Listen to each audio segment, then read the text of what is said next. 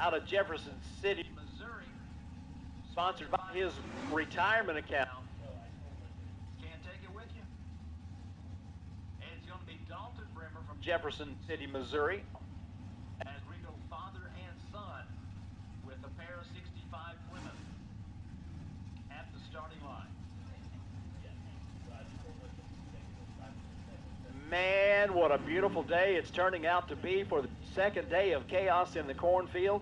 Wherever you happen to be sitting, whether it's in the grandstands or standing along the fence or in your golf cart, or maybe you're still inside, or maybe you're around the globe watching this on the live stream. Welcome to Eddyville.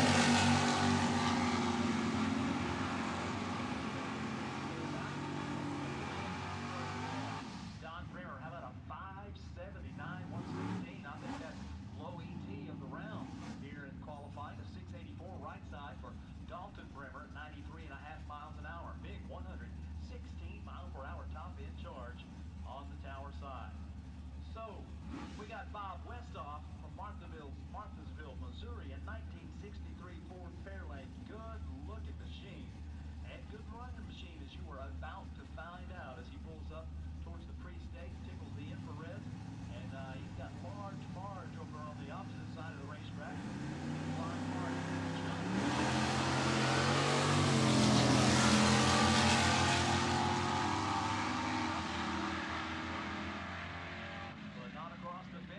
First, Large Marge is a performing go-getter out there, 731, 94 miles an hour, almost.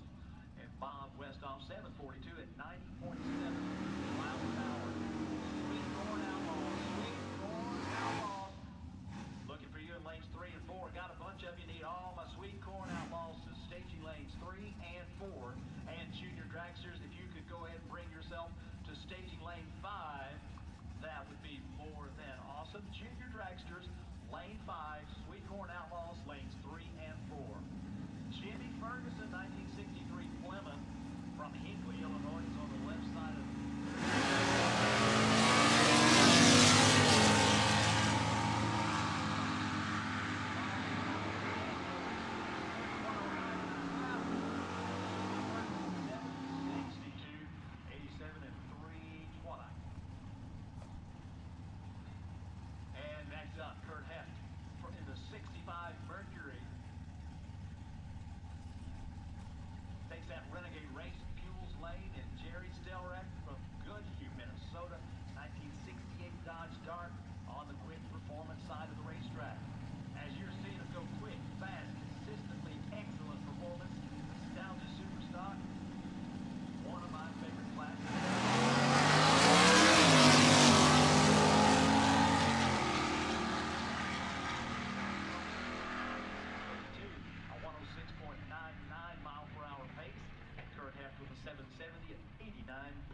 miles an hour. Sterling performances once again by the Victory Performance Nostalgia Super Stockers, as they have got their first runs of the day on the board.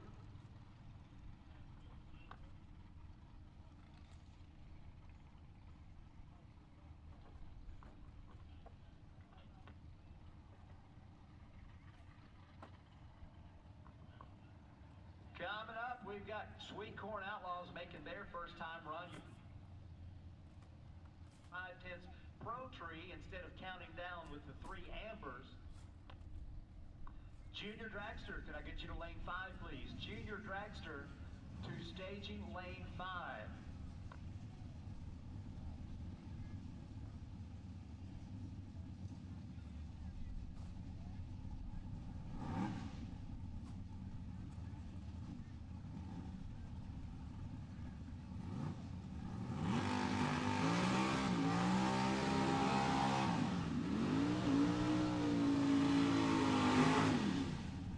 Lit, tires lit, and here we go, Sweet Corn Outlaws. Now this is one of those invented here categories where you have a wide variety of different cars that will run a wide variety of performances. On a handicap system, usually it's a full tree that counts down 3 ambers. In the Sweet Corn Outlaws, the dial-ins and eliminations have to be on the even numbers. And the tree is a 5/10 Pro tree, so instead of those 3 lines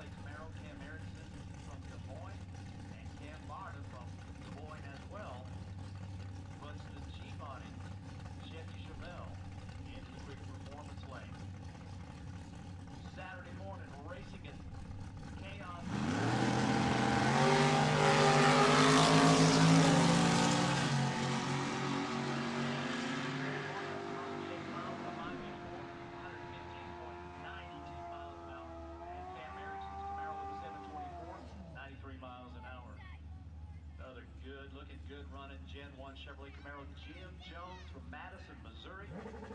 Got that clean machine in the Renegade Race Fuels lane. And Austin Easter from West Des Moines. Got that extended swing arm on the motorcycle, ready to go down that quick performance side of the racetrack.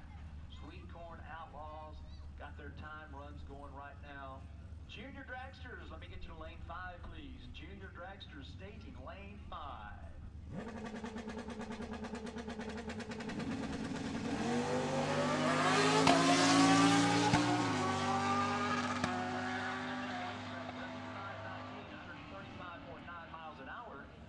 Jim Jones in the Camaro 649.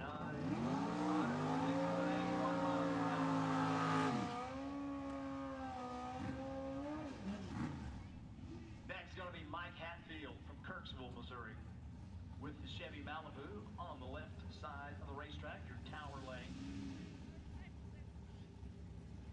Going next to Clinton Brooks from Grimes, Iowa on the bike. Like we talked about, you'll see all different kinds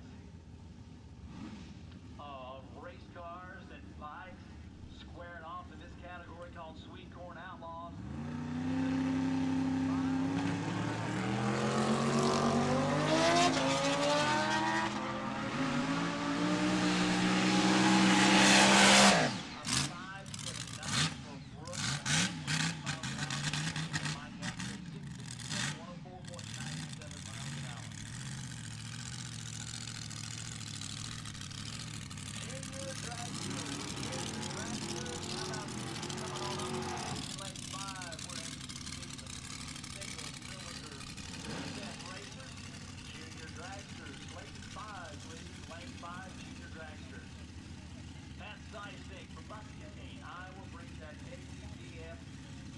Lifestyle apparel, supercharged slingshot dragster up for a run on the Renegade Race Fuels side of the racetrack.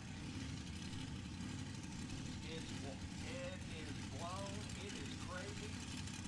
It is one of my favorite cars to see when I come to Eddyville Raceway Park. It's a kick. He's got Colton Talbert out of Montezuma.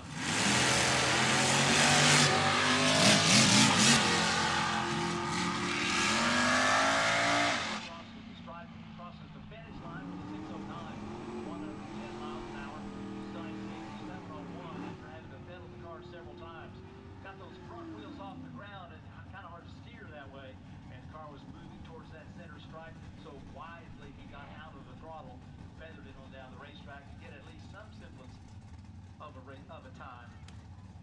They'll be back for more coming up in a little bit. Dan Marks from Newton, Iowa, 1996 G-Body Chevrolet Monte Carlo with 540 cubic inches of big block bow tie, providing the motivation.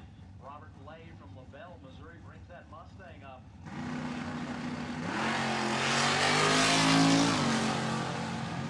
Off Monte Carlo across the finish line at 124.5 miles an hour in 5.5 seconds, and a 675 at 101 for the Mustang down the left side of the track. Junior Dragsters, come on down. Staging lane 5 is open for you. We've got the 3rd generation Pontiac Firebird coming up. Mr. Lucky in the Renegade Race Fuels lane, and Dustin Dehaan, Pella, Iowa, 87 Mustang.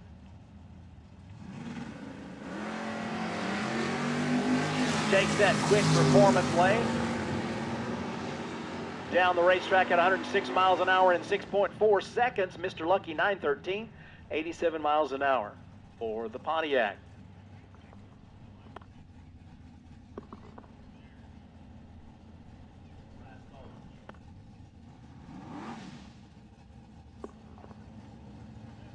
Final call, Junior Dragsters. Lane 5. Travis Baumer from Nelson, Iowa. Takes that good-looking 2nd generation Camaro for a quick little ride down the quick performance lane. A 6:28 elapsed time at just about 109 miles an hour.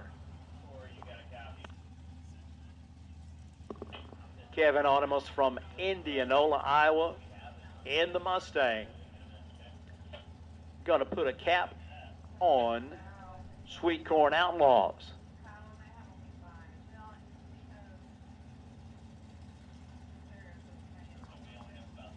Junior dragsters. Got some, looking for more. Junior dragsters staging lane 5 for your time trial. 7:30, 97.1 miles an hour is Kevin in the Mustang. Puts a cap on Sweet Corn Outlaws. Race fans, we are just an hour and 8 minutes away from warm-up chaos, and that's how the funny cars and the nitro cars are going to welcome you to the world of chaos racing. DMP Awning Nitro Chaos, Spell Paving Service Funny Car Chaos, both having their second points race of the 2025 Championship Tour here at Eddyville Raceway Park. What we're going to do at high noon is called Warm Up Chaos. We're going to start over by the staging lanes, as we've got a few cars pitted over there, and we're going to start making our way from south to north, and we will light up a few cars, and you'll get a chance to go out there and experience the warm-ups in the pits from one end to the other. And it's fun to have that happen when you happen to be standing next to a car when one of them fires up and does it. But when all of them do it in succession, first time we did it was 2 years ago. Last time we were here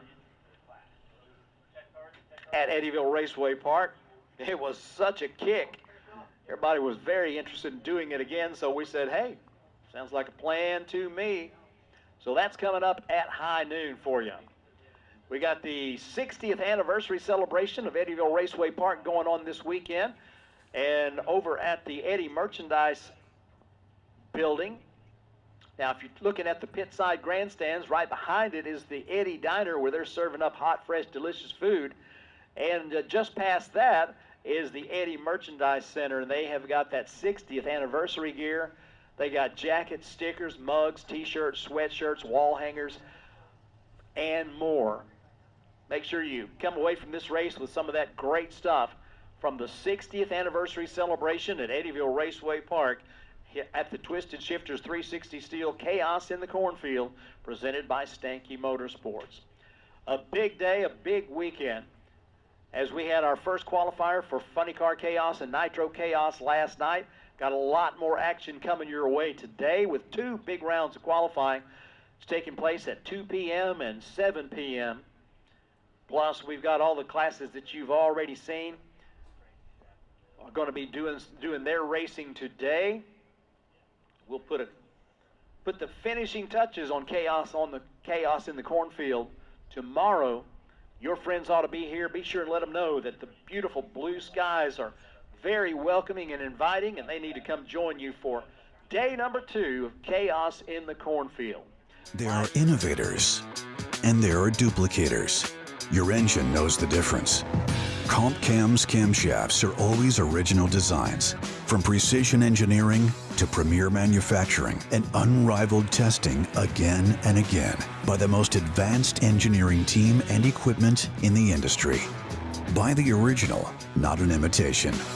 Copies might look the part, but horsepower doesn't lie. Comp Cams, no comparison.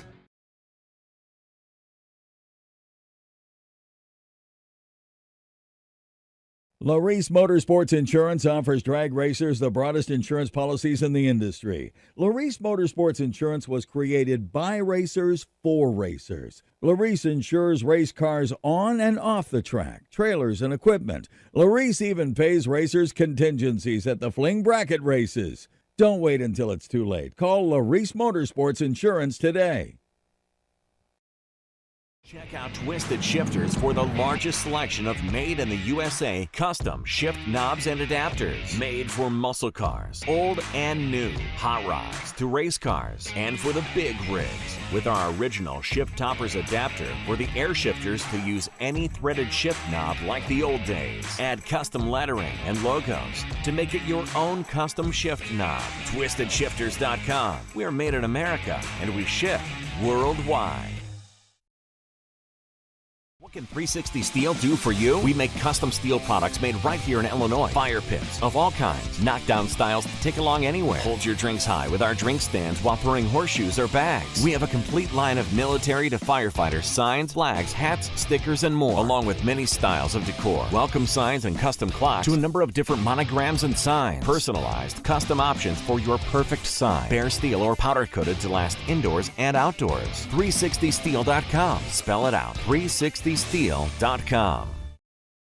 Spell Paving Services provides professional customer service and performance for your next industrial or large-scale private paving project. From parking lots, roads, and driveways to seal coat, chip seal, concrete, and asphalt, there's no job too big for the team at Spell Paving Services. Serving a 500-mile radius from Dallas-Fort Worth, Spell Paving Services has you covered. Call 214-384-3056 to get a competitive quote today and tell them the Chaos sent you.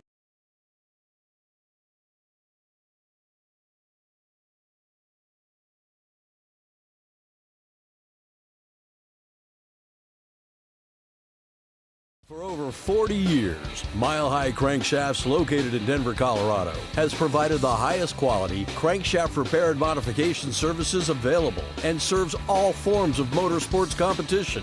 Whether a precision grind or repair from a catastrophic failure, Mile High Crankshafts understands the attention to detail required to maintain the integrity demanded by high-performance engine builders. Just ask Bill Bernard, driver of the Grinder Funny Car. Call us today at 303-781-6764. Find us on Facebook or visit www.milehighcranks.com.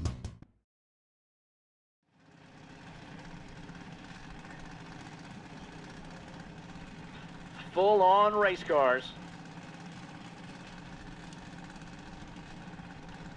A great way for family and involvement in sport, in motorsport, and in competition.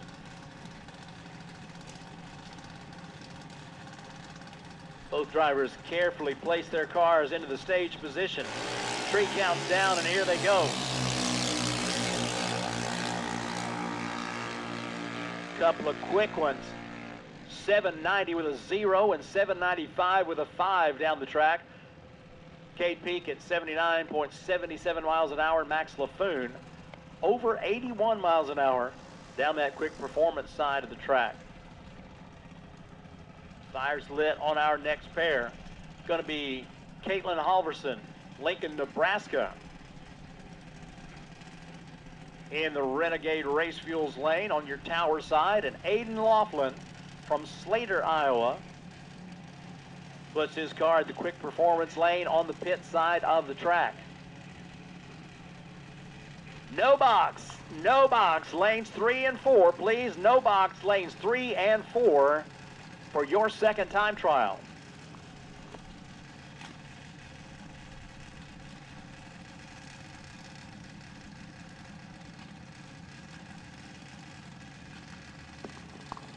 Caitlin Halverson is definitely ready.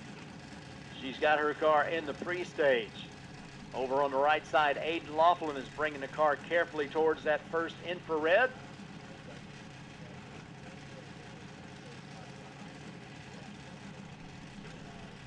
Seems to be a little further than he thought. There we go.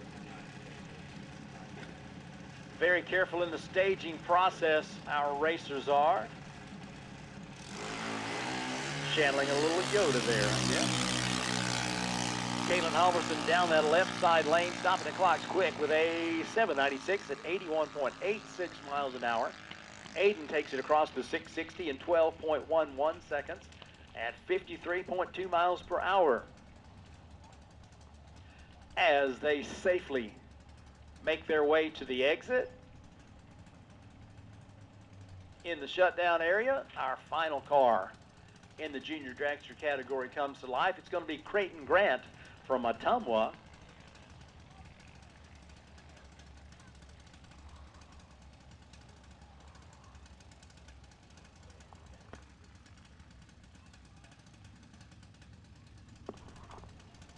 No box lanes 3 and 4, please. No box lanes 3 and 4. The top end of the racetrack is clear, and Creighton Grant now gets the opportunity to move the car into the ready position.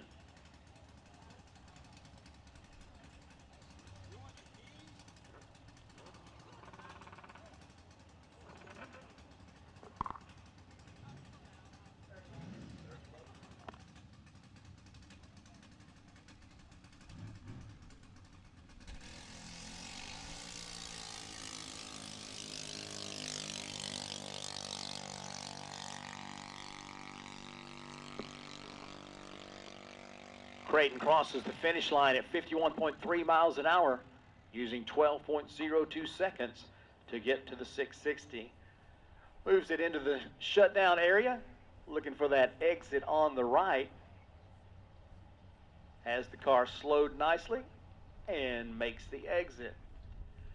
As we have got our second time trial for our no box competitors just about to happen on a beautiful Saturday morning at Eddyville Raceway Park. One of the best places you could possibly be today is right here, right now, as we celebrate drag racing for 60 years.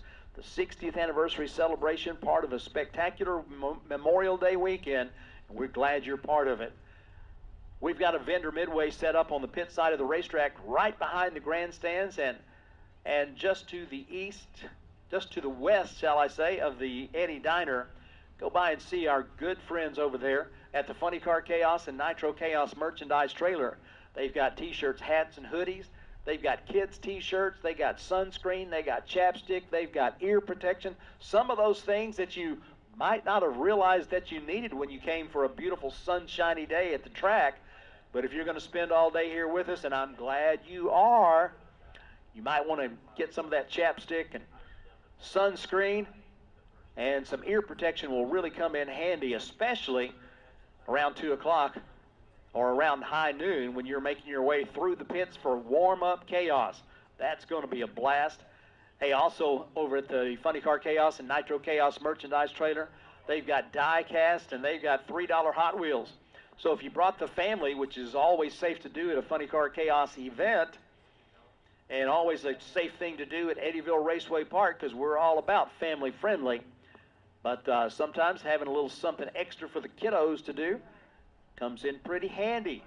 So getting those $3 Hot Wheels, those die-cast cars, something to play with, and kids' sizes on apparel, one of the things that Mel and the team at the Chaos store have thought about. They want to help you make your weekend experience just as good as it can possibly be. So go by and see them at the Funny Car Chaos, Nitro Chaos merchandise trailer on your vendor midway on the pit side of the racetrack. You'll be glad you did. For those watching online, you can go shop at www.thechaosstore.com. All that 2025 Chaos swag is available there. Go by and see some of the outstanding new designs that Mel Roth and his team have brought to the world of Funny Car Chaos and Nitro Chaos.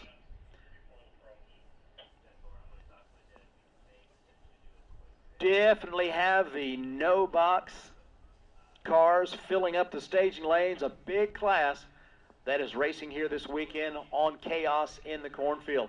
Hey, your friends ought to be here with you. I know that you're having a good time, and it's going to get even better as the day goes on, as we've got plenty of racing action to see. The stars from all across the country in the world of Nitro Chaos and Funny Car Chaos are going to put on a great show for you here this afternoon and evening. But a fantastic day at the drags is on tap for all of you. So we go into our second time trial. We do 2 time trials because, anybody? There's 2 lanes on the racetrack. You want to give your racers the opportunity to go down each side of the racetrack just to feel confident that their setup, their tune-up is going to be right, so that when it comes time for eliminations, they are in a position to have the cars perform as they need them to perform. David Struck and Greg Bieber down the racetrack, 7:29 and 7:44 at the finish line. And we are in no box second session time trials. At the starting line, got Need Mo Data and Ty Pittenlater. Need Mo in the Pontiac, Ty in the Mustang. Attention in the pits, can I get Box to lanes 1 and 2? Box to the staging lanes, lanes 1 and 2. Need Mo Data, 632, 108.7 miles an hour, and Ty Pittenlater in the Mustang, 681, 99.69 miles an hour. Box to the staging lanes, Box to the staging lanes for your second time trial. Lanes 1 and 2, Box lanes 1 and 2, please.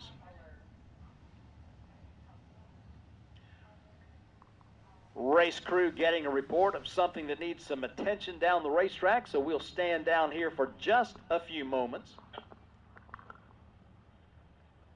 88.7 on your FM dial, broadcasting from the Tower of Power at WERP-FM Eddyville. Everything over the public address comes across 88.7 FM. So if you happen to be in the motorhome or take a break and get in your automobile, you can turn that radio on to 88.7 FM and we'll keep you posted so you don't miss a thing. Box lanes 1 and 2, please. Box lanes 1 and 2 for your second time trial. All right, we've got the all clear from the race crew, and we light some fires, light some tires. It's going to be Justin Graff and Kevin Miller.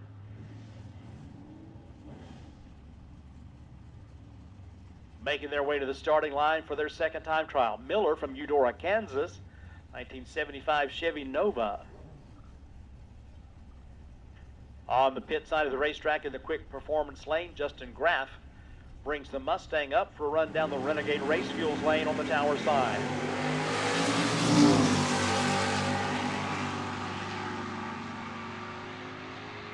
Event free.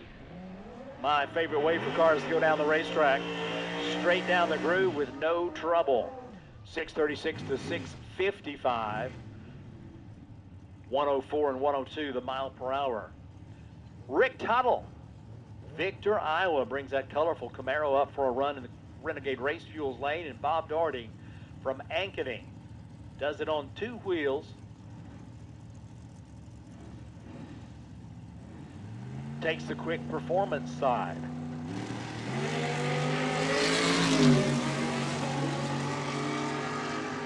Down the racetrack in 5.5 seconds goes Bob Doherty, 121 miles an hour, to Rick Tuttle, 614 at 112. And the hits just keep on coming. The Plymouth Arrow of Mike Wymore from Oski. Next to go down the quick performance lane, and Richard Sapp from Queen City, Missouri brings the S-Dime up for a run in the Renegade Race Fuels lane.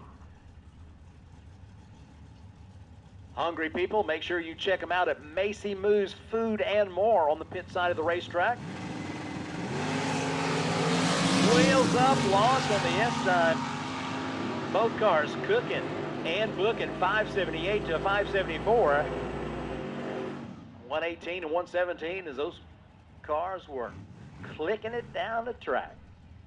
Gavin Lamb and Shai Barda next to the starting line. Shai with the Cowboy Cadillac. Gavin with the Gen 1 Mustang. All different kinds of cars running all different kinds of classes here at Chaos in the Cornfield. You're bound to see something that you like, because we got a bunch of great looking, great running race cars. And we're going to get a chance to see them all day long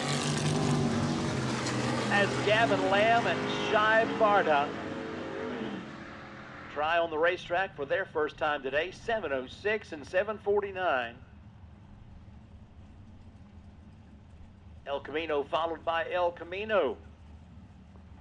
Jim Spearman has got the one on the quick performance side of the Christmas tree out of Salem.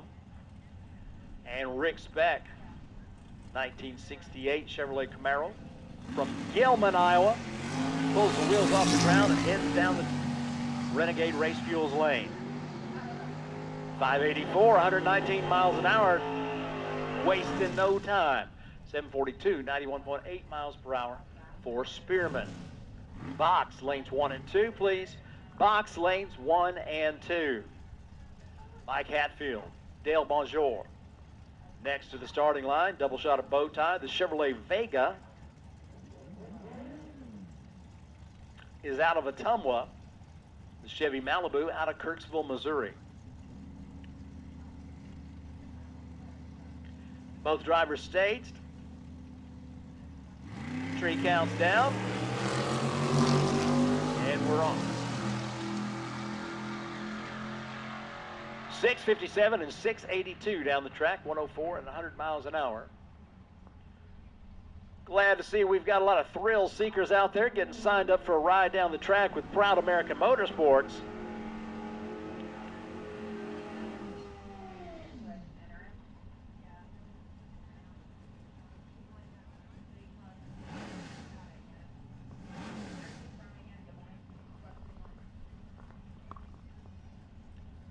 Racers, one of the best things you could do for yourself is get acquainted with Laris Motorsports Insurance. There's a whole lot of things that can happen to you and your equipment on the way to and from the racetrack, and even at the racetrack. Laris Motorsports Insurance was created to help you protect your assets. As we see a 552 at 123 miles an hour on the bike and a 635 at 105.4. Down the quick performance side for David Williamson. Dustin DeHaan from Pella, Iowa, 87 Mustang. And Brian Schrader from Wells, Minnesota in the Dodge Charger.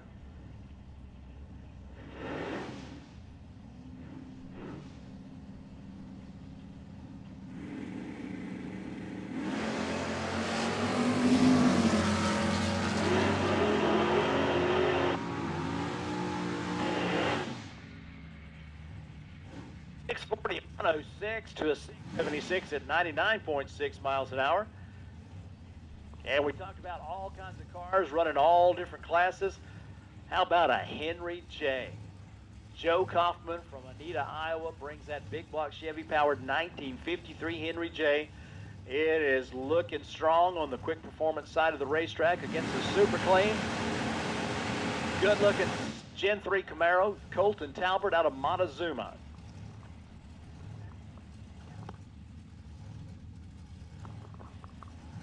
All right, so drivers get them staged up, anticipating the countdown of the tree. We get everything reset, and we'll try it again. Colton Talbert in the Gen 3 Chevrolet Camaro, and Joe Kaufman with the Henry J.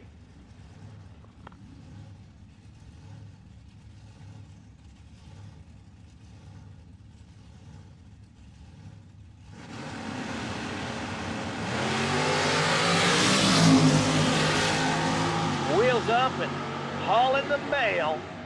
581, 118 for Joe Kaufman and a 605, 111 for Colton Talbert. So you get a chance to see some amazing race cars from all generations. A 1950 Anglia comes up next on the tower side of the racetrack, all the way from Red Wing, Minnesota. Bob Hager loves racing Eddyville Raceway Park. That's a factoid that we're all pretty excited about around here. Billy Dusenberry from Burlington, Iowa brings that 55 Chevy Gaster up for a quick trip down that right side lane. And it is a 590, 115.7 miles an hour to Hager and the Anglia 641, 106.11 miles an hour. Can I get box to lanes 1 and 2, please? Final call, box, lanes 1 and 2. Luke Pitts from Urbandale, Iowa brings that beautiful Chevrolet Corvair up to the starting line in the Renegade Race Fuels lane against that clean Chevy Nova Blaine Miller. On the quick performance side,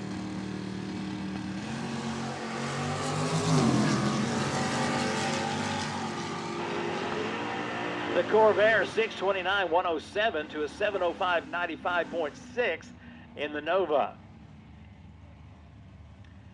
L-A-R-I-S, that is Laris. LarisMotorsportsInsurance.com, a name you need to know. To protect your assets, your valuable tools, your race car, your transporter, and your trailer. Laris Motorsports Insurance, the name to know. Wheels up and rolling down that left side lane in a 1969 Camaro. Jeff Crow goes 571 at 118 miles an hour to Tim Shaw's 807 at 82.3 miles an hour in the Buick Regal. The Camaro heads down to the far end of the racetrack, and the Regal looks like maybe going for that second exit. They both exit the top end at the same time at different exits. They are safely headed back towards their pit area, and that leaves room on the racetrack for our next pair of race cars to take it on. Randy Onimus brings the Olds Cutlass up to the starting line, the Renegade Race Fuels lane. Next to Mr. Lucky in the Pontiac, Gen 3 Firebird. The big Oldsmobile 530, 131 miles an hour. To Mr. Lucky's Pontiac 655 at 104. That'll bring us Pete Cogdill, 34 Chevy.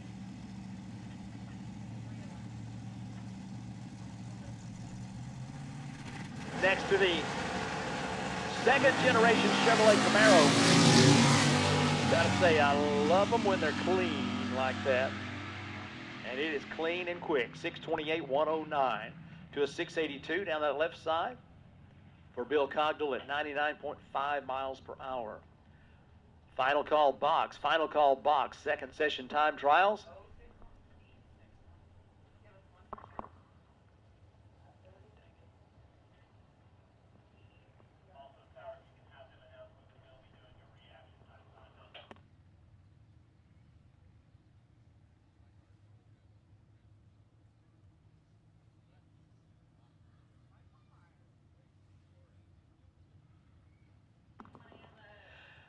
All right, racers, just so you know, there's a little extra money on the line for you today, as we will be doing best reaction time bonus.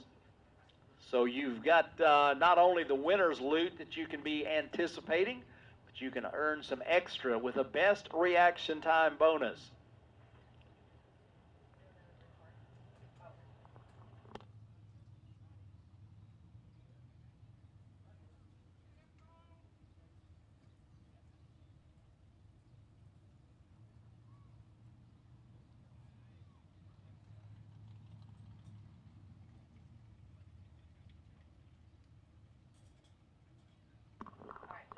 Race fans, again, there is a lot to see out there in the pit area, and in case you weren't aware, every single ticket at Eddyville Raceway Park is a pit pass. So you get the opportunity not only to view the racing on the track from the spectator side, but you can walk over to the pit side, check out these cars up close and personal, pick up those free hero cards that most of the teams have. Get acquainted with the racers, take some pictures, take some video. You might even become a social media influencer with all the work that you can do here at Eddyville Raceway Park with this collection of amazing race cars. But every ticket is a pit pass, and there's a lot to see. So take full advantage of the opportunity to come over to the pit side of the racetrack and check out places like 360 Steel on the Vendor Midway, official sponsor of this event. They are your home for quality, unique metal products for indoor and outdoor use, made in America at Fulton, Illinois, by a great group of folks under the direction of Mr. Darren Foster. The website, www.360steel.com, is where you can shop.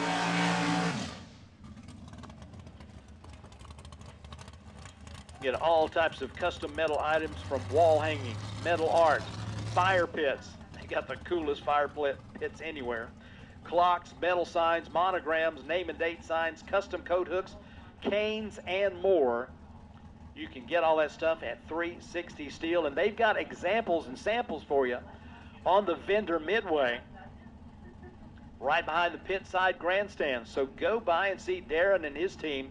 They have brought a great selection of items that they can custom create for you at 360 Steel. Be sure and let them know how much you appreciate their support of Funny Car Chaos, Nitro Chaos, and Eddyville Raceway Park.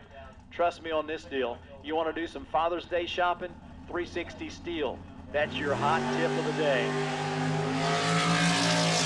More thrill seekers on the way down the racetrack in the proud American Ride Dragster 549, 125 miles an hour. I'm telling you, it's a rush you just got to experience.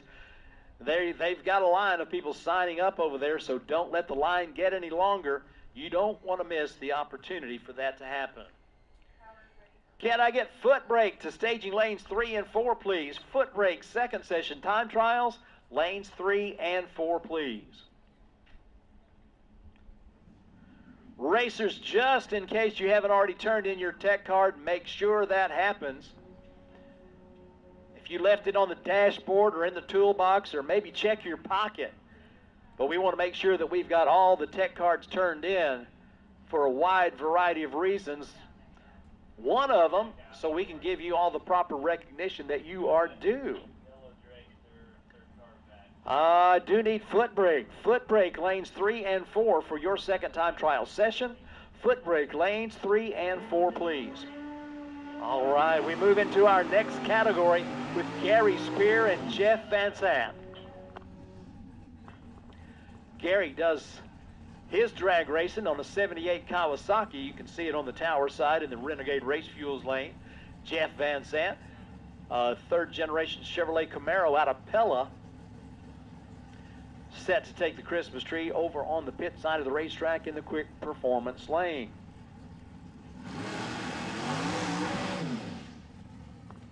Rut-row. Well, trouble on both sides as Spear pushes back and Van Sant experienced trouble with the drive line. He is able to limp it across the finish line and head for the exit, but not the run that they were hoping for.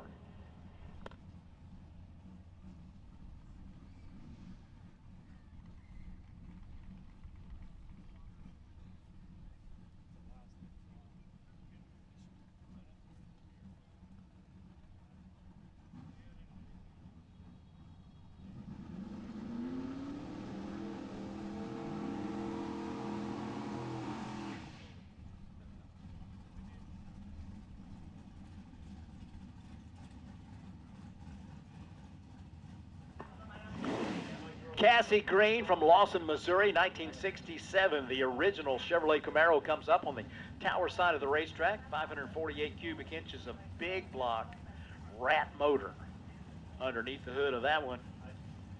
And over on the pit side, the quick performance lane, the final iteration of the first generation Chevrolet Camaro, 1969 vintage. 434 cubic inches of mouse motor. Small block Chevy, brought to you by Installation. On the way down the racetrack, a double shot of F-body, 567 120 to a 609 at 112.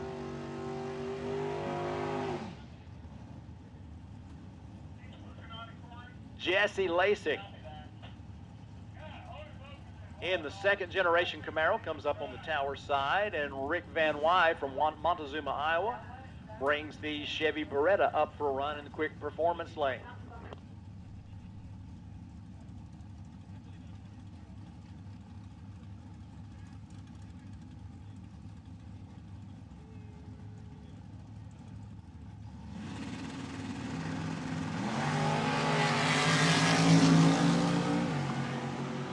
Van Wy in the Beretta, 1/10,000th of a second from the perfect reaction time, stops the clocks through the 8th mile with a 575 at 119.97 miles an hour. Jesse Lasik's Camaro with a 707, 93.89 miles an hour. Race crew on the way down to the track, checking out a report of something needing some attention up there. Once we get the all clear, everything in good shape, we will fire them back up. Foot brake, lanes 3 and 4. Foot brake lanes 3 and 4, please.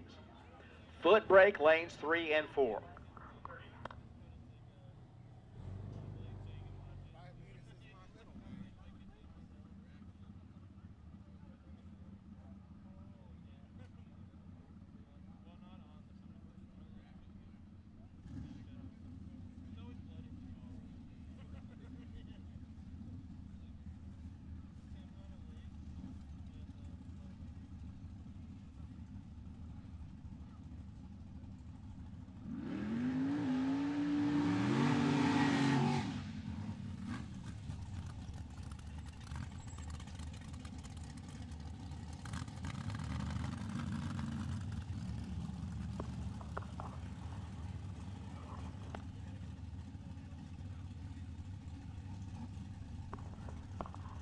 Foot brake, lanes 3 and 4, please. Foot brake, lanes 3 and 4. We're in the box category with John Wilson from St. Joseph, Missouri. The yellow dragster with the wing on the tower side of the racetrack. And Dewey Miller from Runnels, Iowa with the black dragster on the quick performance side of the Christmas tree.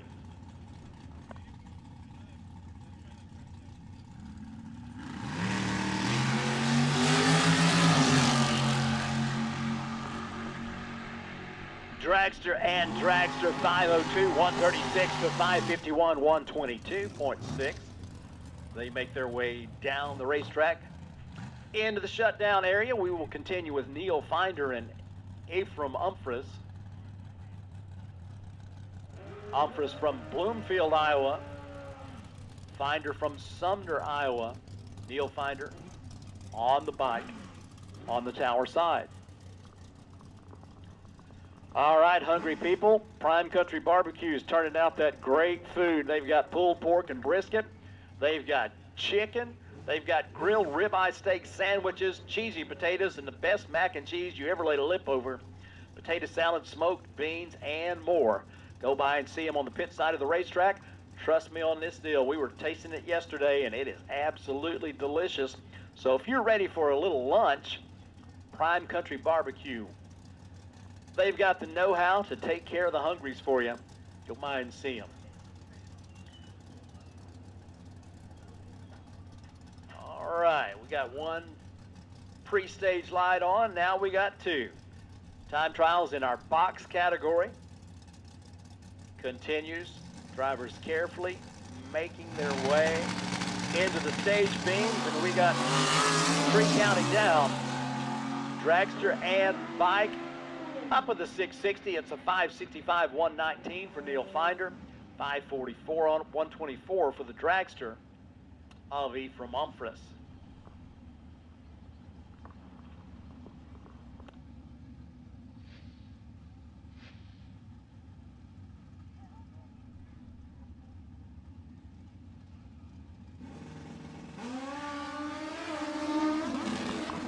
Gary Spear out of Colfax, Iowa, takes his bike on a solo shot. A 6:08 elapsed time at 110, almost 111 miles an hour in Renegade Race Fuels lane.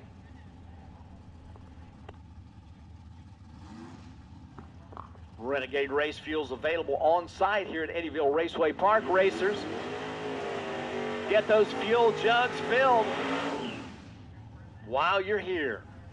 Casey Wilson, Warsaw, Illinois, and Rick Freeman from LaGrange, Missouri bring the Mustang of the Camaro up to the starting line as we continue our second time trial session for our box category. We are 30 minutes away from warm-up chaos as we're going to keep the track hot with our sportsman categories. We'll take a quick trip out to the pit area, let you experience the joy of warm-up chaos. 595 and 605, very closely matched performances on the racetrack. Freeman 114 miles an hour, Wilson 111. Door cars and dragsters, motorcycles, and more, all a part of the electronics category. We call it box. For that electronic box that helps make these cars launch so consistently and so quickly. Leroy Groendyke and Brandon Witten at the starting line, making a time run. The dragster down the left side stops the clock to the 5:17, 132. And Brandon Witten, a 6:28, 108.4 miles an hour. Beautiful day to be at Eddyville Raceway Park. I'm glad I'm here. I'm hoping that you're enjoying every single minute of it. It's going to be wall-to-wall drag racing, wall-to-wall fun. As we've got Farm Truck and Asian continuing their match with the armless Archer. They got their first round done last night, and it was a really, really close, good match. We'll see how they shuffle the deck for today, but I'm anticipating that, as I know you are. Carter Longson is from Quincy, Illinois. in a 1967 Camaro with supports from Page Pro Products on the Renegade side of the racetrack. And then on the quick performance side, Greg Laughlin from Slater, Iowa, brings that good-looking Dragster up for a run. 3 counts down, big, nice wheel stand into the Chevrolet Camaro.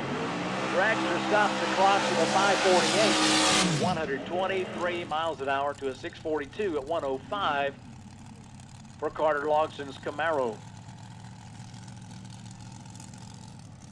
S10 truck. Craig Homer from Queen City, Missouri. Tower side of the racetrack. Long smoky burnout for Russell Laffoon II out of Des Moines.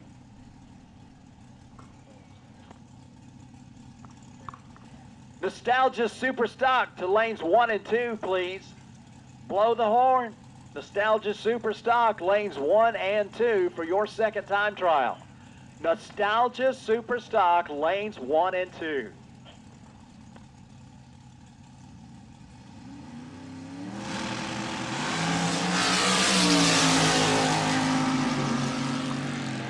Zip, Sam, Sally, and swoosh, as they used to say on the cartoons. 441, 157.78 miles an hour. Laffoon wastes no time making a statement, and Craig Homer from Queen City goes 743 down the left side, 96.38 miles an hour. My goodness, look at the cool truck on the tower side of the racetrack and that super sharp, super Sano, like they said in the days of old, Camaro of Cameron Laffoon from Des Moines. Jeff Wakefield has got this truck from Kansas City. Checking that thing out, I'll call that the Kansas City Star. Man, would you look at him. Wakefield 598, 114 in the Star, and a 676 in the Camaro of Laffoon at 98.7 miles an hour. Victory Performance Nostalgia Super Stock, lanes 1 and 2, please, for your second time trial. Victory Performance Nostalgia Super Stock, come on down.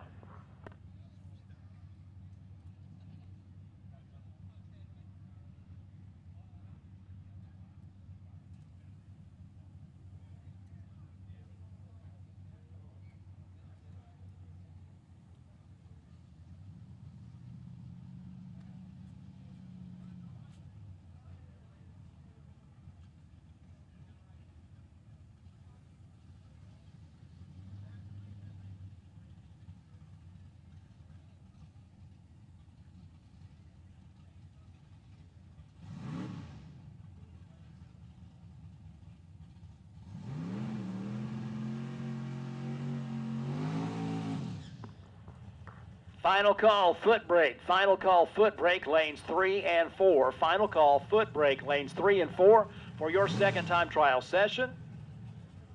And we've got our Victory Performance Nostalgia Super Stockers making their way to lanes 1 and 2. Watch this. We just called them, and there's one car there, but here in the next 3 minutes, the lanes will be full. They're an amazing group. Tom Switzer, Lipscomb, Iowa, down that right side quick performance lane, our final car in the second session of time trials for our box category. 117 miles per hour in 5.86 seconds. And looks like some more thrill seekers are getting ready to make their way up to the starting line here in just a bit. The Proud American Dragster. That could be you, and I invite you and encourage you to do that, to partake and participate. Get a rush like you've not ever experienced before, and add that to what's happening in your joyful experience at Chaos in the Cornfield.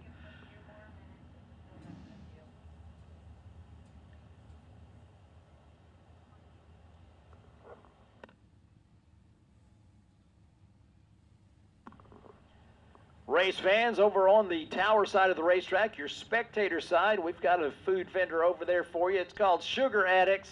They've got mini donuts, and they've got a lot more, but they are set up to make it to where you don't have to hoof it all the way over to the pit side to get something great to eat.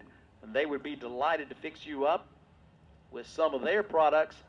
Sugar Addicts on the spectator side. Go by and see them.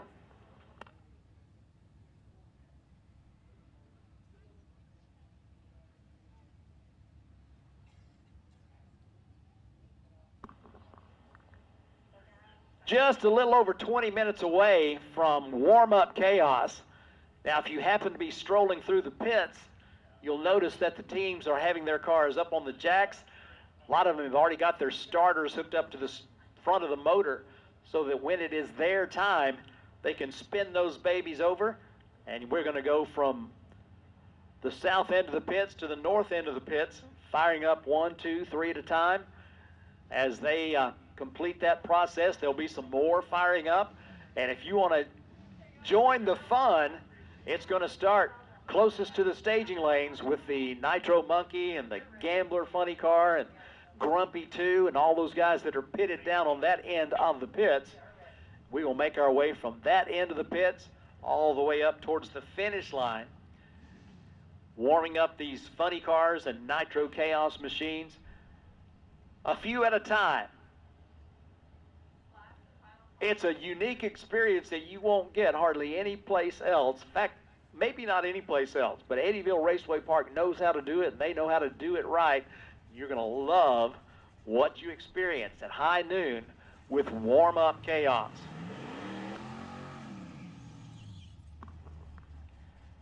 We're going to move now into our foot brake category. If you're wanting to get started going racing at Eddyville Raceway Park, this would be one of the classes that you could do it in, as your street legal machine would fit this category pretty well. Now, it's not just street legal machines that do this, as you can see.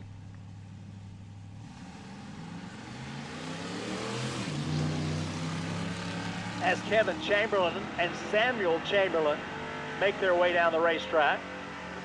Sam goes 8:63 and Kevin goes 9:24 across the finish line.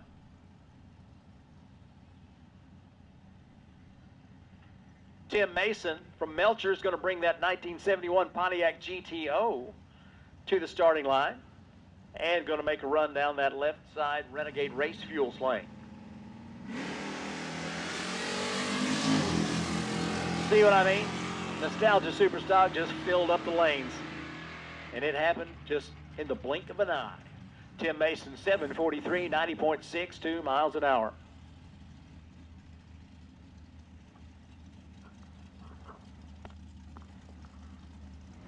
Logan Barta, Linville, Iowa, celebrating a birthday with the Pontiac on the racetrack at Eddyville at Chaos in the Cornfield. Can't think of a much better way to celebrate a birthday than that.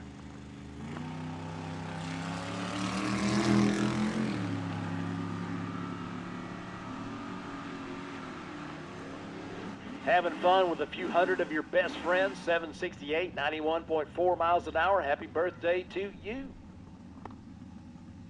Tim Shaw and Ray Shaw bring their machines to the starting line.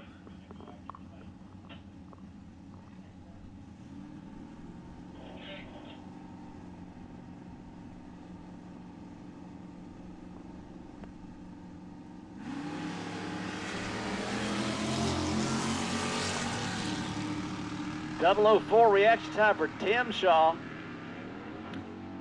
And the drivers go 778 and 810 down the racetrack. Ray Shaw, Tim Shaw, all we need is Rick Shaw, and we can do a tour of the Orient.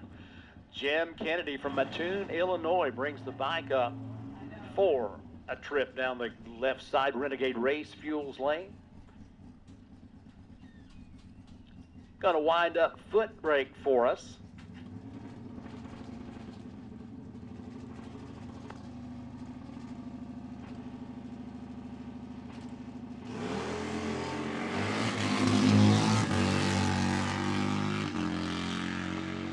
Jim Kennedy, 665, 104.68 miles an hour to close out our foot brake category.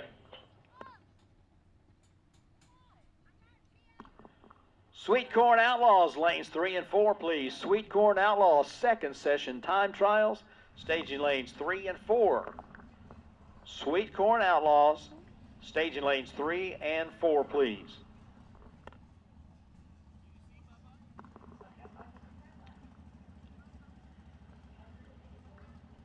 Guarantee we're going to give this proud American dragster a workout today.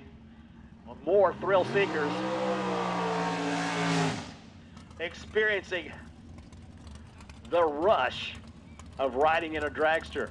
The 2 rumble seats allows us to make twice as many people happy in the same amount of time. It's also one of those experiences you can enjoy together with someone that you care about. You wouldn't believe how many people come to the racetrack, boyfriend, girlfriend, man and wife, want to celebrate an anniversary or a special occasion, and they decide, hey, for our birthday or anniversary this year, we're going to go for a ride down the racetrack in the proud American dragster, and they experience it together. Definitely gives them something to reminisce on for the rest of their lives. So if you were thinking about one of those special gifts for someone you care about, maybe that's it right there. Take a ride down the track in the proud American dragster. Go from 0 to 126 miles an hour, almost 127, in 5.42 seconds. Guarantee you that's not something you'll forget.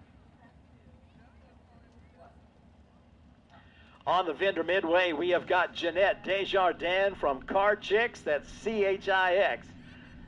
CARCHIX.com. CarChicks.com is the website, but they are here in person with their unique brand of merchandise, apparel, jewelry, and much, much more. Car Chicks got started promoting the opportunities for women in the world of drag racing and motorsports in general. They continue to carry that message from coast to coast.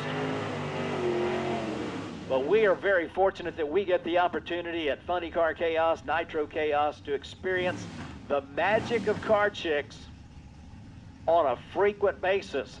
That's one of those things that you definitely need to experience. If you have never been to a race where Jeanette is here and Car Chicks is set up, go by. It's a show all day long.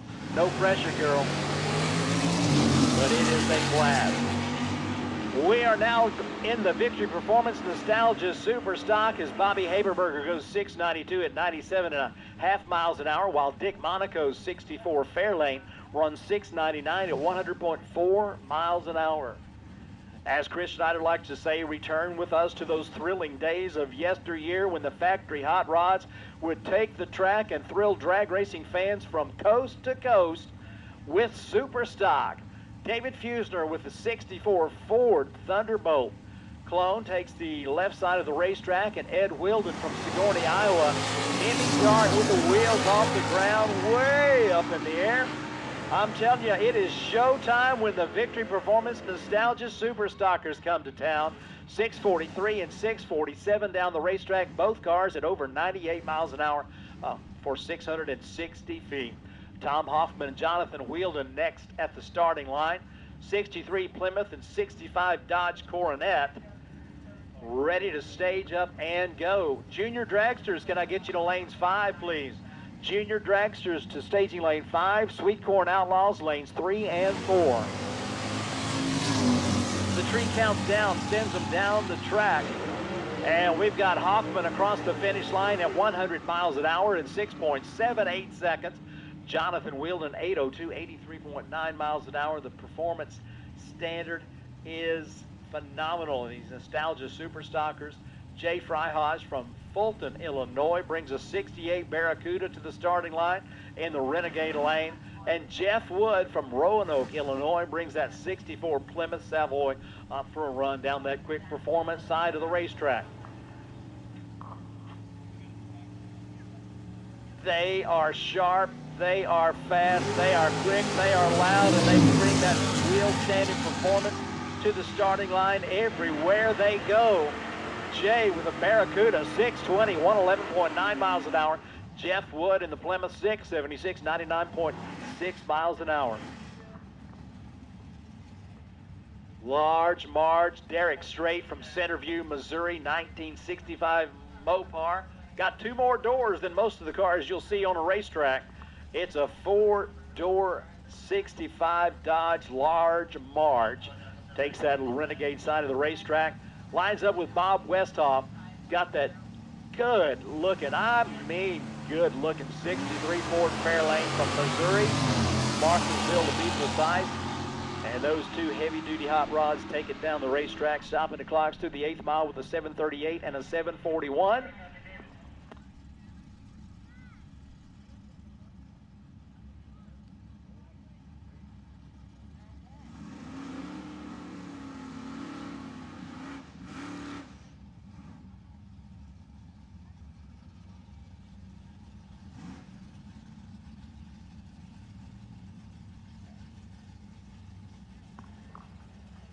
Jimmy Ferguson from Hinckley, Illinois, 1963 Plymouth on the Tower side, and Steve Gratz from Ankeny, Iowa, and the 65 Plymouth on the pit side of the racetrack. We've got Nostalgia Superstock, hot and heavy, and we are 12 minutes out from warm-up chaos for those that want to go experience that. Extreme Rush, Grant 669. Ferguson 753 down the track. Mike Doss and Kurt Heff.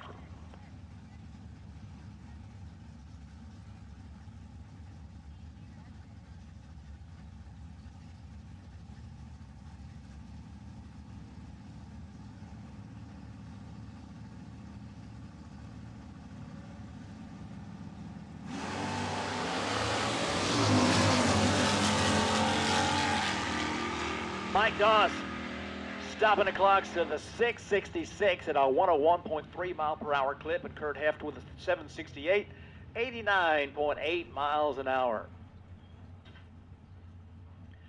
Once again, race fans, we are just a little bit, 11 minutes from warm-up chaos, and we will start down at the end of the pits that is closest to the staging lanes with the Baloo Thunder, Nitro Monkey, and all the cars that are pitted down in that area. I believe you got Grumpy too, you got the Gambler. We'll start at that end of the pits and make our way all the way to the other end of the pits. That's going to be starting at straight up noon. You'll hear it from a distance. In fact, they'll hear it in Oskaloosa. But you can, if you want to hear it up close and personal, it's going to be starting at high noon down in the pit area closest to the staging lanes. So feel free to ease on down there and experience the rush of Chaos in the Cornfield warm-up chaos, as they will start at straight up noon. We'll still have cars on the racetrack, so choose your pleasure. Got a little cleanup to do on that right side of the racetrack. So while we're standing down, I'll give you the opportunity, gives me the opportunity to tell you about some of our food vendors that we have got for you. We brought them in so that you would not have to go hungry, and it wouldn't be too far for you to walk to get something great to eat. Now, over on the spectator side of the racetrack, that's where the tower is. We have got Rolling Cravings. They are set up to bring you something cold to drink with that super delicious lemonade. Got to tell you, here in Iowa, they know something about lemonade. It is extremely special. And they've got some of that lemonade to go with their half-pound cheeseburgers, their jalapeno burger. They've even got a PBJ burger. They got gyros, they got tenderloin, they got onion rings. Oh, man. You know, when you come to a race in the Midwest, that's one of the first questions people want to know is, where's the tenderloin? Well, I've got the answer to the question. It's at Rolling Cravings on the spectator side of the racetrack. They have got those big, amazing Midwest tenderloins, and you can get them on the spectator side. So on your mark, get set, go. You can go see them at Rolling Cravings on the spectator side of the racetrack. Get some of those popper fries and onion rings and that sweet cold lemonade. They are set up and ready to serve. Over on the pit side of the racetrack, we've got Triple B's. They got tenderloin over there too, as well as those fried chicken strips. They've got French fries, nachos, cheeseburgers, corn nuggets, lemonade over there as well. So if you're looking for something great to eat, we've got plenty of it for all the fans. Man, it was a great thing to see everybody showing up here at the racetrack and enjoying Chaos in the Cornfield.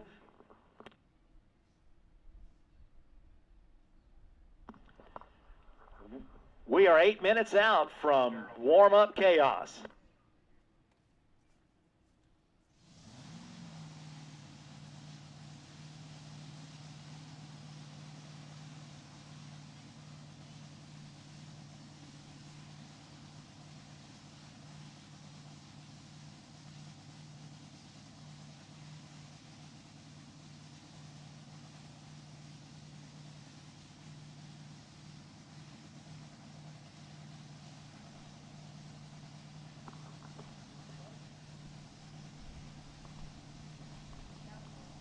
We've got Sweet Corn Outlaws coming up to staging lanes 3 and 4. I need Junior Dragsters to staging lane 5.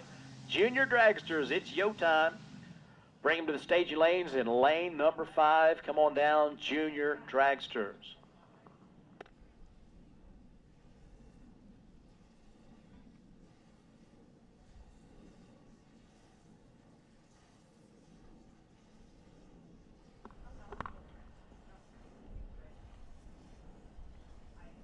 Race fans, as I'm sure you know, competition drives innovation, and the Driven Racing Oil brand was originally created to advance engine and driveline lubricant performance in professional racing engines. Not only do they still have that mission front and center, but today their innovations as an engine oil shop extend far beyond the racetrack to the street and wherever engines are running. What makes their products different? All their products provide unique formulas developed with the application in mind first. And because Driven Racing Oil always puts the motor ahead of the molecule, Driven keeps things in the proper order. Motor oil is for the motor, not the other way around. Stop by Driven Racing Oils at the Burn and Love Funny Car team. Find out about the quality products line that they have. It's not just oil, it's lubricants of all different types for your application from the racetrack to the street. You can shop them online at www.drivenracingoils.com, or during the week you can call them at 866-611-1820 to speak to a representative who can help you in getting the proper product for the application that you need. Get the best in protection from the official oil and lubricant of the Funny Car Chaos Championship Tour. That is Driven Racing Oil.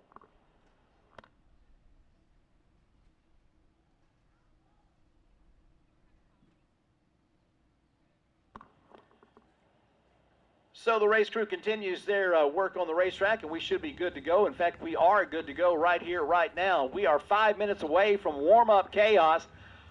So if you want to get down to the pits and experience the amazing magic of warm-up Chaos, I would start heading that way right now. I'd let you know that from the concession stand, the Eddie Diner and the Vendor Midway, it is straight west of there. If you find the staging lanes and start looking around at that big blue trailer that says Goodyear on it, you're in the right area. So we are once again good to go, and we have got Nostalgia Super Stock cars fired up and moving towards the starting line. Brian Haberberger from Union, Missouri, the Black Max 64 Dodge, lines up next to Jim Hagenhoff from Holt Summit, Missouri, that 1965 Plymouth with the Hemi. Brought to you by Tritech Builders and East End Storage.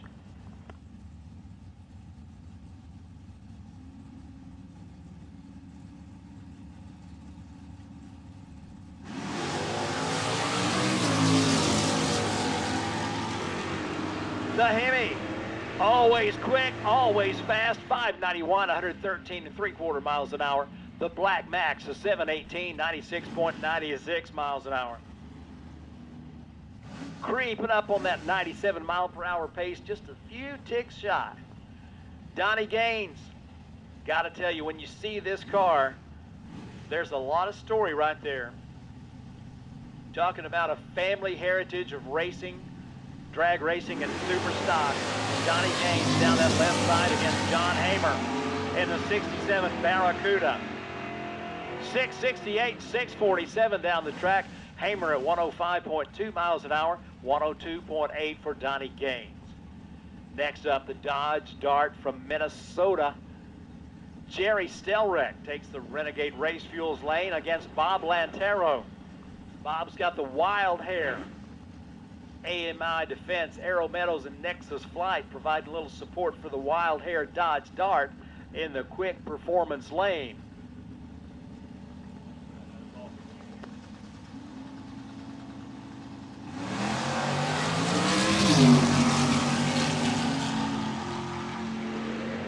It's the double darts on the way down the racetrack, 667 and 642. 106 miles an hour left side, 102 on the right side. Junior Dragsters. Junior Dragsters, I'm looking for you in staging lane 5. Where are you, Junior Dragsters? Come on down. Lane 5, Junior Dragsters. Looking for you in the staging lanes, please. John Landwehr, Don Bremer. Next to the starting line, Scrap Iron. 65 Plymouth, Don Bremer in the quick performance lane. He's not going to use much time getting down that side as he goes 599 to 103 to the 629 for John Landwehr. In his 65 Plymouth, 103.7 mile per hour clip on that left side. Dalton Bremer. 2 in a row down the racetrack for the Bremer family. Jefferson City, Missouri is where the Bremer family calls home. They love them some 65 Plymouths. Man, I'm glad about that fact.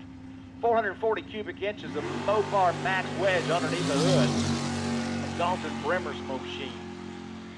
Stops the clocks through the 8th mile with a 688 at 93.11 miles an hour. That'll do it for the second time trial session for our Victory Performance Nostalgia Super Stockers. We are 60 seconds from warm-up chaos.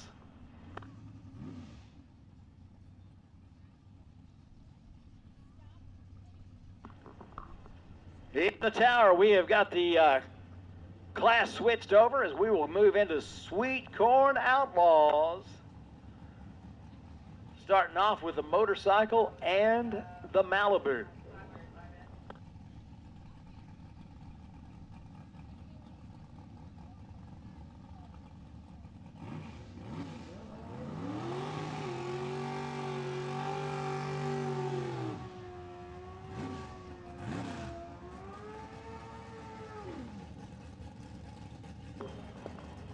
Burnouts completed. Driver and rider moving up to the starting line. Cam Barta from Des Moines has got that Chevy Chevelle ready to go down the quick performance lane.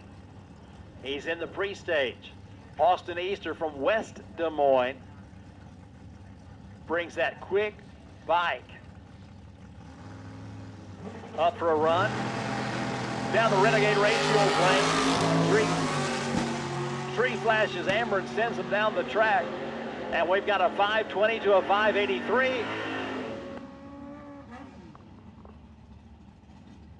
Austin Easter demonstrating the properties of physics as the horsepower to weight ratio carries him across the 660 at 138 miles an hour in 5.2 seconds. Next pair comes up. Travis Baumert from Delta, Iowa brings that good-looking second-generation Camaro against Clinton Brooks from Grimes, Iowa. Another one of those quick, fast bikes.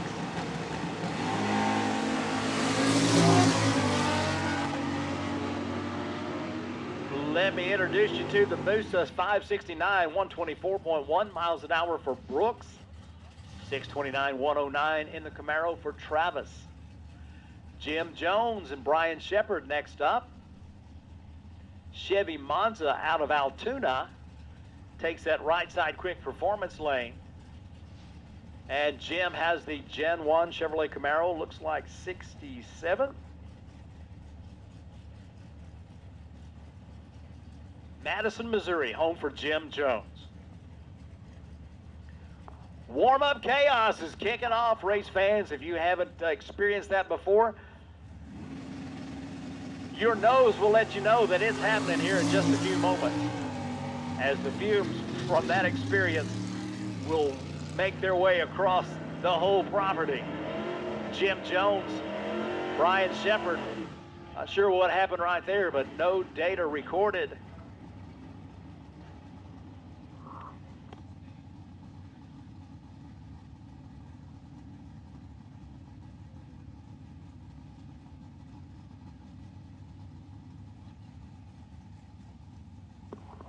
Dan Marks and Robert Lay bring their cars up to the starting line. 1996 Chevrolet Monte Carlo on the tower side, out of Newton, Iowa. Hey, Newton, Iowa, that's where I stop when I'm on the way to Cordova. They got good prices there on gasoline. Just in case somebody rode up on their Harley Davidson motorcycle and asked you. 556, 124.5 miles an hour for Dan Marks and Robert Lay from LaBelle, Missouri. 674, 101 miles an hour down that right side of the racetrack. So this is a bracket category, but it's run with a 5/10 pro tree. In eliminations, they will have the handicap start put in. Dial-ins have to be on the 0, on the even numbers. Not just the even numbers, but the 10th. Colton Talbert from Montezuma, Iowa brings that 85 Camaro Gen 3 version up on the right side of the racetrack, and Mo Data Cummins got the Dragster set to go down the left side. And Mo stops the clocks with a 563 at 122 miles an hour. Colton Talbert goes to 112.9 miles an hour in 6.02 seconds. Mike Hatfield from Kirksville, Missouri, puts the Malibu into the quick performance lane. And so far, looking like Mr. Lucky's about all the data I'm going to get on this Gen 3 Firebird. So we'll just go with that. We are in Sweet Corn Outlaws making their second timed run, and we are just about through that category, as we've got junior dragsters and thrill seekers out there in the staging lane. Tree counts down and sends them down to 660 here at Eddyville Raceway Park. 666 on the right side, 655 on the left. Anthony Guzman, Keokuk, Iowa, takes that right side of the racetrack. In the four-door Ford, lines up next to Joe Erickson from Des Moines. Nice looking S10 truck.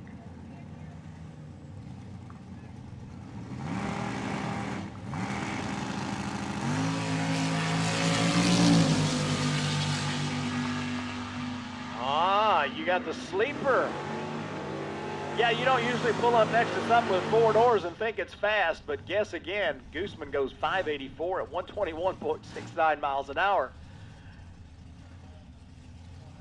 The element of surprise working for him. Joe Erickson's good-looking truck, 613, 111.94 miles an hour. Good performer as well. Dustin DeHaan from Pella, Iowa, brings the 87 Mustang. Brought to you by Trick Tools and Tim Devilcorn. On the left side of the racetrack, taking on that gorgeous Henry J. There's nothing like a Henry J, folks. You see one, you learn what that is, you go, what is that? It is a Henry J, and it is quick, fast, and cool. 582, 118 for Joe Kaufman. Dustin D with a 642 at 106.1 miles an hour. Kevin Onimus, Indianola, Iowa, 1990 model Mustang, on a solo run down that right side.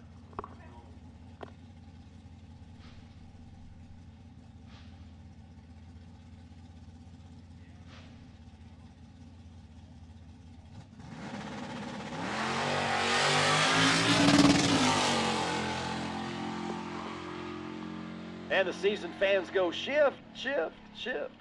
660, 106.36 miles an hour for Kevin Onimus in the Mustang.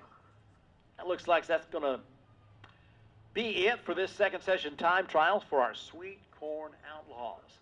Got Junior Dragsters coming your way next with their second time run. We got warm-up chaos going on back there in the pit area.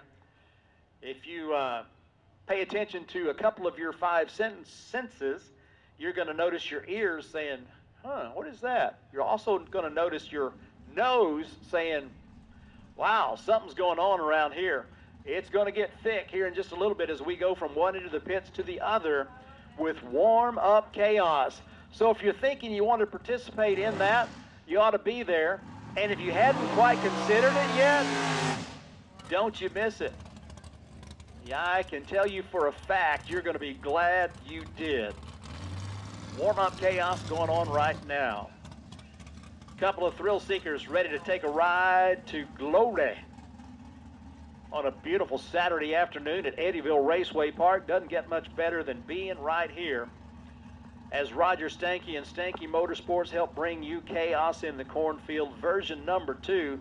Should have been number 3, but Mother Nature said no thanks in 2024, but we're back with a exclamation point in 2025. Hey, if you need some quality racing components for your early Chryslers, that's how they made their name, but they have expanded their performance line. That is Stanky Motorsports, STANKE Motorsports.com, or you can call them at 651-481-9612. They have got some of the best components in the world. Chrysler always known for their engineering, but nobody's perfect. And Stanky Motorsports found some ways to improve on the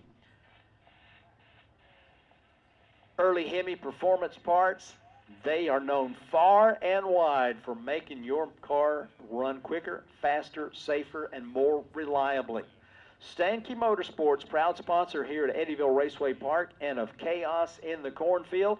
Be sure and check them out at StankyMotorsports.com, or during the week, during business, give them a call at 651-481-9612. So we're moving now to the second time trial session for our single cylinder set, the Junior Dragsters. Anxious to take the track.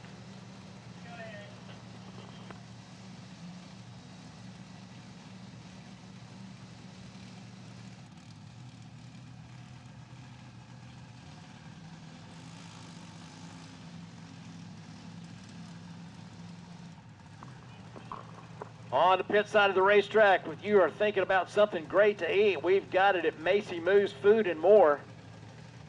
The hamburgers, the cheeseburgers, and for those of you that really like to go for the gusto, they've got the double cheeseburger, as well as chili cheese dogs, hot dogs, and walk-in tacos. They got the pretzel with cheese for the appetizer, fresh squeezed lemonade, also got the strawberry flavored lemonade, soda pop, and water. Stay well fed and hydrated and enjoy your day to the fullest at Eddyville Raceway Park. Aiden Laughlin from Slater, Iowa is on the tower side of the racetrack as we move to our junior dragster category. Caitlin Halverson from Lincoln, Nebraska. Capital City racer takes that right side quick performance lane. And it's going to be a quick performance down that lane as Caitlin goes 788 at 82.39 miles an hour. Aiden Laughlin on the tower side, one of our younger competitors, 1192 at 54 miles an hour.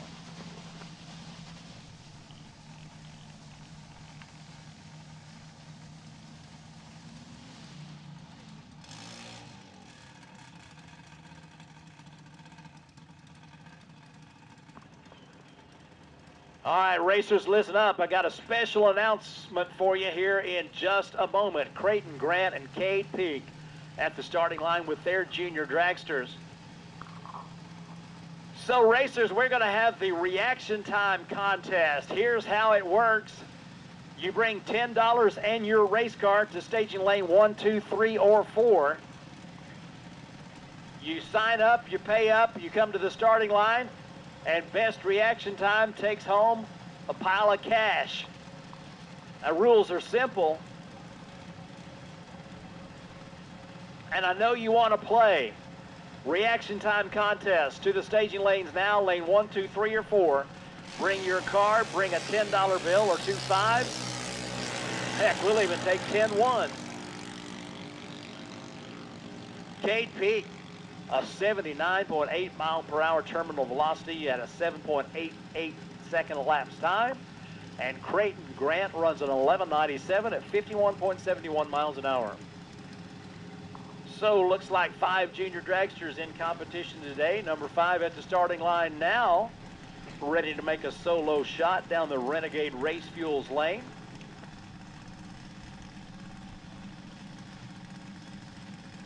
Max Laffoon, Des Moines, Iowa, staged and ready.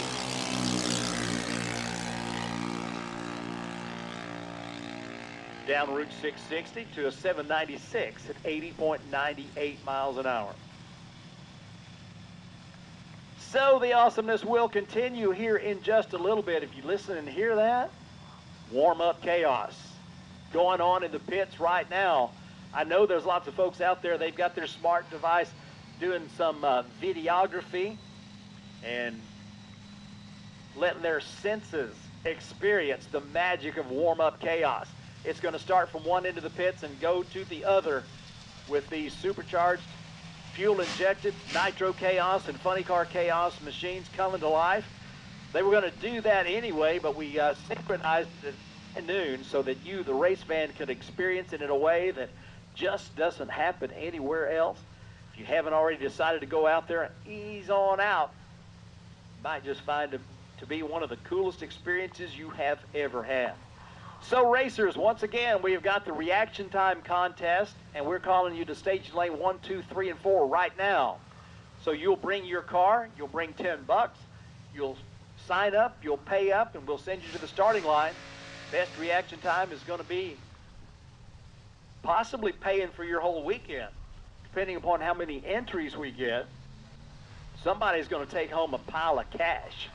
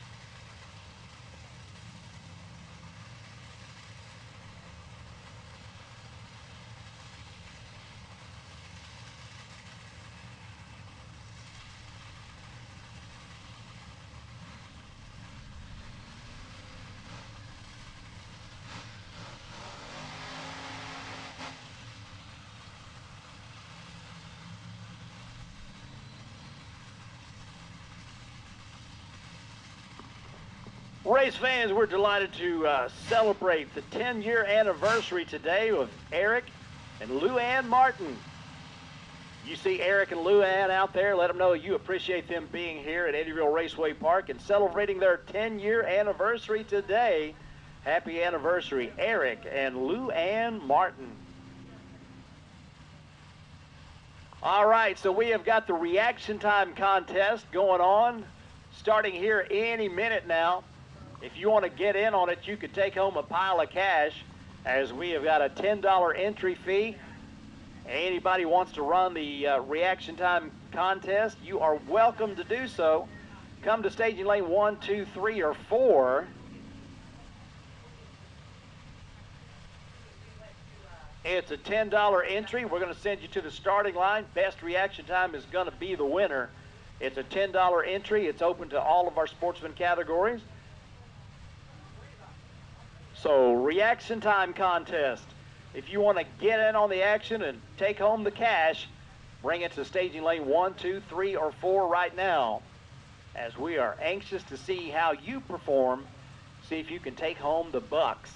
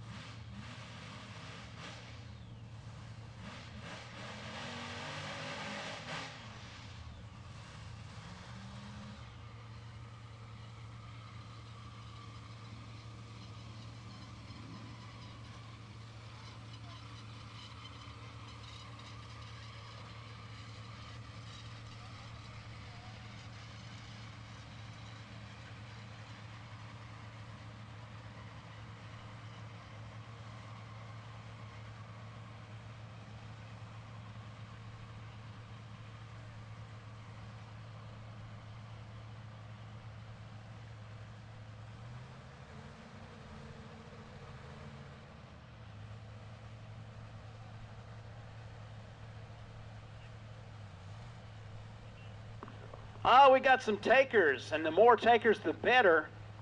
And the more that encourages other people to get involved, because you know what that means? That means the payout is bigger. Reaction time contest. If you want to get in on that, it's only $10 to play, and you can bring your car and 10 bucks up to as close as you can get to the front of the staging lanes in lanes 1, 2, 3, or 4. You'll sign up, pay up. We'll send you to the starting line, and best reaction time is going to be smiling really big when they take home the loot. And yes, the question has been asked, is everybody eligible? Hey, if you want to run your top fuel dragster in the reaction time contest, we would love to see you do it. So feel free, it is open. Reaction time contest. Come on up to lanes 1, 2, 3, or 4. Let's get you down the racetrack and see who's going to take home the money. Track preparations going on as we have got 2 o'clock for the qualifications of Funny Car Chaos and Nitro Chaos. We got warm-up chaos going on right now. McKinney Motorsports is a name synonymous with success in drag racing, and the Nitro Chaos and now Funny Car Chaos series are thrilled to name McKinney Motorsports as the official fabrication source of the Chaos series. Murph McKinney and his Indiana-based team are big fans of the Chaos, eager to extend their expertise to the grassroots racers of Chaos.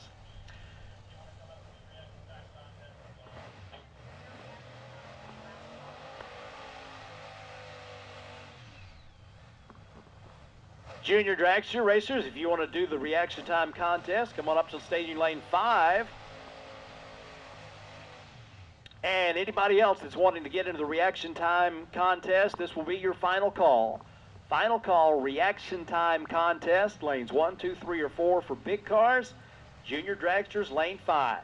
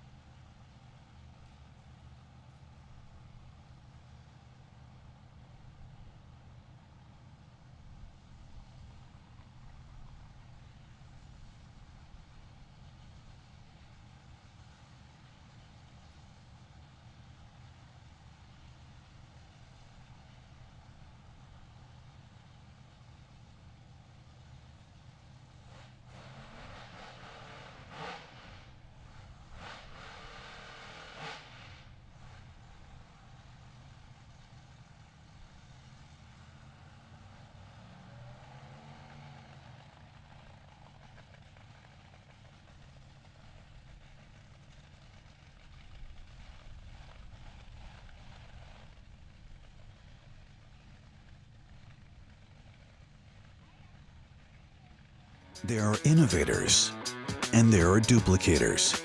Your engine knows the difference.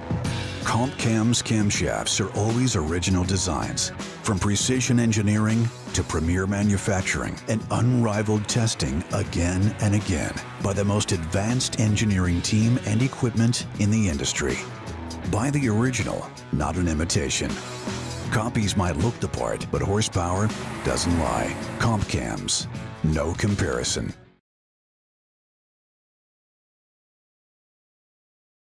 What can 360 Steel do for you? We make custom steel products made right here in Illinois. Fire pits of all kinds, knockdown styles to take along anywhere. Hold your drinks high with our drink stands while pouring horseshoes or bags. We have a complete line of military to firefighter signs, flags, hats, stickers, and more, along with many styles of decor. Welcome signs and custom clocks to a number of different monograms and signs. Personalized, custom options for your perfect sign. Bare steel or powder coated to last indoors and outdoors. 360steel.com. Spell it out. 360steel.com.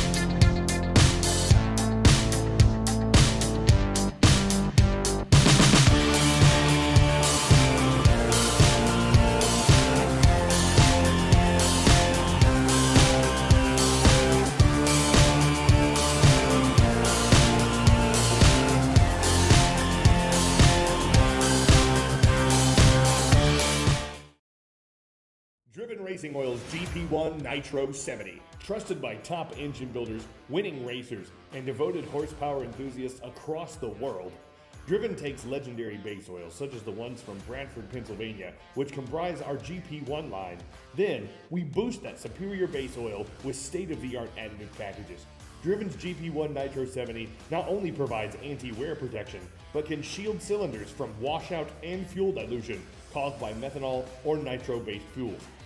Learn more about Driven Racing Oil by following us on Facebook or Instagram at Driven Racing Oil, or shop now at drivenracingoil.com.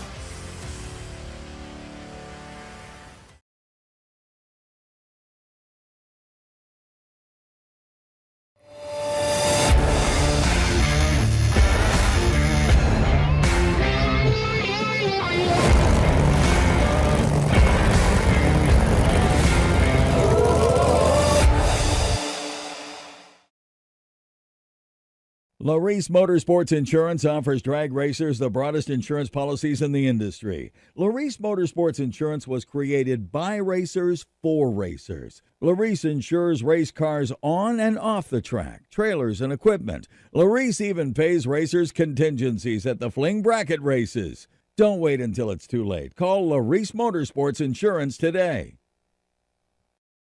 McKinney Motorsports is your #1 source for all your chassis needs. McKinney Motorsports is the leading chassis parts supplier and fabricator in nitro drag racing. From custom tanks and fittings, full chassis builds, body mounts, steering components, fasteners, tabs, clamps, composite parts, and much more. Our household name in the racing world guarantees added performance on the track. Join our list of proven winners that spans over 50 years of racing experience. For over 40 years, Mile High Crankshafts, located in Denver, Colorado, has provided the highest quality crankshaft repair and modification services available and serves all forms of motorsports competition. Whether a precision grind or repair from a catastrophic failure, Mile High Crankshafts understands the attention to detail required to maintain the integrity demanded by high-performance engine builders. Just ask Bill Bernard, driver of the Grinder Funny Car.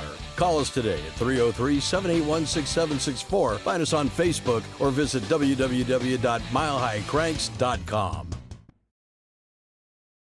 The Plastic Fantastics are back Father's Day weekend, Friday and Saturday, June 13th and 14th. Cordova Dragway, the Twisted Shifterz Summer Nationals, presented by 360 Steel. 3 dozen supercharged funny cars. Radical Pro Mods, Pro Stocks, Nostalgia Gassers, and more. Qualifying Friday at 6:30 and Saturday at 1:30, with eliminations at 6. Plus flame-throwing jet funny cars both nights. The most chaotic funny car event of the season. Get more info at CordovaDragway.com. The Twisted Shifterz Summer Nationals, Friday and Saturday, June 13th and 14th. Cordova Dragway. Who's your daddy? Spell Paving Services provides professional customer service and performance for your next industrial or large-scale private paving project. From parking lots, roads, and driveways to seal coat, chip seal, concrete, and asphalt, there's no job too big for the team at Spell Paving Services. Serving a 500-mile radius from Dallas-Fort Worth, Spell Paving Services has you covered. Call 214-384-3056 to get a competitive quote today and tell them the Chaos sent you. Taylor Motorsports Products is your first stop for quality safety equipment for your car or your driver. All of our safety equipment products are made in our facility in Albany, Oregon. From custom fit fire suits to racing seat belts, supercharger restraints, engine diapers, transmission blankets, and many other must-have items. Our racing history runs deep. We are racers building the finest safety equipment for racers. And we're a proud supporter of the Chaos. Check out Twisted Shifterz for the largest selection of made in the USA custom shift knobs and adapters. Made for muscle cars, old and new, hot rods to race cars, and for the big rigs. With our original shift toppers adapter for the air shifters to use any threaded shift knob like the old days. Add custom lettering and logos to make it your own custom shift knob. TwistedShifters.com. We are made in America and we ship worldwide. There are innovators, and there are duplicators. Your engine knows the difference. Comp Cam's camshafts are always original designs. From precision engineering to premier manufacturing and unrivaled testing again and again by the most advanced engineering team and equipment in the industry. Buy the original, not an imitation. Copies might look the part, but horsepower doesn't lie. Comp Cams, no comparison.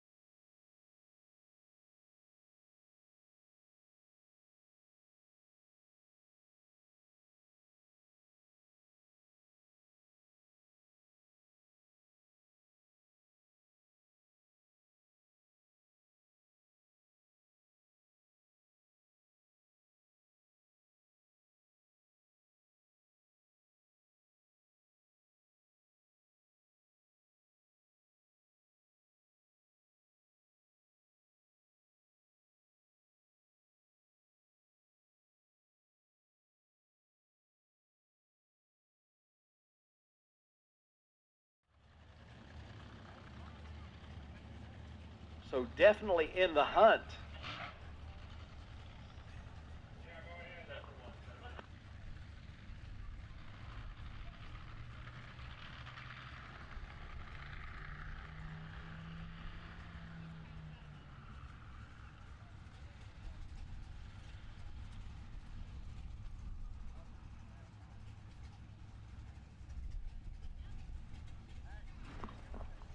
'69 Camaro next up with an opportunity for the $200 prize in the reaction time contest.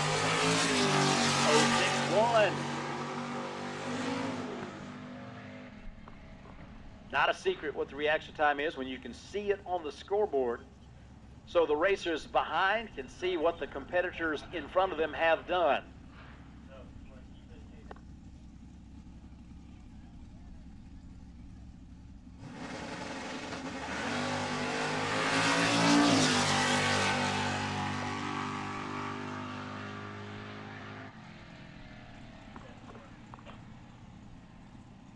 Another green light start.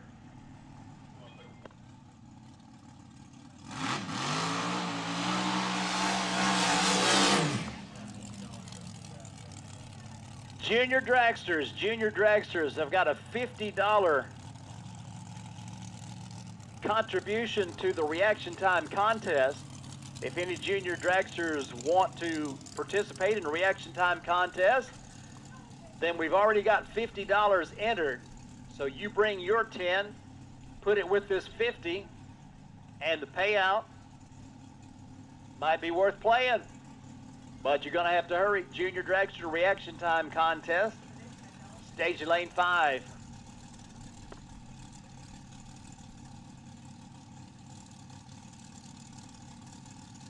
Easter Equipment in Des Moines has contributed $50 for the Junior Dragster reaction time contest. Big thanks to Easter Equipment for their ongoing continued support of drag racing at Eddyville Raceway Park. Trip Zip 6, red. Almost got it. Once again, Junior Dragsters, if you want to get in on the reaction time contest, Easter Equipment of Des Moines, Iowa, has put up $50 for the best reaction time. $50 goes to the best reaction time, Junior Dragsters, if you want to get in. Bring it to the lanes now.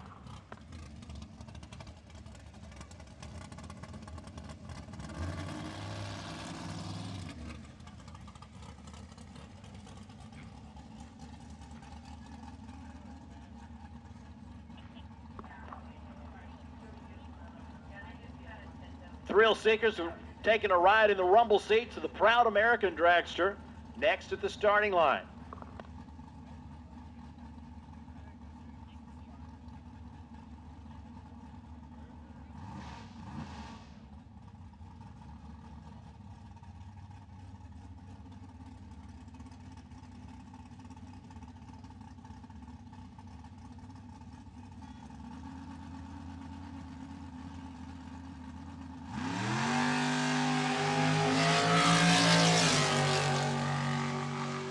Reaction time on the dragster, 08. 5:53 elapsed time at almost 124 miles per hour. So unofficially, the Chevy Beretta car 5X57 with a 0012 reaction time appears to be the winner of the competition. We'll let the computer make that official. But thanks to everyone that participated in the reaction time contest.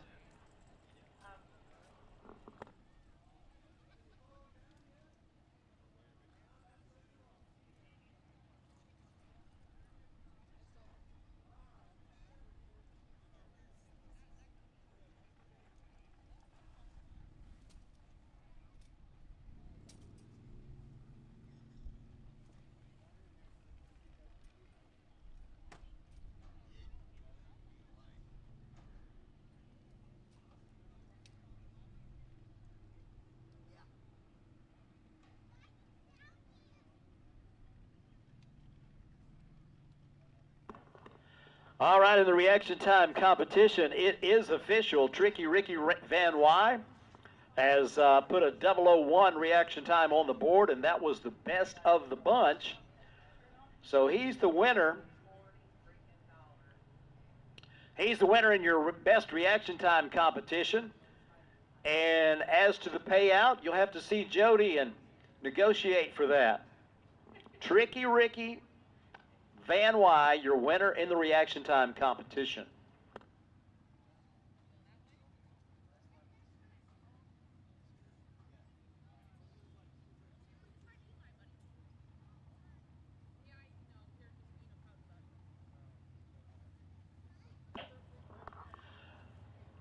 Well, race fans, we are at a point in the action that we are going to give the racers a chance to cool and fuel.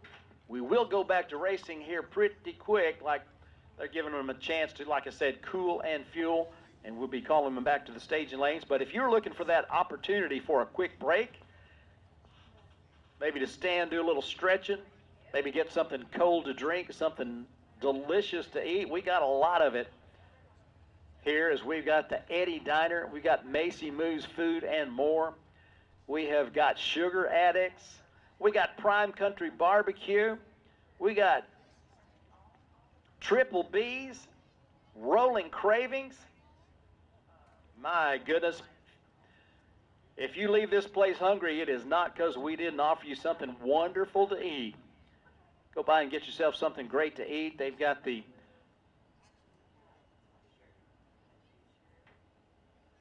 tenderloin on the spectator side at Rolling Cravings, on the pit side at Triple B's, Prime Country Barbecue, Macy Moo's Double Cheeseburger and Hot Dogs, the Eddie Diner serving up great food with a smile as always, Sugar Addicts for the sweet treats, and I bet they got more than that. Some of that wonderful lemonade that you get when you come to the Midwest. Those of you that live around here may take it for granted. Those of us that come in from other places, man, we appreciate that lemonade, along with the tenderloin and the great food. The vendors that have come to Eddyville Raceway Park, they will take good care of you. So stay well fed and hydrated. We'll get back to racing here in just a little bit. So I'm going to stand down off the mic, and we'll talk to you here in just a few. Hope you're enjoying a beautiful sunshiny day at Eddyville Raceway Park. It just could not be more beautiful than the day the good Lord has given us for day number 2 of the Twisted Shifterz 360 Steel Chaos in the Cornfield, presented by Stanky Motorsports and celebrating the 60th anniversary of Eddyville Raceway Park.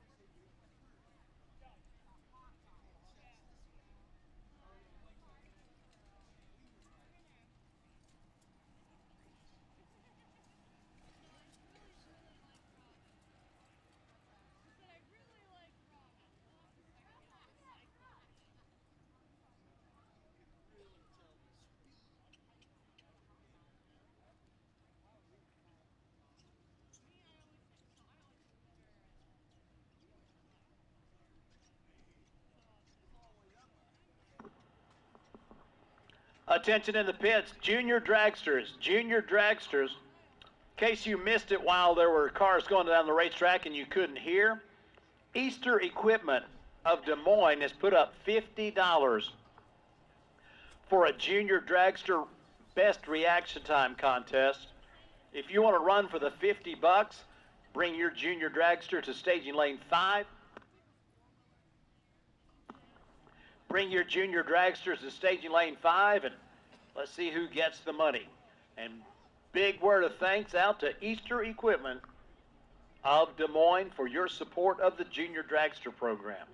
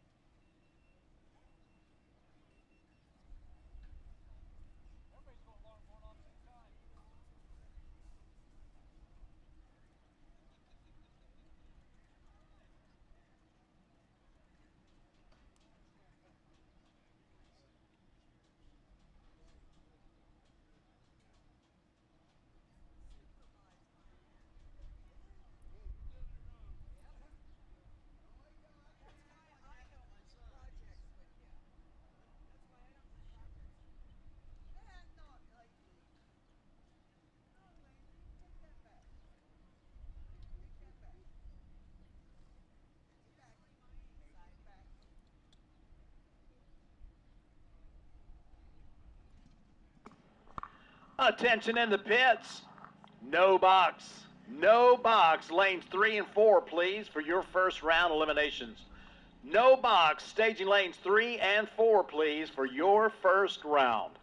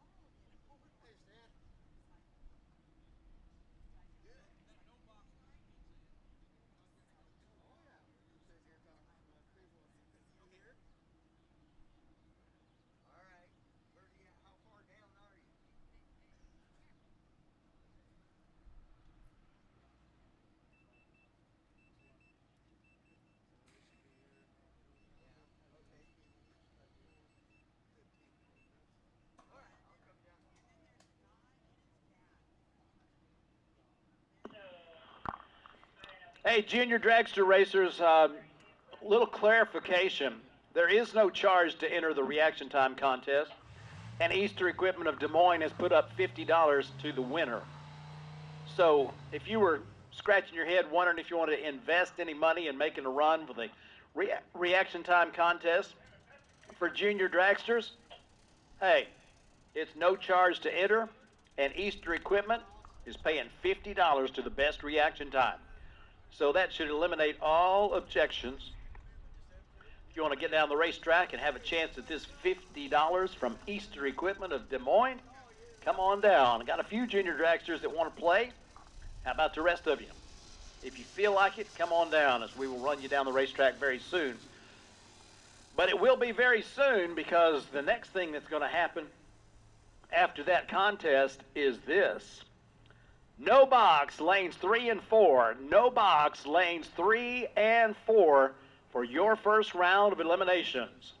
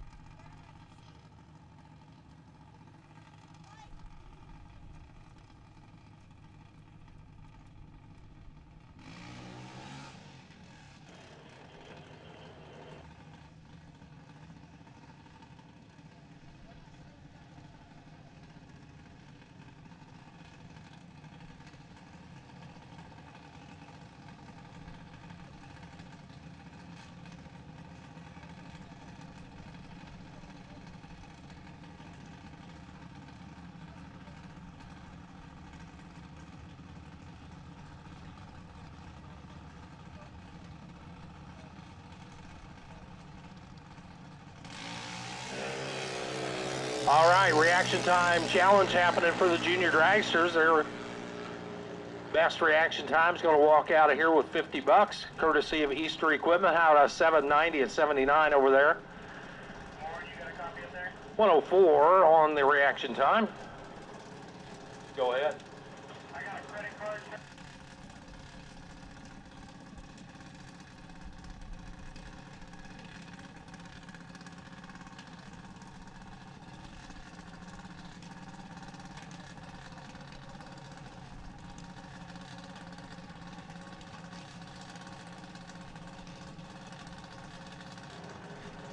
Hey, attention out there in the pit area. Attention in the pit area. Scott Brink. Scott Brink, you may be looking for something that we have found. If you have lost something that we have found, Scott Brink, look around in your pockets and you'll know what it is. Go over to the Car Chicks trailer, Jeanette's trailer over there in the midway. Scott Brink, we have found something that you have lost, so please stop by and pick it up. Scott Brink at the Car Chicks trailer over in the midway. 794, 81 miles an hour on that last pass. Here's the clean shot junior dragster coming up. No box is lining up in the staging lanes right now for round number 1 of eliminations. These folks, these youngsters are running for a crisp $50 bill. Thanks to Easter Equipment. Appreciate their support of junior drag racing, all the racing here at Eddyville Raceway Park.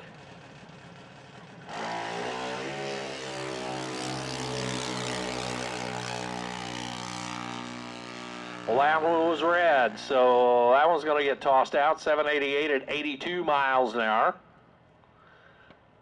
You got a copy?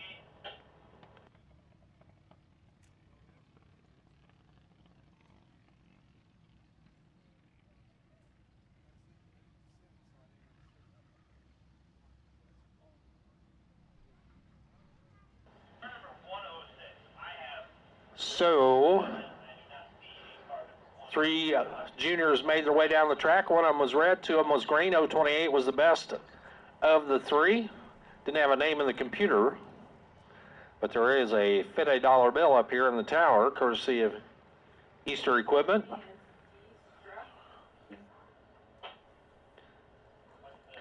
No box, round number one.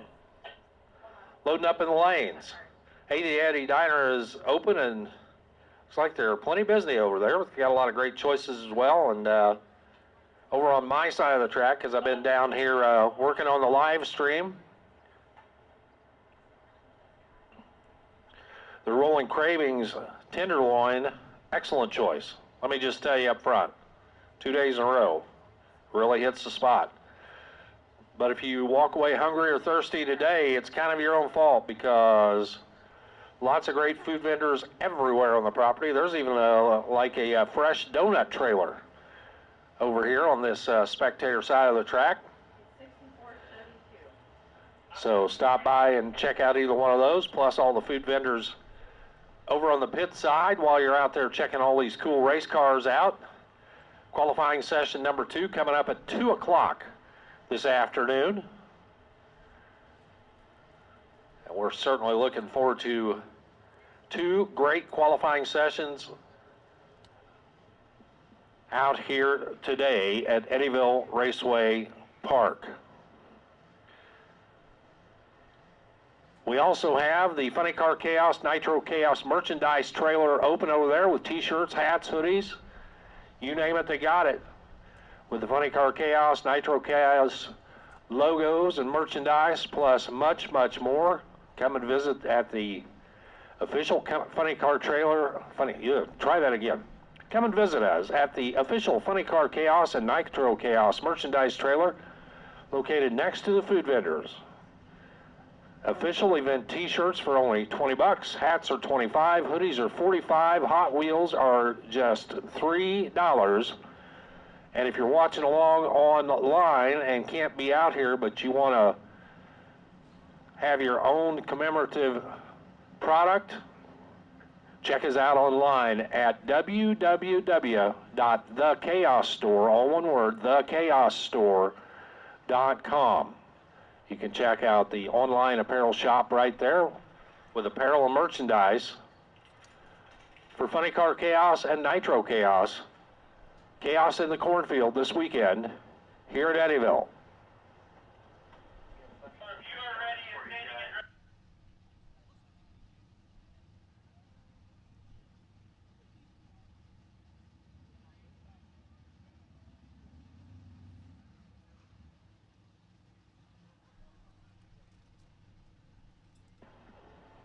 And it's amazing how the microphone works. As start as you talking about food vendors, food magically shows up. Sugar addicts over here on this tower side of the track just showed up with a whole selection of delicious donuts, which I will be sampling here in just a moment.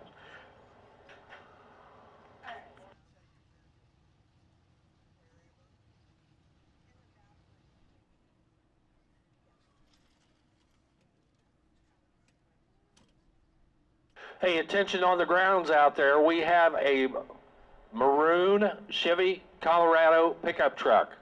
License plate is Smoky. If you have a Chevy Colorado pickup truck license plate Smoky, we need you to move that vehicle as soon as you can. Once again, a burgundy maroon Chevy Colorado license plate Smoky.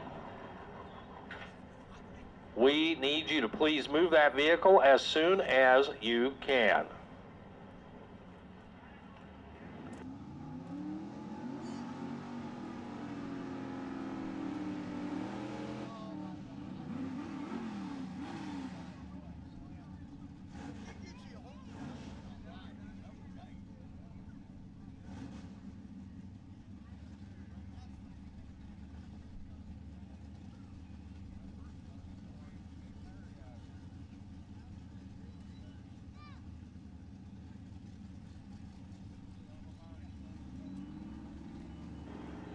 Here we go. It's round number 1 of no box. No delay boxes allowed. They can work with a trans brake if they choose to. Tim Shaw, Greg Bieber headed down track. 810 the dial in left side and win line left side. 812 on the 810 at 80 miles an hour. 2 over on the number for Tim Shaw. For Greg Bieber was dialed to 745, 6 off, 751 at 91 miles an hour. He was a little further off of his performance prediction and a little bit slower off the starting line. 0 for 2. So no good there for Bieber. Tim Shaw will go on to round number 2.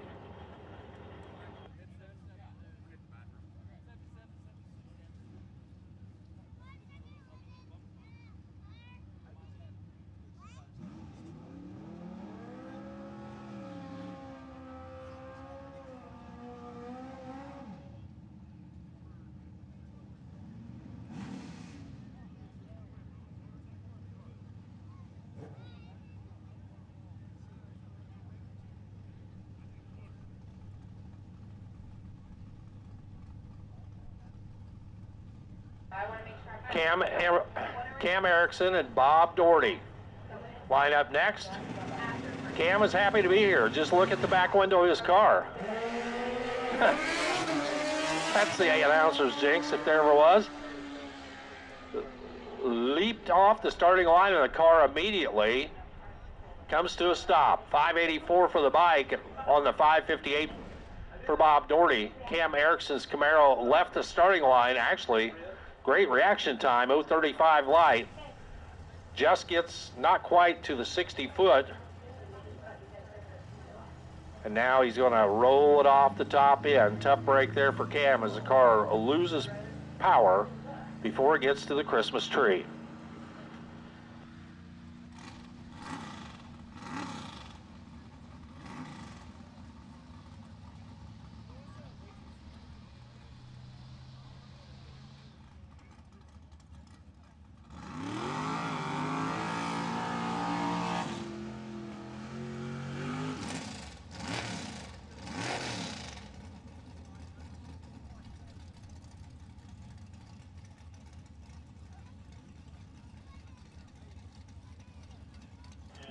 Pay attention in the pit area. We need box. Box to the lanes. Lanes 1 and 2. Box to the lanes. Lanes 1 and 2. If you do go out here in the first round, you can buy back. You go over there to the crosswalk.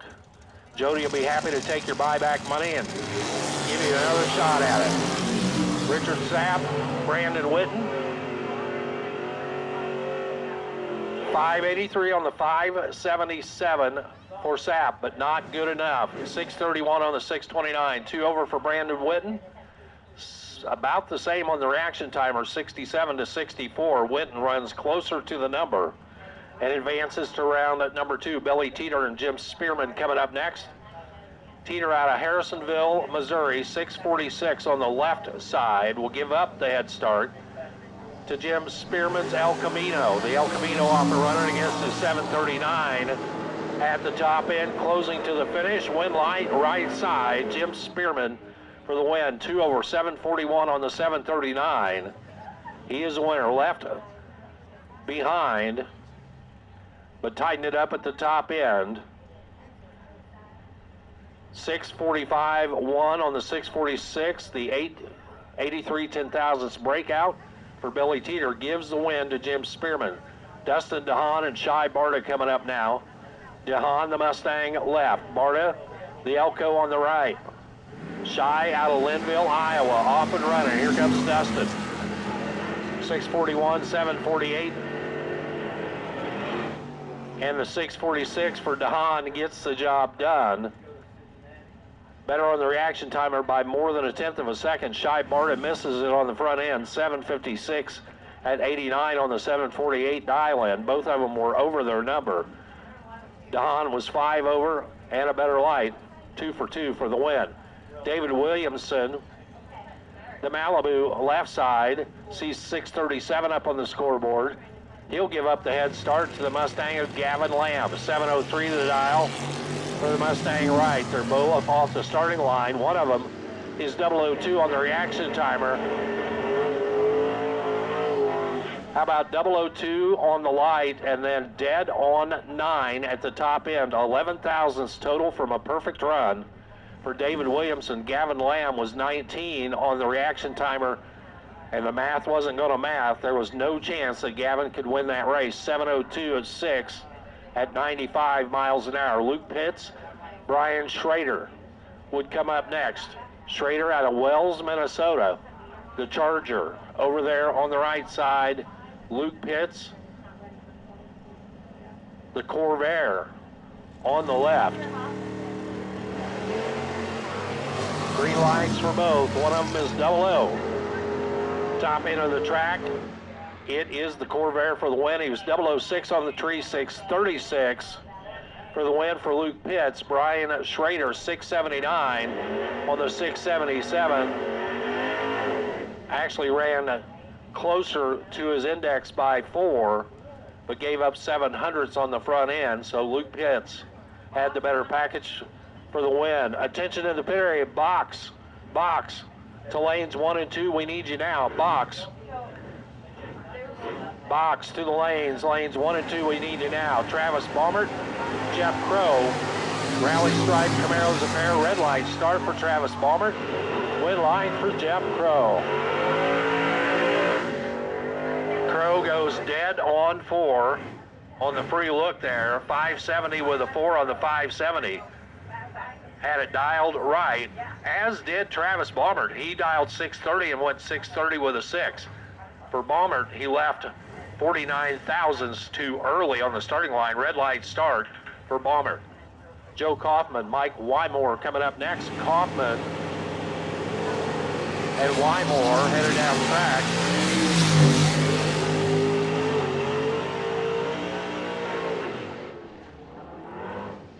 Well, something was very odd about that particular race there.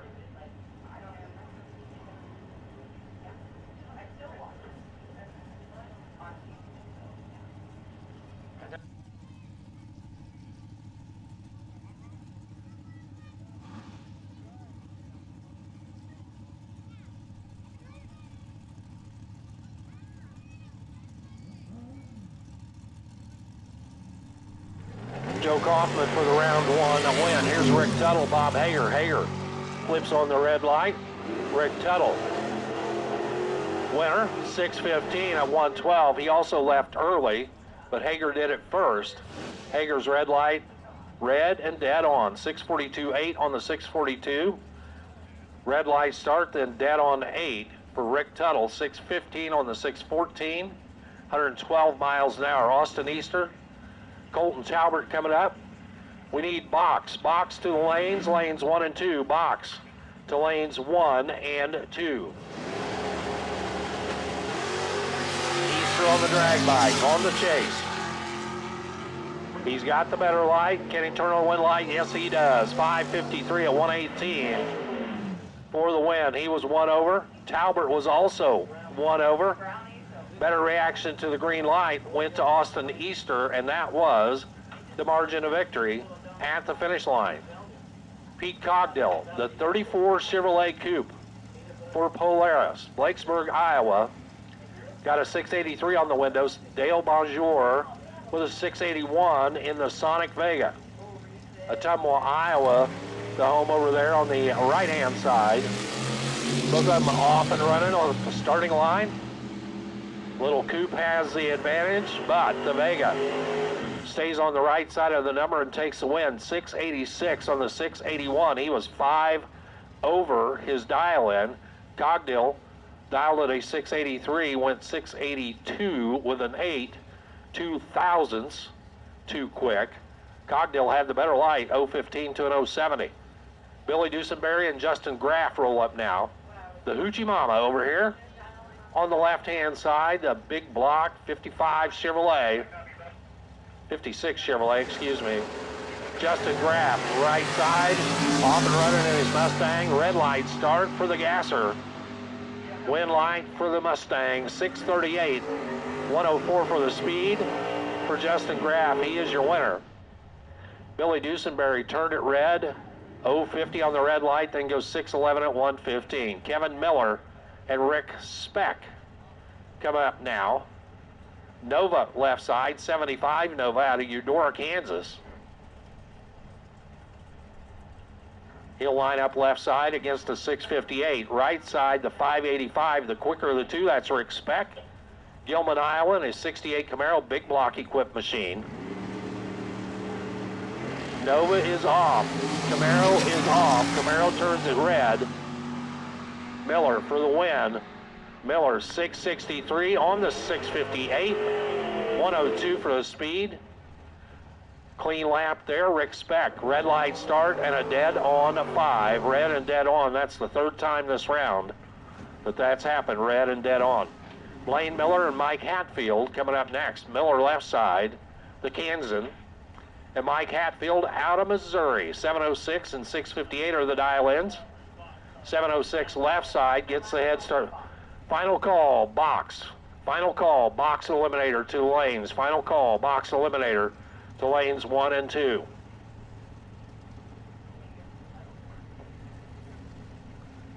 Hatfield lined up. Miller lined up. We are green and green off the starting lineup. One of them way greener than the other. Miller taps the brakes and eases across for the win. 7:10 at 90 miles an hour for Blaine Miller to take the win. He had almost a tenth of a second advantage off the starting line. Hatfield won over 659 at 104, but missed it on the reaction timer. Adam Ergness, Plattsburgh, Missouri, and Dan Swank, Truro, Iowa. The Firebird left side, Mr. Lucky, he says, 656 up on the window, and for Dan Swank, trying to go 678.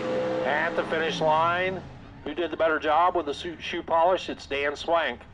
682 on the 678 for the win. Also better at the starting line. Ergness actually had it dialed right, dead on 8. 656.8 on the 656. Had that end of it right. Missed it on the front end. David Struck and Randy Onimus. Onimus out of Milo, Iowa. The Oldsmobile, right side. David Struck's little 62 Nova, left side. Red light start for Struck. Onimus legs it out to the top end. 536 on the 529. The car kind of lagging off the starting line. Didn't sound quite right, but it didn't matter. You got a free look at it as David Struck turns it red, then goes 729 at 93 miles an hour. Box round 1 is complete. If you need to buy back, you can see Jody over at the crosswalk, and she will take your money to get you back in the program. Box coming up next. Box cars, you should all be there. Box to the lanes. But before that, here is the proud American out of Mitchell Motorsports, out of Oklahoma. You two can take a ride right there. You see folks waving to the crowd as they start the burnout right there. The two passengers, the two lucky ones right there, enjoying every second of this experience. And they're waving to folks over there in the grandstands right now. And it won't be long till they really need to hang on and enjoy the ride down the 8th mile here at Eddyville Raceway Park.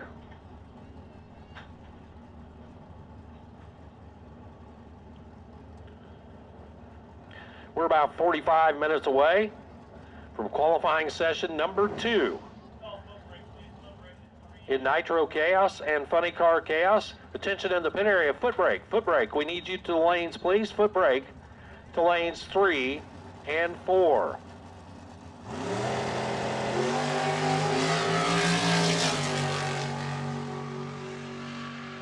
Wow, what a blast that would be. 543 at 126 right there. If you want to do that, go over and see Mitchell Motorsports. They're right there over in the pit area right close to the staging lanes, and they can get you signed up, fitted with an outfit, a helmet, strap you in, and take you down the racetrack at 126 miles an hour.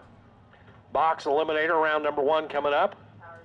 David Ratton snuck out of here for a minute or two. Somebody brought him a big pile of donuts here.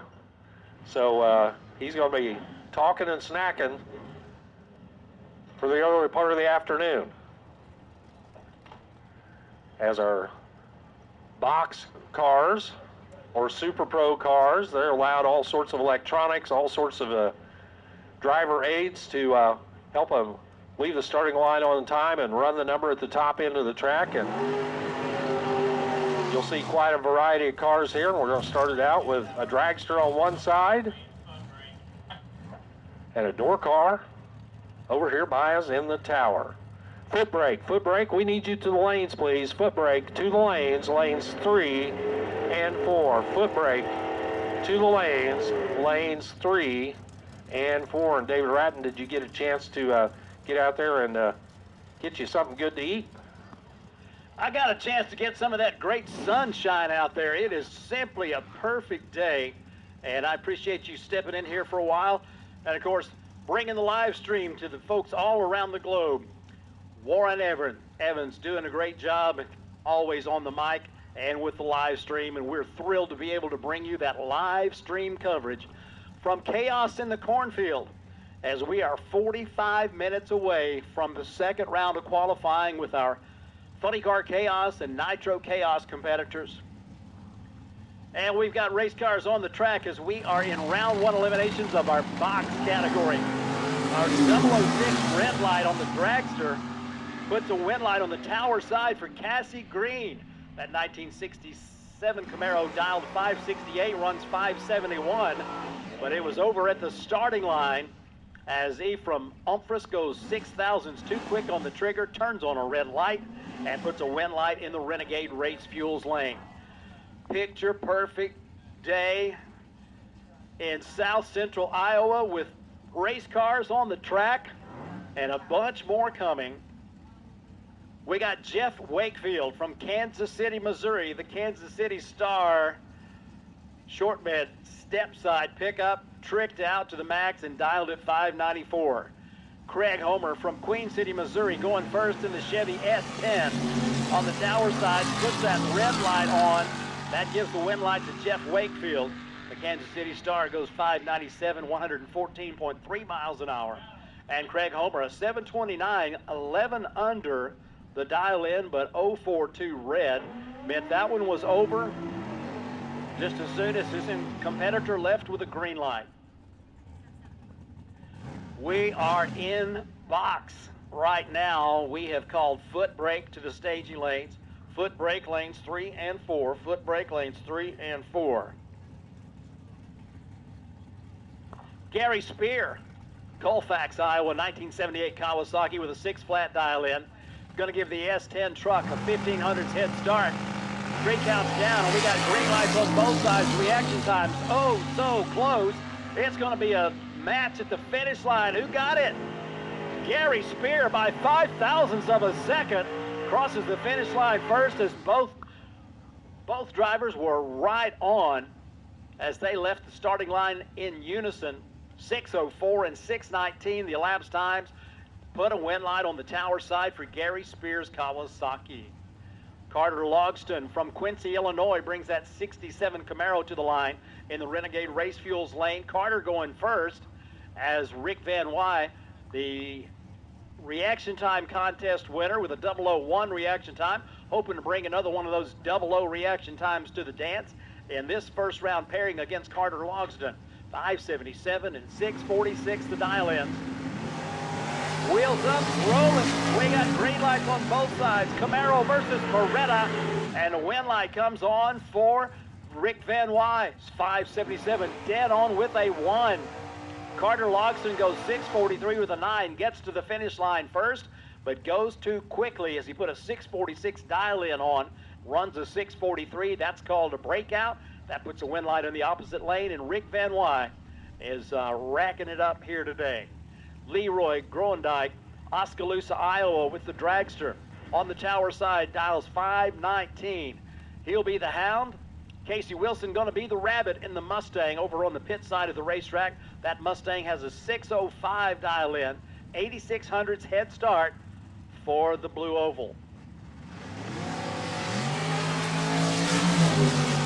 Green lights both sides at the finish. Put a win light on in The quick performance lane, a 6:06 at 1:11, beats a breakout 5:18 on the 5:19 dial-in for Leroy Groendyke.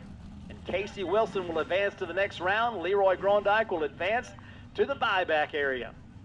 Jesse Lasik has the Gen 2 Camaro dialed at 710 on your tower side of the racetrack. John Wilson in the Dragster from St. Joseph, Missouri, going to be doing the pursuing down that right side quick performance lane. John has dialed 552.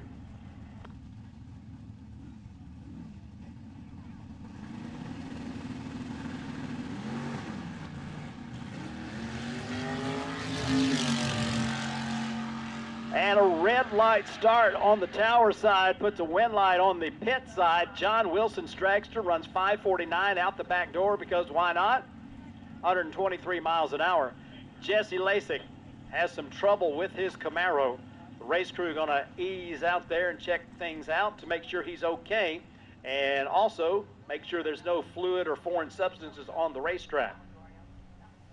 So tough break right there. Jesse experiencing a problem right at the launch, knew he had something going on, and gets the car brought to a safe stop, and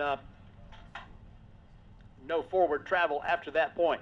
If you're a new racer and you're not aware of what the best thing to do is if you experience a problem with your race car, we would much prefer that you bring the car to a safe stop and let us check it out, so that in the event there's fluid coming off the racetrack, we minimize the area of the cleanup that will be required. You can see that Jesse been doing this a while, brings the car to a stop, so just in case there was anything like that going on, he would not add additional cleanup time to the ensuing cleanup that would need to take place. So good move there from Jesse Lasik. Well, race fans, I got to tell you, I've had a donut or two in my life. In fact, Mad Maxine and I both share a love for maple frosted donuts. But if you're on the spectator side of the racetrack, or even if you're not on the spectator side of the racetrack, we've got a vendor over here called Sugar Addicts. And they have got some donuts up here that they're making hot and fresh. Now, it's not just donuts. I just tried some. They've got honey and cinnamon on them. Well, they've got some with Reese's peanut butter cups crumbled over them. They've got Oreos, they got brownies, and they've got more. It's not just another donut shop. It's Sugar Addicts. And if you're looking for that sugar rush, they will fix you up andale pronto. And they're on the spectator side of the racetrack. Go by and see them. Trust me, you're going to like this deal. Hey, final call, foot brake. Final call, foot brake. Lane 3, lane 4, foot brake, round 1 eliminations. I'm looking for you in lanes 3 and 4 now, please.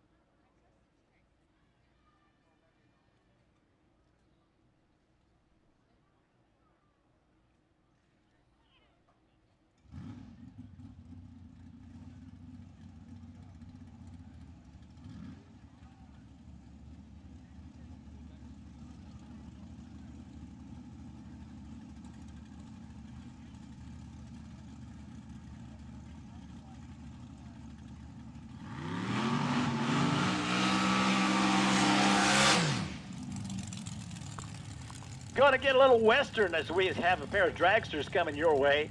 Russell Laffoon smoking us out in the tower with that dragster out of Des Moines. He's dialed quick at 441. His opponent, Dewey Miller from Runnels, Iowa, has a 501 dialed in over there on the pit side of the racetrack. Now, if you're new to racing and we're doing what you call bracket racing, you look at the scoreboard, you see there's two numbers. There's a big one and a small one. You take the little one from the big one, and that tells you how much head start the race car with the bigger number is going to get. So 501 minus 441, that's an easy one, 0.6 of a second head start. for Dewey Miller.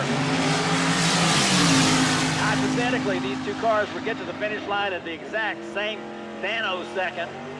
Doesn't always work out that way. Miller said 5:01. The car runs 5:06 at 136.9 miles an hour. Russell Laffoon had to do him some hard work catching up. His 007 on the Christmas tree gave him a real advantage. And he runs a 4:44, 3 over at 155.6 miles an hour. And he gets the win. Next up, it's going to be Rick Freeman from LaGrange, Missouri, 1967 Camaro with a 595 dial-in. 595 minus 565, that gives you 0.3 of a second head start for the Camaro against Neil Finder on the bike. So we got green lights on both sides of the Christmas tree. Who's going to get to the finish line first? It's going to be Freeman. He goes 1 over at a 596 at 114.8 miles an hour. Finder on the bike goes way over, 604 on the 565 dial-in, 119.24 miles an hour. Now, race fans, if you've ever heard of an app called Duolingo, you can learn how to speak foreign languages. And I'm told in several months from now, they're going to be introducing a language called Bracket Race Announcer. Greg Laughlin and Brandon Whitten coming up to the starting line, 6:30 and 5:48 to dial in. 82 Firebird gets to go first. We've got green lights on both sides of the Christmas tree. Up at the finish line, put that win light on the left side of the racetrack in the Renegade Race Fuels lane. A 549 1 over with a 122 mile per hour speed to a 1 over 631 at 108.56 miles an hour. Greg Laughlin held 4 at the start, holds 3 at the finish line, and takes the win.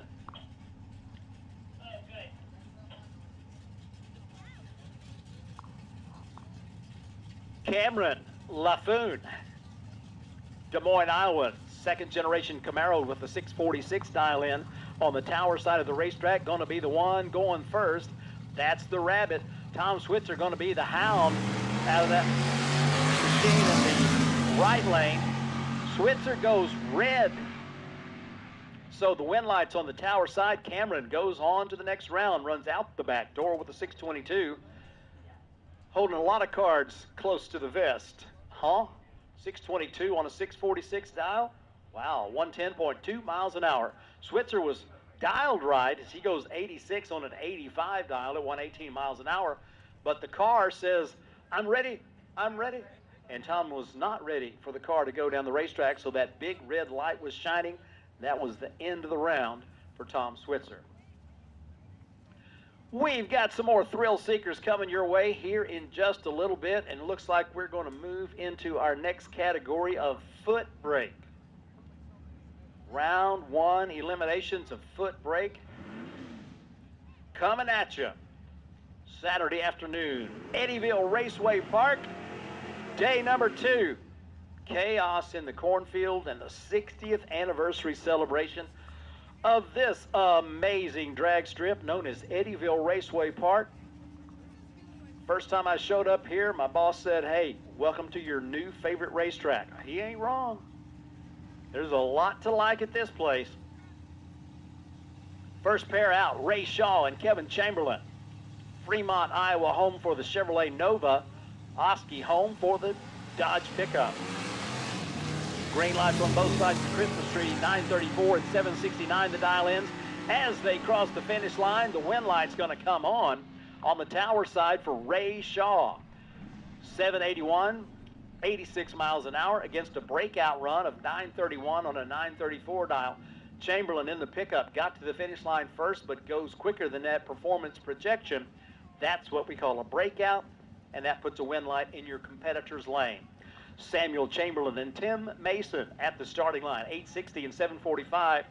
So the Cowboy Cadillac gets the head start on the tower side of the track. Green lights on both sides. Here we go. As they reach the finish line, who's going to take the win and advance to the next round? Sam Chamberlain gets her done. 870. 77.3 miles an hour to Tim Mason's breakout run of 7:43 on a 7:45 dial-in.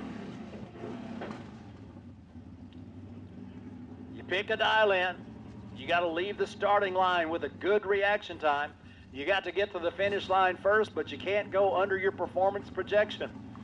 So there's a lot of ways to lose one of these races, but it feels oh so right when you get that win line. Jim Kennedy and Eric Martin on the way down the racetrack. The door car gets the head start against the bike. Who you got? Win light, tower side, Jim Kennedy with the motorcycle 674, 104. Beats a 695, a 5 over at 100.02 miles an hour.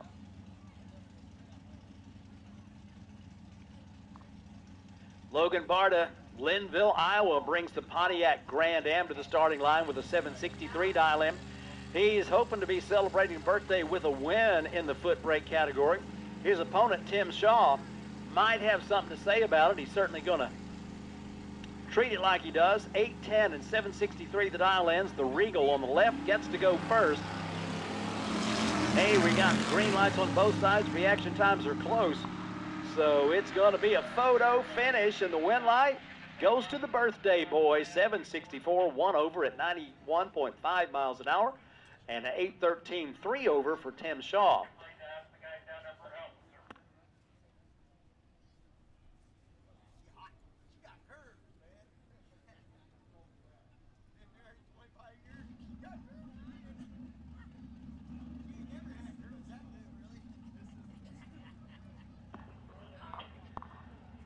All right, here we go with some more thrill seekers. I knew there was a bunch of thrill seekers at Eddyville, Iowa.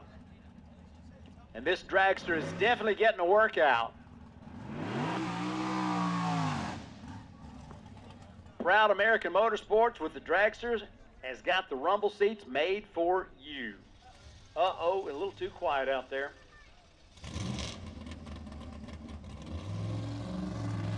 But it fires right back up. Here we go.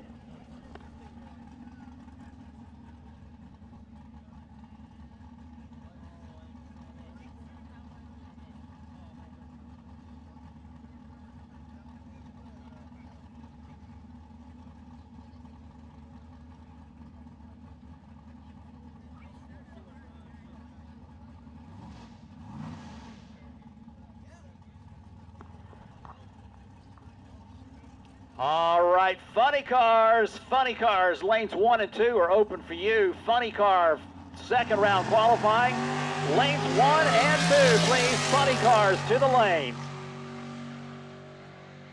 556, 124 miles an hour. That's a quick ride in the rumble seats, and you can do that too with Proud American Motorsports. Hey, race fans, thrilled to have you joining us for this 60th anniversary celebration as Twisted Shifters and 360 Steel bring you Chaos in the Cornfield, presented by Stanky Motorsports. Small tire, lanes 3 and 4, please. Funny cars, lanes 1 and 2. Small tire shootout, lanes 3 and 4. Funny cars, lanes 1 and 2.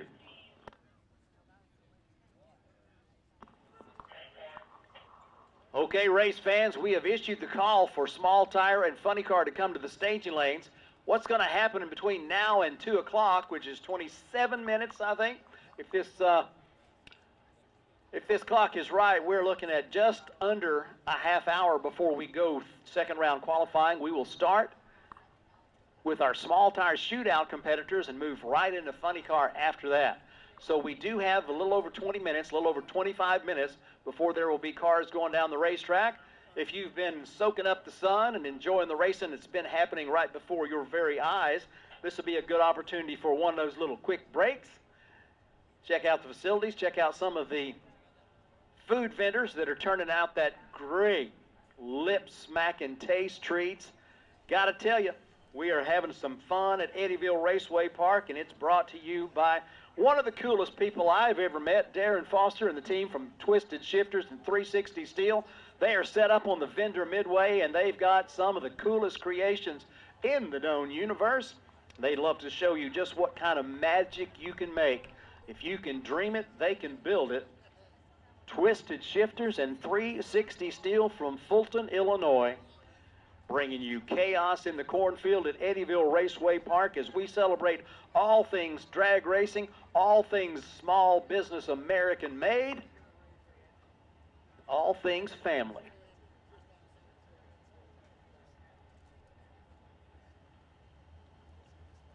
Didn't take long for the Ombre and the Booze Brothers to win the race to the staging lanes for the second qualifying round in Funny Car, as they are poised to go.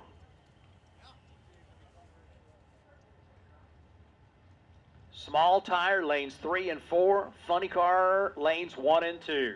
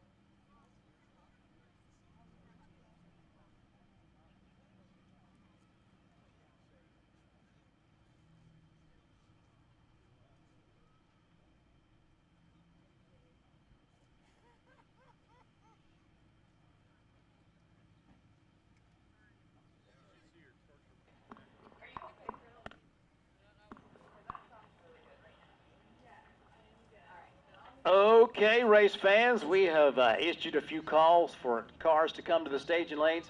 First ones out of the gate, when we go back to racing after the track preparations have come to a conclusion, will be our small tire shootout competitors. We got our first one of those amazing cars that's shown up at the front of lane 4 right now. Small tire lanes 3 and 4. We got Funny Cars coming to lanes 1 and 2. And we've got the staff here at Eddyville Raceway Park, along with our good friends from our fellow WDRA track, Cordova Dragway, out there applying traction compound and massaging it into the racing surface with the broom and drag action going on behind the tractor, behind and in front of the tractor, trying to make sure that we've got plenty of grip for all these high horsepower machines that are getting ready to take the track. Now, as luck would have it, and as weather would have it, this is the second race of the season in 2025 for both Funny Car Chaos and Nitro Chaos. We were thinking we would probably have more races than this at completion, but Mother Nature put the delay on our schedule. So we have had the Funny Car Chaos Classic down at the Texas Motorplex the first weekend of May. And 3 weeks later, here we find ourselves in the picturesque spot that everybody loves to come to, Eddyville Raceway Park. And we have got the second race of the season for both Nitro Chaos and Funny Car Chaos. So we're excited to be here, looking forward to bringing you an amazing show. The next thing on the schedule is going to be all the way out in West Texas at Penwell Knights Raceway for the West Texas Nationals, Funny Car Chaos Invitational. And then Father's Day weekend, not too far from here, the Summer Nationals will be a Funny Car Chaos only event, and it will be for points. Lots of entries for that race. We will definitely be qualifying at least 24. And if the entries keep coming in, we may qualify 32. Remains to be seen. Will it be at least 24 cars qualified for that particular show up at Cordova Dragway? Nitro Chaos next time on the track is June 20th and 21st as we have Thunder in the Park over at Edgewater Sports Park in the Cincinnati, Ohio area.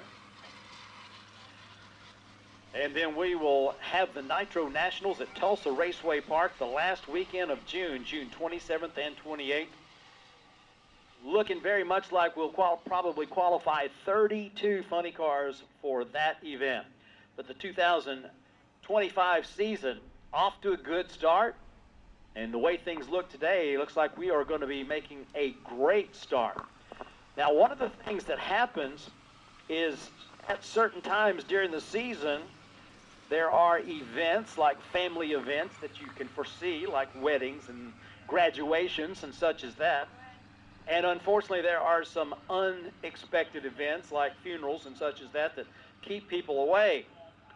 So there will be a huge shakeup in the points for both the DMP Awning Nitro Chaos Championship Tour and the Spell Paving Services Funny Car Chaos Championship Tour, as a lot of racers have had conflicts that kept them from being here.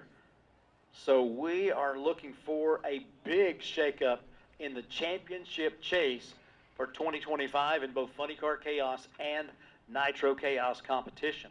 We are qualifying 3 8-car fields in Funny Car and 2 8-car fields in Nitro Chaos. We had the first round of qualifying last night, had some big numbers on the board, and we had some folks that were looking to adjust their combinations for the weather conditions and the track conditions as they exist today. You can see some of the crews, the teams, the staff out there applying the know-how that they have developed over the years to measure the amount of grip that is on the racing surface so that they can have the appropriate combination put into their race car and get down the racetrack in just the right amount of time. So we will expect to see a lot of shaking up in the qualifying after this second round of qualifying comes to a conclusion. Again, we are qualifying 2 o'clock and 7 o'clock. We've got all kinds of eliminations in between those 2 qualifying rounds.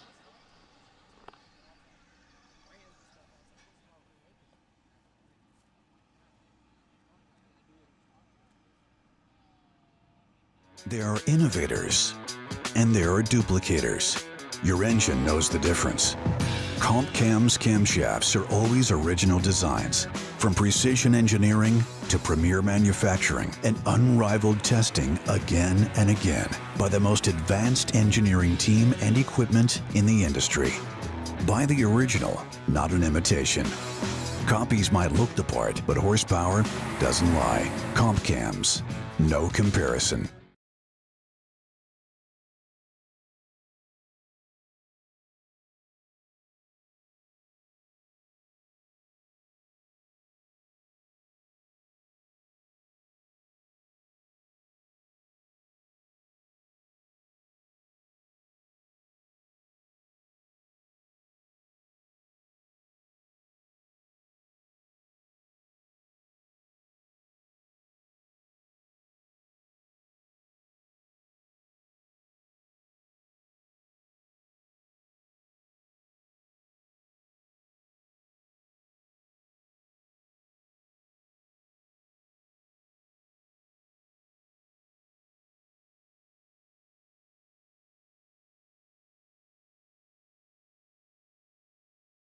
Check out Twisted Shifterz for the largest selection of made in the USA custom shift knobs and adapters. Made for muscle cars, old and new, hot rods to race cars, and for the big rigs. With our original shift toppers adapter for the air shifters to use any threaded shift knob like the old days. Add custom lettering and logos to make it your own custom shift knob. TwistedShifters.com. We are made in America and we ship worldwide.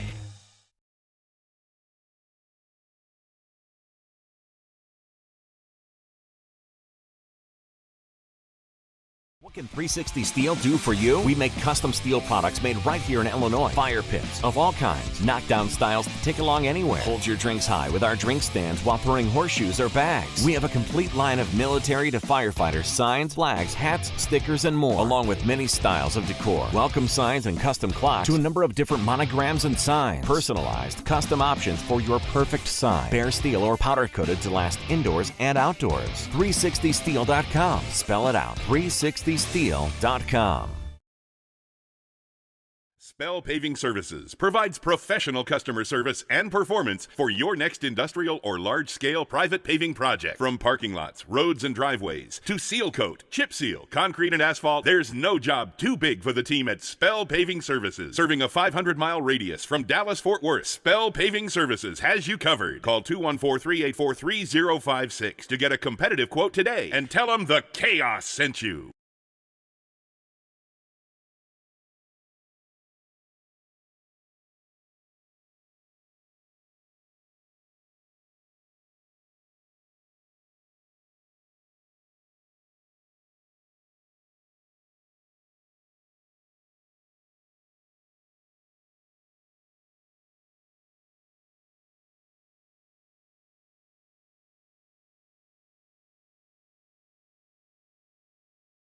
Laris Motorsports Insurance offers drag racers the broadest insurance policies in the industry. Laris Motorsports Insurance was created by racers for racers. Laris insures race cars on and off the track, trailers and equipment. Laris even pays racers contingencies at the fling bracket races. Don't wait until it's too late. Call Laris Motorsports Insurance today.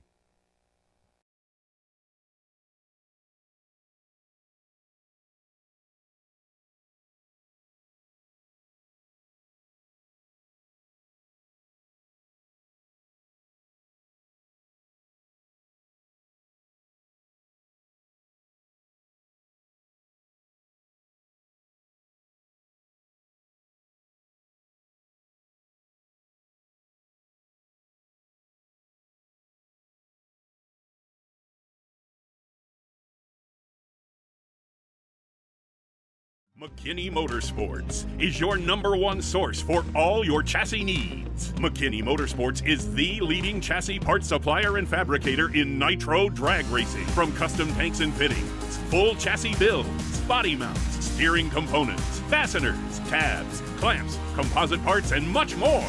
Our household name in the racing world guarantees added performance on the track. Join our list of proven winners that spans over 50 years of racing experience.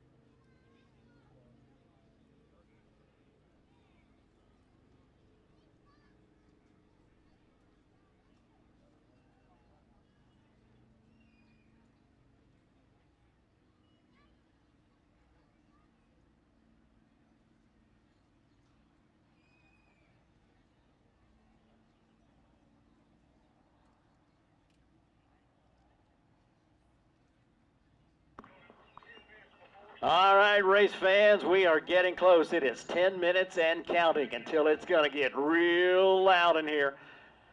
You just can see all the color from the uniforms as we have got the crews and the teams checking out the starting line. We have got a staging lanes filled up with small tire cars and funny cars.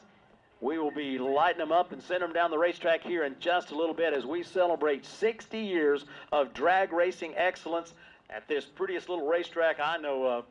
Underneath the trees and underneath beautiful blue skies and white puffy clouds. Could not be a better day. You and your friends to join us at the drags. Let your friends know that we are having a perfectly wonderful day at Eddyville Raceway Park.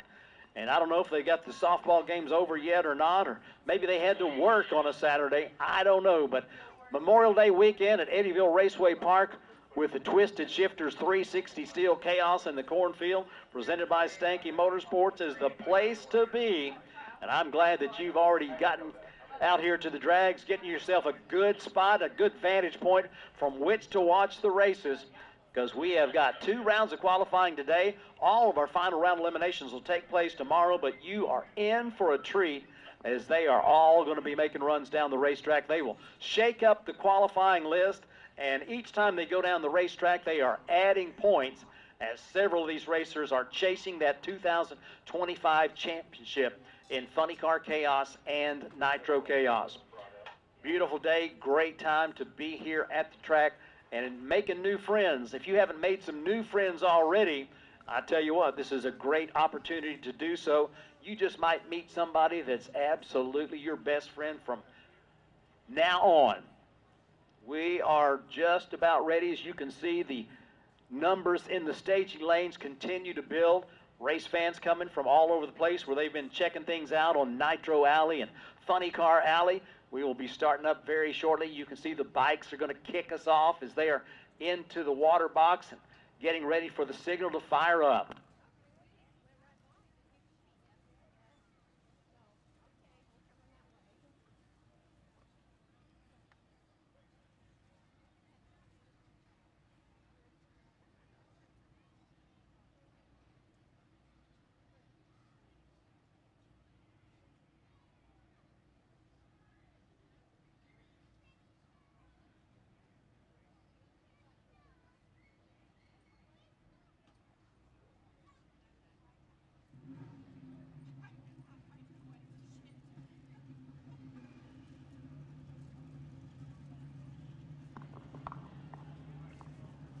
Ready for some fun, race fans? I got some for you.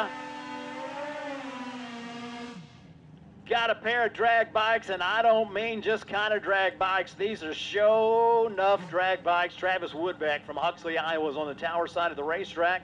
These bikes are quick, they are fast, and these riders most definitely have some experience going down the racetrack on 2 wheels in a hurry. That's Bruce Van Zandt from Pella over there on the pit side of the racetrack in the quick performance lane. You can definitely expect some quick performances on both sides of the Christmas tree as Bruce and Travis go at it in these pro stock bikes.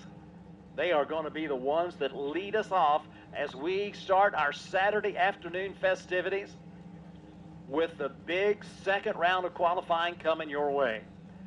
All right, they've got them fired up. They've come through the water, spun the rear tires, and got them good and sticky. Looks like going to be Bruce Van Zandt going solo down that right side of the racetrack as a problem developed for Travis on the tower side. Picks up that front wheel and takes it down the racetrack. Check this out. 473, 146.9 miles an hour. Straight down the middle of the groove. Looked like he knew what he was doing. I can say for a fact that this group does. They are some quality pro stock bike racers, and you can absolutely see that they have got the performance it takes to put on a great show. And we're excited to have them here for Chaos in the Cornfield at Eddyville Raceway Park.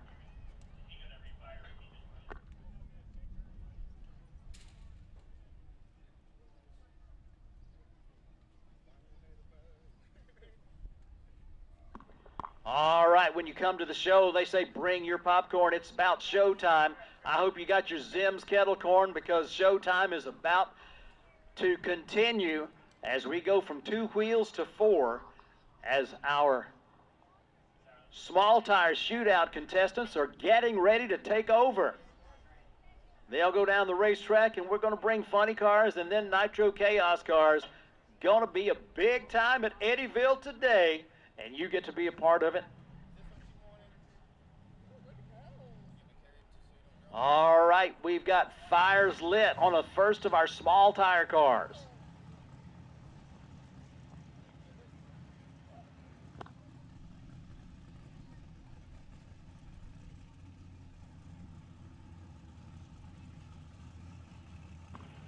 Race fans, y'all ready for this?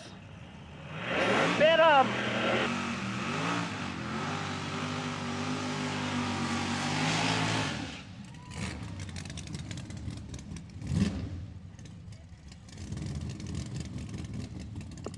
Adam Folger from Avon, Illinois, 1971 Buick takes that pit side, quick performance lane.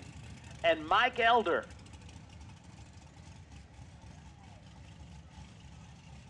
brings the Gen 3 Camaro up for a quick trip down the Renegade Race Fuels lane. Small tire shootout. The old adage, less traction, more action. You got a small contact patch on these 10.5-inch tires, but plenty of horsepower to use all the tire you got and then some.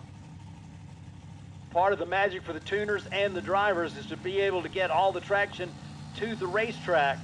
Elder on the left side, Folger on the right side. The turbo cars will jump in, and they are ready to launch. Flash of amber. Camaro on the way down the left side of the racetrack, a 464 at 138.9 miles an hour. Adam Folger's car jumped into the stage position. It was kind of rocking, and then at that point, something goes wrong, and he does not launch at when the tree flashes, so they'll back up, reset. Looks like Adam's going to make that solo run down the quick performance side of the racetrack in the big old Buick. Avon, Illinois. Little problem with the launch procedure on the car as he rocks it into the stage position. And then gets a little too quiet out there. Hate to see that for Folger and the team.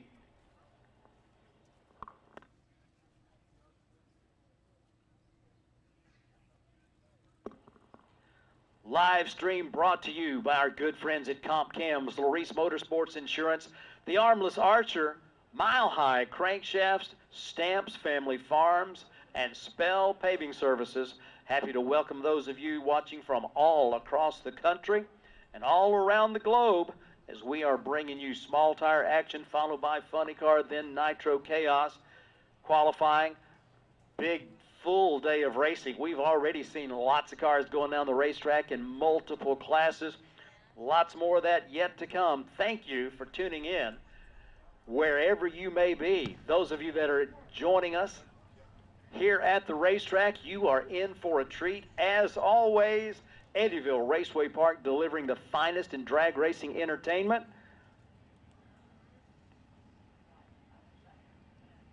Speaking of which, here comes some more of that quality drag racing entertainment. Oh my goodness. Check this out. We've got the Corvette and the Camaro ready to take the racetrack as we continue with qualifications here in your small tire shootout. Blaine Hill from Gretna, Nebraska on the tower side of the racetrack, and Jay Reesitz from Marshalltown, Iowa, 85 Corvette.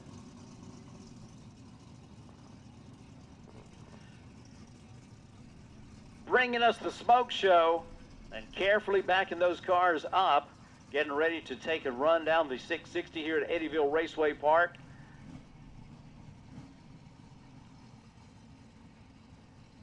Small tire shootout, 100% payout. Some great racers coming in from multiple states, as you can already tell from the lineup. Illinois, Nebraska, and Iowa represented so far.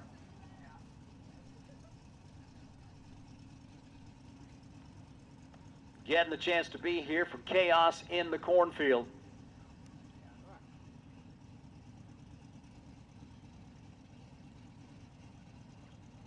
First qualifications for our small tire shootout competitors, and you can tell they are zeroed into that Christmas tree. Want to make sure that everything is right. You hear the revs come up as they bring up the revolutions per minute for the turbo cars. Flash of amber, there they go. Once again, Tower Side is clicking it down the racetrack. Look at this, 450, 172.7 miles an hour. They'll be smiling in Blaine Hills pit. 539 for the Corvette, 161.58 miles an hour. A little slow on the get along, but not slow at the finish line. 161.5 miles an hour. The Marshalltown Corvette puts a 539 on the board. As they head back to the pits, we've got our next small tire cars coming up. Looks like we're going Mustang versus Mopar.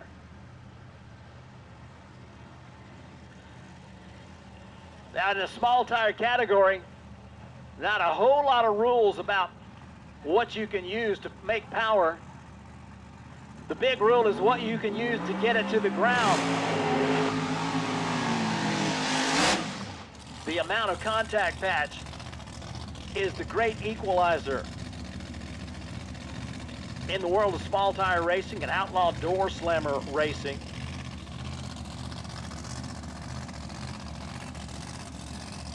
You know, it's not like it's not challenging enough to get a car down the racetrack in that big hurry zone like these cars go.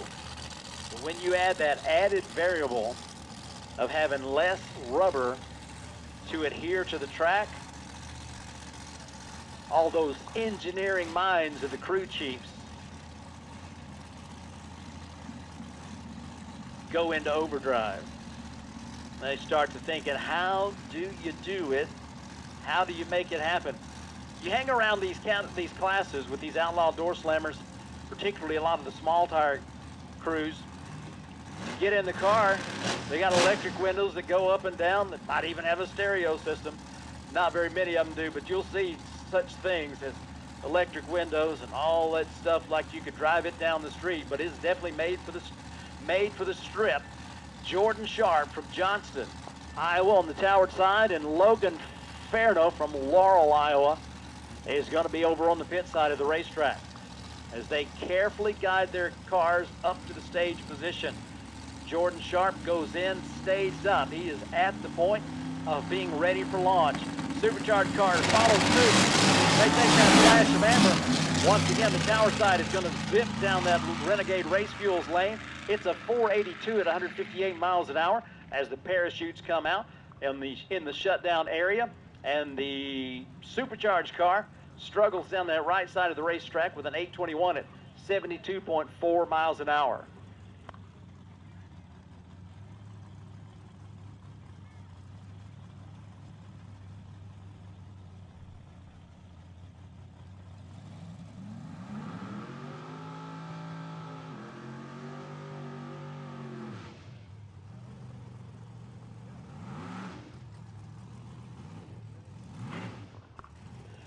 Peru Barton, Mount Pleasant, Iowa, brings the Opel GT.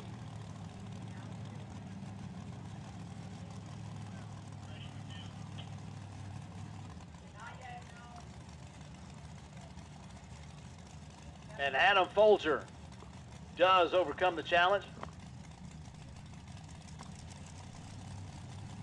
So Opel versus Buick, back in the day, you would buy those at the same dealership.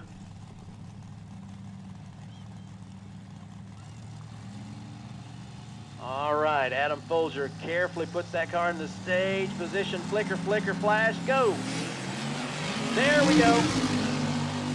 Both of them on the way down the racetrack at speed. The Opel with a 557, 129 miles an hour. The Buick at 684, 85.4. There we'll head for the exits.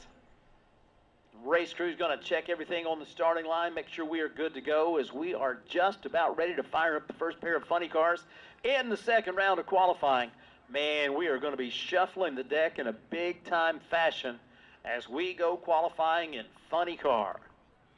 The second of 3 qualifying rounds is going to be coming up very shortly. Looks like we're going to get an opportunity to see the bike make a trip.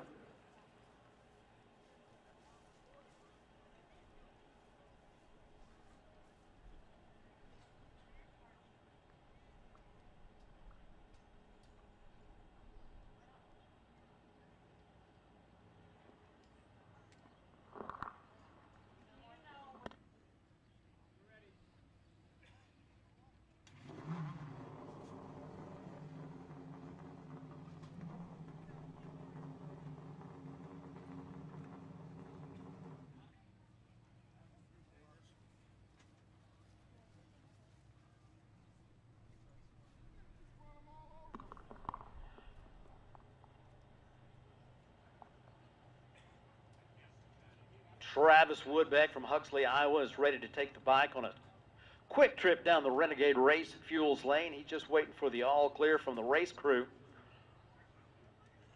He's going to try things on.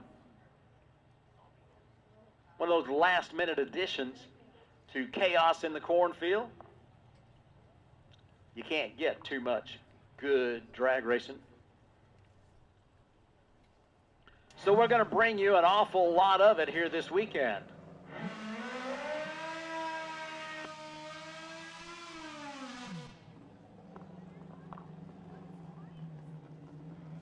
Fires lit, tire lit, rider ready.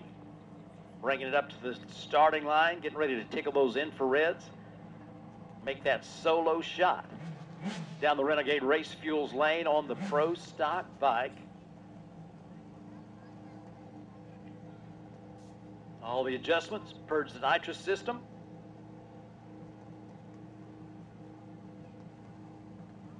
Get ready for a blast of excitement at Chaos in the Cornfield. Staged and ready.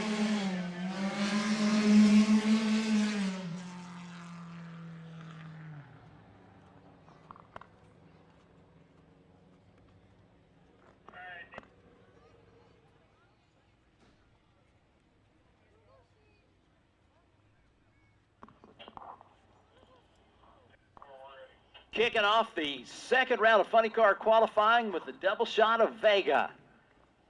It is going to be the hombre from Goddard, Kansas, Mike Buchanan, affectionately referred to as Grandpa Mike by the Baloo kids and a lot of other kiddos as well. That big block Chevy powered Vega ready to take that right side quick performance lane against the Booze brothers. Cody Chatfield out of Raymore, Missouri, 1974 Vega. You see the subtle differences in the two Vegas. The original Vega, 1971, 72, 73, looked like the Hombre, little flatter on the front. 74, 75, 76 had that swoopy, laid-back nose. Taillights also different. Cody Chatfield had a good outing at the Funny Car Chaos Classic down at the Texas Motorplex a few weeks ago. Comes into this event number 13 in points, which ain't no bad way to start. I'd say at the very least, he's going to leave this racetrack in the top 10 in points.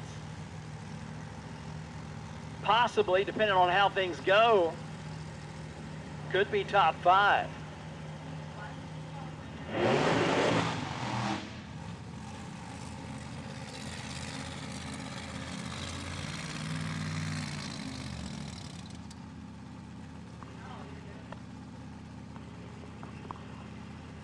It is showtime at Eddyville Raceway Park.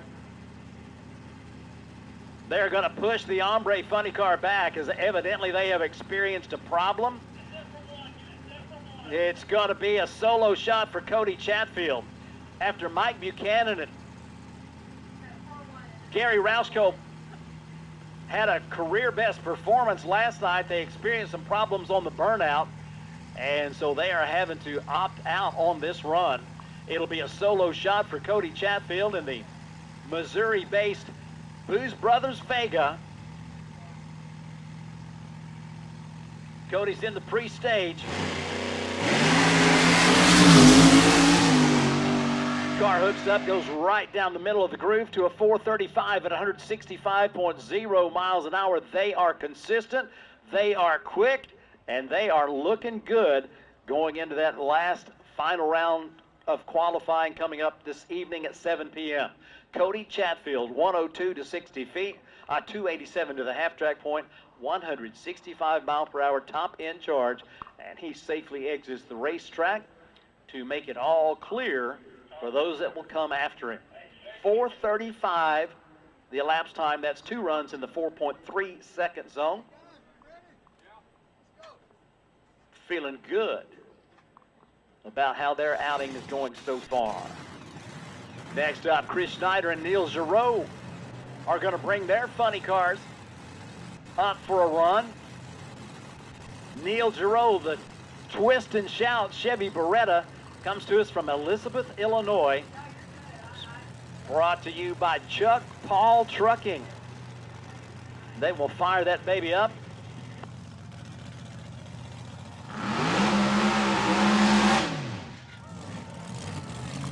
Chris Schneider, Jefferson City, Missouri, and Justin Craig, Brutus. It's John Troxell's team from Holt Summit, Missouri. 1971 Mustang Mach 1 body on that beautiful funny car. Supercharged fuel injected Hemi power.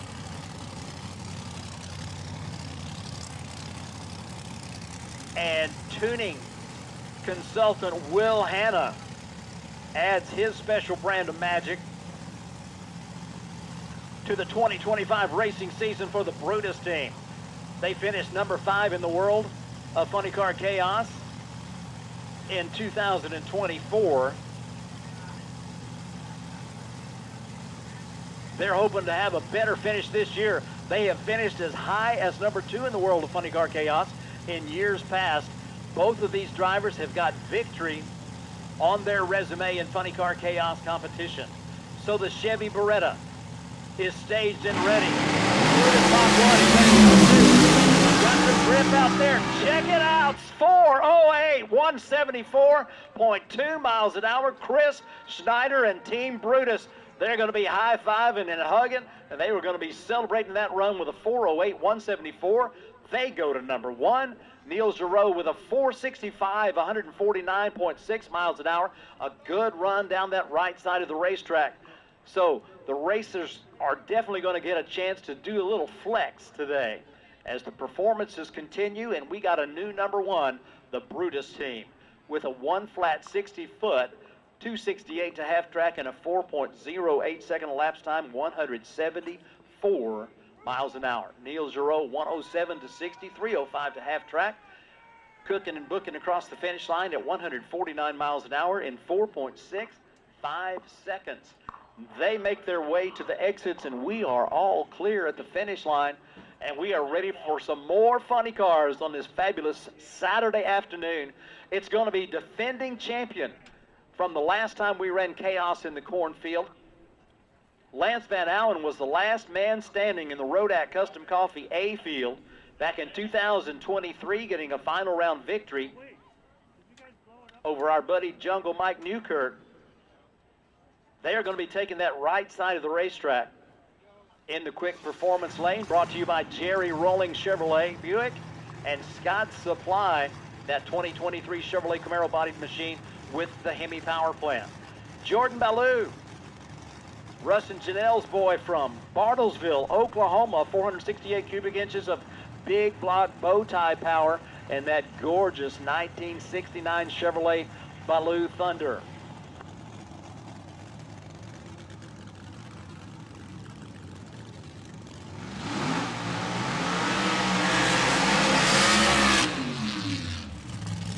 Good people make good things happen, and you're seeing a couple of families that love to make good things happen on the racetrack, and the fans love them for it, and you can't blame them. Jordan Ballou out of Bartlesville, Oklahoma, brought to you by Wulff Pumps, J&J Tumblers, Driven Racing Oils, and United Engine and Machine. They have the distinction of being the only racers to be at every Funny Car Chaos event there ever was, but it doesn't mean it was easy. They launched this car down at the Texas Motorplex. Those front wheels were sky high, and when that happens, not always good stuff that goes down. The Dry Hop King definitely brings the excitement with the dry hops and the old school touch. He's got that big block powered funny car ready to go down the left side of the racetrack. It was a thrash, I mean a thrash, a 3-week thrash to get this car ready, and it wasn't over until they got the trailer fixed when it fell out on them 15 miles away from the racetrack. But the Chaos community rallies together and gets him here, and he is in the stage position. We are ready to go. Whoa, a little wiggle and a shake for the Van Allen car, but look at Jordan go, 425, 168.92 miles an hour. And I tell you, Dan Butheris is smiling as he's watching on the live stream. Thank you, Big Dan, for all the welding you did on that car. I think it worked. 425, 168.92 miles an hour. Janelle's excited, Russ is excited, and we're excited for them as they go 103 to 60 feet and 279 to half track, 4.25 seconds at 168.9 miles an hour. They are picking them up and laying them down. Lance Van Allen, a 102 60 foot, but the car began to spin, and he could feel the car going towards the center stripe, which is not where you need to be for any reason whatsoever. So he gets out of the throttle, and they will save the equipment for that final qualification run coming up later this evening. It is going to be Lee Lovell with the Chevy Nova bodied funny car on the pit side of the racetrack in the quick performance lane, and Keith Zimmerer from Gainesville, Texas, in the Mustang body machine they call the Penny Pincher. Another one of those cars.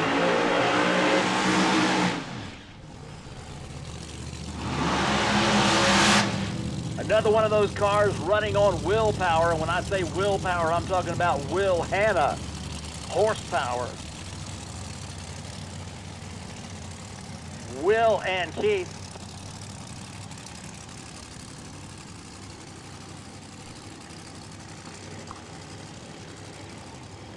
Keith won a couple of championships in Lone Star Forklift Outlaw Fuel Altered Association racing.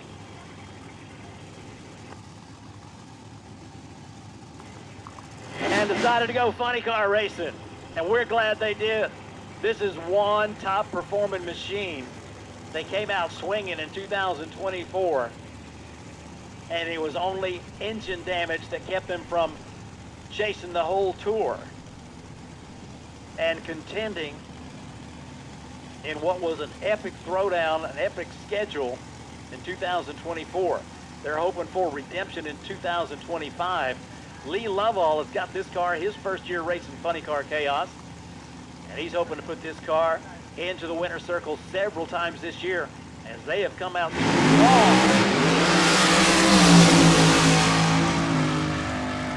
At the finish line, 4:14, 167.5 miles an hour, Lee Lovell. 992, 60 foot and 270 to the half track point. A beautiful run down that right side lane for the Chevy Nova funny car. 4:14, 167.5 miles an hour puts him up near the top of the qualification list. And on the tower side of the racetrack, they are no pressure for Keith Zimmerer and the Penny Pincher team, as they did put another number on the board, but a problem at the launch is going to cost them. But they will very definitely be back for that third round of qualifying and hoping to put up one of those 3-second performances that they are known for. As they head to the top end of the racetrack and the cars exit the racing surface, looks like we are just about good to go and continue with some more funny cars. Nitro Chaos to the staging lanes, please. Nitro Chaos, staging lane 1 and staging lane 2 are open for you. Nitro Chaos to the staging lanes for your second qualifying round.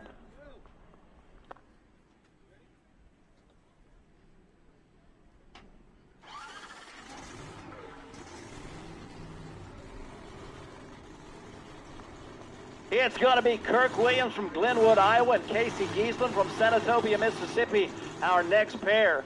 Hey, race fans, I got to tell you a special kind of a story. We have got Savannah that is going to be doing the backup girl duties for Kirk Williams and the 200 proof team.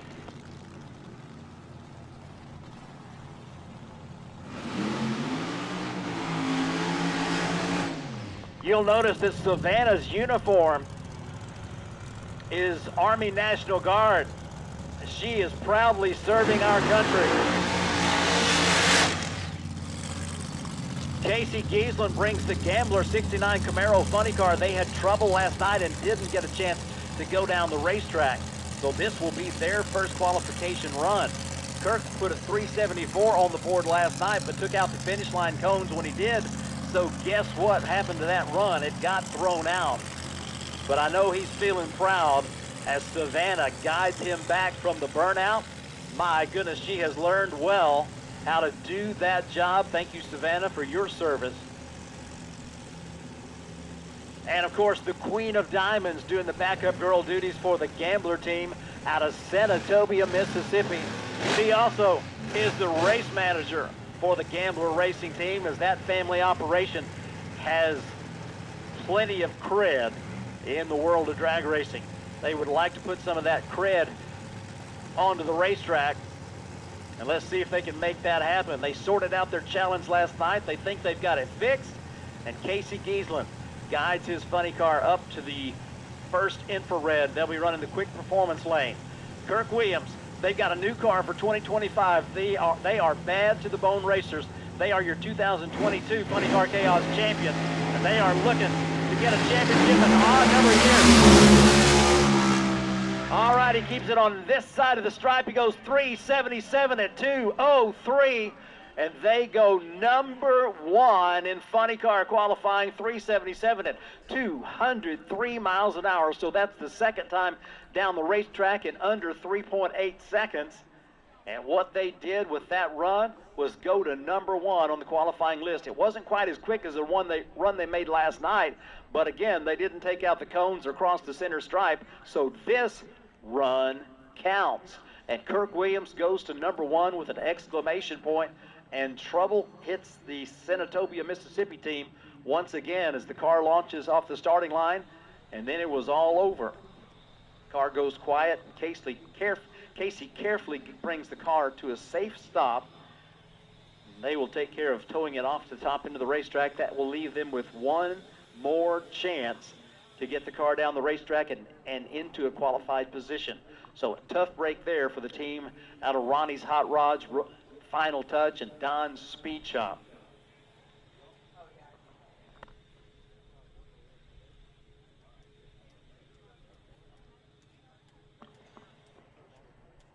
Funny car qualifying will continue. We've got more to go. We've got Nitro Chaos coming to the staging lanes as they will be doing their second qualifier right after Funny Car finishes their second qualifier. So a ton of action for you on the live stream and live and in person here at Eddyville Raceway Park. We are thrilled that you've chosen to be a part of the 60th anniversary celebration of this amazing racetrack and the family and staff that keep it going. We are very, very grateful that they continue to do so.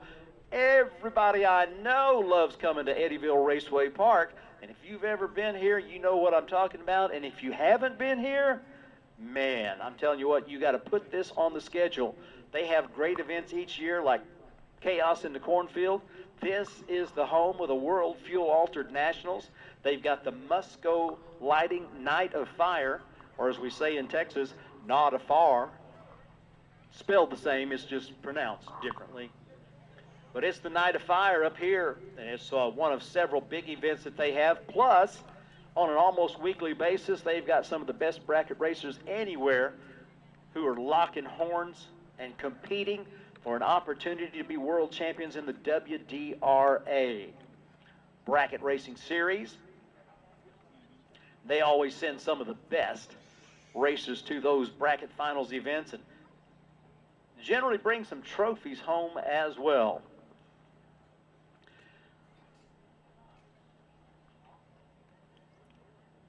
So the Gambler Funny Car on the way down the racetrack to the exit so they can take it back to the pit area.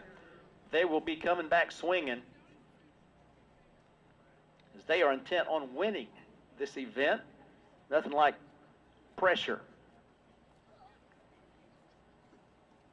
Bring out the best in you. Race fans, I hope you're enjoying every minute of this beautiful sun-filled day. Speaking of sun-filled, I hope you got your sunscreen. If you don't happen to have some sunscreen, they've got it for you at the Funny Car Chaos and Nitro Chaos merchandise trailer. They've got Hot Wheels, they've got die cast, they've got ear protection, chapstick, sunscreen, t-shirts, hats, and hoodies. All that 2025 swag from the Chaos brand. Make sure you go by and see Mel and the team, and they would be happy to fix you up.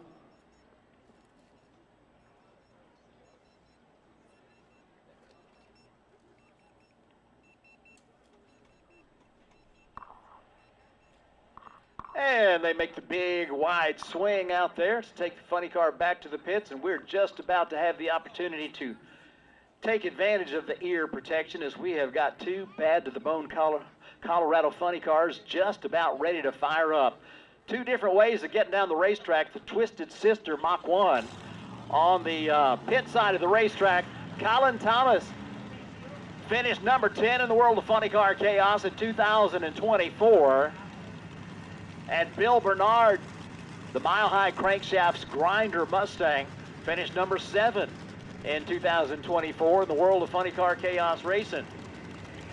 They are both looking to shake up the points and get themselves in a good position.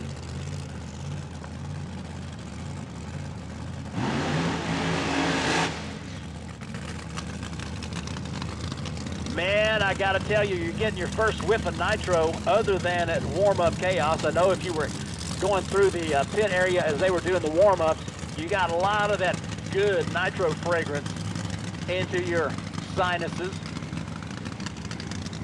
Take care of that little challenge for you. Colin Thomas, Elbert, Colorado, 1969 Mach 1 Mustang, the Twisted Sister. Colin and Jennifer, parents of 3 daughters. That's where the Twisted Sister comes from. Those of you that grew up with sisters, you might know what I'm talking about. Bill Bernard from Elizabeth, Colorado has got multiple wins on their resume in Funny Car Chaos competition. This Mile High Crankshaft Grinder Mustang looking to put up some big numbers in 2025. Another one of those teams utilizing willpower. As you can see Will Hanna out there checking to see if all those magic formulas that he keeps secret will get the Mile High Crankshaft machine down that quick performance lane somewhere around that 377-ish that number 1 qualifier Kirk Williams has already put on the board. Oh my goodness, Will, it was a 379 at 178, but much like Kirk Williams' run last night, it comes at a cost, and that cost was 178 mile per hour impact with the timing block in the center of the racetrack. So the timing blocks are blown away yet again, and Bill Bernard's 379 won't count. And Colin Thomas's number, whatever it was going to be, we don't know because the timing blocks were not there to record a time.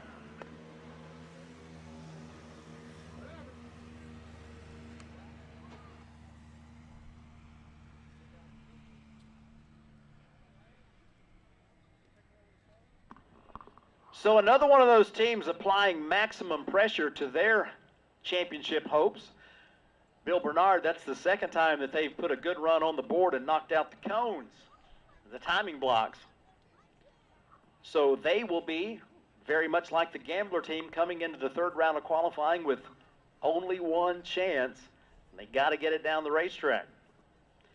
So the race crew pressed into duty, and they will go down and replace the timing blocks. My goodness, I hope Gerald and the team here at Eddyville Raceway Park have got plenty of timing blocks, because we have certainly been wearing them out.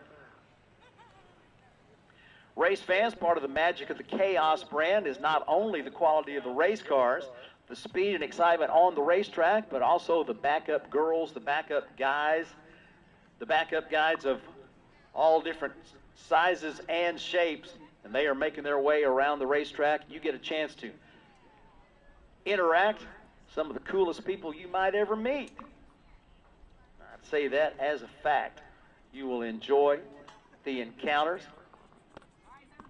with the teams of the Funny Car Chaos and Nitro Chaos Championship Tours. Pick up those hero cards and get acquainted. You'll find a great bunch of folks anxious to introduce you to the joys of drag racing.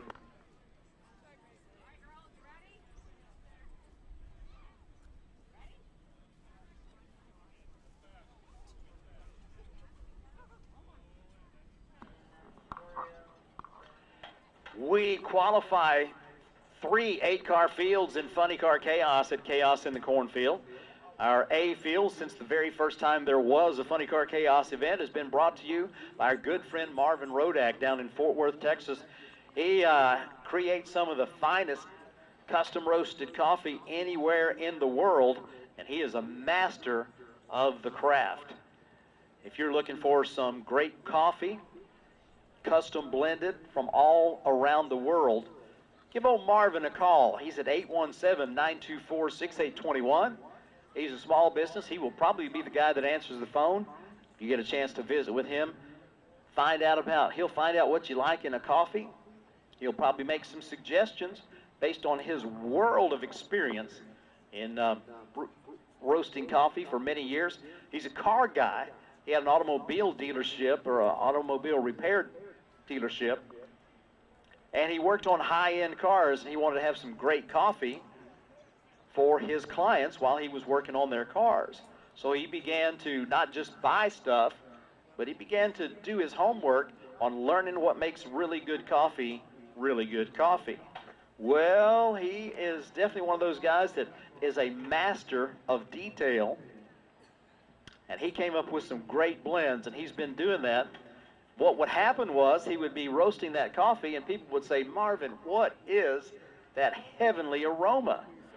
He said, "Well, I'm roasting some coffee." He said, "Well, could I get some of that to take home with me?" Well, after a while, he thought about it and said, "Okay, I can do that." Well, a few years later, he's selling more coffee than he's fixing cars, so he shut down the automobile repair dealership, and now he's selling coffee to people all over the country and even across other countries. Now, if you want to know why he's become so extremely successful, you want to give Marvin a call, 817-924-6821. Talk to old Marvin. He'll be happy to fix you up with something that'll make a perfect gift for the coffee lover in your life. Tell him that Funny Car Chaos sent you and how much you appreciate him.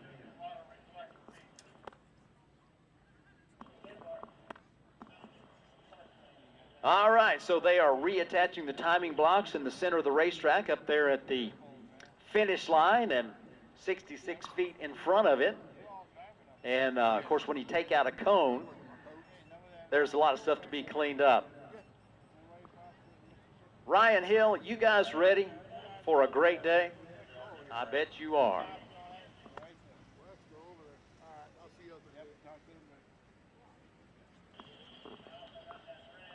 Okay, man, we're getting close to ready to go. Our B field is sponsored since day number 1 by Mike Shalando and the team from Nashville, Tennessee at Alky Digger. They are our B field sponsor. If you're looking to go racing in a hurry with a supercharged fuel-injected combination, got to tell you, these are the guys that been there, done that, got the T-shirt, got a closet full of them, and a bunch of trophies too. So they have the expertise to help you go quick, fast, and consistent on the racetrack.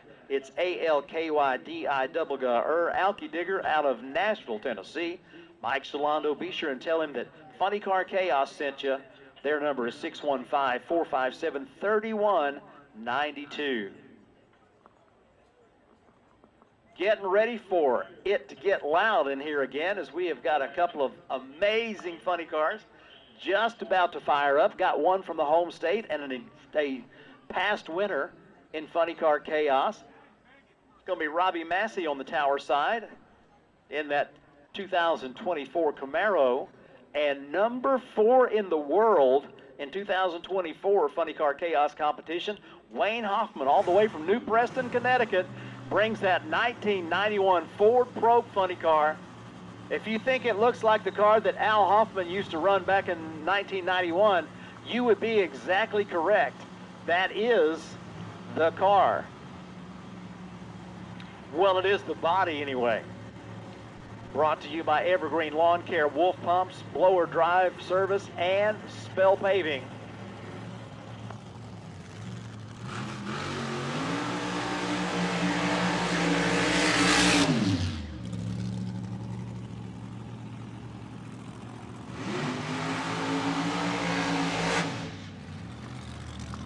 Recognize the logo on the side of Robbie Massey's Camaro funny car. You know, the big K, Carl Auto Group and Carl Customs. Yeah, that's the very same one that helps us out here at Eddyville Raceway Park.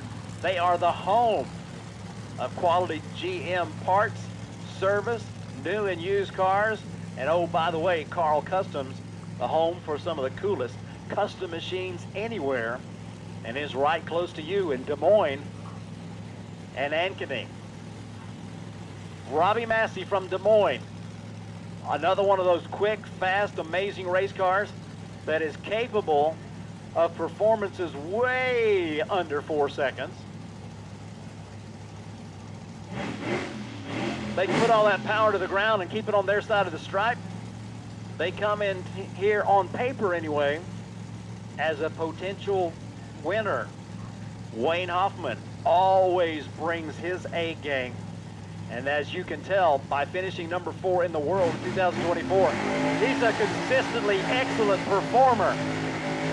Revs up and we are good to go. It's going to be Hoffman in the BDS Probe, a 410, 173.8 miles an hour. Good looking, good running Ford Probe machine. Gets it done down that quick performance side of the racetrack.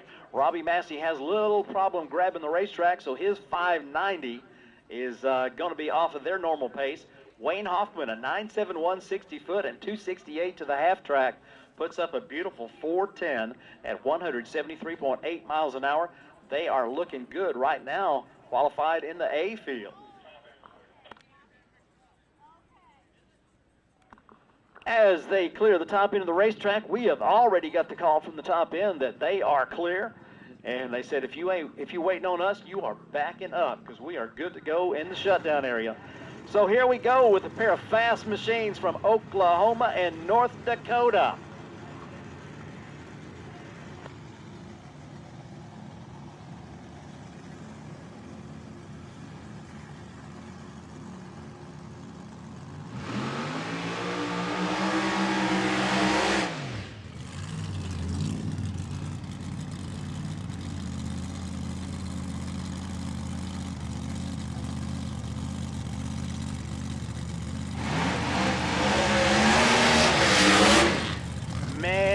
I just love it. Fire up those funny cars, bring them into the water, spin those tires, and fill the area with billows of white tire smoke.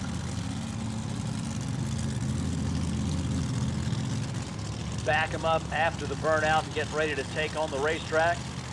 See how quick they can go, see how fast they can go, and there's a pair of quick, fast cars here. Brian Lewis, Wagoner, Oklahoma. 79 Ford Mustang Cobra. He calls it Grumpy 2. I'll tell you what, it definitely is one of those cars with an attitude as they go to the final round in the Rodak A field in their first time out. Now, and it's definitely not their first time at the drag strip, as they've been down the racetrack in a hurry in their pro mod for a lot of years. But they decided to go funny car racing. Boy, do I ever applaud that decision. What a good decision they made, and they are already capitalizing on it. They've got Jim Chase over there on the other side of the racetrack. Jim has got that 1957 Chevy called Wicked Quick. He has got 3 final round appearances in Funny Car Chaos competition through the years. He's one of those guys that we love to see him come to the racetrack, because that 57 Chevy has got that panache. He's in the pre-stage and he says, I'm good to go, man. Let's go. Wheels up on the 57, but look at Lewis go, 381, 193.6 miles an hour. I'm telling you what, these boys don't play. They go down the racetrack with a beautiful 965 60-foot, 257 to half track. They clear the finish line at 193.6 miles an hour. That 381 elapsed time is going to place them number 2 on the qualifying list so far. So we got, I told you we were going to be picking up the tempo quite a bit here in this second qualifier for Funny Car, and I expect the same thing in Nitro Chaos, as we've got race track conditions and weather conditions that are very favorable for these teams to be able to adjust their tune-ups and get the cars down the racetrack lickety-split, as they say.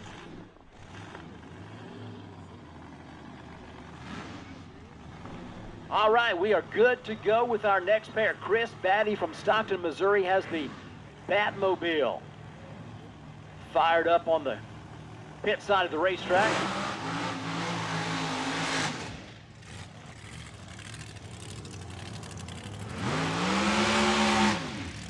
He's going to line up with that 72 Mach 1 Mustang. Out of Fenton, Missouri, Danny Mann, the Pony Up team. Hall of Fame Construction provided some support for Danny Mann and the Pony Up crew. Chris Batty with support from Kinsey Lynn Creations, Eagle Machine, and as always, those great folks from Stockton Hardware and Home.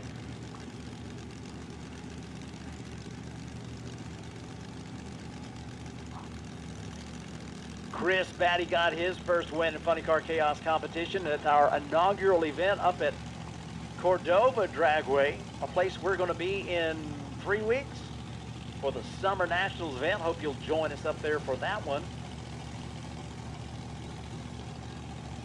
Drivers moving up to the starting line, into the pre-stage position. Turn on those stage lines and off the road.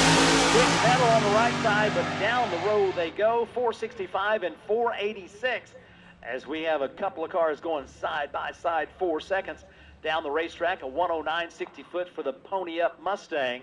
And Chris Batty once again had to quick step it as he gets off the starting line, begins to lose traction, off the throttle, right back on, and the car does hook up and get it on done down the racetrack. A 486, 161.17 miles an hour. Get her done.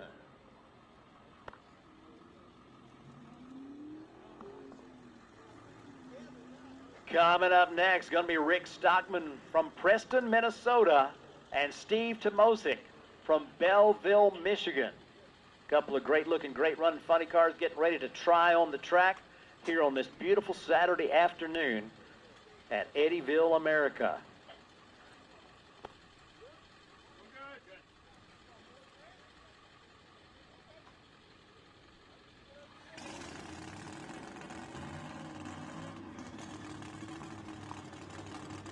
Race director says, you ready? You ready? Gets two yeses. Gives them the signal to light them up.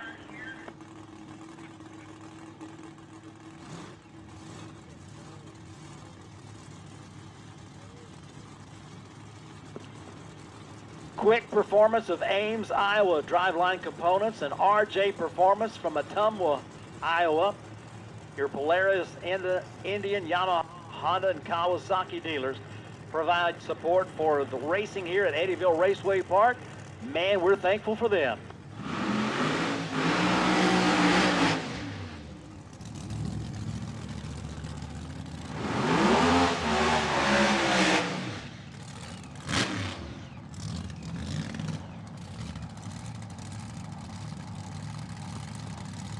The Black Iron Motorsports Detroit Tiger Monza funny car from the state of Michigan.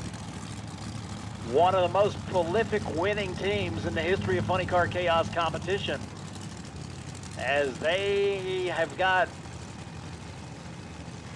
let's see, do they have 5 or do they have 6? They got 5 wins in 7 final rounds. So they've been hanging around us for a while. We love to see them coming.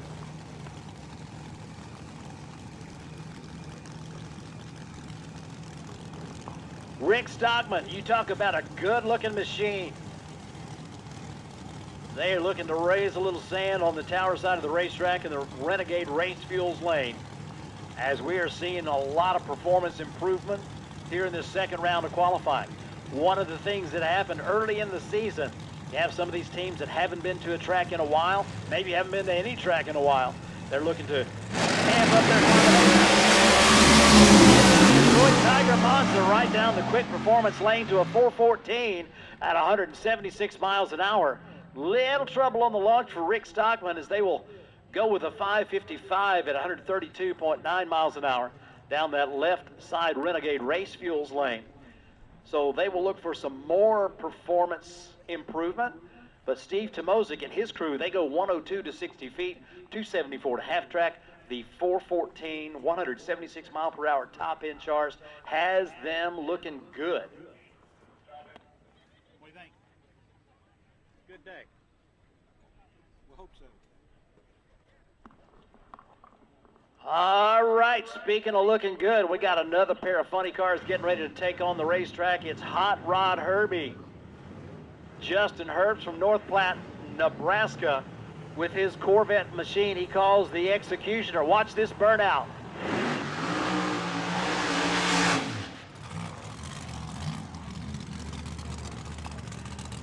The guy in the other lane is going to be your 2024 Funny Car Chaos champion, Fast Lane Shane Lawson from Coweta, Oklahoma. They are coming into the 2025 season with a number 1 on the side of the car and every intention of keeping it there.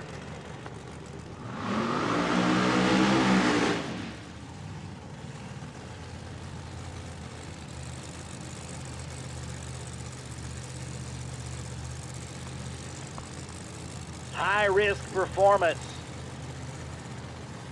your official horsepower provider for the Funny Car Chaos Championship Tour. Turning the wrenches on the Man of War Mustang. Ken Toon Fast Lane Shane to the championship in 2024, and they got a win.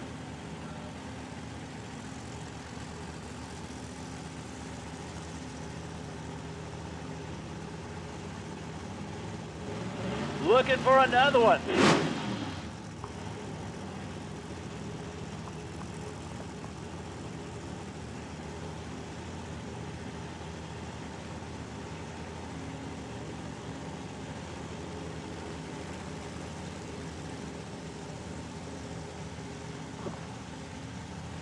Both of these cars were in final rounds of the Funny Car Chaos Classic as Shane Lawson got a win in the Rodak Custom Coffee A field.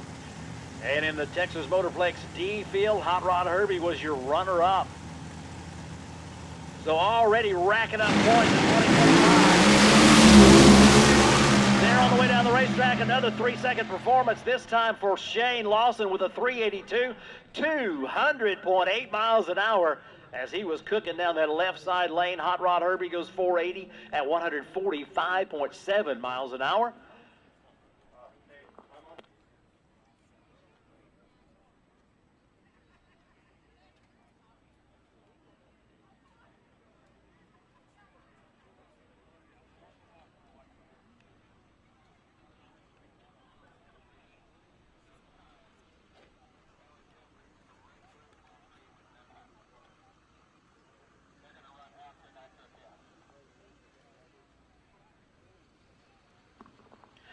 All right, hey, we have had a good Samaritan turn in a lost something or other. If your name is Joy L. Howard and you got ID, we would love to reunite you with your prized possession. It's located in the tower, so Joy Howard, if you'll bring your identification to the tower, got something you would probably like to reclaim.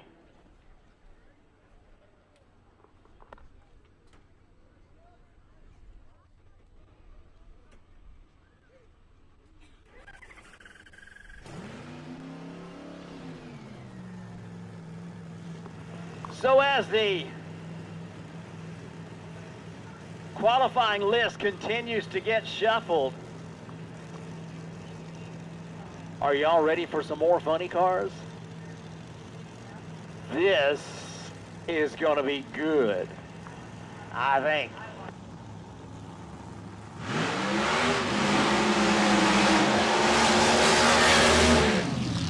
Oh yeah, got the Thunder and Okie in contention for the best burnout of the weekend, at least so far.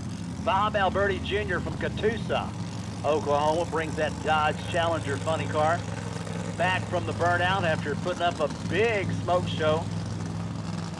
Been racing with his dad for a long, long time, and he certainly has got the knack for doing the funny car thing. Brought to you by WJ Equipment, Quality One Lube and Repair, and TNT Truck Repair. He's lined up next to Justin Malott. Justin with that beautiful 1957 Chevy funny car. Switches over from big block Chevy power to big block Chrysler Hemi power in 2025. Got that driven racing oil in the crankcase, tuned by High Risk Performance. Brought to you by Breaking the Law Construction Company and Impact Racing. Justin Malott from Paragon, Indiana, looking to get that car down the racetrack in a hurry on this left side Renegade Race Fuels lane. Definitely has been putting some good performances. Oh yeah, we got another three going right now. We got 385 and 420 as they both get it done, and they put those twin parachutes in that 200-mile-per-hour breeze in the shutdown area of the racetrack. Bob Alberti goes 385, a 183.75 miles an hour. Thunder and Okie just absolutely getting it done down that quick performance side of the racetrack. And Justin Malott, best run of the season, as he goes 420 at 178.08 miles an hour as they continue to work on that Hemi combination that they have adopted for 2025. So finishing funny car with two side-by-side epic performances. Bob Alberti goes 385 at 183, and Justin Malott runs a 420 at 178 miles an hour. So race fans, you getting your money's worth so far? Yeah, me too. What a great day to be at the track, and we are doing a little prep right before we move into our Nitro Chaos category. Now, after Nitro Chaos, some of you might have heard of some dude called Farm Truck and another dude called the Armless Archer. They're going to be squaring off after Nitro Chaos completes their second qualification runs. In fact, you can see Farm Truck and the Armless Archer as they have pulled up nose to tail in the staging lane, so they are more than ready to get it on. They're just looking for some nitro cars to get down the racetrack and electrify the crowd before they do some electrification of their own. There are innovators, and there are duplicators. Your engine knows the difference. Comp Cam's camshafts are always original designs. From precision engineering to premier manufacturing and unrivaled testing again and again by the most advanced engineering team and equipment in the industry. Buy the original, not an imitation. Copies might look the part, but horsepower doesn't lie. Comp Cams, no comparison.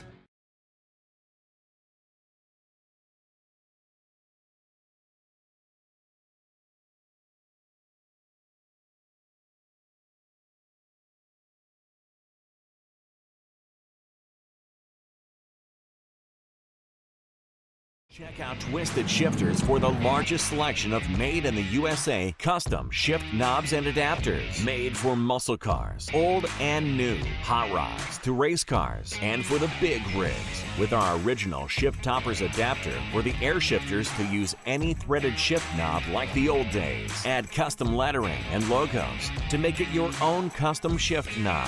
TwistedShifters.com. We are made in America and we ship worldwide.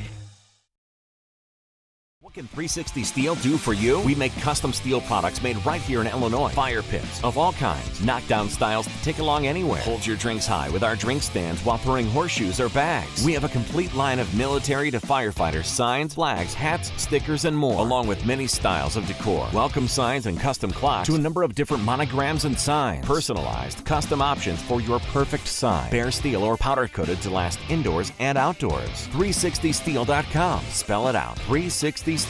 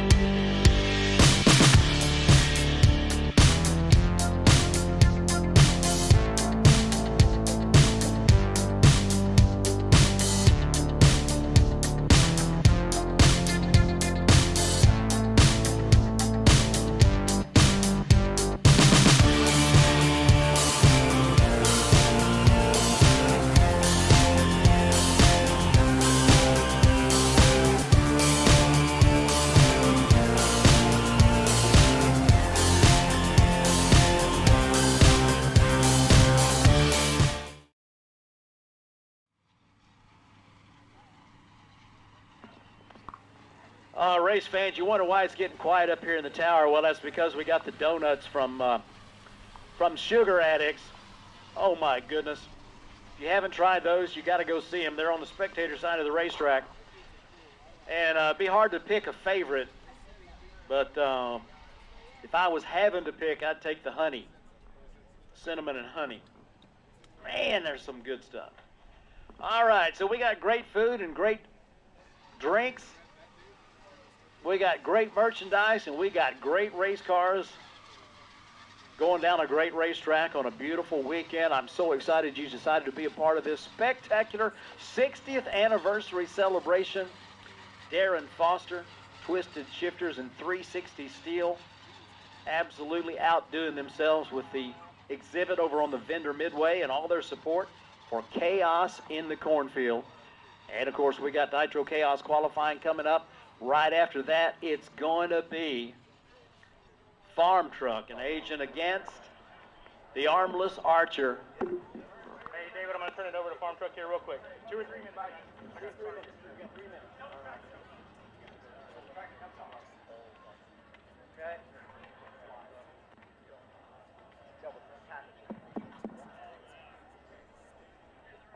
Walk on out here with us. We're going to do this right now. All right. Live. Nostalgia Superstock to the crosswalk, please. Nostalgia Superstock to the crosswalk, please.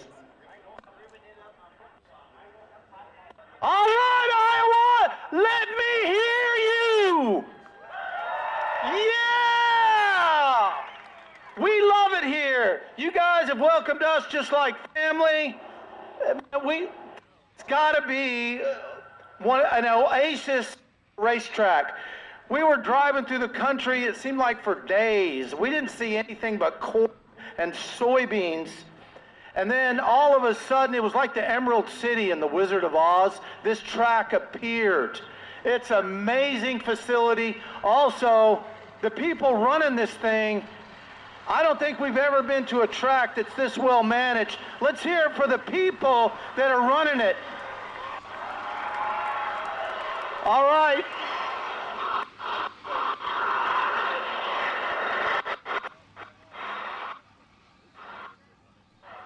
We got a hometown hero. He needs no introduction. Does anyone know this guy, Matt? The Armless Archer? Gold medal, that's it? Come on, this man is your hometown hero. That's right, okay. We've got another grudge race today. We raced yesterday, and Matt's got a few things he wants to say. I see they're adding a little rubber for you, just to get you to go down. We had a good time yesterday. Ladies and gentlemen, yesterday I lost to the farm truck, but today we are redeeming ourselves. It's Oklahoma versus Iowa. Who likes Oklahoma out there?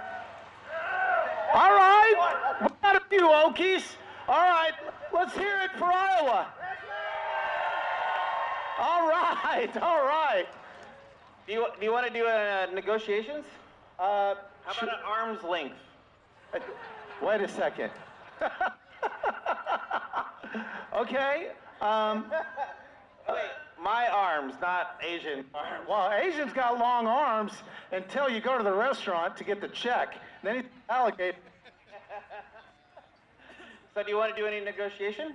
Yeah, I mean, you know, we're classed here. Got a race car. I've got a street truck with a radiator. I have AC. You do? RV. Anyway, so in order to make it an even race, I don't want to say handicap. Should I say handicap? You should say handicap. Okay, I need a handicap, right? So what do you got? Is it fair the ability does not get the handicap? It's fair. Okay. Where's the stand? Yeah, it's not working so well, is it? Okay. All right. So what are you thinking, Matt? How about I'm gonna let you leave, and then I'm gonna guess where I think I can still run you down at. So let's say 60 foot. Okay, so when I pass the 60 foot, my rear bumper. Correct. Okay. So when you pass the 60 foot with your rear bumper, I get a go. Okay. I don't know if that's enough real estate, but I think that's very generous. What do you think, Asian? I don't know. I don't want the microphone, but I see. So if you're at the who's at the 60 foot? You? We're both going to line up together. When I hit the 60 foot, he's going to let go of the He's going to give you a 60 foot head start. Yes. How does he know? How does he know? He's so low to the ground. It's only this far. Don't use your hands. It's a big truck, Asian. It's a don't. This is unfair as it can be. Okay, so if you're cool, you're the driver. So I mean, I can't really disagree. If you're at the 60 foot, you got a pretty good head start. Would you say that's a?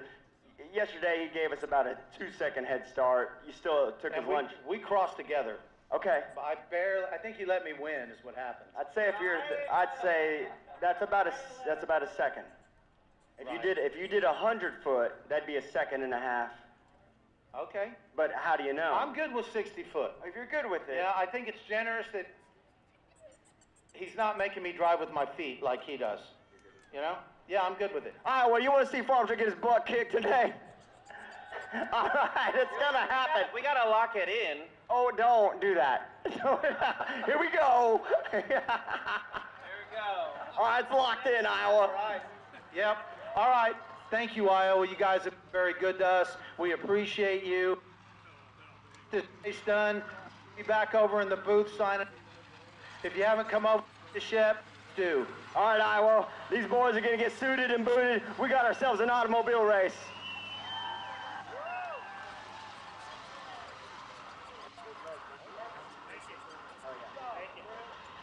You want me?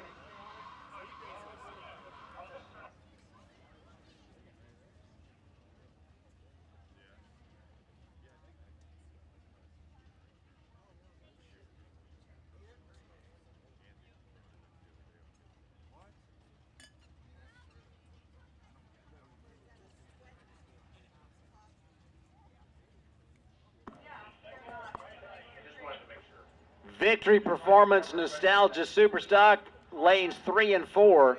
Victory Performance Nostalgia Superstock, lanes 3 and 4 to the crosswalk, please.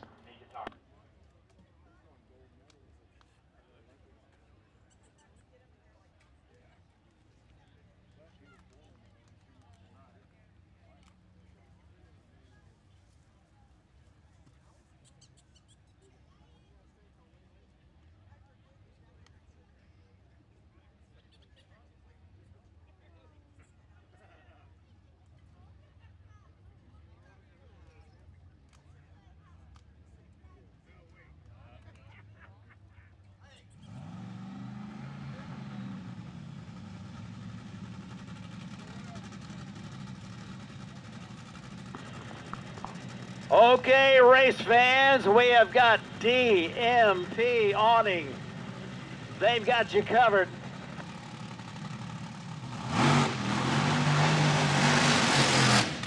They're bringing you Nitro Chaos second round qualifying with Radar Lechtenberg from Cedar Falls, Iowa. The Nitro Madness AA fuel altered.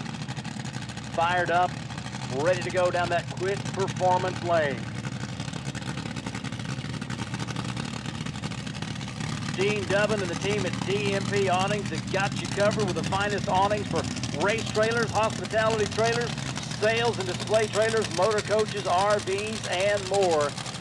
They are happy to be supporting Nitro Chaos because of great fans, great racers like you're experiencing here this weekend.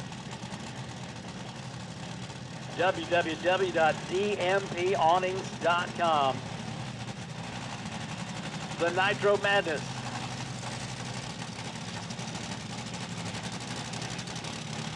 Idles up to the starting line, getting ready to make that second qualifying run. They ran last night, ran pretty strong, but had to get out of the throttle early, so they're looking for a full pull here on Saturday afternoon. Radar.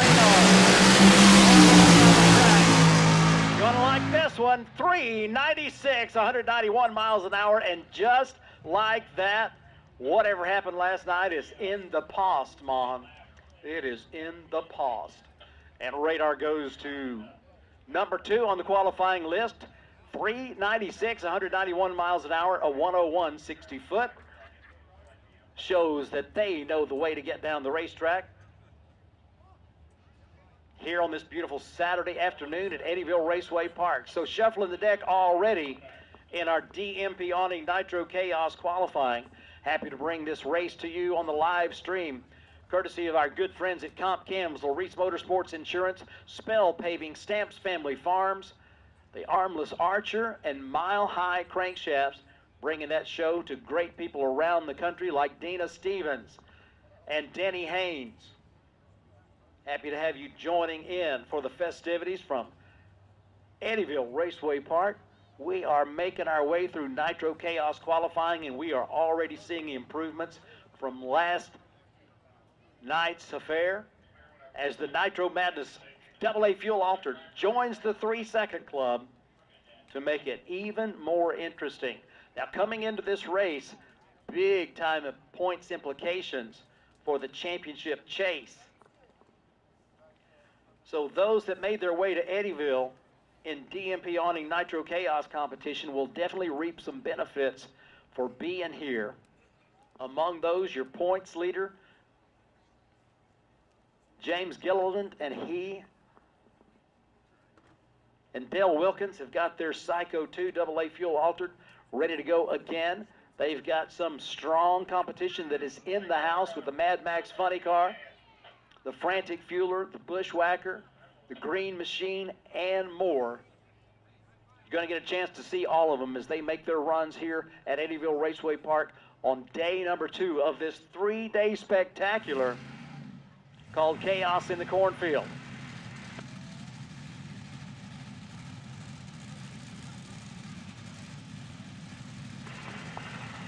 We got thunder in the pipes on both sides of the racetrack.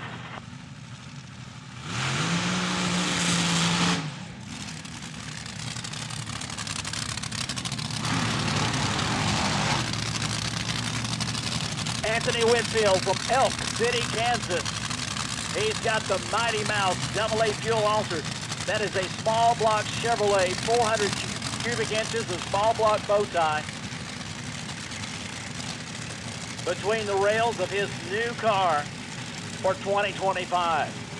James Gilliland from Juan, Oklahoma, the 23T Psycho 2, owned and operated by his father-in-law, Dale Wilkins, who's been down the racetrack a few times on his own. Got the family operation doing Nitro Chaos, and they come into Eddyville holding the points lead in DMP Awning Nitro Chaos competition. Last night had a disappointing run after spending a little too much time on the starting line.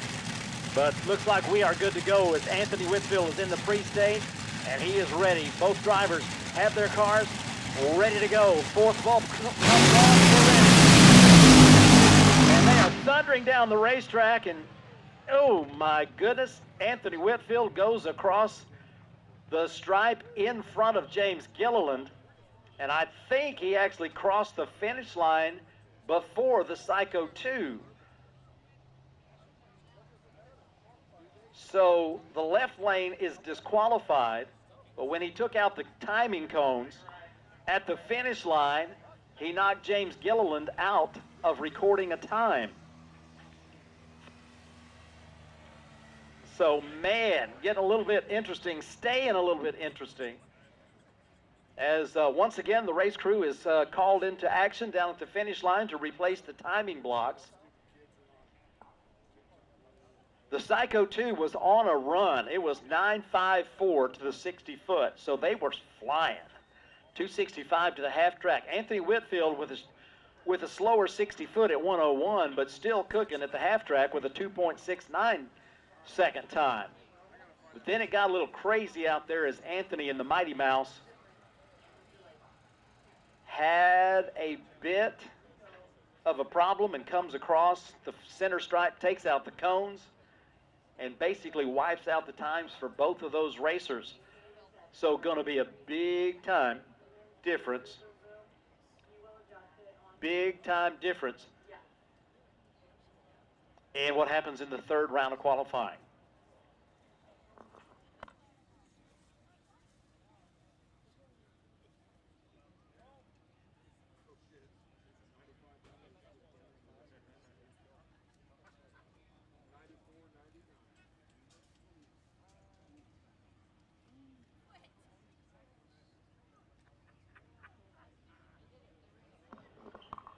Man, we got plenty of racing action going on for you this afternoon at Eddyville Raceway Park as the Nitro cars are getting ready to send another pair up with a couple of bad to the bone AA fuel alters next to go. A team out of Missouri and a team out of Texas with big inch Nitro Gulp and Hemis providing the power for those AA fuel alters. And of course, if you've been at Eddyville Raceway Park, anytime during the last several years, you've seen these teams compete and win, as the Bushwhacker and the Mass Chaos are both big winners here at Eddyville WFAN World Fuel Altered Nationals, and of course Nitro Chaos and Funny Car Chaos competition. They've done some of all of it, so you talk about a pedigree, this next pair, they've got it in spades. They are eagerly anticipating the opportunity to fire up and send it down the racetrack, see if they can join that list of performances under 4 seconds. Definitely has been proven that it can be done multiple times today.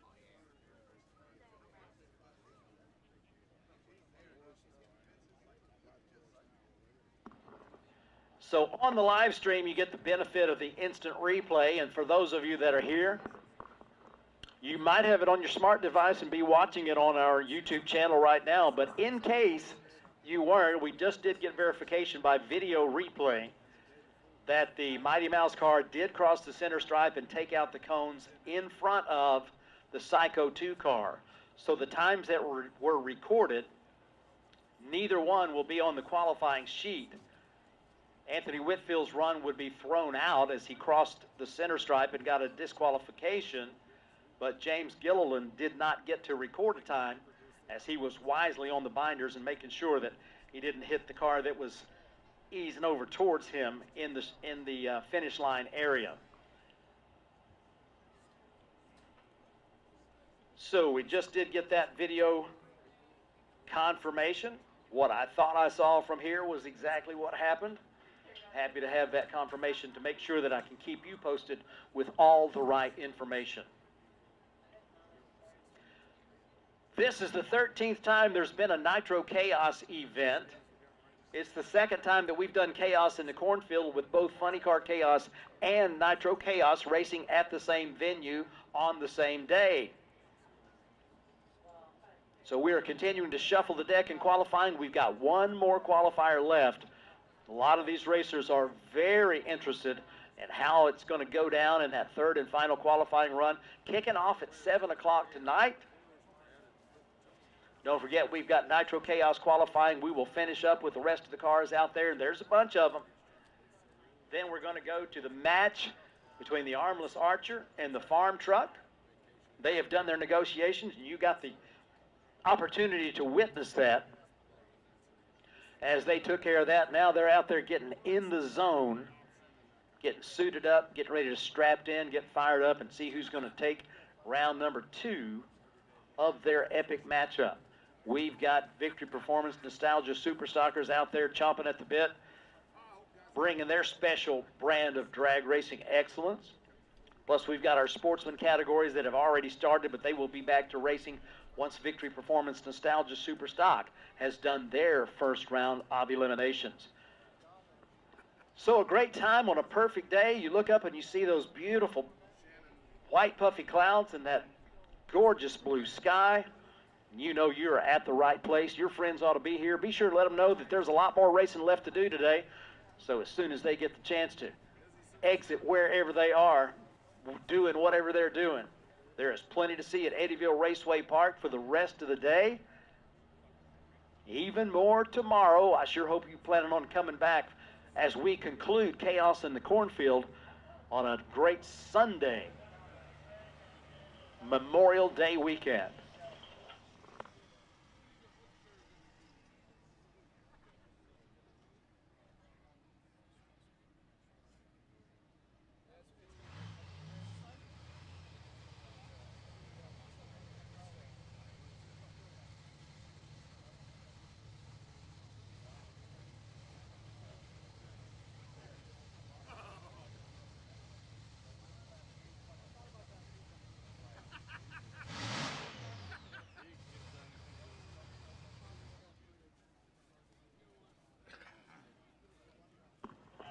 All right, so the race crew says we are good to go. And the car crews bring their machines to life. Jody Austin, Chuck Dome, and the Bushwhacker crew have got Cody Austin, AQ, ready to go.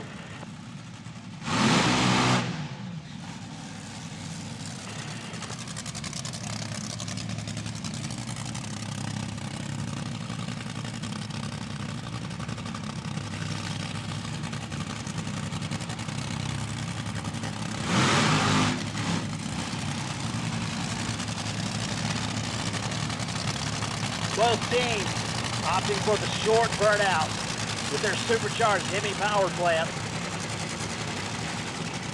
driving the back wheels on their AA fuel altered.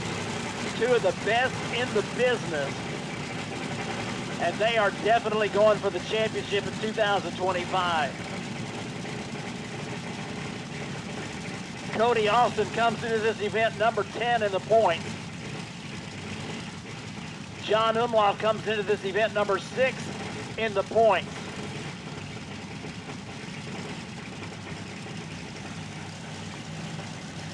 You get 10 points for coming to the race. You get 5 points for every qualification run that you make. And after qualifications are done, the points are assigned. The points are assigned based on where you qualify. So they cannot get the Mass Chaos machine into reverse, so they're going to shut it off. Cody Austin is going to go solo.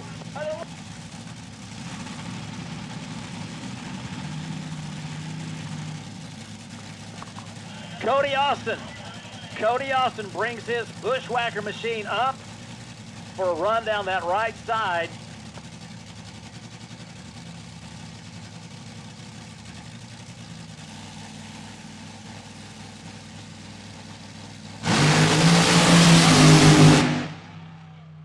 Cody's got that left front wheel up in the air, and he wisely gets out of the throttle to make sure that he didn't add another pair of timing blocks to the casualty list for this weekend. He goes 9.21 to the 60-foot, so you can tell they're swinging for the fences, and they have definitely got the combination to get it done. But this time, Cody has to make sure that the car does not cross the center stripe, makes a wise move there. It goes 4.56 at 103 after a 9.21 60-foot and 2.55 to the half-track point. So the Bushwhacker team, they come in with some swagger and some confidence, and I would say that it is well-founded. So tough break for the Mass Chaos team, as the car would not go into the forward gear after backing up from the burnout. So they had to shut the car off and push it back. That will make room for Andy Fangman and Larry Grenko to take the track. Andy Fangman, 1969 Camaro from Dundee, Iowa, brought to you by Pandas Network, Ace Body Shop, and Tom Fangman Engine and Machine.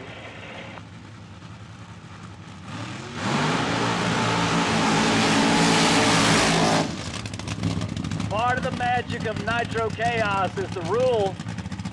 Other than safety equipment, there ain't no rule except 80% plus nitromethane in the tank.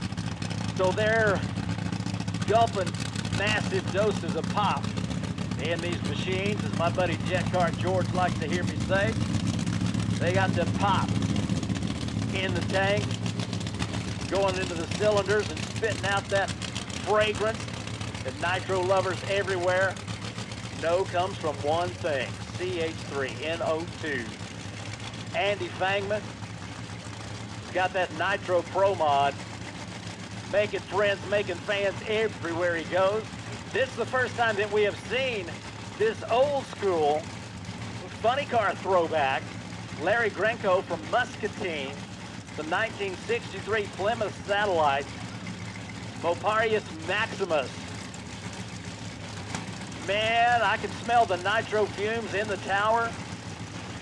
Gonna get that buzz going on from a double shot of pop. Drivers bringing their cars, two-door cars in a nitro category.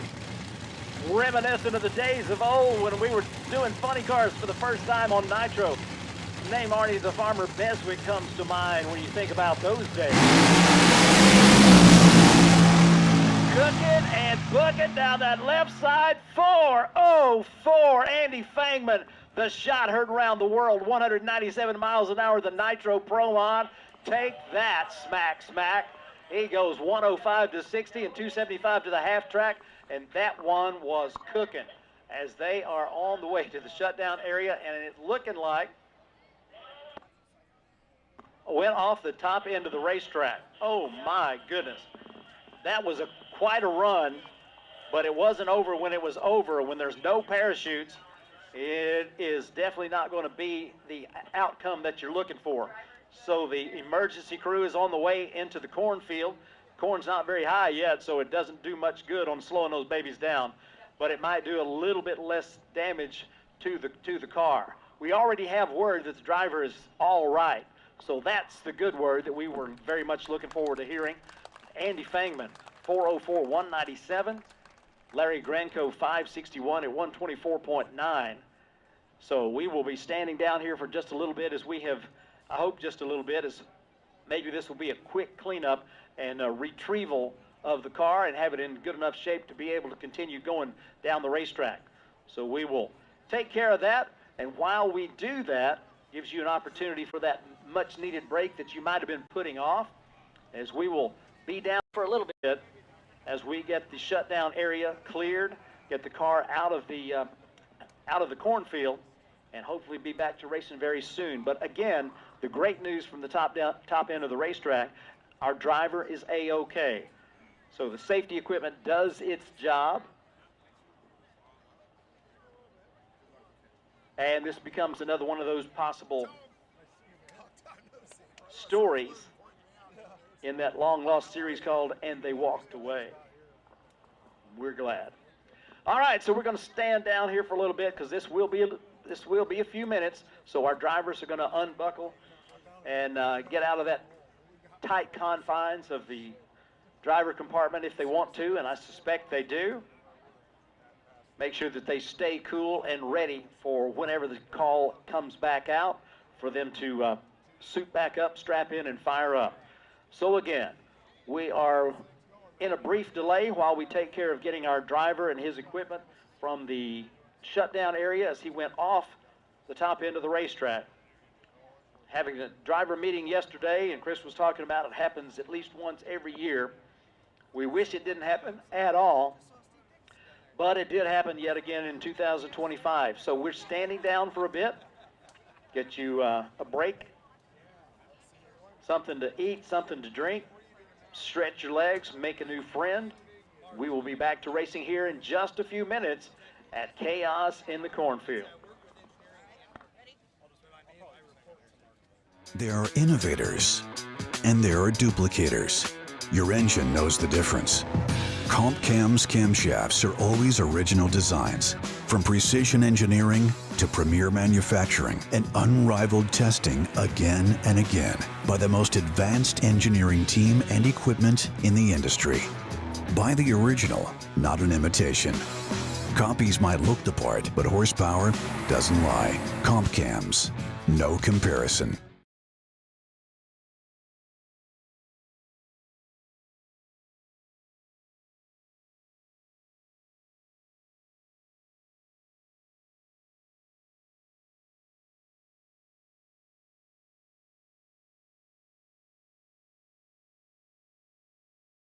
Taylor Motorsports Products is your first stop for quality safety equipment for your car or your driver. All of our safety equipment products are made in our facility in Albany, Oregon. From custom fit fire suits to racing seat belts, supercharger restraints, engine diapers, transmission blankets, and many other must-have items. Our racing history runs deep. We are racers building the finest safety equipment for racers. And we're a proud supporter of the Chaos. The Plastic Fantastics are back Father's Day weekend, Friday and Saturday, June 13th and 14th. Cordova Dragway. The Twisted Shifterz Summer Nationals, presented by 360 Steel. 3 dozen supercharged funny cars. Radical Pro Mods, Pro Stocks, Nostalgia Gassers, and more. Qualifying Friday at 6:30 and Saturday at 1:30. With eliminations at 6. Plus flame-throwing jet funny cars both nights. The most chaotic funny car event of the season. Get more info at CordovaDragway.com. The Twisted Shifterz Summer Nationals, Friday and Saturday, June 13th and 14th. Cordova Dragway. Who's your daddy?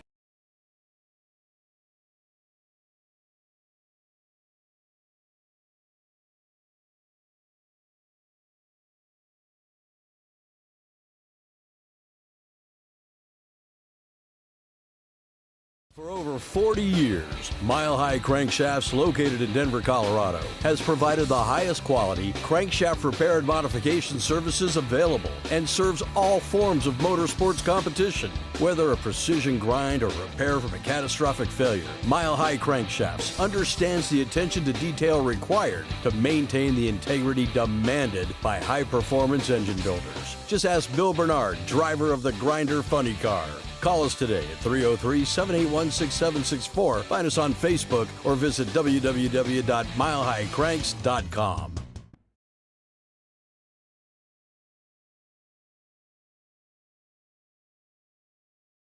Driven Racing Oil's GP1 Nitro 70. Trusted by top engine builders, winning racers, and devoted horsepower enthusiasts across the world. Driven takes legendary base oils, such as the ones from Brantford, Pennsylvania, which comprise our GP1 line. Then, we boost that superior base oil with state-of-the-art additive packages. Driven's GP1 Nitro 70 not only provides anti-wear protection, but can shield cylinders from washout and fuel dilution caused by methanol or nitro-based fuels. Learn more about Driven Racing Oil by following us on Facebook or Instagram at Driven Racing Oil, or shop now at drivenracingoil.com.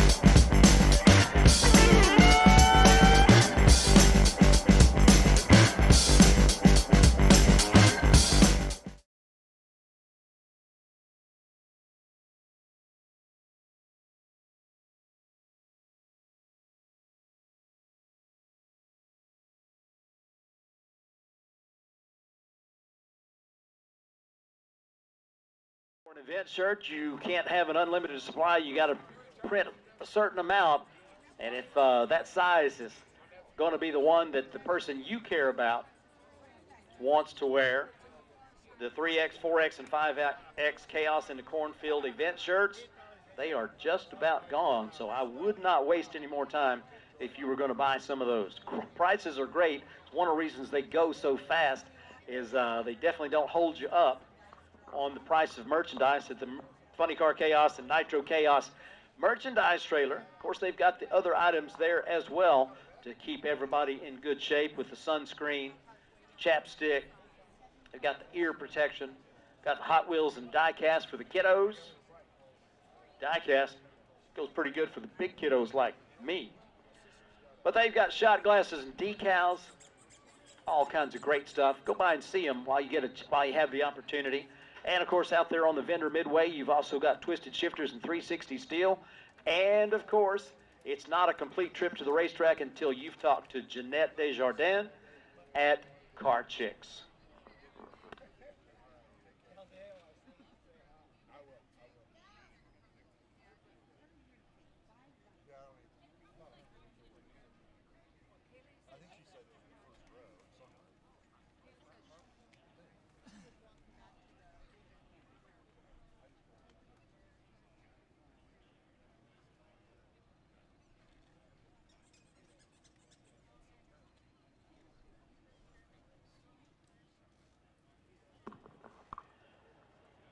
Race fans, guess who I've got in the tower? I've got the guy that's been making happy with his big ugly cooker so far all weekend long, but he's also making folks happy on the racetrack as he drives the Brutus Mach 1 funny car. Finished number 5 in the World of Chaos last year, and they're coming out swinging in 2025. I've got Chris Snyder here.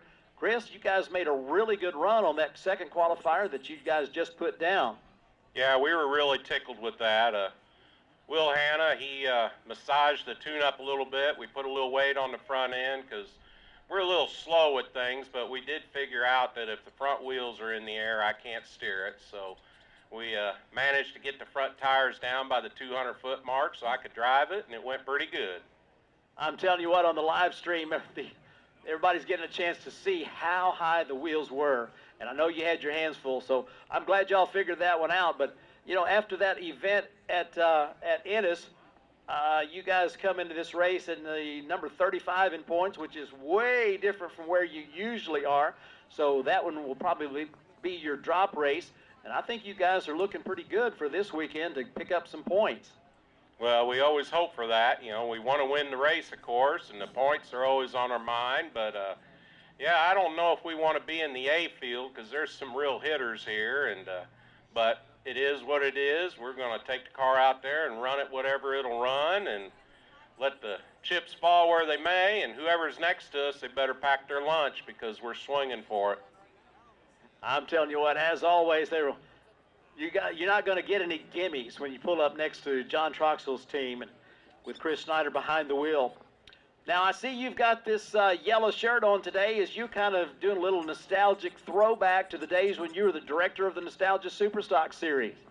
Yeah, you know, our Victory family is here with the Nostalgia Superstocks. I was with them for quite a few years, and it's always good to see them and be at a race with them. And when time allows, I'm going to try to be up here helping them and kind of reliving my last few years. I'm telling you what, when I first got acquainted with you, it was seeing you directing the Victory Performance Nostalgia Superstock group. In fact, I think the first time I saw it was at Mocan back there in 2018, the second race ever in the history of Funny Car Chaos. And I learned at that point that this Nostalgia Superstock group, presented by Victory Performance, man, those guys come to race, and they are some good racer with some amazing Superstock cars. Oh, yeah. All the people are fantastic. They're great with the crowd. They put on a great show. The cars are killer. You know, they represent the era that so many people enjoy and think back on and want to relive. And when you get a minute, when the funny cars and nitro cars aren't running, go down in the pits and check them out. They're always happy to see you, talk about their cars. And I'm telling you, there are some killer rides down there. Yeah, we've seen them on the racetrack and the wheels up and just putting up sterling performances. And you really don't have any trouble with these cars. They have those victory driveline components that just don't break. So it's not like we're spending a whole lot of time cleaning up after them. Man, they come out, they put on a great show with quick, close performances. And it is a great time anytime this group is in the house. So what are you doing when you're not racing? I know that you guys have made a wholesale change in some of the ways that you tune the car this year. Does that put you working on the racetrack a little more than usual this year? Well, it's a different deal. You know, Will has added a bunch of stuff to the car, and it's some technology we're not quite up on yet, but we're trying to learn, and Will's being patient with us. But, you know, we just decided if you want to really be a player, that's what it's going to take, because these guys all these teams out here in Chaos, they're not messing around. I mean, this is the real deal. This is serious racing, and we want to be a player, so we're going to do what it takes. Well, you certainly got a good run on the board that time. I don't know if that was your best run ever. I don't think it was, but it was really, really close. No, 04 is our best. You know, that was an 08, and, you know, middle of the afternoon after the sun been beaten on the track, and considering the issues that we've had, we are tickled with that. The car definitely has some more in it. I think tonight the track will be even better, and we're going to try to go a little faster, but no, we've had our best 60 foots here at Eddyville. We love this track. Gerald and all the crew, Dumpster, he's doing a good job on the prep, and the starting line's killer. But no matter what, whenever the sun beats on the track, I don't care what you do, it gets just a little bit greasy down there, and you just got to manage the power and drive a little. Yeah, you're getting a chance to use that steering wheel. It's not just one of those hang on and point it down the racetrack. You know, I think you had your hands full. It's a good thing you got all them muscles, man. Well, I knew it was going to be interesting when Will told me this morning. He goes, "You're going to have to drive some." I said, "Okay." All right, I've done that before, so I think I can probably handle it, and you did. You handled it great. So it's going to be great to see how it all shakes out after the second round of qualifying. It certainly was a lot of performance improvements from last night, and of course that last one. Several racers are coming down to that last run of the qualifications to even have a chance to qualify and make the show. Yeah, there's some real hitters out there that just haven't quite got the setup that they need, and there's probably 8 cars that are very capable of running in the threes, no problem, that just haven't yet. So I think tonight's going to be a really good show. So all you people out there, if you know some friends or family that are around, there's plenty of time. Tell them to come out, because I'm telling you, it's going to be fun tonight. It definitely will, and it's going to be fun this afternoon. We unfortunately had to take a pause as they had the car go off the end of the racetrack, and unfortunately that's a trend. Something, you have this many cars going this fast, sometimes something is going to fail in the parachute department, and we have one that goes off the end of the racetrack.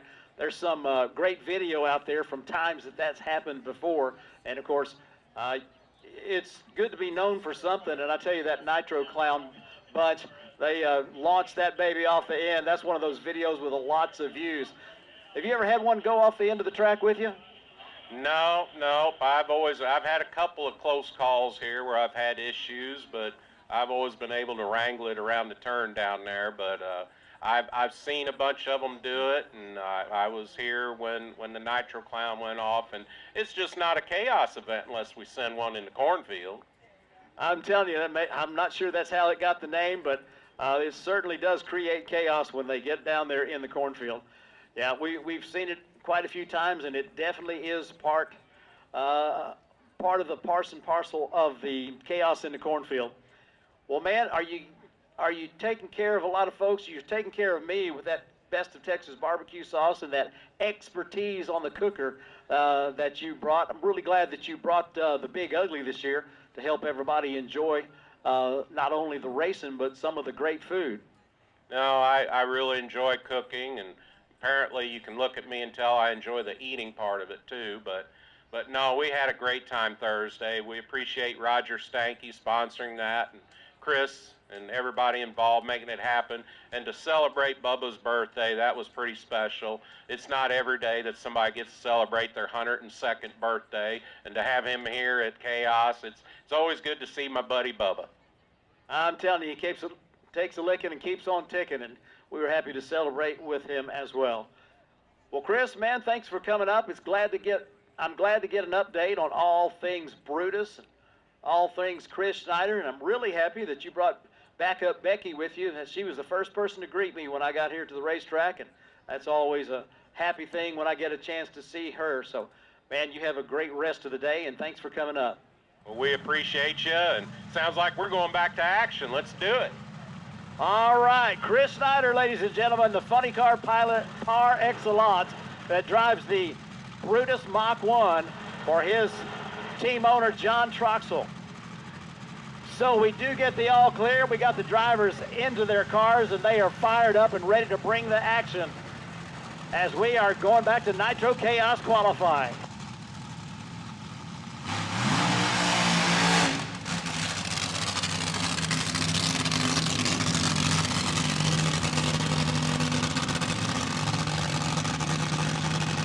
Gary Wheeler and Dave Hill.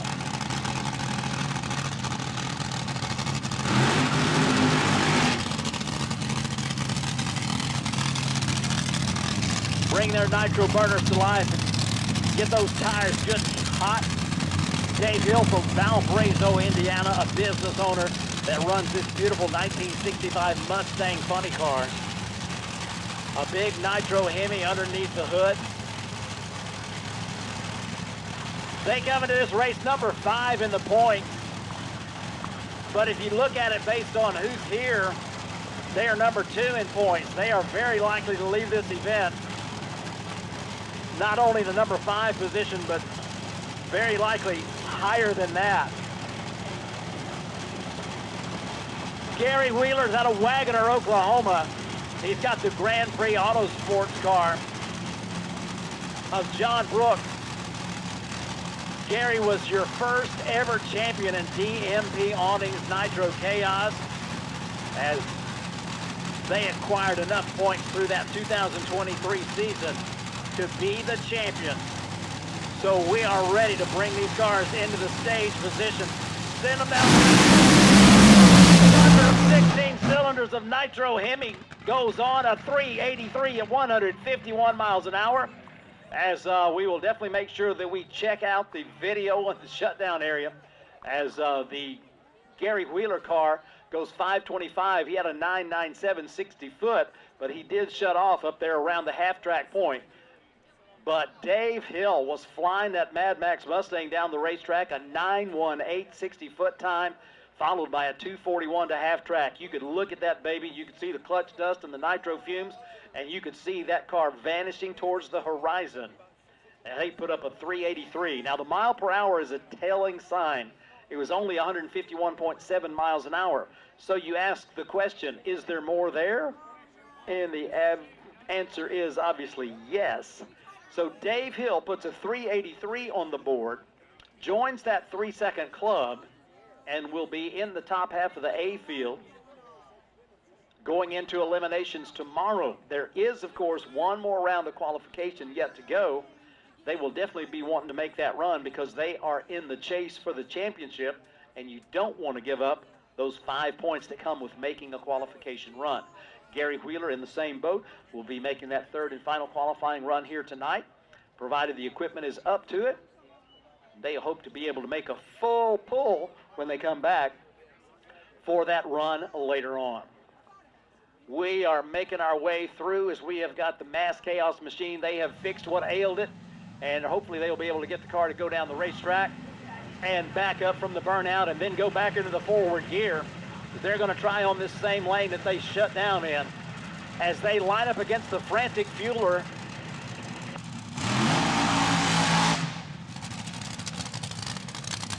Ryan Inoue from Cincinnati, Ohio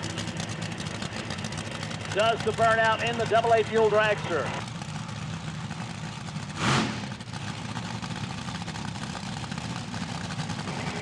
So they're going to change their strategy in the Mass Chaos AA fuel alters.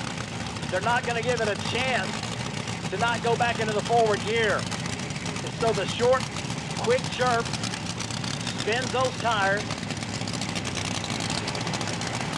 They will start bringing it up towards the starting line.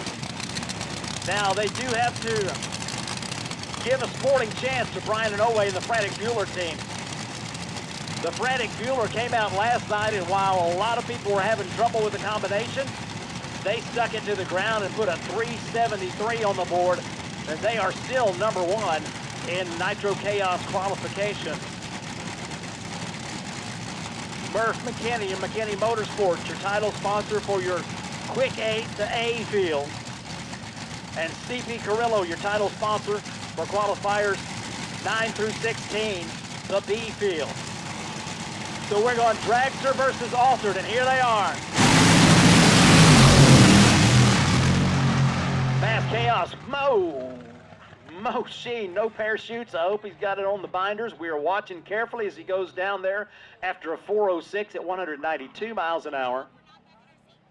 You see no parachutes in the breeze on either side. Of course, the Frantic Fueler, it was off the throttle early, so no problem.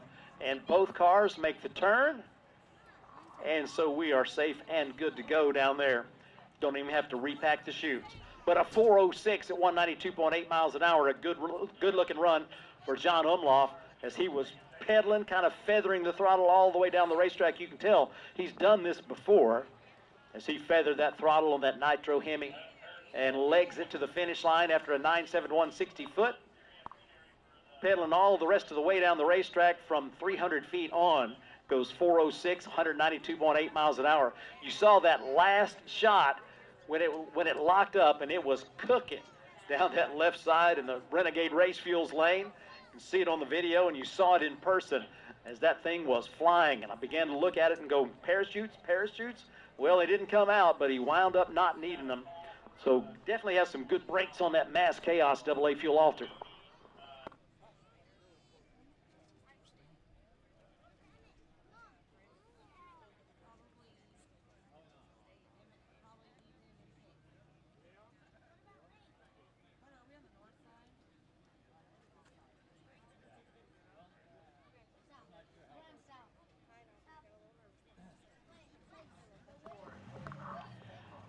So our final pair in Nitro Chaos qualifying, it's going to be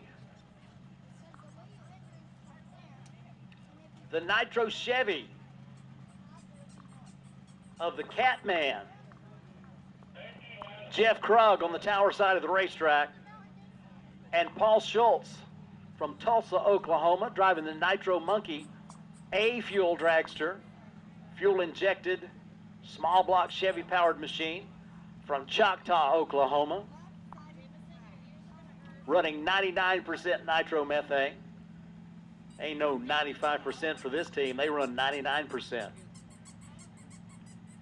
in the small block machine. They have made some new friends that are impressed with their performances from a small block fuel-injected dragster. Look for good things from them as they intend to chase the championship in 2025. So Rick Taylor gets the car fired up, switches it over to the pop. You'll hear that difference in the sound. Light it up on methanol, switch it over to nitromethane fuel. You'll hear that cackle. And on the tower side of the racetrack, the obsession of the Catman.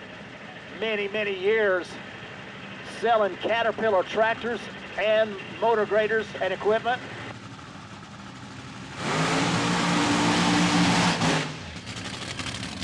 Raced an alcohol fueled big block Chevy funny car and Altered for quite a few years. And when he retired, he decided he wanted to go nitro racing. The result was this car right here.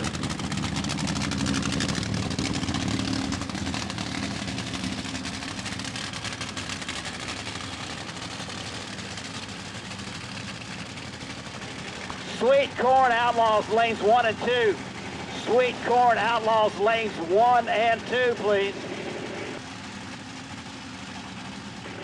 All right, we have not seen Jeff Krug make a run in his Nitro Chevy. This will be his first qualification attempt in Nitro Chaos competition. 2025 at Eddyville Raceway Park. Paul Schultz had a good-looking launch last night. Didn't wind up being able to have the car hook up all the way down the racetrack. So they did put a number on the board. It's not the number that they want to keep. So we're in a pre-stage position. Easing forward to the stage.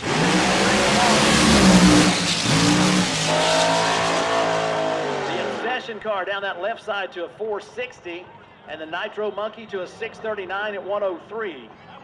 So parachutes in the breeze in the shutdown area, and that will do it for Nitro Chaos qualifying.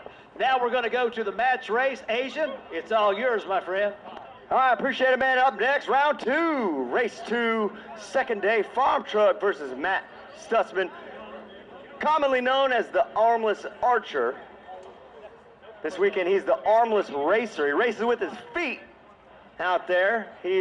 Farm truck took his lunch money yesterday, and he wanted a little bit different of a negotiation. Farm truck's going to leave first. He's going to give farm truck the hit. And then by the time farm truck hits the 60-foot-ish mark, Matt's going to leave the line and try to have to run him down. All right, well, we appreciate you having us. We're extremely grateful for being here. Seeing the truck with the backdrop of Iowa is one heck of a memory for us. We're making history being the first time here for us. Family came here for a long time. Spent a lot of summers and winters here around Coralville, North Liberty, Strawberry Point, catching fireflies and stick them in jars. But this weekend, we're going to kick the tires, light the fire, see what this farm truck can do with your different air. Farm truck making it to the water box.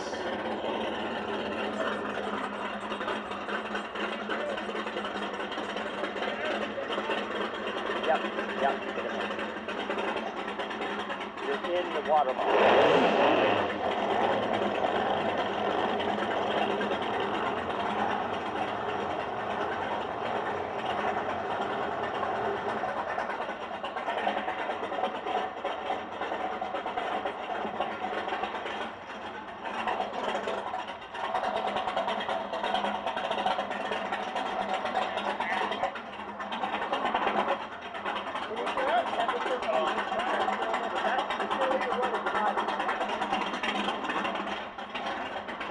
All right, farm truck gonna keep it idling. He getting that motor hot and ready. He likes to put heat in the motor. He'll often make a lap around the track just to kind of put some temperature in the gear set, the transmission. There's a lot of racers that don't do that. They just make it straight to the line. Farm truck gets in trouble though. His engine builder, his transmission builder all tell him, hey, you got to keep that heat in there. Keeps all the parts hot. I don't know. I'm not a scientist.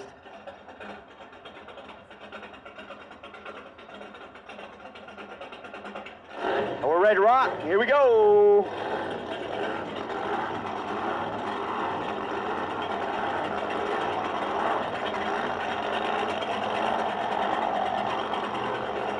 Yep, you ready?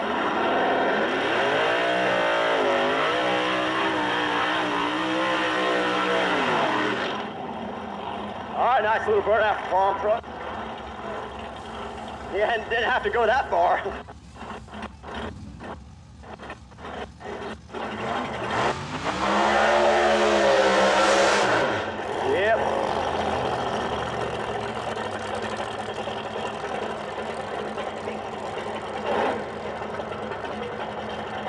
Getting him back straight. It's hard to get, I'm only 5'5", so I can't see over the truck. All right, farm truck gonna do one burnout. We're gonna wait on that guy, Mr. Armed Force over there.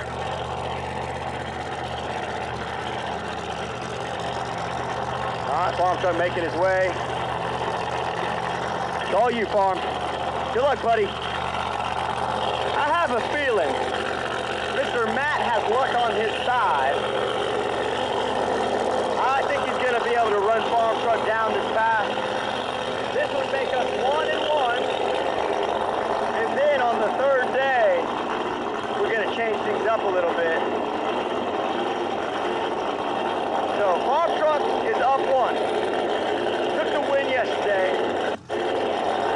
Matt says he's got his number here this evening.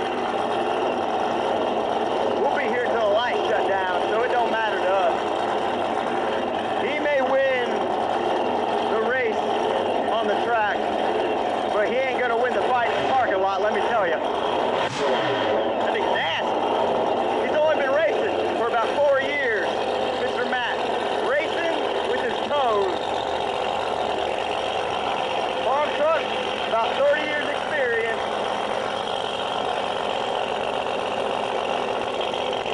It all goes down right here at Eddyville.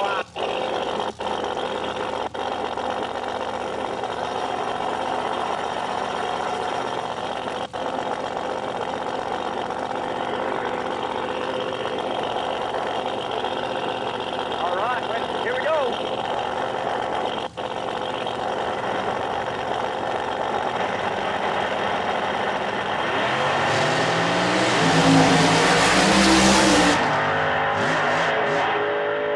All right, well, I don't know what you call that.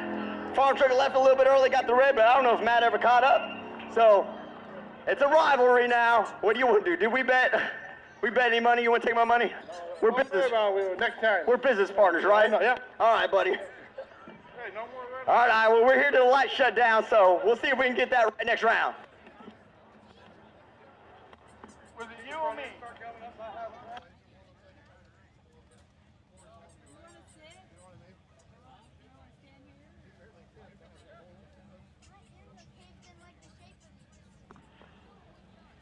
Man, oh man, another epic showdown, and we have got Sweet Corn Outlaws coming to lanes 1 and 2. In case you didn't hear that call earlier, Sweet Corn Outlaws, lanes 1 and 2, please.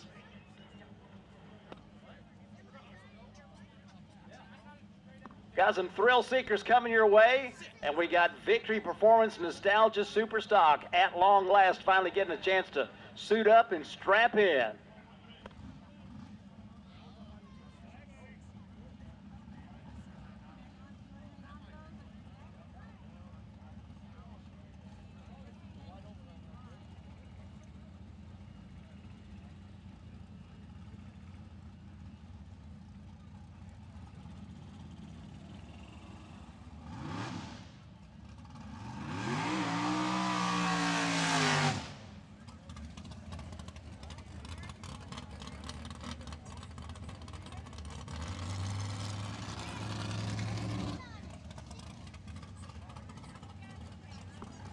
Proud American Motorsports. They're in the smiles business. You can't go for a ride in one of their dragsters without having a big smile on your face.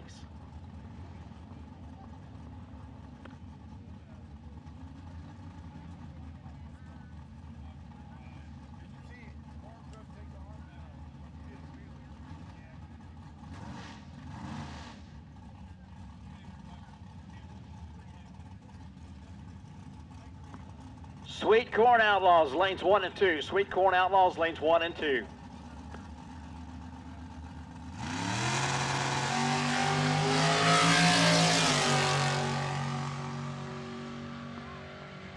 $125 miles an hour, 0 to 125 in 5.48 seconds. It's a rush.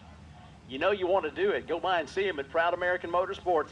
Make sure you get a chance to do it. They'll be here tomorrow too, but man, I tell you, the line is likely to be long tomorrow. So make sure you are already signed up today.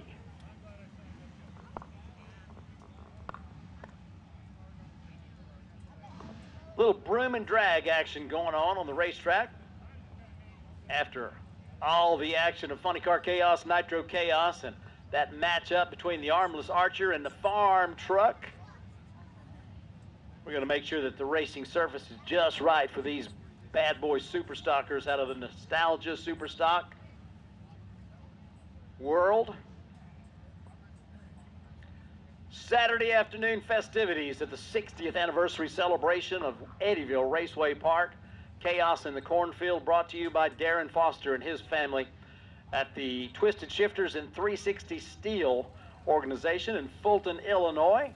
turning out those custom shift knobs and creations, metal creations from their American small town factory. Twisted Shifters with a Z.com is the website, or 360 Steel. Spell it out, it's not the number, 360steel.com.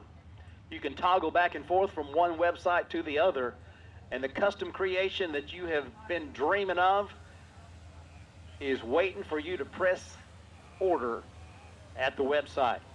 They have got examples of the quality work that they do on the vendor midway. So on your way down there to Car Chicks to see Jeanette and get the story, because she's got the story, I'm telling you, she got the story. You can go by and see them at 360 Steel and Twisted Shifters. Okay, Junior Dragsters, nap time's over. It's time to get to the staging lanes. Junior Dragsters, lane 5. Junior Dragsters, lane 5, please.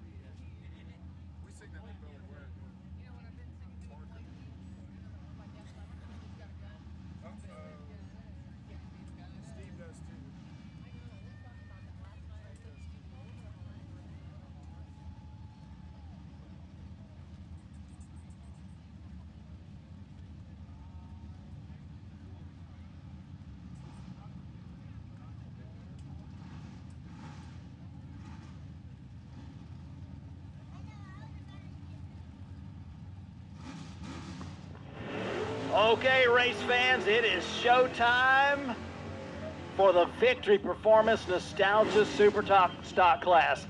This is not qualification. This is not a time trial. This is round 1 eliminations.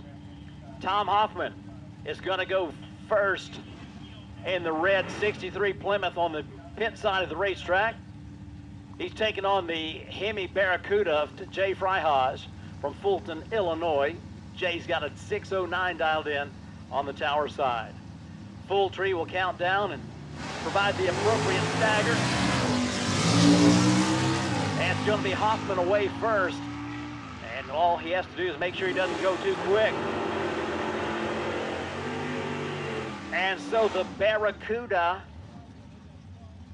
has its troubles, which is uncharacteristic for that car. And it's going to be Tom Hoffman with a win.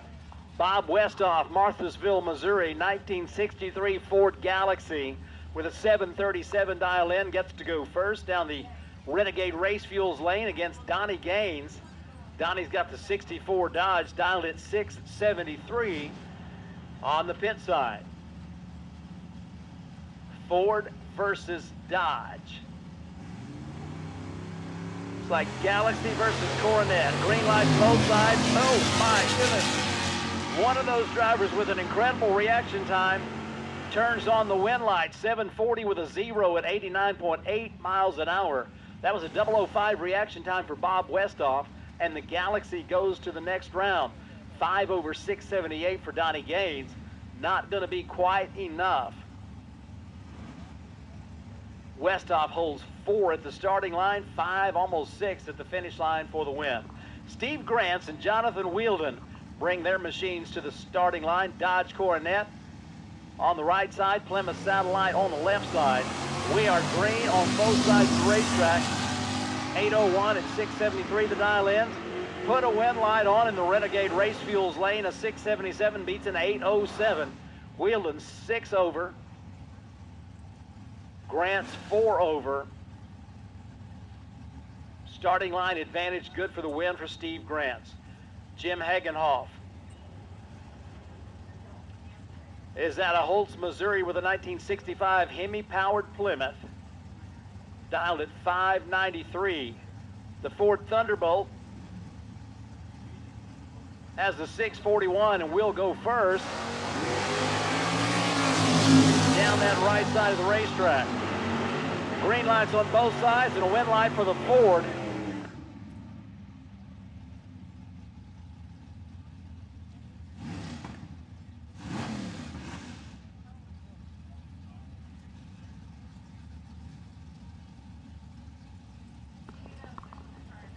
Bobby Haberberger and Dalton Bremer at the starting line. 689, it's going to be a heads-up drag race for this pair. Bremer out of Jefferson, Missouri. Haberberger out of Beaufort, Missouri. 68 Dodge Dart on the tower side. 65 Plymouth Satellite on the pit side.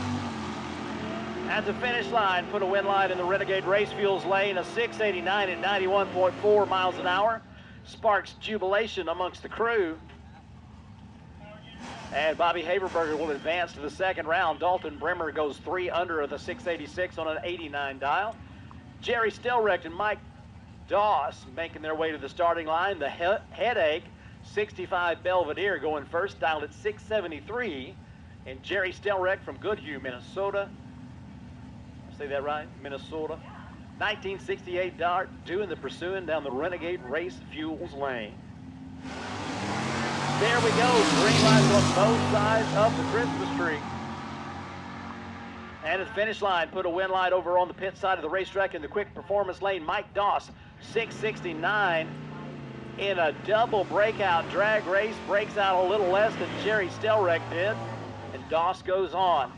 Junior Dragsters to the staging lanes. Junior Dragster, round 1 eliminations. Staging lane 5 is wide open and waiting for you. Junior Dragsters, lane 5. Dick Monaco brings that 64 Ford Galaxy to the starting line. Dial 689 and goes red. That's going to give John Hamer the win. Hamer dial is 641, goes 651 at 105.3. That race was over at the starting line when the red light came on. In the Renegade Race Fuels lane. So that'll bring us Brian Haberberger from Union, Missouri in 1964 Dodge. He calls it the Black Max.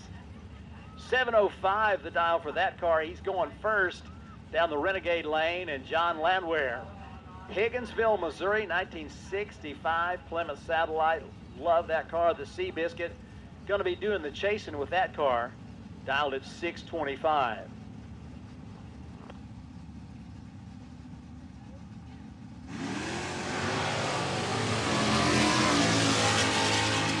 Oh my goodness, got a close one on our hands.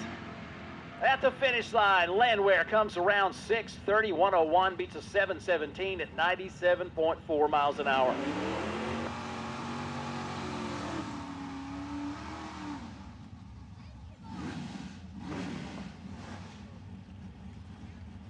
Yes, indeed, it's Large Marge and the Wild Hare coming your way. Derek Strait from Centerview, Missouri. 65 Dodge with 4 doors, going first with a 737 dial. Bob Lantero, LaPorte, Indiana, as the Wild Hare Dart, dialed at 641.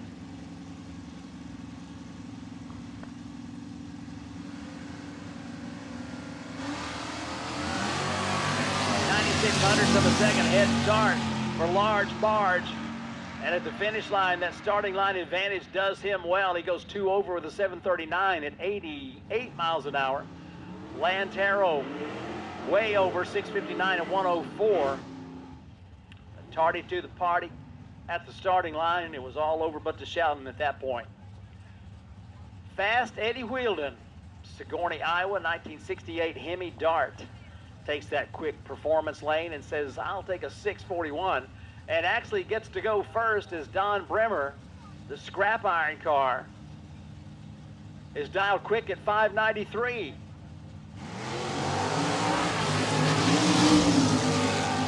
Check it out down the racetrack as they are wheels up and rolling. Fast Eddie, 653, 98.5 miles an hour.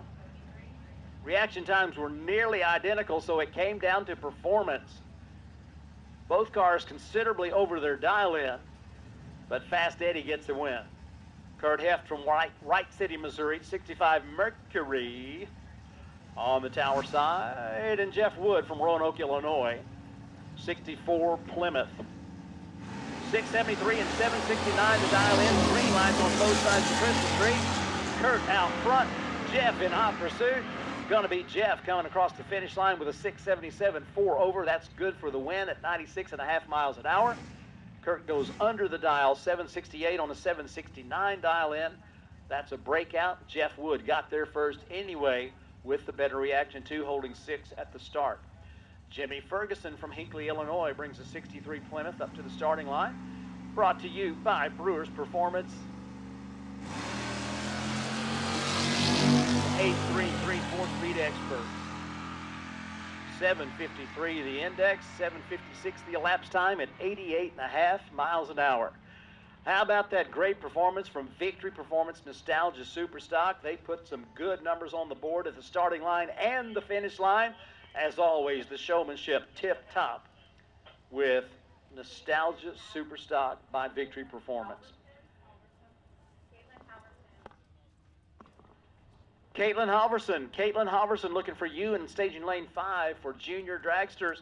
Want to make sure we got all our junior dragsters before we go racing in round number 1. So Caitlin, we'd hate to start without you, so come on down.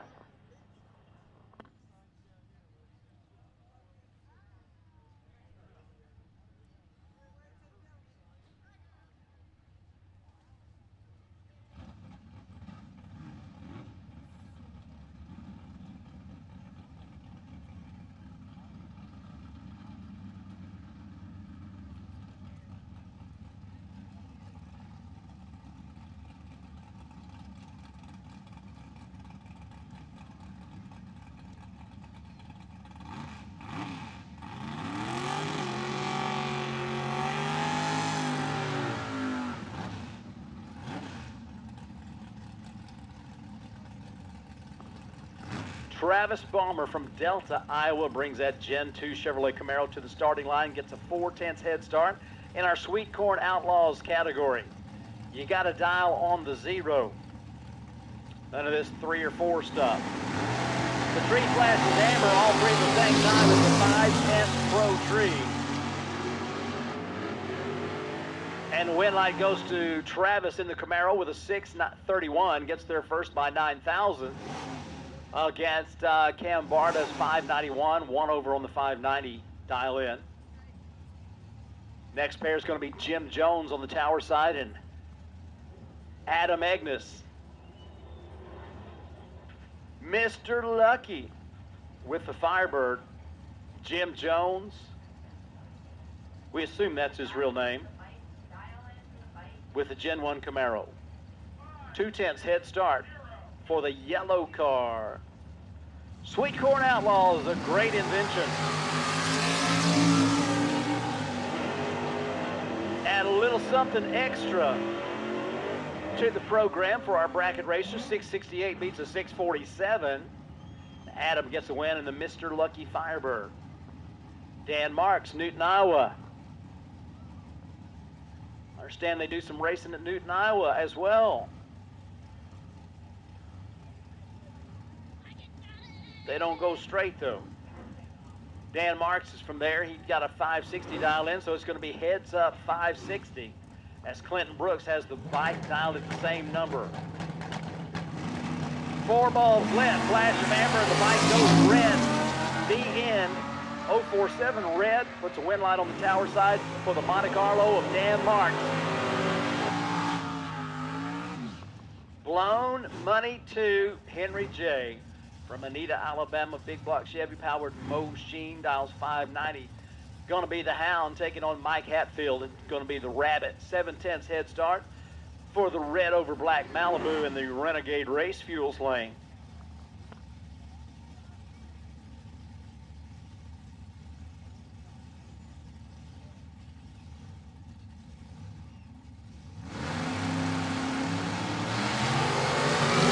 Red light, tower side, Joe Kaufman and the Henry J.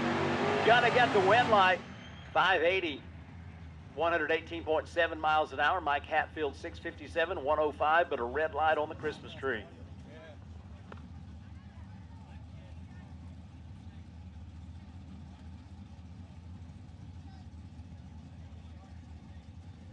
No box buybacks to the crosswalk in lanes 3 and 4, please. Anthony Guzman.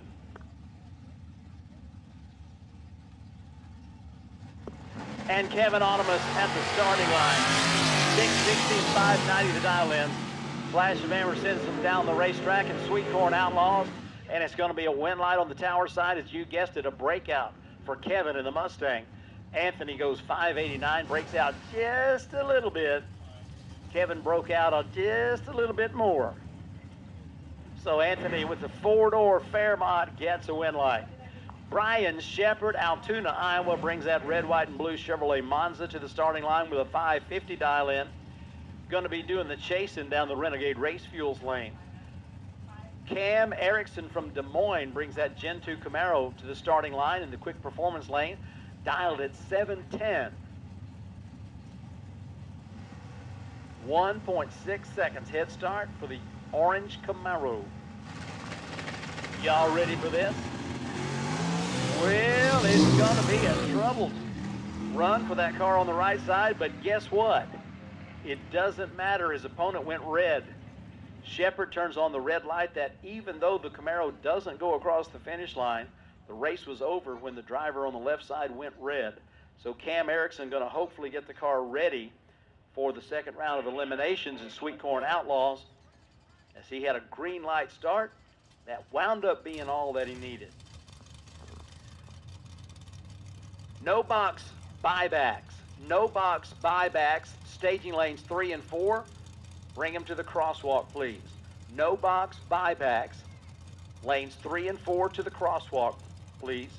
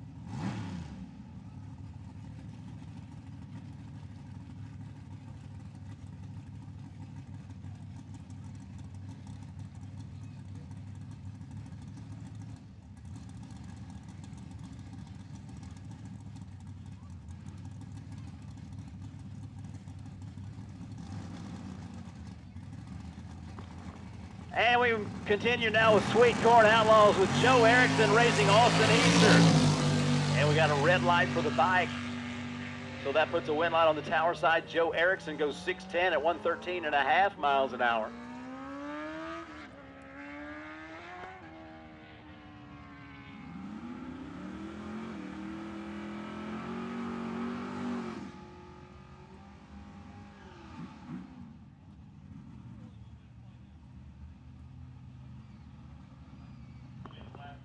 Dustin DeHaan from Pella brings a 87 Mustang to the starting line. 351 W-powered machine. With support from that amazing Zim's Kettle Corn and TrickTools.com. 640 the dial in. Going to be doing the chasing down the Renegade Race Fuels lane against another Mustang. That's Robert Lay from LaBelle. Robert's got a 670 dialed into his Mustang. No box winners lanes 1 and 2. No box buybacks lanes 3 and 4. Green lights on both sides of the Christmas tree. The win light goes to Robert Lay, and you might imagine with a 002 reaction time, that's going to be tough to beat, especially on that 5/10 Pro tree. A 675 5 over at 101.3 miles an hour gets the win against Dustin. Dustin goes dead on with a 6, which means he said it was going to run 640, and it ran 640. Unfortunately, he was had an 800 disadvantage at the starting line. That's what Robert Lay needed to advance to the next round. Colton Talbert on the way down the racetrack with a 6 flat dialed in, runs 607 at 111.6 miles an hour, advances to the next round on the bye run. Well, hey, race fans, if you've been coming to Eddyville Raceway Park for any length of time at all, you know that we've got an opportunity for you to pay for your whole weekend with the American Legion 50/50 raffle. You're going to start seeing folks with the American Legion apparel on. They are going to be selling 50/50 raffle tickets. Now, one ticket is $2. You get 2 tickets for $5. And I think it's $10 for 7 tickets, but the best deal by far, the one I would take advantage of if I were you, that's going to be that arm's length for $20. So half the money goes to the American Legion with you. We ought to just donate to them anyway, but they give you a chance to take home a pile of money. And I've seen the people come up here and pick up the pile of money, and it's a pile. It's a lot of money. So if you want to pay for your whole weekend and get plenty of money to buy all your Father's Day gifts, you want to check out the people with the American Legion. They're going to be coming around the grandstands, offering you the opportunity for a 50/50 raffle ticket. Get you that arm's length for $20 and save those tickets, because today, not sometime in the near future or the distant future, either one, but they're going to be making that winning announcement, and somebody's going to be real happy with the pile of money that they get to take home. So buy early, buy often. The American Legion 50/50 raffle, part of that Eddyville magic.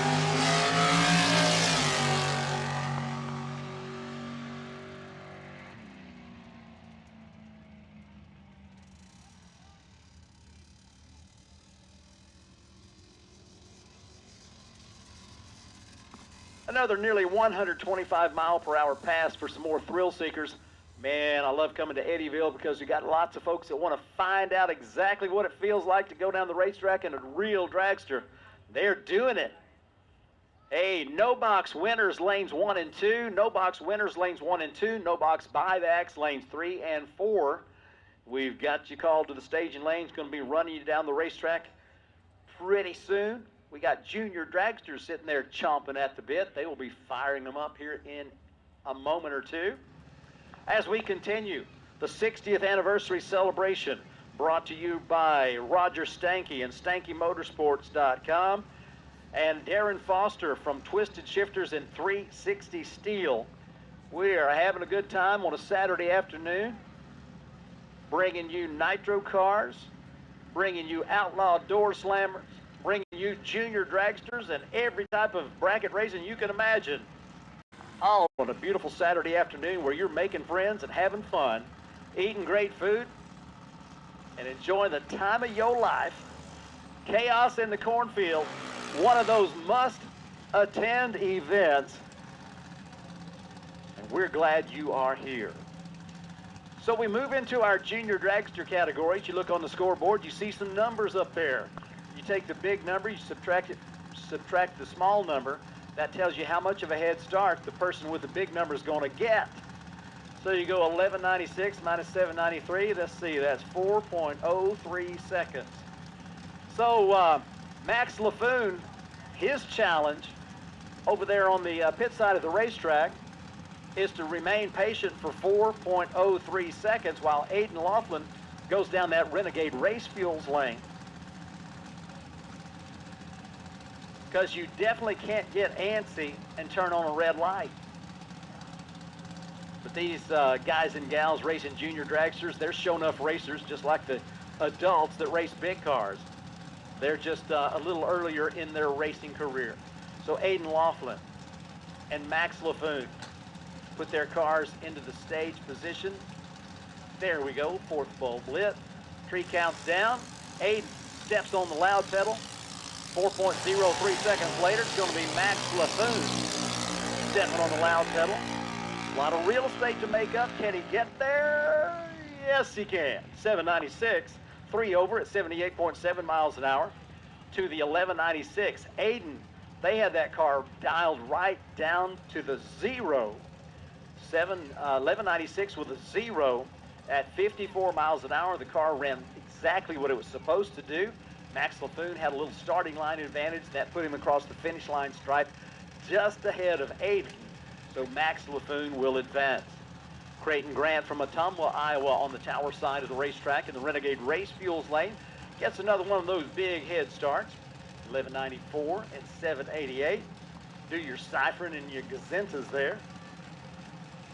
And you got 4.06 seconds. So Creighton on the left side get a 4.06 second head start. That's what we call a handicap in drag racing, so you'll hear that term bantered about. Caitlin Halverson going to be doing the chasing in the dragster out of Lincoln, Nebraska, that's dialed at 788 on your quick performance side of the track. We are ready for a little rock and roll. The red light comes on for Creighton, 063 red.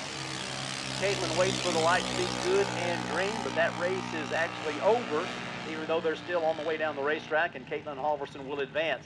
Caitlin, it's not over really, because you want to make sure you've got your dial-in set properly, and they do. They said it was going to run 788. It does run 788, 82.3 miles an hour. Creighton Grant and that Grant team, they were 2/10,000ths of a second from having a perfect dial-in. So talk about some teams that know what they're doing. You're seeing them in this world of junior dragsters. As the crews have got the cars dialed correctly, the drivers are right on the money as well. And we have our 5th car ready to go down the racetrack. It's Cade Peak from Mulberry, Kansas. Car's dialed at quickest you can dial for the advanced category of drivers, 7.90 seconds.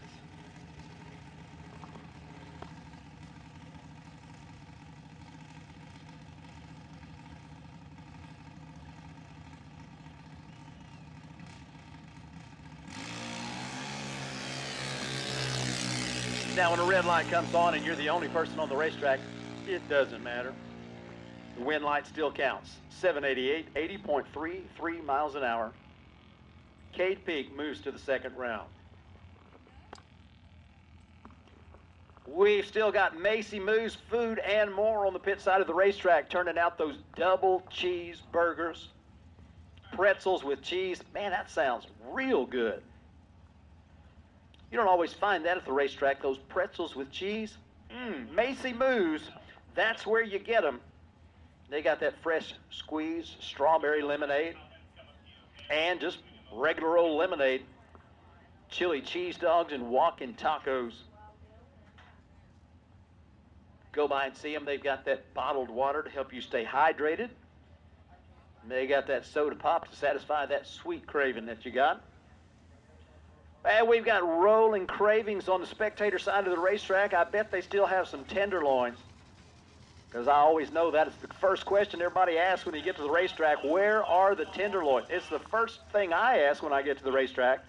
Ever since I went to Havana, Illinois, to Central Illinois Dragway, now Mid-States Dragway, I started seeing people bringing these, look like a Frisbee, look like a chicken fried Frisbee. It was so big.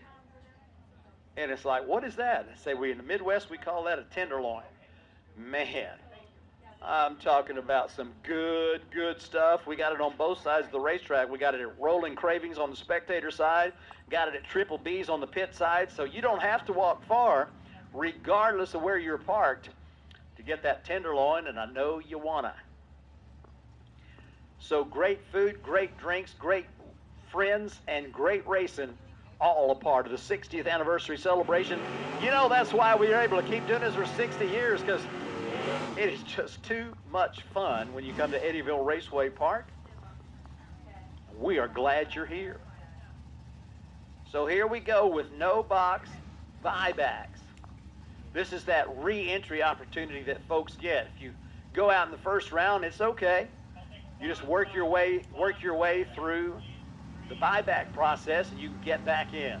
Billy Teeter and David Struck bring their cars to the starting line. It's going to be a starting line advantage issued to the Orange Nova, but Struck goes red. So Billy Teeter, his hopes for a big payday are still alive. He runs a 646, 3 over at 105.4 miles an hour against a red lighting 731 for David Struck.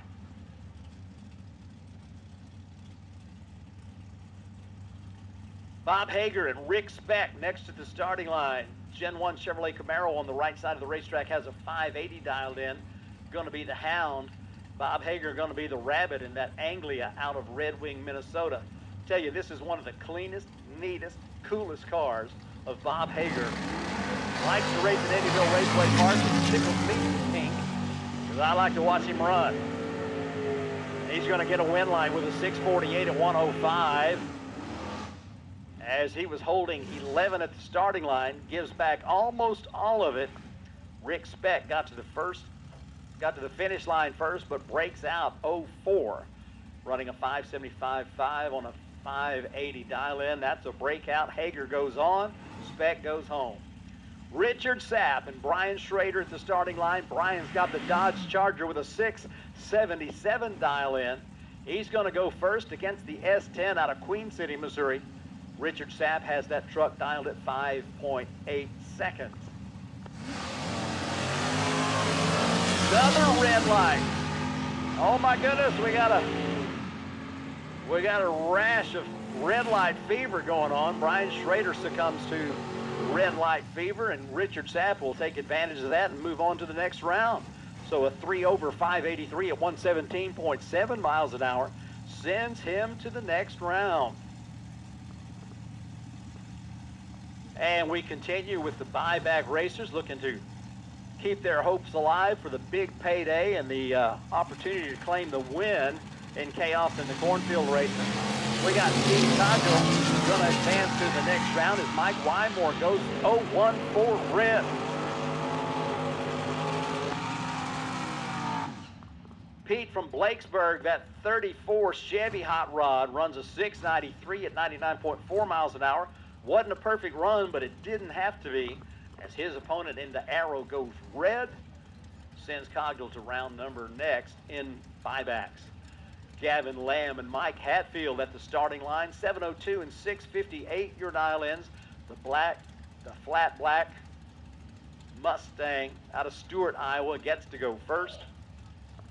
42 plus 2 is 44.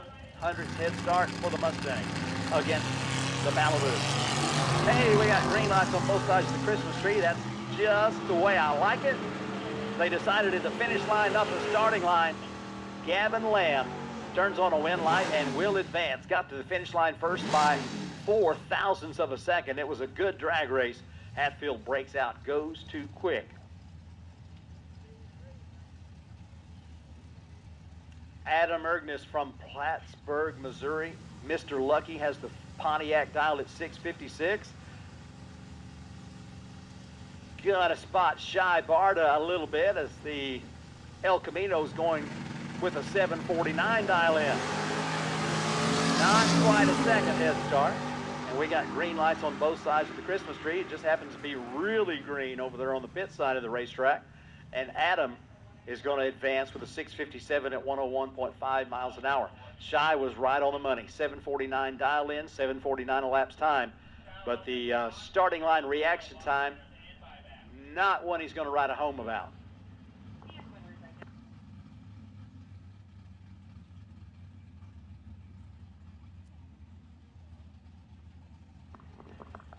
All right, box. I'm looking for box buybacks, lanes 3 and 4. Box buybacks, lanes 3 and 4. To the crossover, please. Crosswalk, please.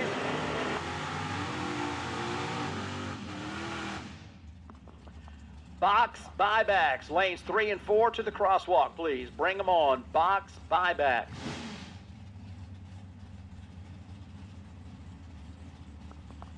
Colton Talbert, Montezuma, Iowa, 1985 Gen 3 Chevrolet Camaro with a 602 dial-in going first down the Renegade Race Fuels lane against Jeff Crow.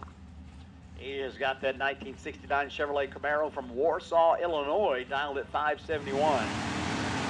31/100 of a second head start. We got a green light on both sides of the Christmas tree. Crow's got him covered if he doesn't break out, and he doesn't.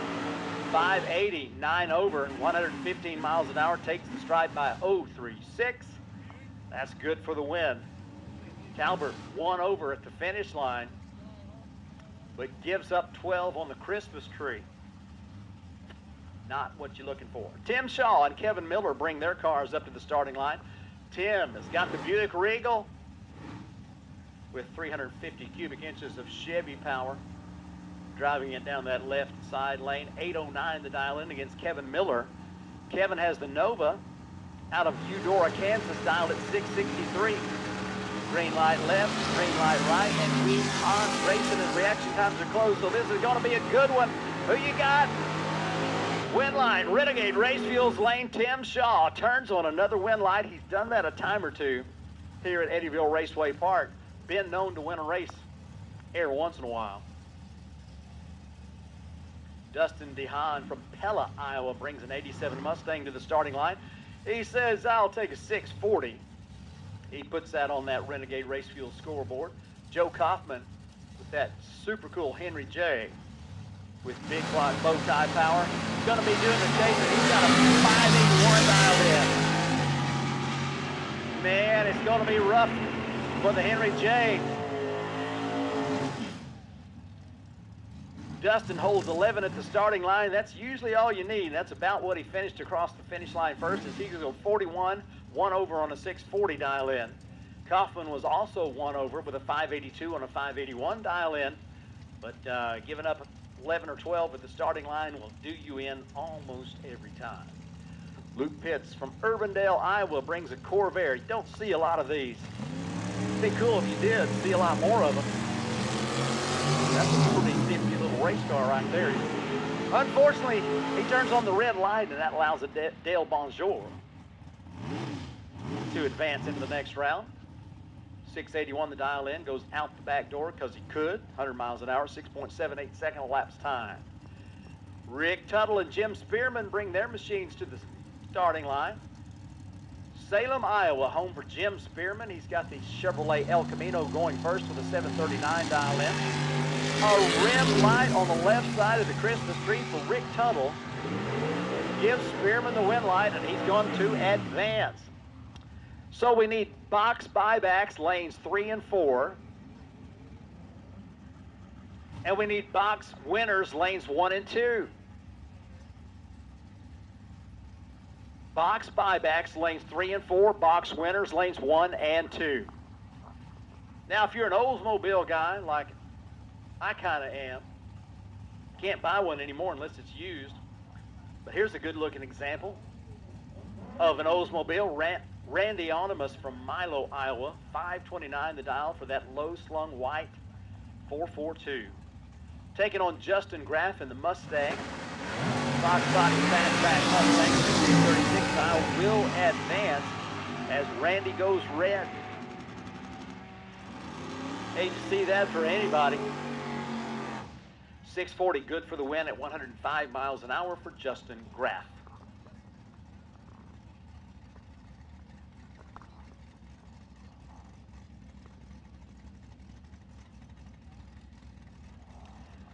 Sending greetings out there to the panhandle of Texas, as I just saw one of those Still Crazy Funny Car shirts go by on the back of one of our racer crew.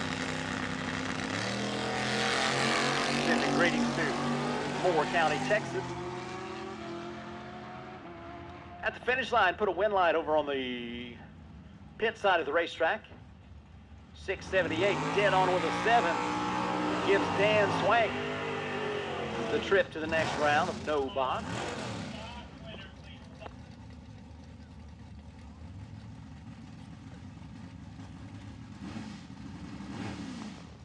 Blaine Miller and Brandon Whitten next up at the starting line. Thomas Brothers Properties, McKee Coins, and Y Moore Auto. DK Custom Taxidermy providing some support for that Gen 3 Pontiac Firebird you see in the quick performance lane. Blaine Miller going first with a 706 dial in with the Chevrolet Nova. Green lights on both sides. Win light flashes in the pit side lane. 632, 2 over to 103 miles an hour. Takes 5 at the stripe. It's good for the win.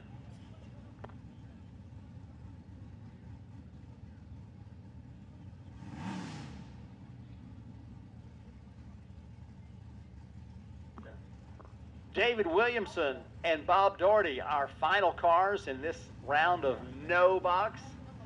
635 and 558, your dial in. Tower side going first in the Malibu. Nice wheels up launch. And it was definitely a good launch. He's out in front and takes the win. 6:35, dead on with a 0, 106 miles an hour. When you draw it up on paper and you say, this is what I'm going to do, boss, and you go out and do it, we call that dead on with a 0. David Williamson just did it and gets the win light. Bob Daugherty goes 562 over at 121.62 miles an hour. And that's going to do it for that round of no box, which was the second round of eliminations in that category. We have got our box buybacks in lanes 3 and 4. We've got our box winners in lanes 1 and 2. And I'm going to turn the mic over to my friend and yours and one of the best announcers I know. It's Warren Evans, set to pick up where I'm leaving off. Thank you, David, and I can say the same about you. I enjoy every time we get the opportunity to get together and do this, and love to listen to you talk about drag racing in general and, of course, chaos. We spent a lot of, 4 years together, something like that, out on the road, and don't get to do that as much anymore, but it's always a pleasure when we get the chance to do it. So it's good to see you once again. Hey, Scott Brink. Scott Brink, if you are on the property, Scott Brink, I have something for you up here in race control in the tower. Scott Brink, believe me, you'll want to come up here and get it. It is up here in race control. The Proud American. 3-seat dragster, driver up front, 2 passengers in the back, which is much better than having the driver in the back, and 2 passengers in the front. That ain't gonna work out very good. 550 car headed down track. How about a 550 with a 3 at 125 miles an hour? Nice lap. We're looking for box winners, back to the lanes. Box winners, back to the lanes. That's correct, right? Yes. Okay. 4 of you are not here, and we need you now. 4 box winners are missing over there in the staging lanes, and we need you. So coming up next, more race cars as we work our way through all of our categories: box, no box, foot brake, sweet Corn Outlaws. I like that sweet Corn Outlaws category. That is really cool, the way that concept works with the 5/10 Pro tree, and you got to dial to the 10th, and it opens up a lot of opportunities for racers, and I think they like it as much as we like watching it.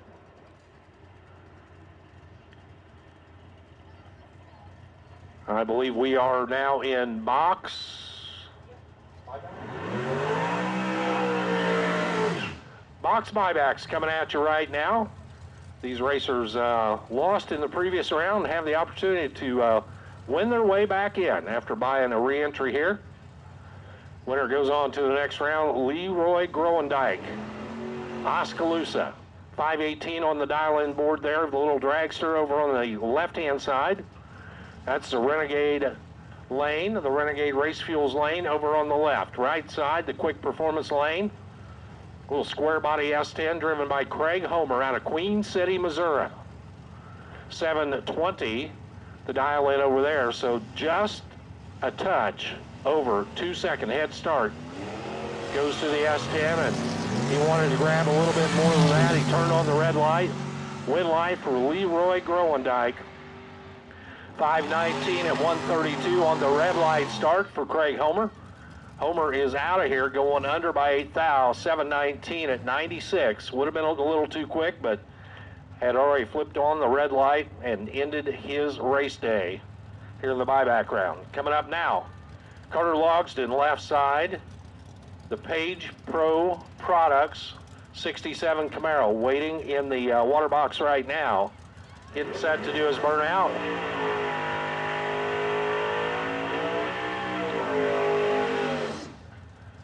Ephraim Umphris, the basic American dragster for Umphris Racing over on the right side, Bloomfield, Iowa.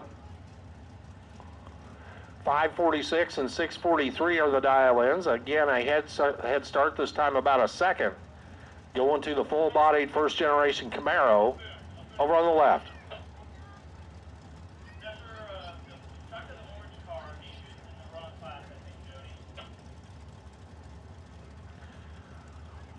Box winners, final call, box winners, final call.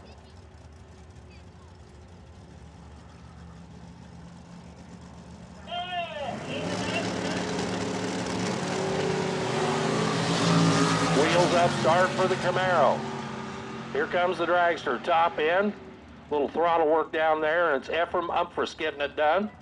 551 at 122 miles an hour, working the throttle a little bit. He was second off the starting line. Logston was better, but can't run the number. Was expecting that Dragster to catch him and backed out of it a little bit. 650 on the 643 and pays for it down there at the top end. Giving up the stripe by about 0.02 of a second. Neil Finder and Dewey Miller coming at you now. Finder out of Sumner, Iowa. That is the motorcycle left side. 566. Dewey Miller, 502. Did they turn it in from the...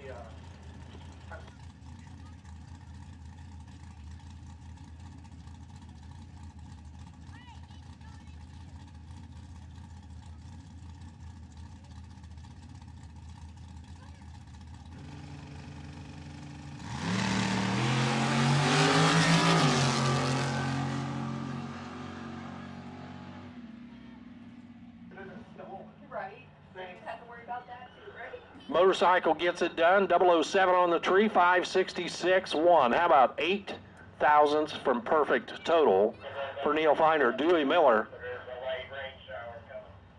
29 on the tree and would have had no chance to win it. Goes dead on with a 2. A good run gets knocked out by a great run, and the bike gets it done.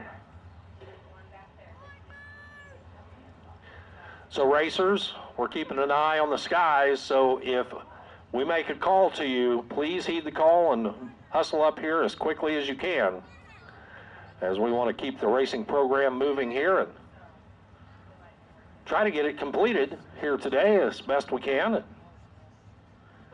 only happens with your cooperation. We need foot brake to the lanes, foot brake to the lanes. We need buybacks and winners to the lanes, foot brake to lanes 3 and 4, correct? Is that correct? That is correct for buyback. Yep. Yeah, you know, first day on the job, I'm a little slow on the uptake. Foot brake to lanes 3 and 4, we will take you now. Looks like box category is continuing to line up over there. Also, don't forget, final qualifying in Nitro Chaos and Funny Car Chaos will be coming up around 7 o'clock tonight as our fields are tightening up after that second qualifying session. Pretty good session all the way around. Other than doinking the cones once, I think we had a pretty clean session. Well, Mr. Fangman might disagree with that, but otherwise, I think we had a pretty good session. Hopefully not too much damage there on the Nitro Camaro. I have not heard any reports to know his status, but he got to take the ride out into the cornfield. That's why it's called Chaos in the Cornfield, because of stuff just like that. Once again, we need foot brake, buybacks, and winners to the lanes. Jesse Lasik and Brandon Witten come rolling up now. Jesse Lasik has taken the tree 3 times in eliminations and never made it to the Christmas tree under power. So everything that's happening here is just a guess. 710 on the left side, 630 on the right for Brandon Witten. It's Firebird over there out of Oskaloosa. Hey, look at that. The Camaro's still running. That is cool. But a little off pace. But I'm encouraged by the fact that he got all the way to the finish line under power. Brandon Witten, 630, dead on 4 on his 630. Car runs the number. Driver was a little bit tardy, but for Jesse, I'm sure he's just happy to hear the motor running going around the turnoff down there at the top. Cassie Green and Jeff Wakefield coming up now. Cassie on the left, 67 Camaro out of Lawson, Missouri. Got a 568 on the window. We'll give up the head start to the 594 for Jeff Wakefield. The wheels up start there for a little Chevrolet pickup as they head to the other end. Cassie's got the advantage and the win. She reacted to green 020. That's pretty good. Then goes 575 at 113. Had some room to work. Jeff Wakefield was trying to close the gap. Breaks out 592. Too quick on the 594. Behind at the start. Paid for it at the top. Cameron LaFoon, Rick Van Wy coming up now. LaFoon out of Des Moines. Van Wy out of Montezuma. LaFoon's second generation Camaro off and running on the 623 and already sees the arrow on his side of the track. Van Wy 009 red light start. Cameron LaFoon 620 at 111. Free look at the number, would have broke out by 3, but the red light by 009 for Rick Van Wy ends his race day 577 at 120. Greg Laughlin and Rick Freeman will come up now. Laughlin left side 548 the prediction. Rick Freeman trying to go 595. Dragster left. First gen Camaro right. Laughlin with the starting line advantage and the win. 004 and a 553 at 120. Over by 5. Good enough for the win. As Freeman gave him 6 on this end. So the math would have worked out to where Rick Freeman with that 065 reaction time had no window of opportunity to win the race. 596 at 115. And for Greg Laughlin, he'll take the Dragster into the next round. Gary Spear on the bike and Casey Wilson in the Mustang. Spear's bike out of Colfax, Iowa, off and running on 6 flats. Breaks the beam 4th out too early. Red light start for Spear. Wilson for the win. Wilson will leg it out to a 602 on the 605. Would have been a little quick, but for Spear, the red light by 004. And he goes way quick, 565 on the 6 flat. Wow.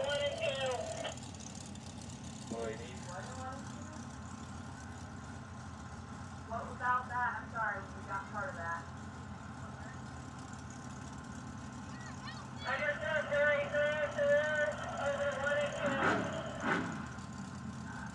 I don't know. Once again, we need foot brake to 3 and 4. Winners and buybacks, foot brake to 3 and 4. Final call. I'm sorry.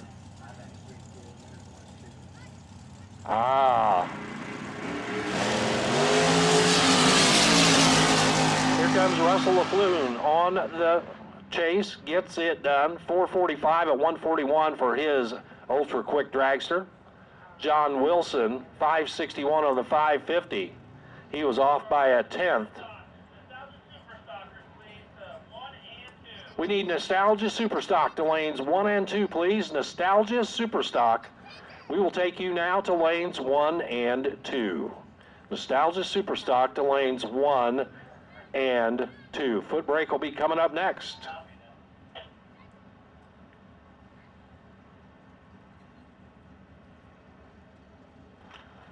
I'd ask how the donuts were, but based on the empty box, I think I figured it out.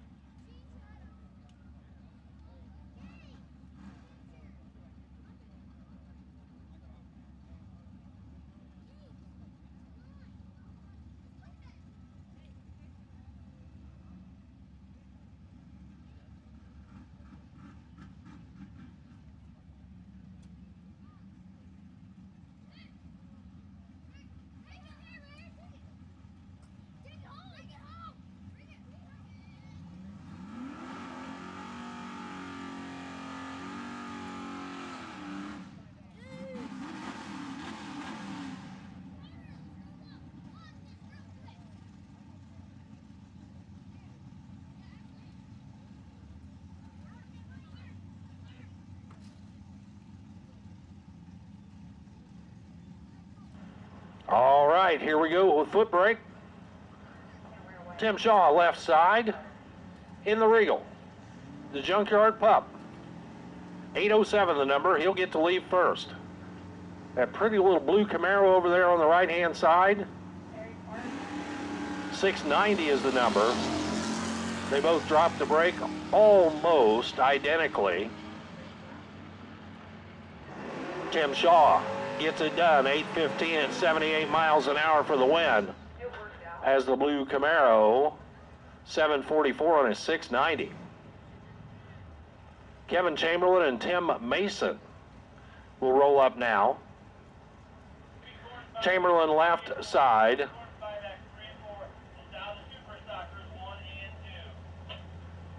Nostalgia Super Stock to 1 and 2. What was the other? Corn Outlaw.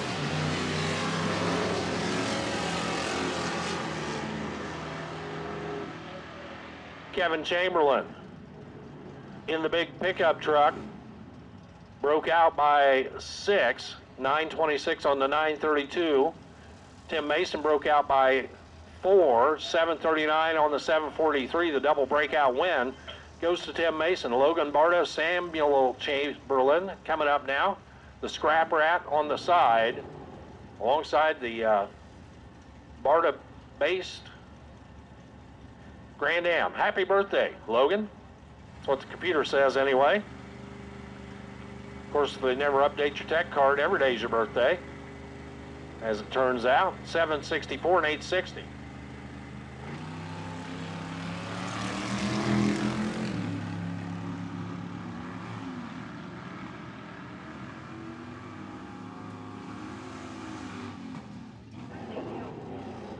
Logan Barta, dead 0. Well, 3 and 4. 3 and 4, sweet Corn Outlaws, buybacks only. I guess you heard that.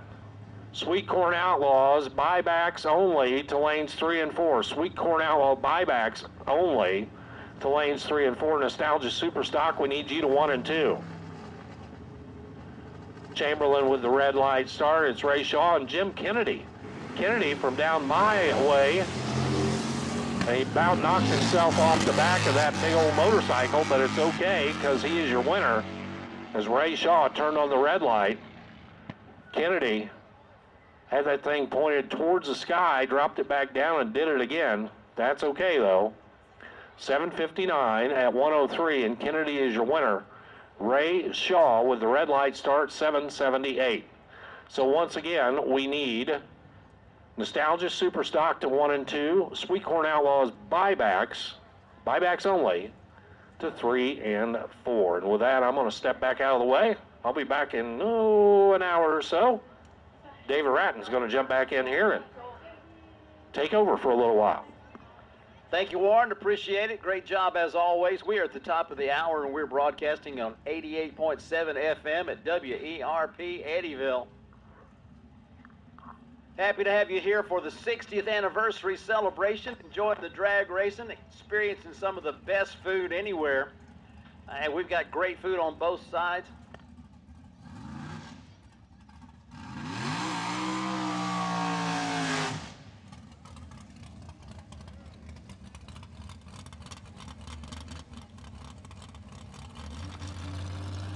And some more thrill seekers on their way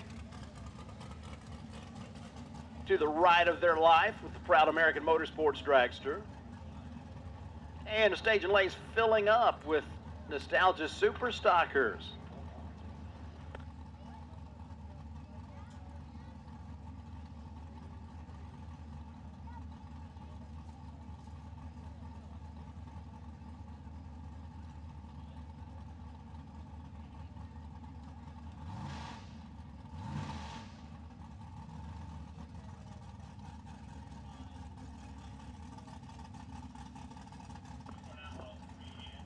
Attention in the pits, Sweet Corn Outlaws looking for you at 3 and 4. Sweet Corn Outlaws, lanes 3 and 4, please. And the dragster on the way to Glory, 554, 124.34 miles an hour. Speaking of Glory, we're going to start racing tomorrow with a chapel service at 9 a.m. at the Shelter House. Races for Christ with a non-denominational chapel service taking place, and you are invited. Start your day on the right foot, in the right way with a chapel service. We're happy to have Racers for Christ chaplains bringing you that service. Kicks off at 9 o'clock in the morning before the cars are going down the racetrack. So we invite you and encourage you to join us for that on the final day of Chaos in the Cornfield 2025.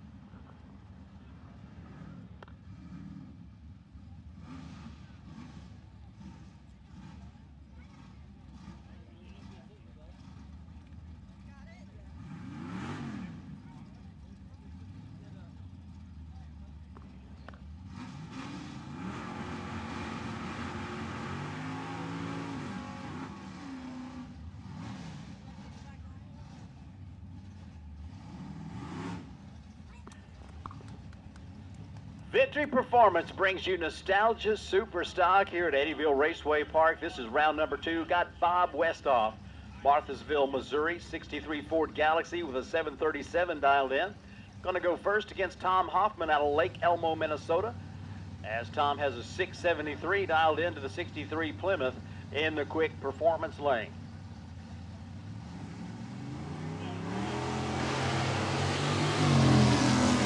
Westhoff 010 red puts a win light in the quick performance lane. Tom Hoffman will take it 674 1 over at 101 miles an hour. First red light, not worst red light in place here.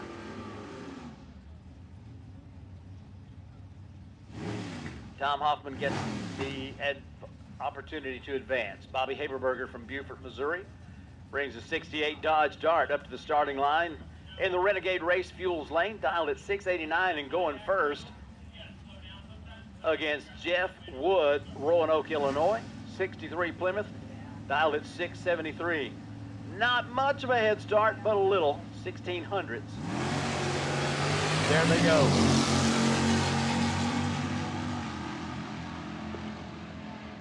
Little whoop whoop, little womp womp, and a 693. Good for the win. 0.02 of a second margin of victory at the finish line for Bobby Haberberger over Jeff Wood, 693 to a 674. That was a starting line advantage that gets it done for Bobby Haberberger.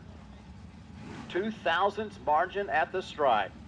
Doesn't get a lot closer than that. Derek Strait from Centerview, Missouri, brings Large Marge to the starting line, 737 the dial in. David Fusner from St. Louis, Missouri, brings that 64 Ford Thunderbolt clone. It's going to be Large Marge leaving first. Fusner goes red. So Large Marge capitalizes on the advantage of his opponent going red and will move that car into the next round. He goes 6 under with a 731 on a 737 dial at 94 miles an hour, but that was over at the starting line when the St. Louis Ford goes red. Steve Grants from Ankeny, Iowa, 673 the dial in for the 65 Plymouth Satellite on the tower side, going first against John Landwehr, 65 Plymouth. See this kid. Dialed at 625. 4800's head start. Win light goes to Landwehr. 621 beats a 666 in a double breakout drag race. 03 under beats a 06 under, and John Landwehr is going to advance to the next round. Mike Doss and John Hay. So if you're looking for a value, and I know you are, you want to make sure that you give them a call at R&M Race Trailers over in Oklahoma. Rich Moline will be happy to serve you. Again, that number, 918-225-RACE. R&M Race Trailers, the official trailers of Funny Car Chaos.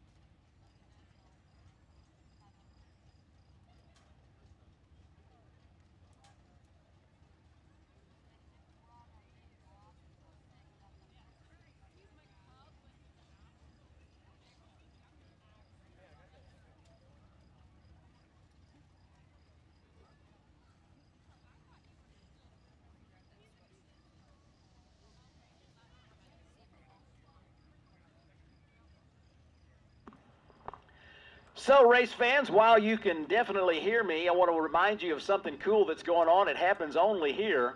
It is the American Legion 50-50 raffle.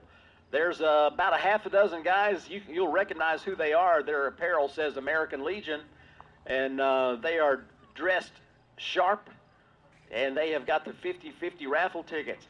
Now, if you've been coming here, you already know that the winner is going to take home a lot of money. Now, we've even seen commas in the amount of money that somebody takes home. So when they come out and raise money for the American Legion, first of all, it's a great cause for some great people that have dedicated their lives to protecting our country. But they do it right with the 50-50 raffle. Now, you can buy one ticket for a couple of bucks. You can buy a few more for $7. You can buy an arm's length for $20, and that is the deal. That's probably kind of the reason that people leave here with $500, $600, $700, $1,000. I can't guarantee you how much money you're going to win when you win that 50-50 raffle, but I will tell you, it'll pay for your whole weekend. I don't care how much stuff you bought from Car Chicks or Funny Car Chaos merchandise trailer, it'll cover it. So when you see the guys with the American Legion outfits, tell them, hey, I'm looking for one of those arm length of 50-50 raffle tickets. I want to be in the running for that big pile of cash that goes home with the winner. So be sure and see them. They are making their rounds through the stands, through the pits, and flag them down and say, I need me some 50-50 raffle tickets. You'll be supporting a great cause, and you might just pay for your whole cotton picking weekend.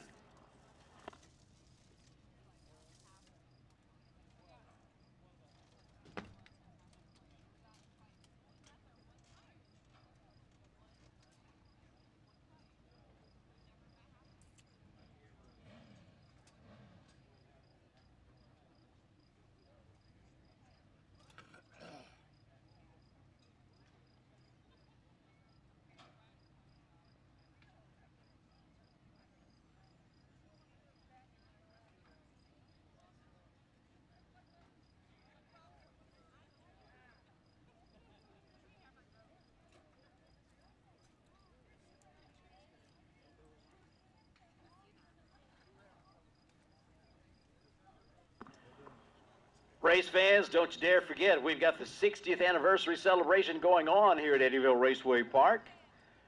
And part of that is that 60th anniversary swag, and we've got it at the Eddy merchandise. It's the brown building over there close to the Eddy Diner and the beer shed. And maybe one of the best markers I can give you for it is over by Farm Truck and Agent. So when you see that red Chevy truck with the topper on it, looks like it might be a teeny bit fast. Look close for the Eddy merchandise building. Get you some of that 60th anniversary gear. They got wall hangers, they got jackets, stickers, mugs, t-shirts, and sweatshirts, plus much, much more. 60 years delivering drag racing excellence here in the center of Iowa. at Eddyville Raceway Park. Celebrate the 60th with us with some of that quality merchandise from the Eddy Merchandise vendor. Great food, great drinks. You've probably been enjoying the racing so much you haven't had a time to stay hydrated or get something good to eat. However,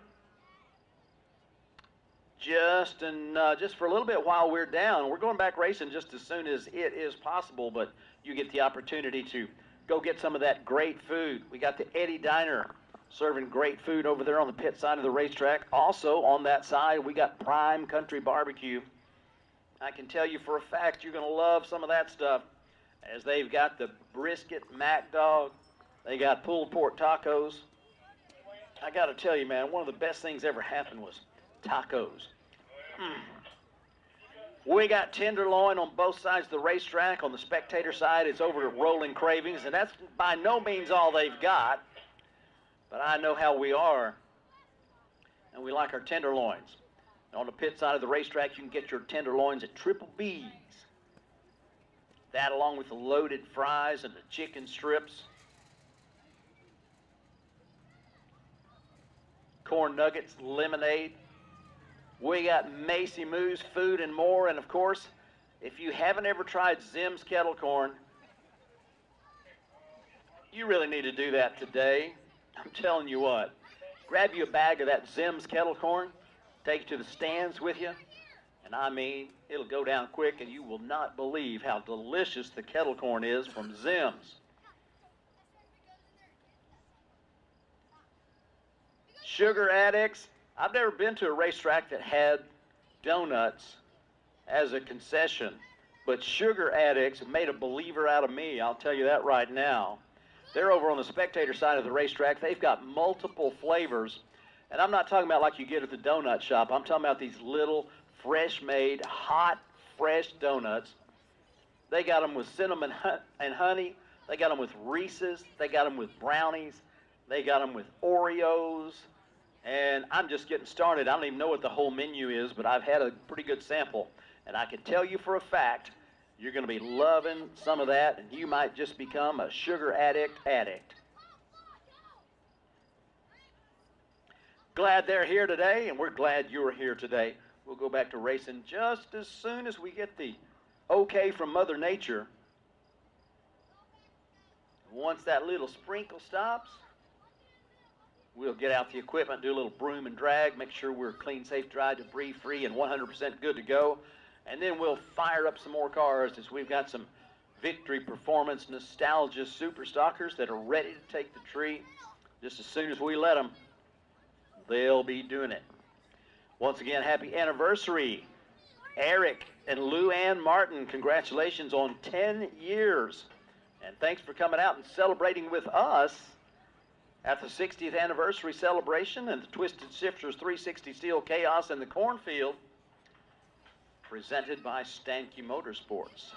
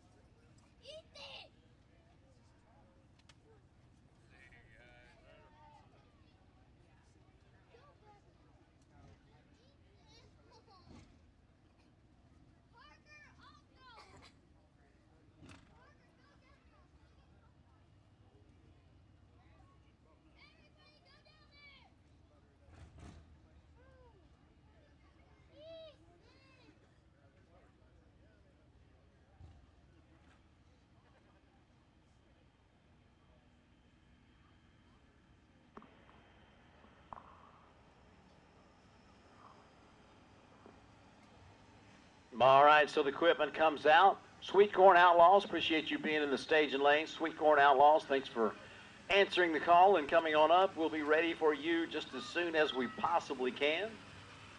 Again, Sweet Corn Outlaws, thanks for coming on up.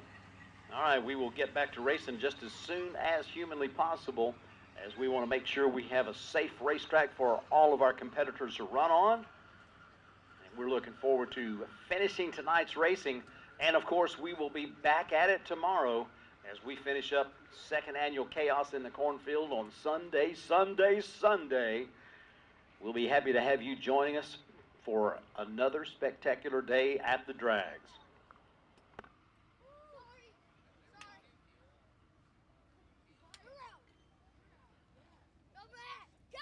There are innovators, and there are duplicators.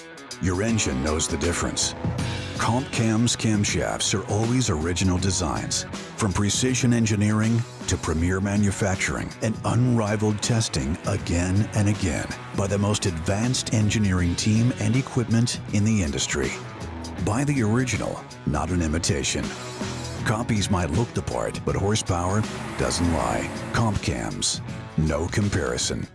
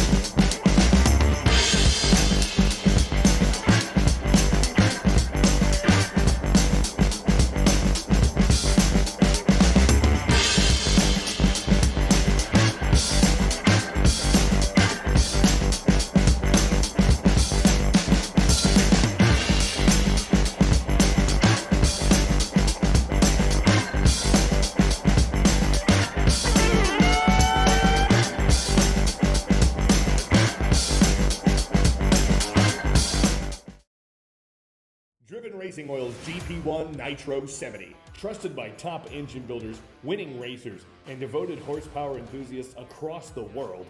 Driven takes legendary base oils such as the ones from Brantford, Pennsylvania, which comprise our GP1 line.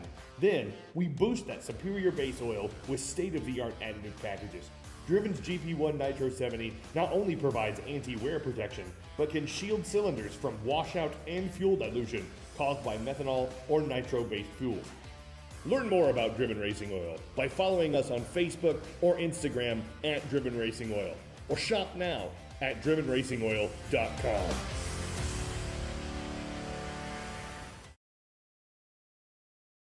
Laris Motorsports Insurance offers drag racers the broadest insurance policies in the industry. Laris Motorsports Insurance was created by racers for racers. Laris insures race cars on and off the track, trailers, and equipment. Laris even pays racers contingencies at the fling bracket races. Don't wait until it's too late. Call Laris Motorsports Insurance today.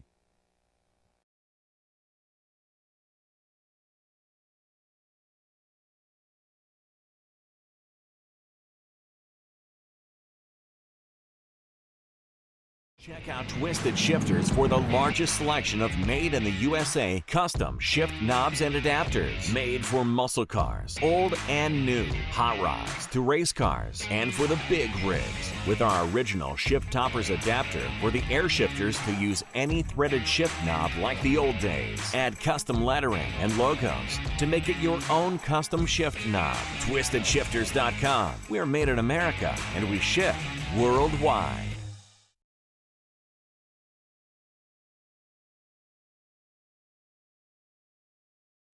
Motorsports Products is your first stop for quality safety equipment for your car or your driver. All of our safety equipment products are made in our facility in Albany, Oregon. From custom fit fire suits to racing seat belts, supercharger restraints, engine diapers, transmission blankets, and many other must-have items.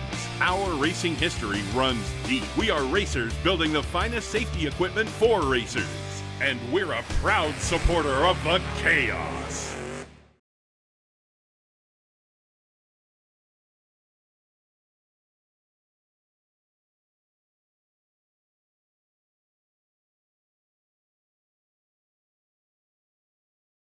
Driven Racing Oil's GP1 Nitro 70. Trusted by top engine builders, winning racers, and devoted horsepower enthusiasts across the world, Driven takes legendary base oils such as the ones from Brantford, Pennsylvania, which comprise our GP1 line.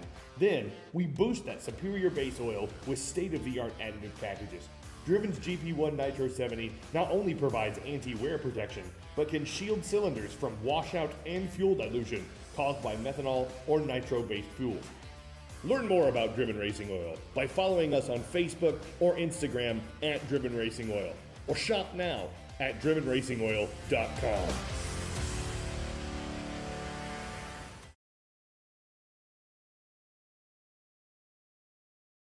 McKinney Motorsports is your #1 source for all your chassis needs. McKinney Motorsports is the leading chassis parts supplier and fabricator in nitro drag racing. From custom tanks and fittings, full chassis builds, body mounts, steering components, fasteners, tabs, clamps, composite parts, and much more. Our household name in the racing world guarantees added performance on the track. Join our list of proven winners that spans over 50 years of racing experience.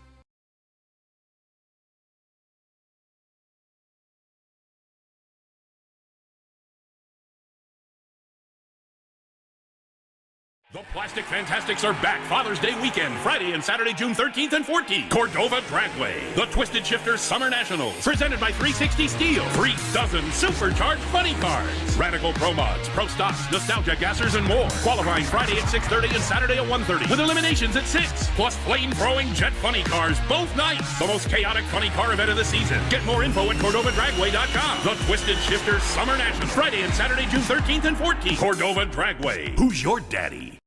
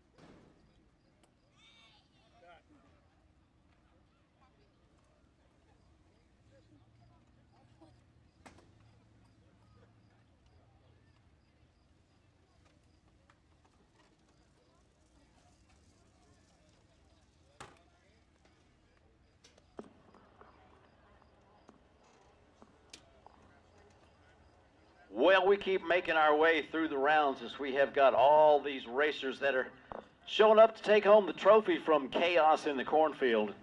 Man, they are putting up some great numbers and doing some great racing on this Saturday afternoon. We hope to complete this event as we have got more eliminator rounds to go in our sportsman categories. And we have another round of qualifying for our Funny Car Chaos and Nitro Chaos competitors. After that second round of qualifying, it changed things quite a lot. We began to see those 3-second, 200-mile-per-hour performances at the top of the qualifying list that we were expecting last night, but we definitely got a bunch of them today. So a great performance improvement was experienced by most of the teams. And we've got several teams out there kind of scratching their heads as unfortunate things have happened to them. But we know that they will persevere, and good things coming for them in this final qualifier that comes up, scheduled to begin at 7 o'clock. And by the way, that still is the schedule, regardless of what else may be happening. We do have a little waiting going on right now, but at 7 o'clock, provided that it's dry and the track is ready to go, we will be doing the funny cars and the small tires and the nitro. So all of that yet to come. It's still in the windshield, not the rear view mirror.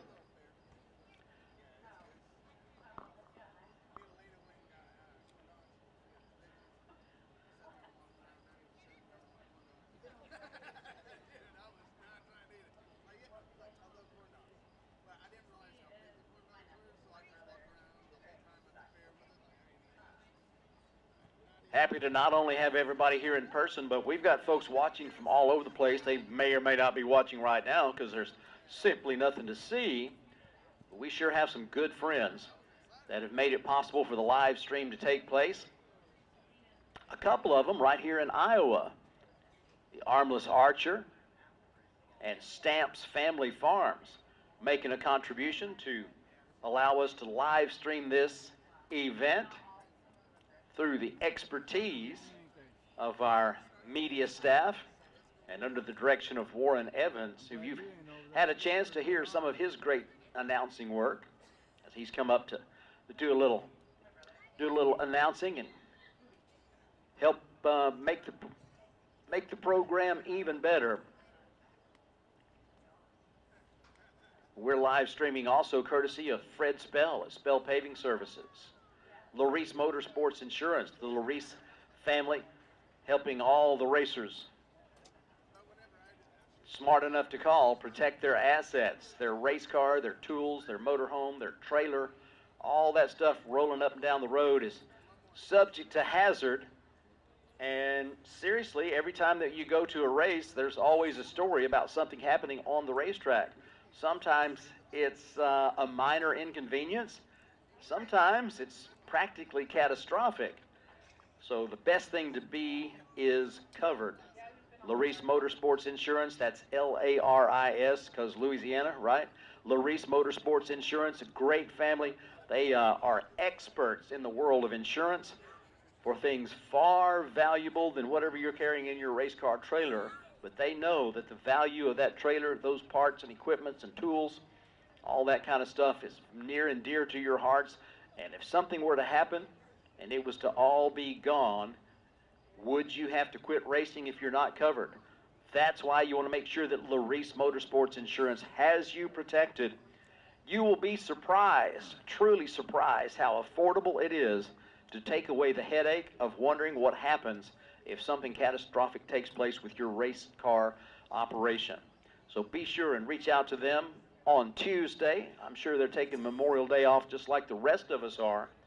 The website is larismotorsportsinsurance.com. They will be delighted to help you. You can go to the website, don't even have to talk to anybody, and put in some very basic answers to some questions and press send. They'll send you back a quote. And what happens 99 times out of 100 is people look at the quote and they go, what? Well, if that's all it is, sign me up. They've been great supporters of Eddyville Raceway Park and Funny Car Chaos.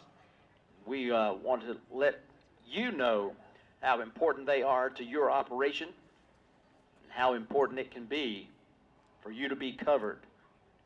Laris Motorsports Insurance. Comp Cams over in Olive Branch, Mississippi steps up. And by the way, if you're watching on the live stream, there is a QR code on there. And they are going to be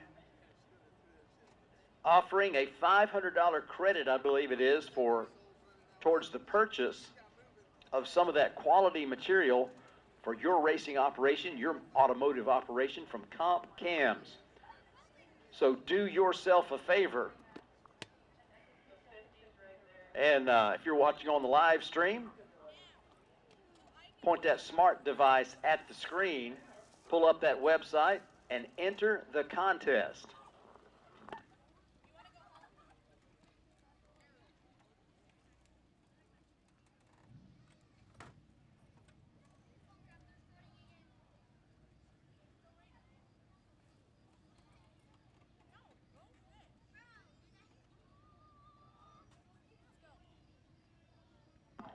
Also thanks to Mile High Crankshafts for their support making the live stream possible.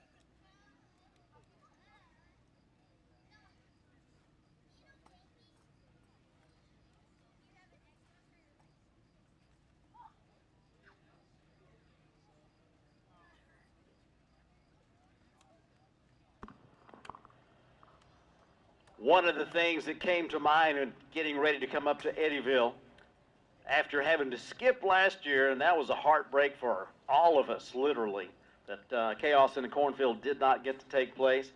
But Nitro Chaos, actually the first time it was ever run was back in 2021, and it was right here where that happened.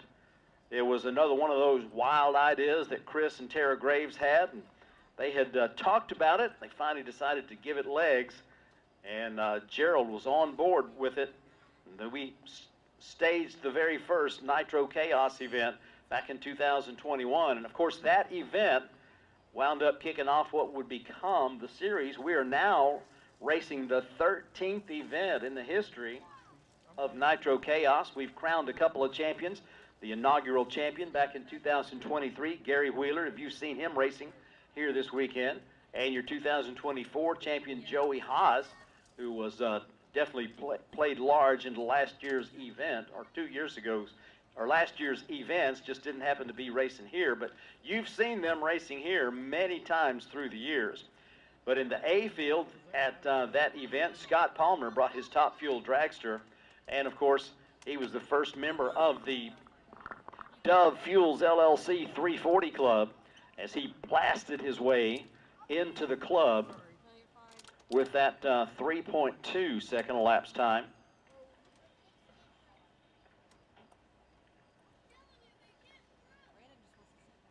.321, I believe it was.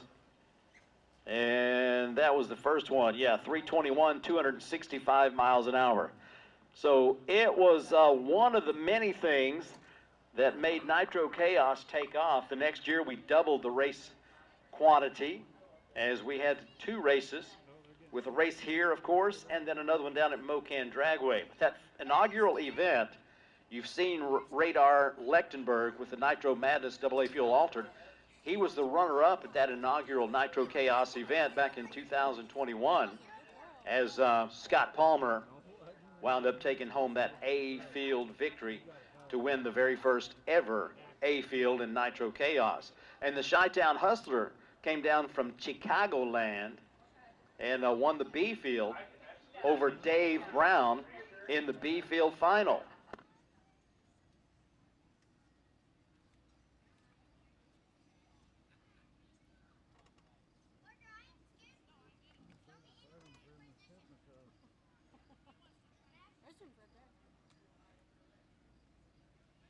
Porta potty I went in was not clean. Where was that at? The one right here next to the food, not the one down by the truck. It was perfectly clean. I had pee all over the seat. There wasn't pee anywhere. Bye, Adder. It's too bouncy. So looking to add to the legacy of Nitro Chaos at Eddyville Raceway Park, we came back in 2022, and Jody Austin, who has turned over the driving duties to his son Cody, wound up winning the A field 2022 over Anthony Whitfield, whose Mighty Mouse car you've already seen in action, as that car had a little more action at the top end of the racetrack than he was expecting. Unfortunately, that has become a trend for Anthony Whitfield, as he was upside down and on fire at Mocan last year, and he's got a brand new car here in 2024.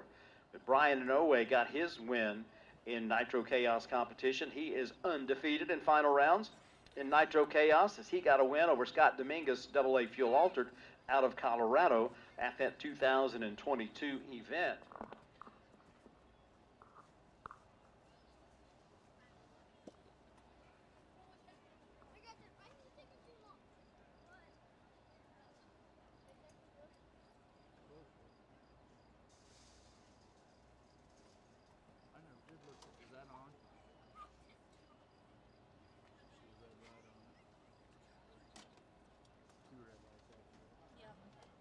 Jody Austin added another victory to his Nitro Chaos tally with a win at the 2023 championship finals in the B field. And they're hoping to add another victory here this weekend, but the competition is very strong. So it will be tough, but never underestimate the bushwhacker. Then in 2022, Megan Lingner came in and won over Julie Natus at Mocan. At Eddyville, Megan also won with a victory over the Nitro Funny car of Dale Creasy. Dale joined the 340 club at that particular race, as that Tech Pack car ran a 340 at 215 miles an hour, winds up being runner-up in that Nitro Funny car to Megan in the injected Dragster.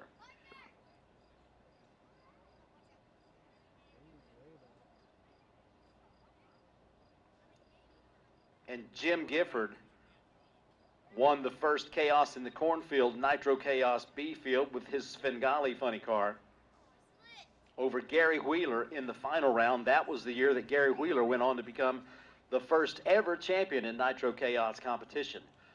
So the legend lives on, and the history of Nitro Chaos being written year by year at Eddyville Raceway Park.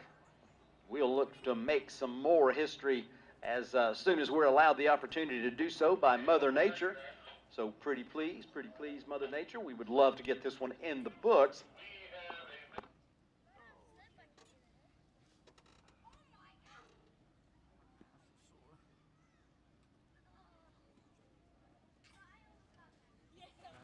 I'm not going over there. Every time I go over there, it starts raining again.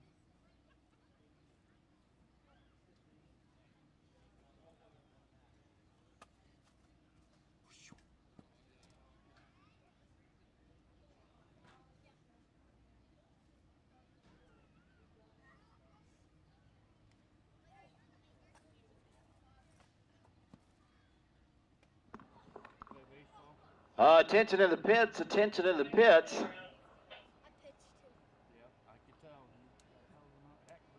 Got a young man named Lane. Your parents are looking for you. Not sure how you managed to get away, but if you could report to, you see somebody with a staff shirt on, probably up here close to the starting line would be ideal, but you see somebody with some Eddyville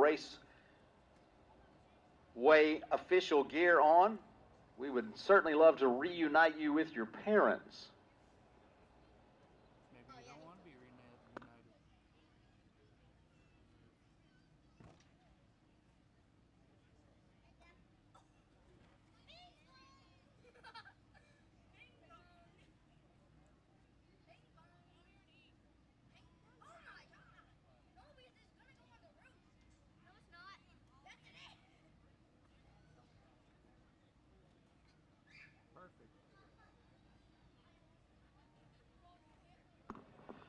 Talking about that 340 Club, Pete Dove of Dove Fuels LLC, the official nitro supplier of Nitro Chaos.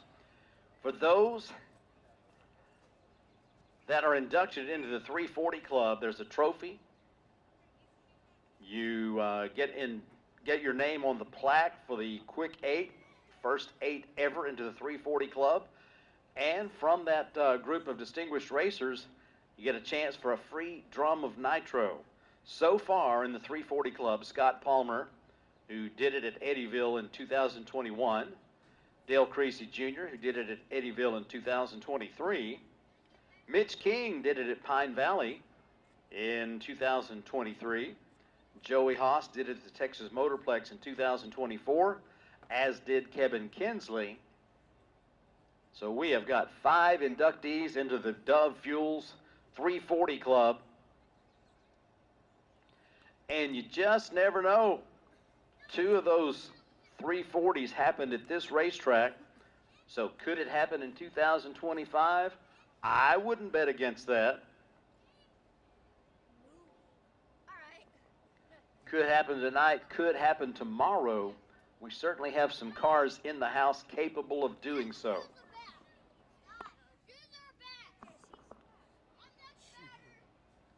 So just enough of the mist from the skies preventing us from being able to light up some cars and send them down the racetrack. Hopefully you are enjoying the opportunity to stroll Nitro Alley and Funny Car Alley and the vendor midway and get a chance to talk with them at Twisted Shifterz 360 Steel, Car Chicks, the Funny Car Chaos and Nitro Chaos merchandise trailer. We've got several vendors out there along with the 60th anniversary gear from the Eddyville merchandise building. Great food at a variety of different locations. And of course, as you go by and meet the teams, they've got hero cards. A lot of them have merchandise that you can purchase from them. You find a new favorite racer, purchase their merchandise, and that helps them get down the road to the next track.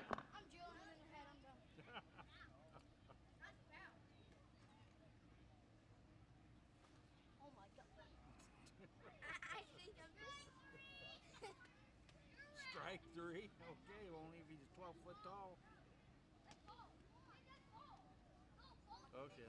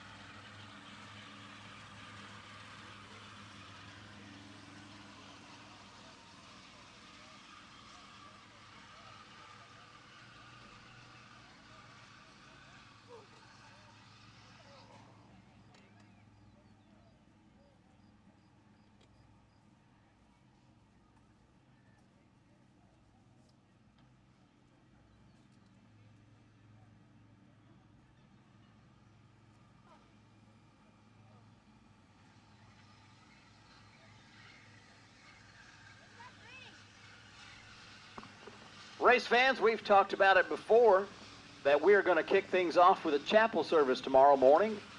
The non-denominational chapel service presented by Racers for Christ, located at the Shelter House, which if you don't know where that is, it's behind the pit side grandstands over there in the vicinity of the Eddy Diner. It's that building next to the Eddy Diner. And we invite you to join us there for the non-denominational chapel service. I've got Chaplain Neil Finder up here in the tower, and he's going to give you a little bit of information.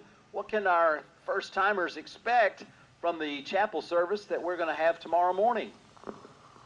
Yeah, you can expect just a happy environment where everybody is welcome. There's not going to be any judgment. And yeah, if you've never heard of the Word of God before, if you've wanted to experience the Word of God, you know, come on out, check us out. It's going to be, you know, we're a family out here at the track, so that's the environment that it's going to be, a good family environment where everybody's going to love one another. Very good. And so, Neil, you're also a racer. You've been in competition today, and you've got a fellow chaplain, Rick and Nicole, that'll also be there for the worship service in the morning. So it's not just about people that are coming to preach to you. You're actually somebody that's got the cred and actually goes down the racetrack in a real race car to bring that experience to the community. Tell us about your racing career. Yeah, so I started racing when I was 12 years old. My dad raced, or actually he raced our Chrysler Town and Country minivan for years. He got me a junior dragster. I started in that, worked up to a car, and now I'm on a motorcycle. And they, you know, can't be when you race, you can't be scared of dying. So I'd rather know where I'm going if I go down. So yeah, racing bikes ain't really the safest thing, but at least I know where I'm going and I can live with that joy. But yeah, you know, the big thing with being a chaplain out here is being able to relate to the racers, and what better way to be able to relate to the racers than being one of the racers. And yeah, so that's sort of what we go for. My dad still races motorcycles, and then I do, and my kids are getting into it, so it's great, you know. And again, it all goes back to family. Excellent. What a great story. The family that races together stays together, and you get the opportunity to witness and share with other families about the joys of knowing Christ. And that is something that you can expect to hear more about. The topic, the sermon tomorrow is called, Is Your Light On? And once again, that's going to be at the Racers for Christ non-denominational chapel service at the Shelter House on the pit side of the track. We will kick things off at 9 o'clock sharp. Hope to see you there. And Neil, thanks for coming up and talking with us and enlightening us about the process for the chapel service at the racetrack. We're actually going to be here on Sunday, so a lot of folks wondering if they're going to be able to experience a worship service, and we absolutely can. So again, thank you, Neil. We appreciate you, and we look forward to all the fans that will join us, fans and racers that will join us for the chapel service in the morning.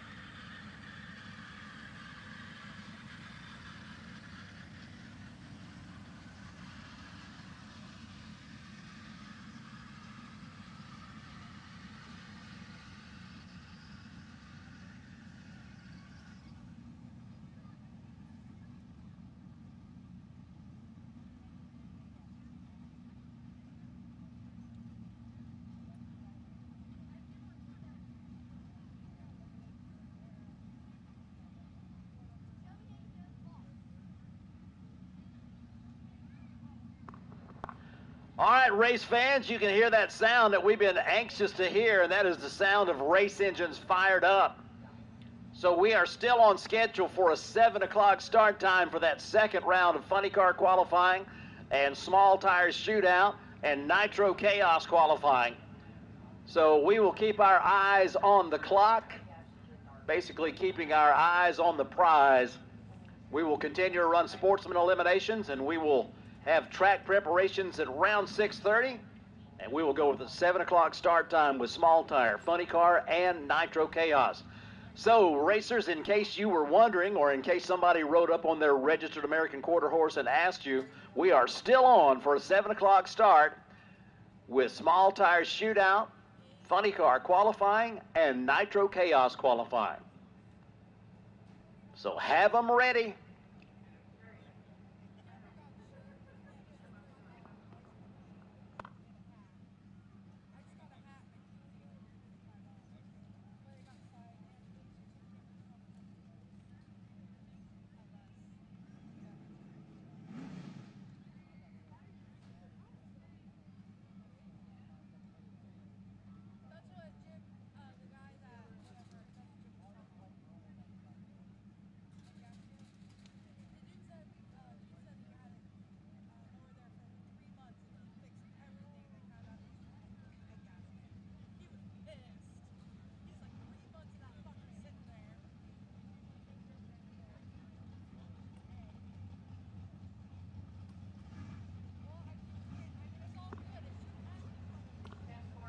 Hey, Sweet Corn Outlaw winners, I need you in lanes 1 and 2. It is go time. Sweet Corn Outlaw winners, lanes 1 and 2. Junior Dragster winners and buybacks, lane 5. Junior Dragster winners and buybacks, staging lane 5. Sweet Corn Outlaw winners, lanes 1 and 2. Got my Sweet Corn Outlaw buybacks in lanes 3 and 4. They're ready to go. We have got the engine started, and we've got our Nostalgia Superstock cars ready to finish this eliminator round. Mike Dawson, John Hamer didn't get a chance to go, but they're fixing to get that chance to. Y'all say that up here? Sorry, what? Fixing to?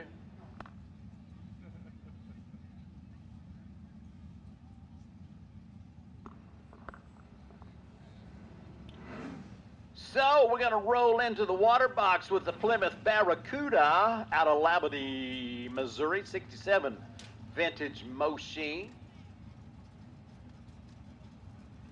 And a 65 Plymouth Belvedere.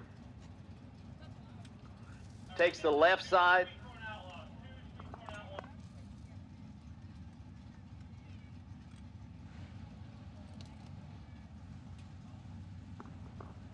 Final call, Sweet Corn Outlaw winners, lane 1, lane 2. Pick one, I don't care, I'm looking for you.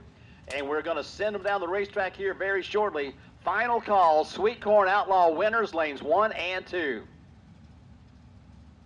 Step for one.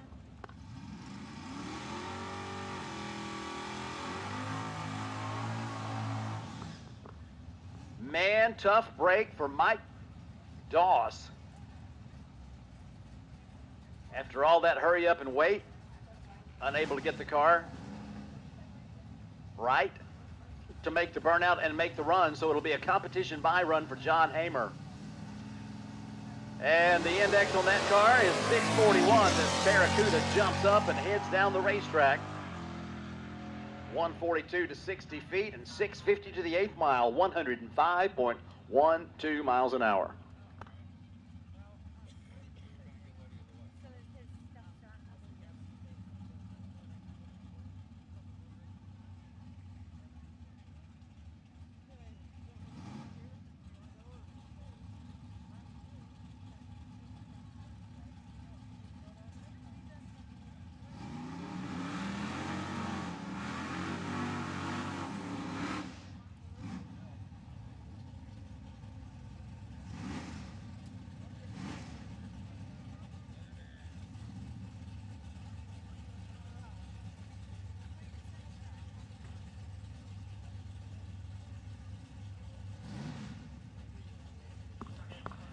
Jimmy Ferguson in the 63 Plymouth on the tower side, taking on Ed Wilden in the 68 Hemi Dark. 753 and 641, the index on these two cars.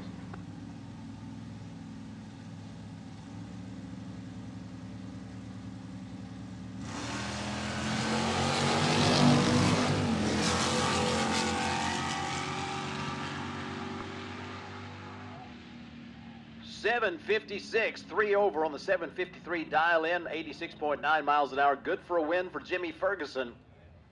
Eddie Wilden had a 1/10 of a second advantage at the starting line, but goes 668 on a 641 dial. Car's performance falls off rather significantly, and that's to the benefit of Jimmy Ferguson, as his car was running right close to what he was expecting. So the win light goes to Jimmy Ferguson, and that will do it for that round of Victory Performance Nostalgia Superstock.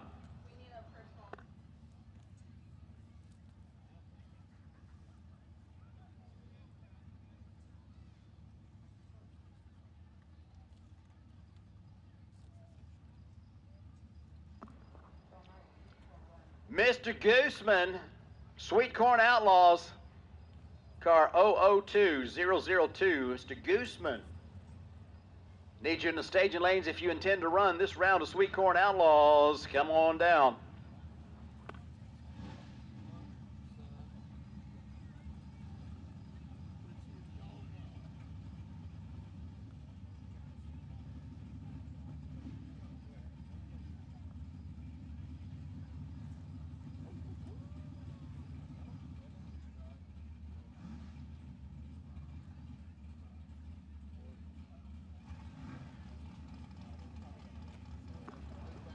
Junior Dragsters, your second nap time is over. It's time to come to the staging lanes. Junior Dragster, lane 5, winners and buybacks to the staging lanes, please.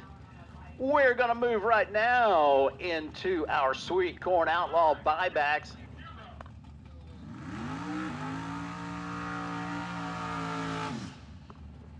Little Dynamite out of Kirksville, Missouri. That is Mike Hatfield. He says 660. Clinton Brooks from Grimes, Iowa says 560 on that hot rod Busa. 1 second head start for the bow tie.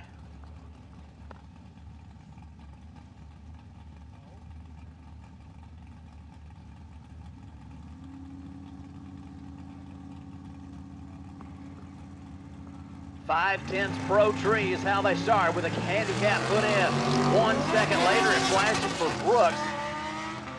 Goes through the gears at the top end of the racetrack. Put a wind light on for the bow tie. 665, 97 miles an hour. beats a 6:01 at 1:18. Mike Hatfield holds 9 to the starting line and carries it all the way to the finish line for the victory. Jim Jones and Cam Barda. Half a second head start goes to the 67 Camaro on the tower side. Looking for the marker light. There ain't one. That means it's a 67.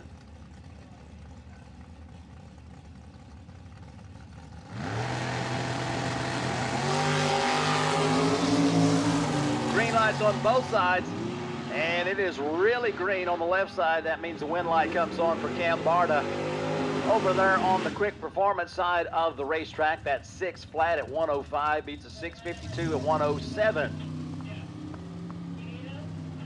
Barda holds 15 at the starting line, holds 14 at the finish line. It's good for the win. Brian Shepard and Austin Easter next to the starting line. Easter, West Des Moines, Iowa. On the bike, dials 550. Brian Shepard in the 76 Chevy Monza with a 396 cubic inch engine. From Altoona, they are going heads up.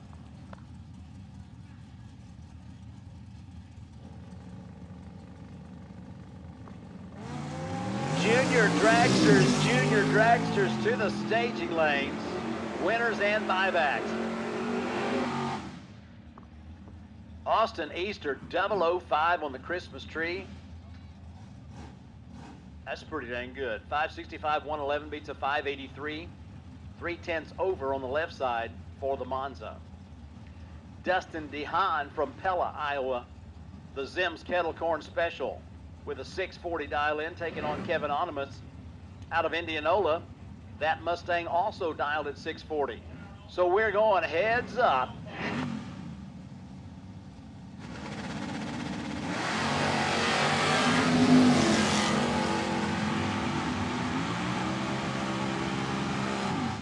At the finish line, put a wind light in the Renegade Race Fuels lane.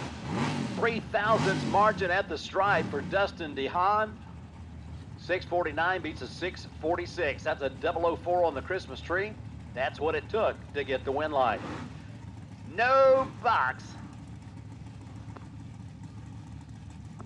No box. Buybacks lanes 3 and 4.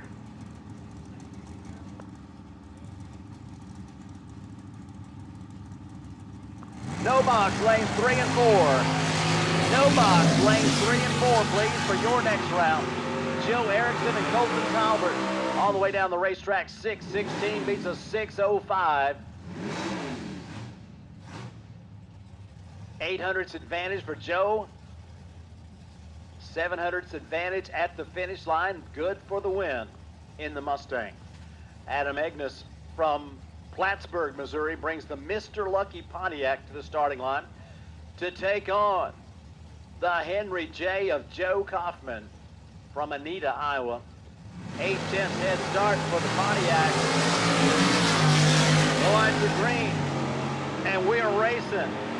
And the Renegade Race Fuel has another winner, 661 against a 584. Kaufman was 4 over on the 680 at 118 miles an hour, but gave up a 10th at the starting line.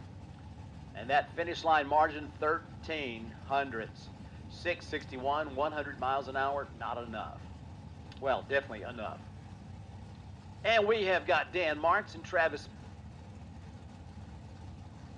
Bowmer at the starting line. 7/10 of a second head start for Travis in the Gen 2 Camaro. Counted it up before. I think that's a Gen 4 or Gen 5 Monte Carlo. Not sure which. I could have to count it again. 564 and 630. Travis dead on with a 1, but gives up 1400s to the starting line. That's not a good combination for a victory, and Dan Marks gets a win. Robert Lay from LaBelle has the bye run in the Mustang with a 670 dialed in. No box, lanes 3 and 4. No box, lanes 3 and 4. There's my junior dragsters. Need winners and buybacks, so all junior dragsters, if you're still wanting to play, we are ready to see you at stage in lane 5. 669 just a little under that 670 dial in, but you get to do that when you already got a wind light, 102.11 miles an hour. Robert Lay advances to the next round in sweet Corn Outlaws. No box, lanes 3 and 4, please. No box, lanes 3 and 4.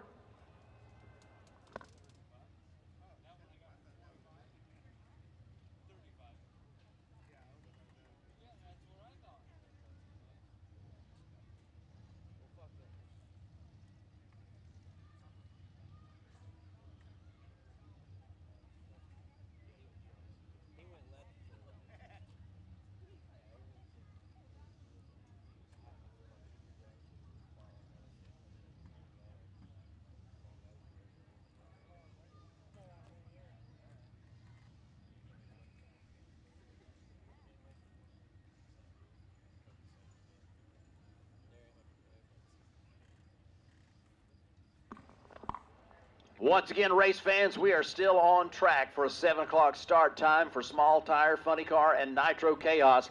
So the crews are out there trying to make sure they have it ready to go. And as always, at Eddyville Raceway Park, it is our intention to finish this race. So our racers know that. They are getting their cars ready, and they will be up here at 7 o'clock for that final qualifier of the weekend. Stick around for all the excitement of the 60th anniversary celebration at Eddyville Raceway Park, the Twisted, presented by Stanky Motorsports. All right, a beautiful day has been enjoyed by lots of great folks. Lots of hungry folks been enjoying some really good food, including the tower crew, as we have been enjoying it in a big-time fashion. And the vendors that have brought their A game with all the hot food, the cold drinks, making sure everybody's in good shape going into this last qualifier coming up at 7 o'clock.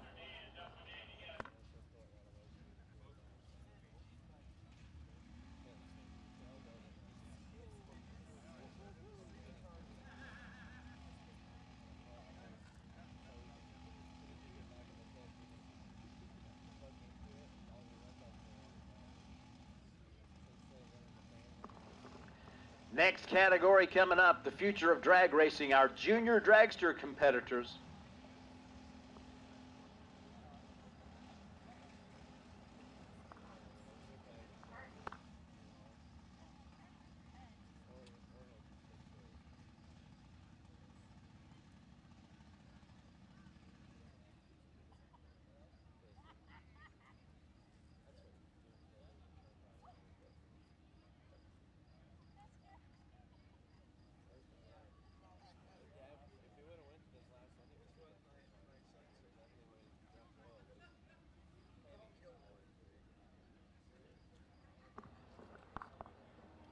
And the no-box competitors are making their way to lanes 3 and 4 now, as we have made our way through the buyback round, and we have got all that taken care of.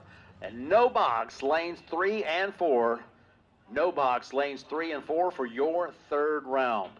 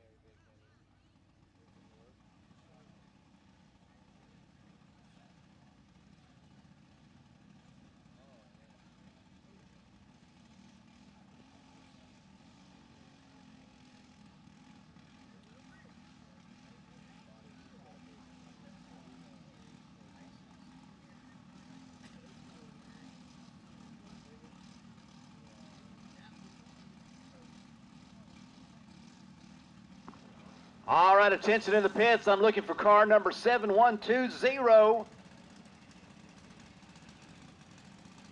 It's a number-driven system in the world of drag racing. Car 7120. Your opportunity to race exists right now. But once we start going down the racetrack, it will evaporate quickly. Car 7120 to lane 3 or 4 for no box. Creighton Grant and Aiden Laughlin bring their machines up to the starting line. Aiden has a dial-in of 1196. Creighton Grant has a dial-in of 1193. The difference, when you're doing your ciphering and gazintas, 1193 from 1196 is 0.03 of a second. The official word for that in drag racing, that is a smidge. So Aiden Laughlin gets a smidge of a head start against Creighton Grant in this round of Junior Dragsters.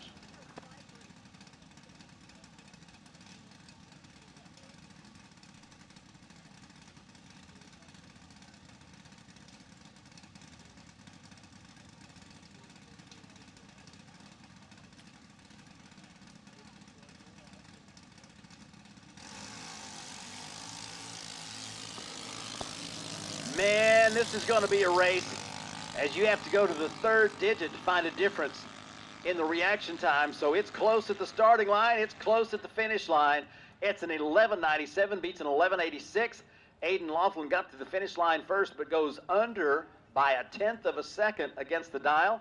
That's a DQ, so Creighton Grant will get the win. 4 over 1197 at 52.3 miles an hour. Creighton Grant with the win light. Fires lit on our next pair.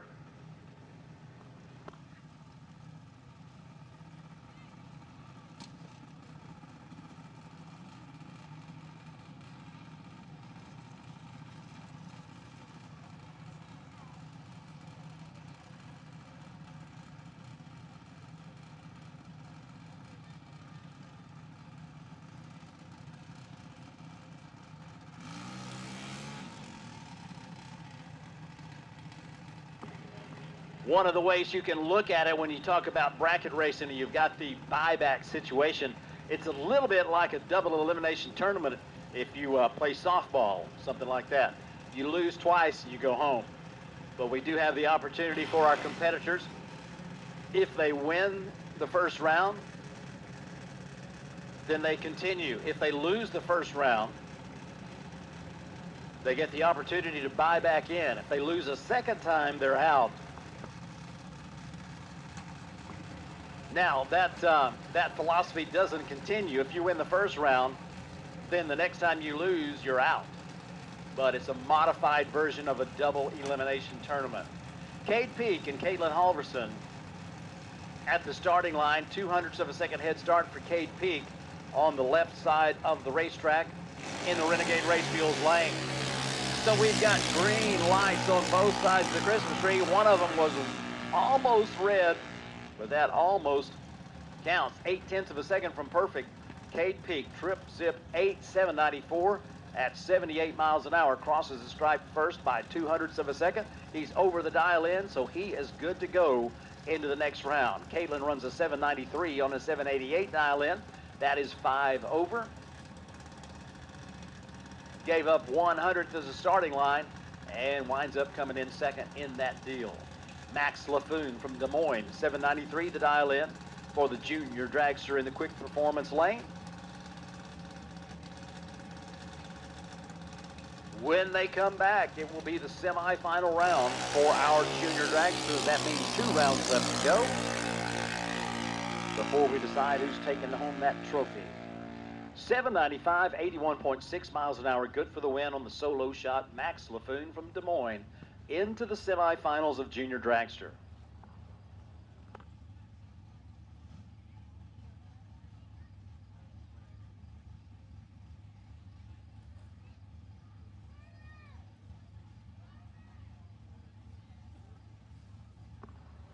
Got the proud American Dragster bringing some more soon-to-be extremely happy people up to the starting line.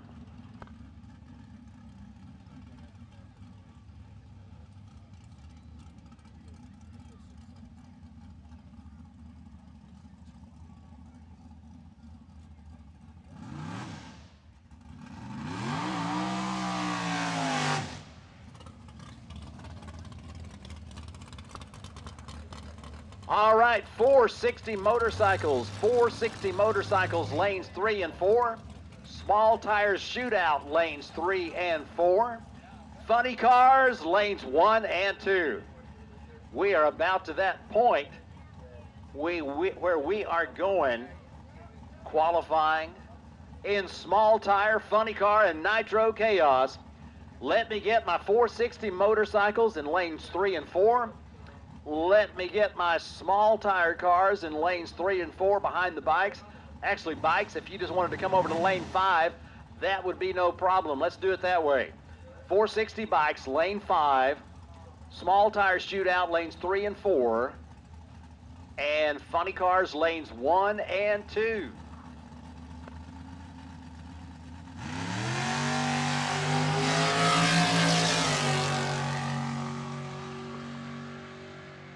.3 red, 5:49 the elapsed time at 125 miles an hour. I'm telling you, they are consistent with that dragster. It's been a thrill ride that's been delivering the goods all day long. Man, what a day. Your perseverance is going to pay off as we have got funny cars and Nitro Chaos, small tire, and 460 bikes coming your way. Right now, we have got no box. Round number 3. We've made our way through the buyback round, and this is one of those deals where you win, you go on, you lose, you go home.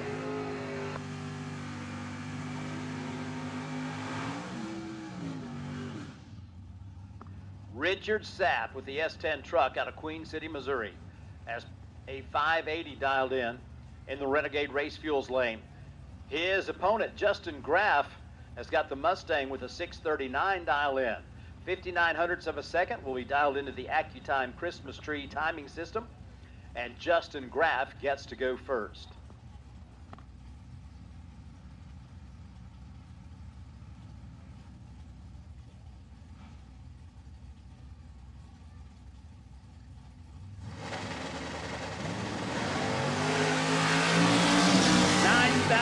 Red for Richard Sapp puts a win light in the quick performance lane, and Justin Graff goes dead on with a 3. 105.26 miles an hour, advances into the next round. 9,000's too quick on the trigger for the truck. He runs 583 at 117.8 miles an hour. They'll regroup, come back tomorrow. Jim Spearman and Jeff Crow, your next pair. Is going to be a head start for the car on the tower side of the racetrack. The truck on the tower side, should I say, 740 and 572, the dial ends. Across the stripe, put a win light in the quick performance lane as the starting line advantage for Jeff Crow put him across the finish line first. 593 beats a 751. 800's margin at the finish. David Williamson and Bob Hager next at the starting line. This time the head start goes to the car on the right side. That's the 1950 Anglia. Beautiful machine from Red Wing, Minnesota. 700's head start against David Williamson's Chevy Malibu. St. George, Kansas. Put a win light on the tower side for Williamson. 635, dead 6 at 105.8 miles an hour. As a breakout run for Bob Hager. It takes 03 at the stripe, but goes under 41 on a 42 dial. That's a no-no, and David Williamson advances. Tim Shaw, here he is again, the Junkyard Pup. 808 the dial against Dan Swank, who's got the Mustang dialed at 678. 1.3 second head start. Input into the computer. Green lights for both racers, and the win light goes to Tim Shaw. 808, dead on with a 4, takes 03 at the stripe, and it's good for the win. 83 on a 78, that's 5 over. Swank holds 1 at the starting line, gives it all back, and Tim Shaw puts the Buick into the next round. Dustin DeHaan from Pella, Iowa, 87 Mustang, 642 the dial in. Going to be chasing the Sonic Chevy Vega of Dale Monjour from Ottumwa. Green lights both sides. Man, got to go to the third digit to find a difference in reaction time. This one's close, and win light goes to the Vega Monjour. 3,000's margin at the stripe. 678 dead 2, 100.4 miles an hour. And DeHaan goes dead 8. Both drivers 0-4 on the tree. Dustin 0-4-3. Dale 0-4-6. Next pair to the starting line, Billy Teeter from Harrisonville, Missouri, has a 644 dialed into that Hot Rod Falcon. And he's taking on Gavin Lamb from Stewart, Iowa, with that Gen 1 Mustang, the flat black paint, and the 702 dial in. Give him the opportunity to go first by 58 hundredths of a second. Green light, right side, red light, left side, wind light, right side. It's going to be Gavin Lamb going 702, dead on with the 2 at 95.9 miles an hour.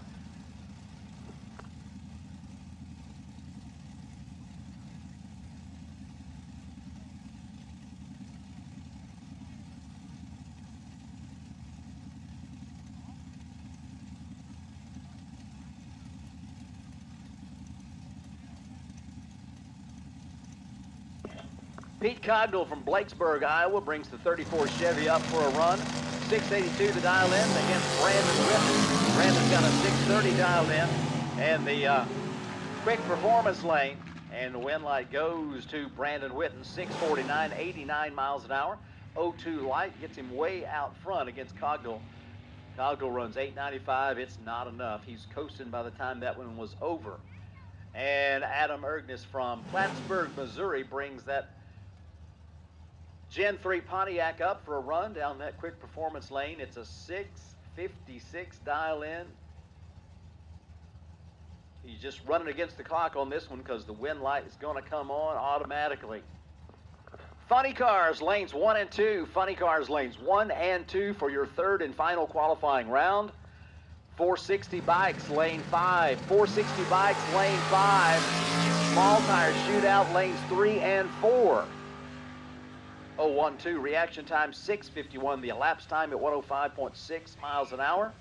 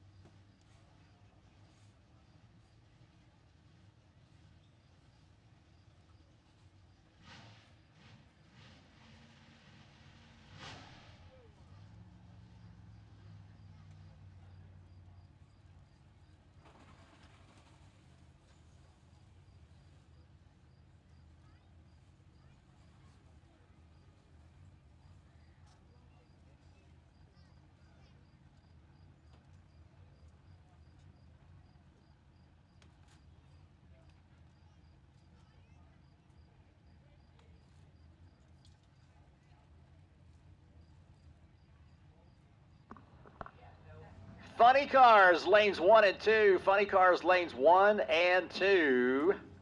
Small tire lanes 3 and 4. 460 bikes lane 5.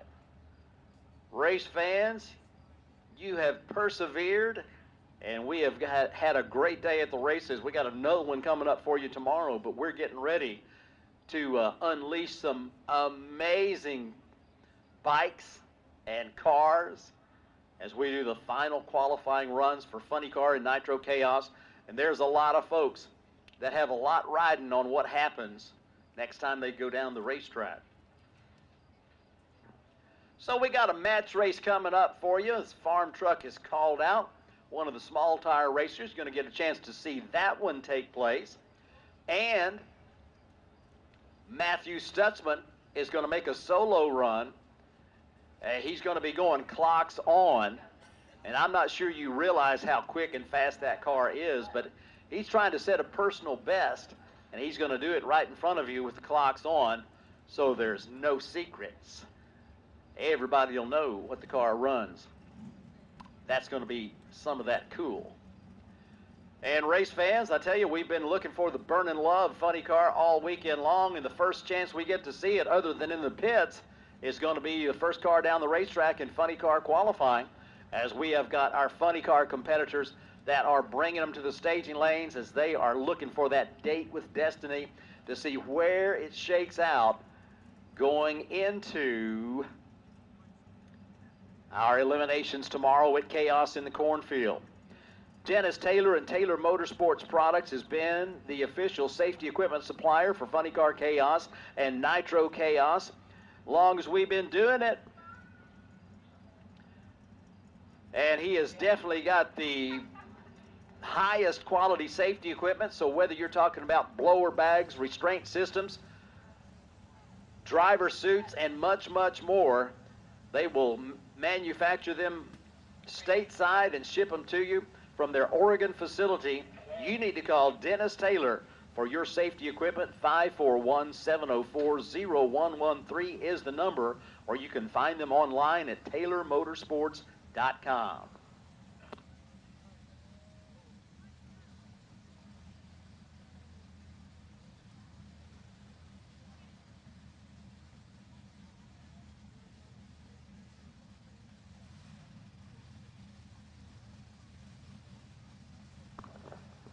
All right, I love these Eddyville Raceway Park fans for their generosity. I just got a report. Now, you're going to love this, and I hope you got some extra money. The 50-50 raffle is $2,000.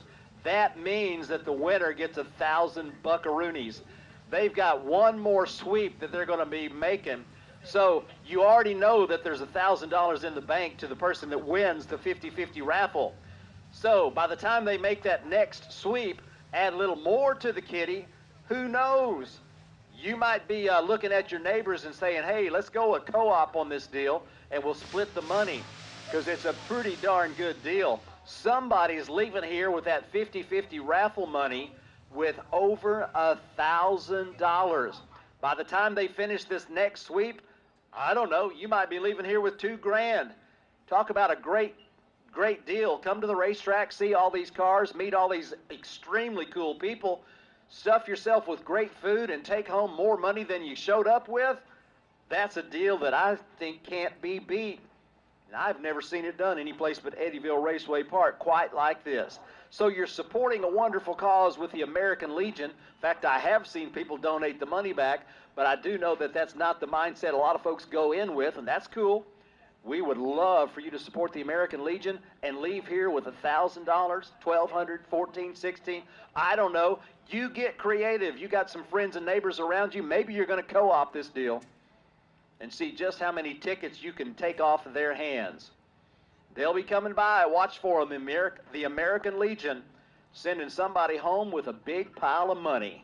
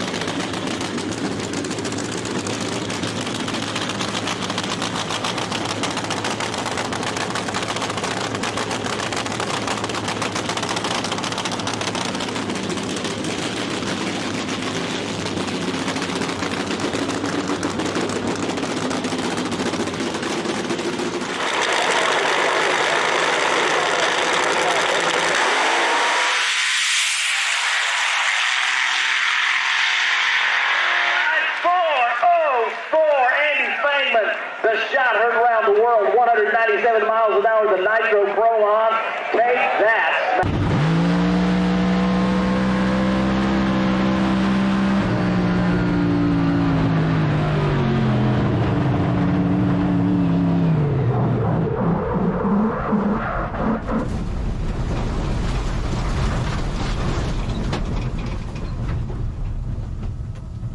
We're okay. Woo! Holy shit. Well, it's early in the season. The corn is not that high. Andy Fangman may be grateful that it's not that high. Andy, you took the infamous cornfield maze trip here at Eddyville. Yeah, I didn't think it was going to be me. I was watching I got here late here on Friday, and I was watching the drivers meeting and listened to Chris saying, well, every year somebody goes off the end, and I'm like, well, it's not going to be me. Here we are. But I don't think we tore up too much. We'll get this thing out of here, get it cleaned up. I don't think we're going to make Q3, but it's sitting good in the field with a 404. I don't know what the mile an hour was, but spectacular lap. You're getting this car figured out. It's moving. It's been, we're playing with the timing and trying to get it all in there, and it's wild, man. It's a lot of stuff. There's 2,850 pounds of steel roof and quarter car coming down through here and trying to get it all slowed down. I was on them binders as hard as I could. I'm like, come on, baby, and I used her all up. So I don't know. We're gonna try to get it cleaned up. Yeah, almost. That's Hollywood on the door. Why not, right?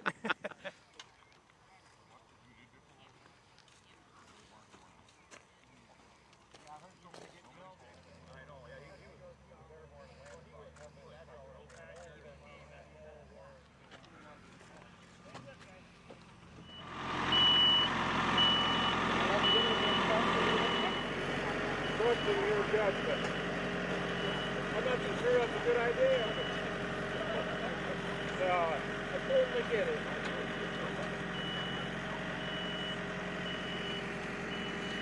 Gerald, yeah, it's better flat up here. We're good. We're good.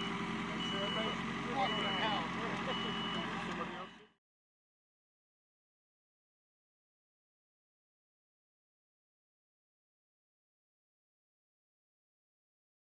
There are innovators, and there are duplicators.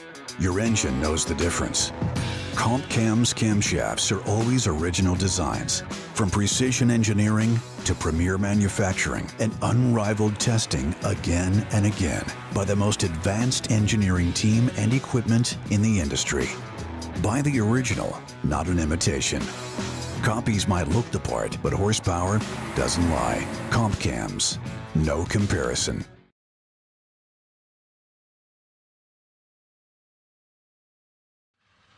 So if you know you're going to need some automotive parts, like the great things that come from Comp Cams for your racing operation or your automotive operation, point your smart device at the QR code, get yourself signed up.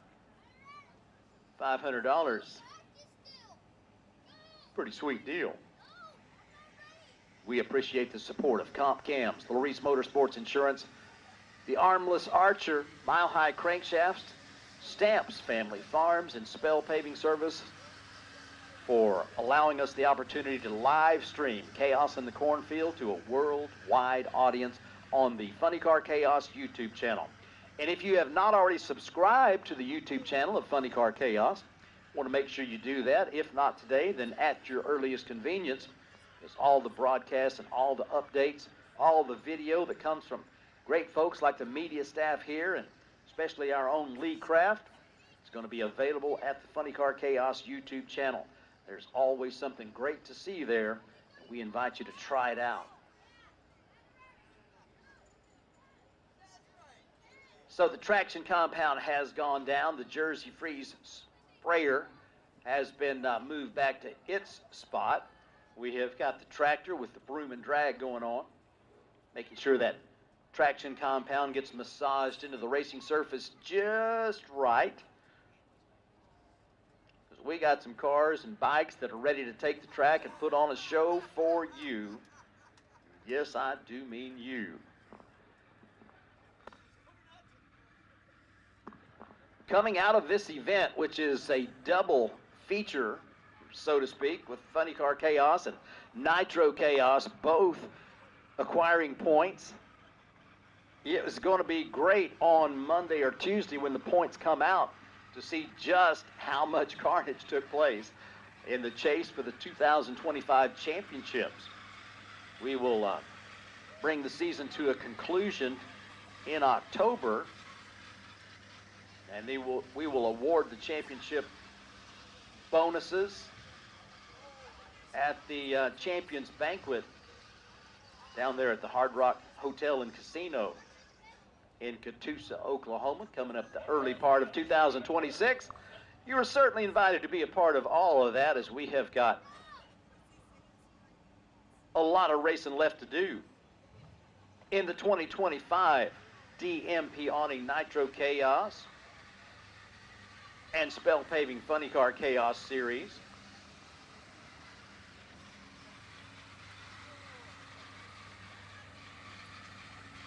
Just about ready to kick things off.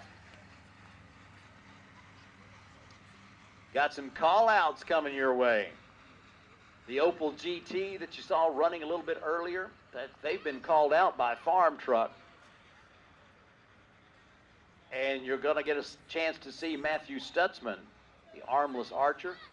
He is looking to go quicker and faster than he's ever been before. And I don't know if you realize how fast and quick that car is, but that is one more serious hot rod. So you're going to get a chance to see that happening as well. Thanks to Wizards Warehouse for their ongoing support, as they continue to provide support for the Chaos brand.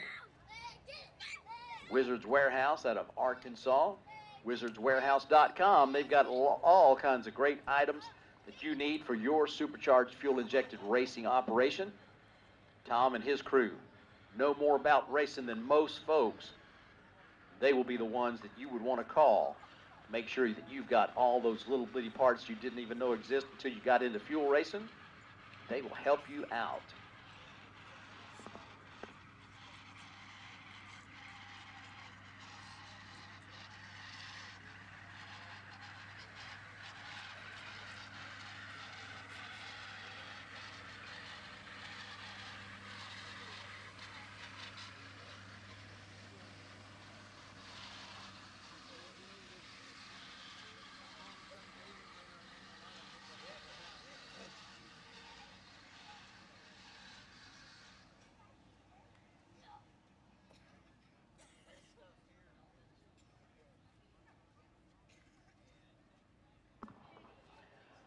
Looks like we're just about good to go, as we're going to kick things off with the grudge match for the Pro Stock bikes.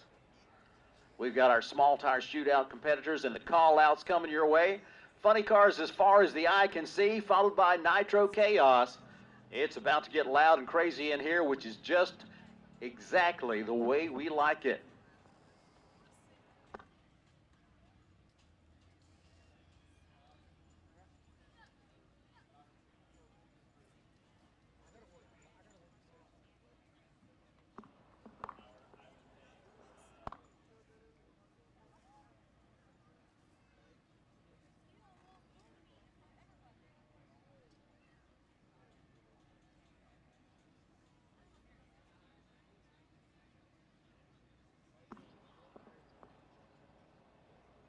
Hey, race fans, you came out for dinner and a show. I hope you already got the dinner, but if you don't, they'll still be serving. But it is show time on Saturday night as we bring the Pro Stock bikes up for their run here at 7 in the p.m. These quick, fast bikes, you already saw them run earlier in the day. They are exciting, and it is a great time to see them kick things off for us, as we've got a bunch of hot rods in the staging lanes, and they are raring to go. There's some folks that are chewing on their fingernails because it's come down to the final opportunity to make the show or not.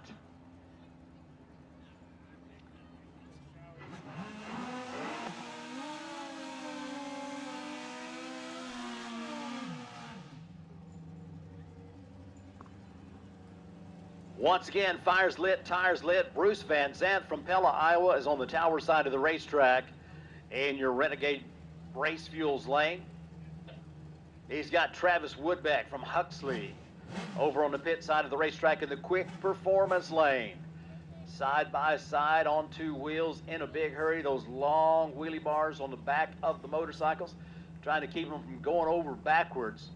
They are putting a lot of horsepower to those big rear slicks. Both bikes with the nitrous systems, adding a lot of punch to the horsepower the bikes bring. Into the pre-stage goes Bruce Van Zandt. Travis Woodbeck guiding this bike up to this pre-stage.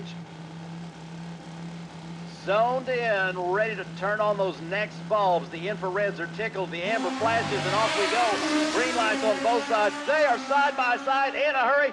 Check it out, the win light. Bruce Van Zandt, 469, 149.4 miles an hour. Gets a win light over Travis, who goes 477 at 145.4.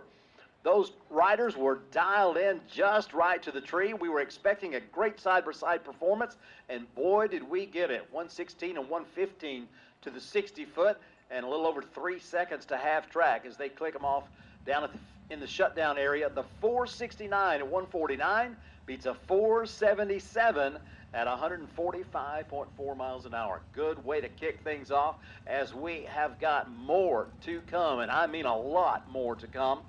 In the meantime, we'll work in the opportunity for some thrill seekers to see what all the fuss is about.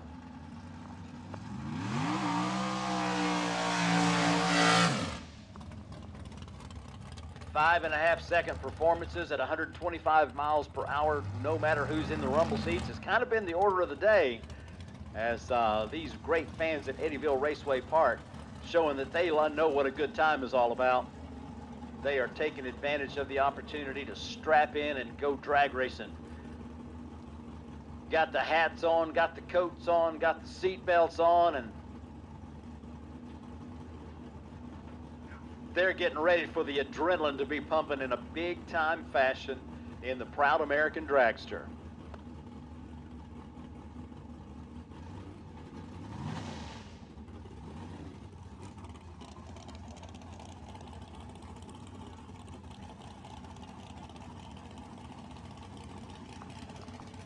Proud American Motorsports, a big part of the additional festivities.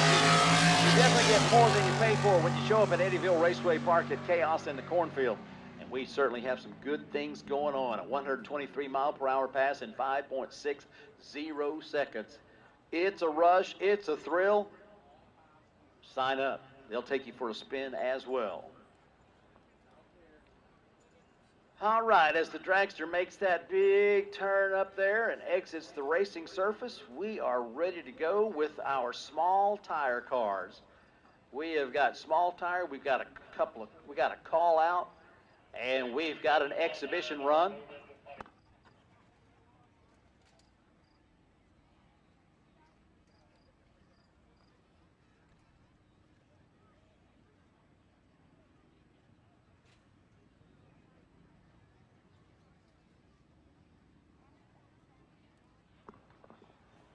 All right, so you hear the chatter on the radio up here in the tower as everybody's making sure they are in position for come what may.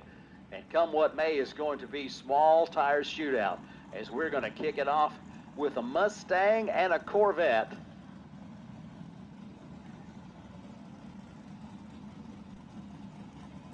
Less traction, more action, lots of excitement. It's part of the magic of small tire racing. Jay Reesitz from Marshalltown, Iowa, 1985 Corvette on the tower side, and a long smoky burnout. Jordan Sharp from Johnston, Iowa,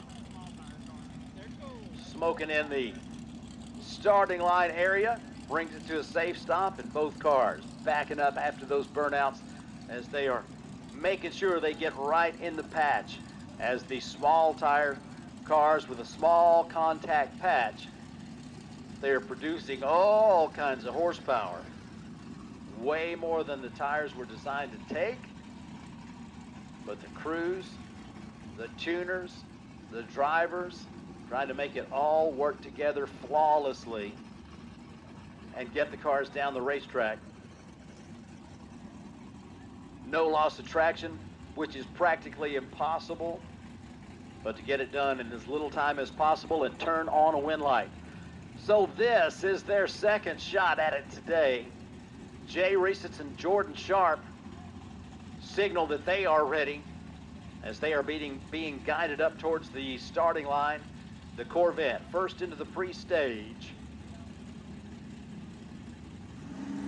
Now the drivers will begin spooling up the turbocharged engines, bumping into the right spot. They're ready to go. Flash of amber, and off they go. Oh, cooking and booking both sides. The Mustang down that quick performance lane puts a 4:54 at 166 miles an hour on the board. And the Corvette, using a lot of racetrack in the Renegade Race Fuels lane, manages a 5:26 at 143 miles an hour.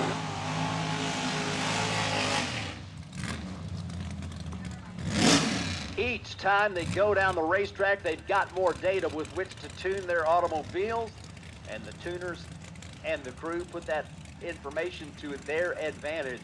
And we're seeing the numbers drop big time as these small tire crews definitely bring their expertise to getting down the racetrack. It's a 100% payout for this category. They paid to enter, they paid to play, and somebody's going home with all the money. Adam Folger from Avon, Illinois, 1971 Buick. Twisted Shifterz Special.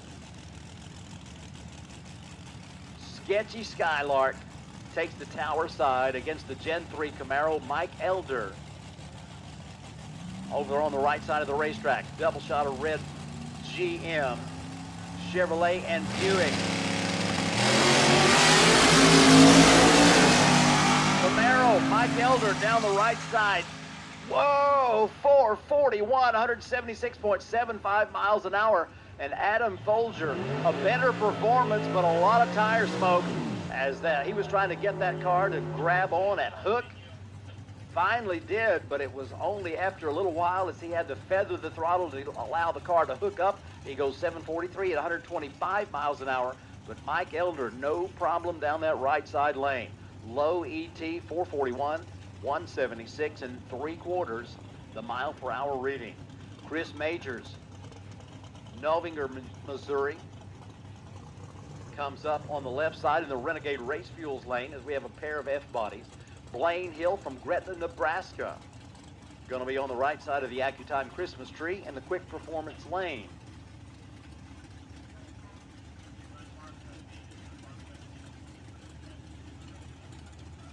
All right, into the pre-stage.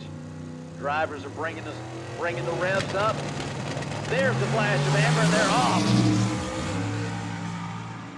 Down that right side lane, another good run, another 4.4 second elapsed time. They are thick as fleas today. Blaine Hill goes 179.5 miles an hour in 4.44 seconds to put that car across the finish line first. And that bodes well for their chances as we've got the 4.4 second cars going crazy. Chris Major, 615, 105.5 miles an hour.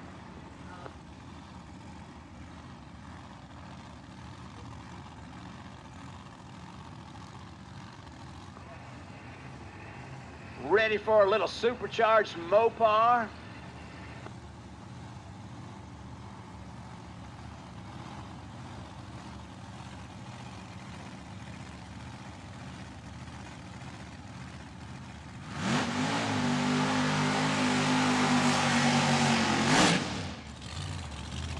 Come on with your smoke show, man. Laurel, Iowa, home for Logan in the green. Supercharged Duster.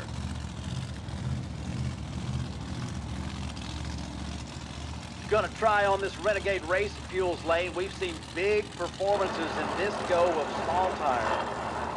The 4.4 second elapsed time is over 170 miles an hour.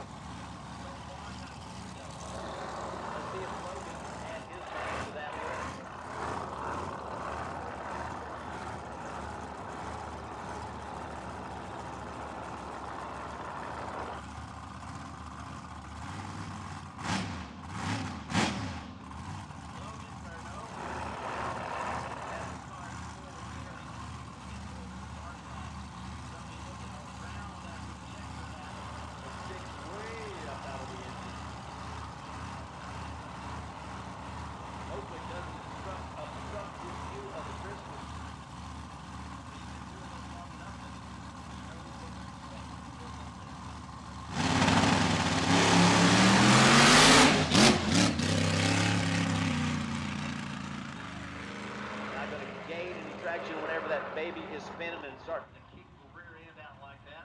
So Logan, not going to be that impressed with the number, but here we go. We got the call out coming your way now. Asian, it's yours, my friend. All right, appreciate you. We're gonna shot to a drop here. Farm truck's got a little bit of a race they call Tweety Bird. We're gonna see if we can knock the feathers off this flightless bird. It's getting a little chilly. Let's see if it's got what it takes. He gonna let farm truck pass him.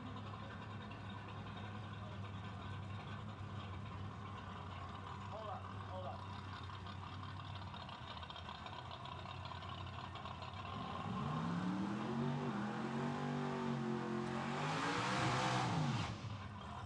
Light little opal.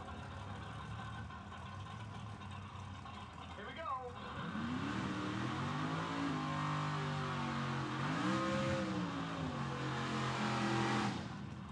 All right, boss, so we're not so clean up now. We're gonna set him out on the top. He can't leave until farm truck's back bumper passes him.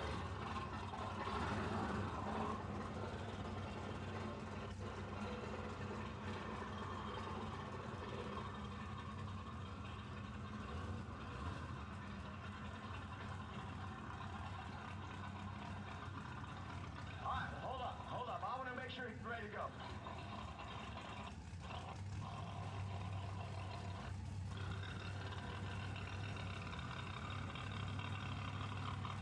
You're gonna go. One car. Your back side. All right. He's deep stationary.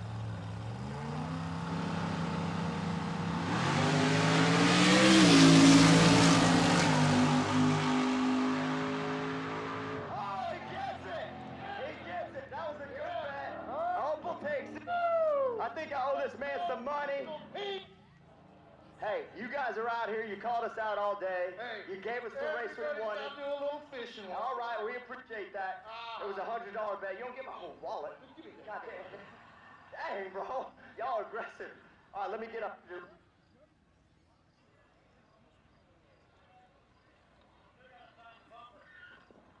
Your whole crew just starts asking, what is this, church? It ain't Sunday yet. All right? All right, we're men of our words. Win in Rome, do it what the Romans do. Signature series $100 bills. That's what we did. All right, got Ben Franklin. Oh, they're going to keep the show must go on. Let that dry. We're business partners. We'll try to catch that one later. All right, buddy. We appreciate you guys. We'll be back for more. Good job, buddy.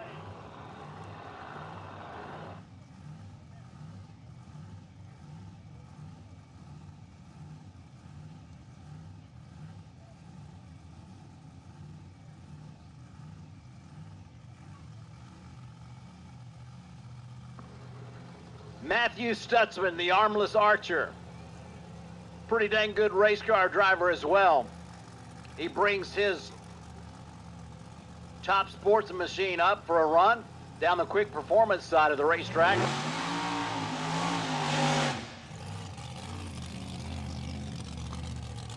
Now, I hope you've had the opportunity to go over to the Stutzman pit area and check out this car and see how Matthew does it. The gentleman was born with no arms, and he's an Olympic champion with in archery, which is an amazing feat all by itself. But he also drives a race car. He's been driving race cars for 13 years. This is his quickest and fastest race car so far. He's been plenty quick. In fact, earlier in the day, he ran a 420, which is way quick. If you can imagine doing that, period, most of us can't. But Matthew does it with his feet. He has got this car specially outfitted so that he can steer, press the gas, press the brake, do everything that has to be done, and it's a process to stage the car. Line lock, trans brake, all that stuff that goes into one of these top sportsman machines. He does every bit of it with his feet.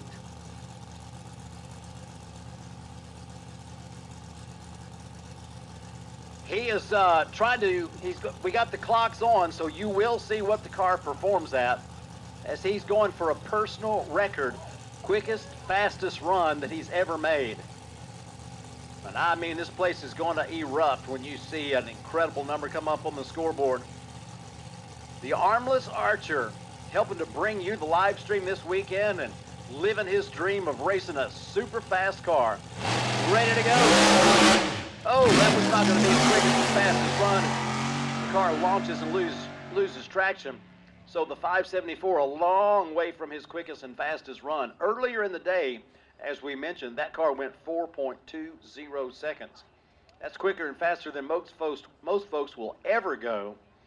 Matthew Stutzman continues to live the dream, racing fast cars. So, race fans, it is showtime with funny cars coming your way right now. Hey, listen up. I've got a racer in need. So, racers, listen up. I've got a racer that needs some help. If you have got a Turbo 400 transmission front pump seal, that would be most appreciated. If you got the bushing and the gasket that goes with it as well, that would be even better. But Mike Buchanan of the Ombre Funny Car team, you saw them come out and make a burnout and then being unable to make the run earlier in the day in that second qualifying round. There was a transmission problem.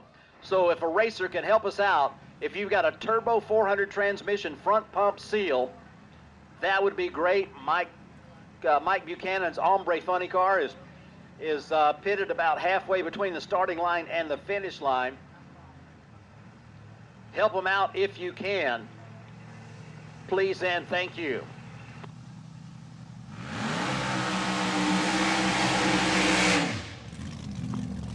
There he is, the Burnin' Love Nova Funny Car. Haven't seen him all weekend except out there in the pits, as he's having a tough time getting that car to go down the racetrack and fire up and roll. He missed the first two qualifying rounds. So this has got to be one shot does it. Michael Neal, nicknamed Toad. Brought to you by Cheater Slick Culture, Ronnie's Hot Rods, Bo Van Gogh Hot Rod Art, and many, many more. Paint done by his dad, who I know wishes he was here, as we all wish he was here too. Michael Neal calls Sarah, Mississippi home. That's a little town just south of Memphis in the northwest corner of the Magnolia State. His wife Chelsea doing the backup girl duties, got his family here with him. And he brings that big block Chevy powered machine up to the starting line as Alan Collins guides him up, gives him the okay. And we are staged up and ready. The wheels up on the front of that Burnin' Love Nova Funny Car. And he just wants to make sure he gets a number on the board. He goes 555 at 132.4 miles an hour. Not as quick and not as fast as he was hoping for, but he's got a number on the board, and that gives him a good chance of qualifying.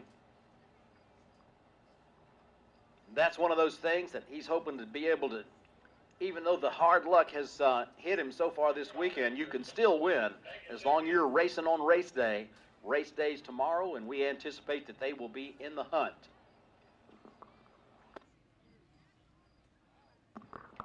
Next up, going to be the Penny Pincher Mustang out of Gainesville, Texas. Keith Zimmerer with a 2008 Mustang body machine. It's quick and it's fast, but it's had its trouble on the launch so far this weekend. They are hoping that they have got that problem fixed and that challenge solved. They're going to line up next to Chris Batty from Stockton, Missouri. Chris put a good number on the board earlier in the day. Had to pedal the car right quick off the starting line, but the car hooked up immediately thereafter, and he put a good 4-second elapsed time on the board. So they are solidly qualified, but Keith Zimmerer definitely needs a good run down this Renegade Race Fuels lane.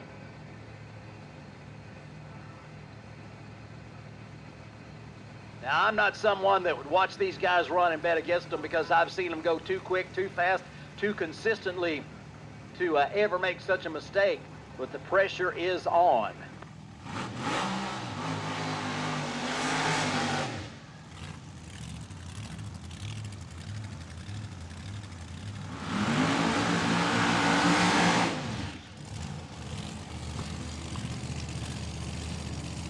The Batmobile takes that right side lane. The Penny Pincher takes the left-hand lane. Last chance for the mighty Zim to make the show. Not a position he finds himself in very often, as these guys know how to go quick, know how to go fast, know how to win, as they've got championships under their belts already. Gainesville, Texas, and Stockton, Missouri, hometown for these two race teams. Alcohol-fueled machines with superchargers and fuel injection. Hemi power underneath the Mustang body, Chevy power underneath the Corvette body. Final qualifying shot for our Funny Car Chaos competitors. Big points implications come from this race. If you expect to be in the championship hunt, you better do well at this race, especially if the Funny Car Chaos Classic did not go your way. Into the pre-stage, now the stage. I got 3 bulbs lit, now 4. That's the number they've been looking for all weekend long, a 373, 197.8 miles an hour. It only takes one shot to make that happen. As we're looking in the shutdown areas, the Penny Pincher car hangs out the laundry and comes to, brings to a safe stop. Chris Batty goes 582, so his previous 4-second elapsed time is what they will go with into the first round of eliminations. But a 373, incredible run when the pressure was on. They come. I mean, the track's good. Down track's a little bit of bumps, and you got to stay in the groove. And I can tell the drivers got to do some of that driver shit. But good run we got in there. So big sigh of relief for all those Penny Pincher fans out there. I know there's a bunch of them watching on the live stream. And Hannah and Zimmer come through, put a 373 on the board after a 910 60 foot and 247 to the half track point. You could tell at the hit that was going to be a good run. It definitely was that.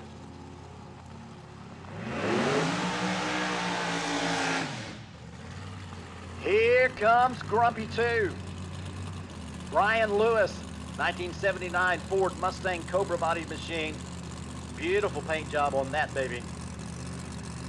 They put a big number on the board earlier. They are qualified strongly. On the tower side of the racetrack, after finishing number 4 in the World of Funny Car Chaos competition in 2024, the man from Connecticut, Wayne Hoffman, brings the 91 Ford Pro bodied funny car with support from Blower Drive Service, Wulff Pumps, Evergreen Lawn Care, Spell Paving. This team, backup girls sporting the red, white, and blue on a Memorial Day weekend.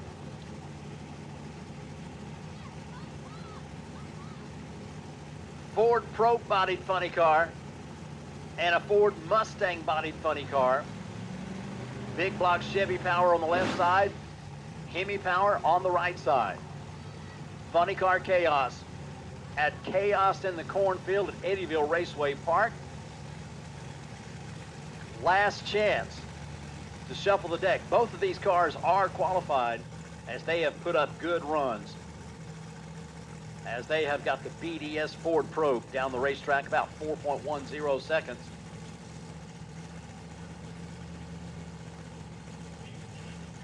Well, problems on the tower side.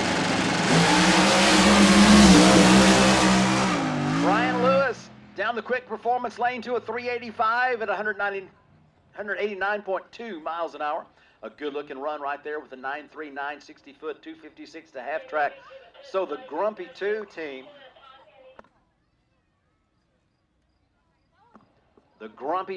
puts another good 3-second run on the board. So they are showing up strong in 2025.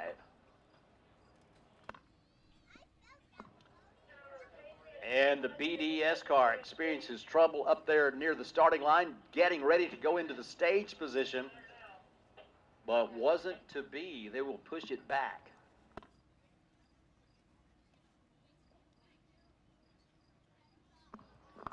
Next up is another one of those pressures on situations. Bill Bernard, the Mile High Crankshafts grinder Mustang, needs to put a run on the board, put a number on the board. So far, it's been numbers that have been good but disallowed due to a lane infraction.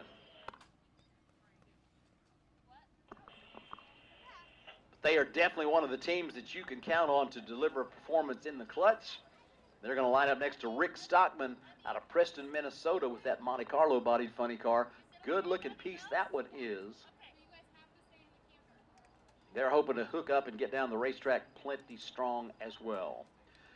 It is Saturday night. The last chance for qualifying is taking place here at Eddyville Raceway Park as we are getting ready to put a bow on Saturday's racing. We'll come back for Sunday eliminations in our funny car categories and our Nitro Chaos classes. Speaking of that, Nitro Chaos lanes 1 and 2 are open for you.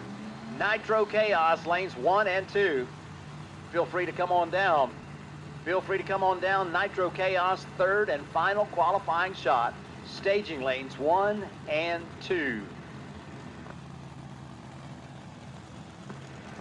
Got fire in the pipes. Both sides, here they come.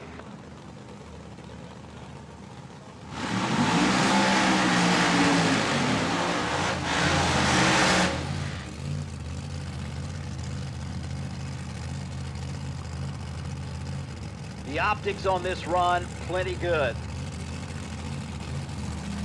Sun's going down in the western horizon. Two well-prepared, beautiful funny cars. Making lots of noise. Their drivers knowing that they need to put a good number on the board to solidify their place on the qualifying list. Bill Bernard finds himself in the very unusual for him position of not being qualified. This is one of those cars that you typically count on for 3-second, 200 mile per hour performances every time they unload the car. So far this weekend, simply as a result of the fact that they have taken out the timing blocks at the finish line, they don't have a time on the sheet yet. Rick Stockman looking for a strong run in that super clean, super sharp Monte Carlo you see on the quick performance side of the racetrack. We are just about ready to go. 4 balls left, now we go. Bill Bernard using a lot of that left side lane, but still goes 398. Hangs out the laundry at the top end of the racetrack. We got Rick Stockman with a 543 at 111. But in the clutch, Bill Bernard comes through as he goes 398, 151.8 miles an hour after a 945 60 foot. You can see the launch was hard. Looks like maybe they softened it up just a teeny bit at the finish line, but that 398 allows them to join the 3-second club. They will definitely be in the Rodak Custom Coffee A field.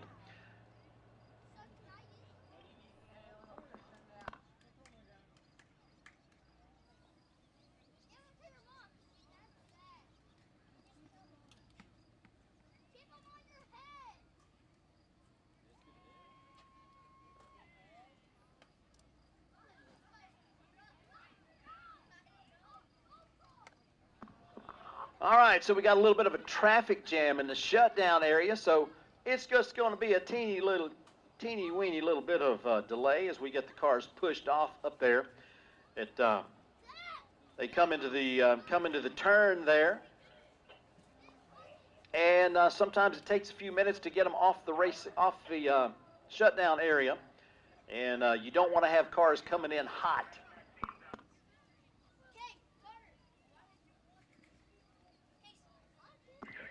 Attention in the pits, please. I need security to the gate. Security to the gate, please.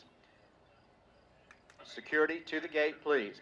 All right, race fans, say hello to my friend Mad Maxine and Mini-Me as they are passing out some good stuff over there on the pit side of the racetrack. They respond to enthusiasm, so the more enthusiastic you are, the more likely you are to get some of that free stuff that they're passing out down there. Man, I'm telling you what, we are seeing the improved performances as they are coming up in the clutch. We're looking for, I know there's some more cars out there that are looking for that coming through in the clutch principle to kick in for them. But their perseverance will pay off. I'm confident about that.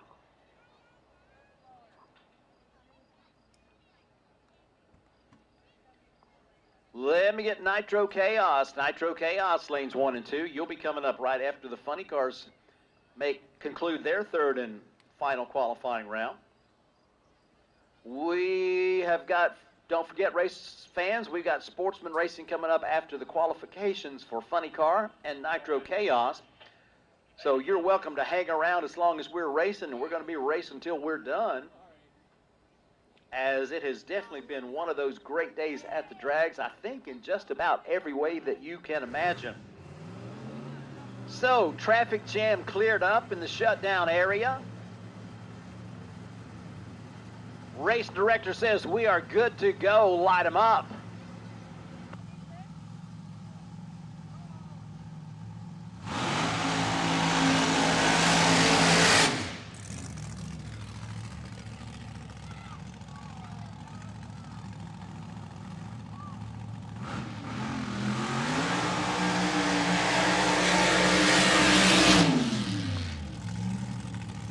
Some of that cool factor of funny car chaos is the old school cool and the up to the minute styling that you see represented on the racetrack right now.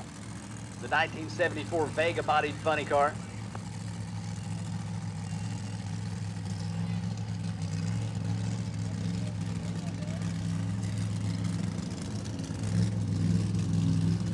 Cody Chatfield from Raymore, Missouri.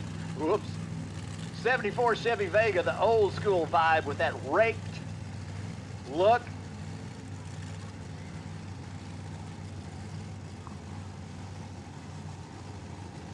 Put a good number on the board earlier as they are starting out 2025 extremely strong.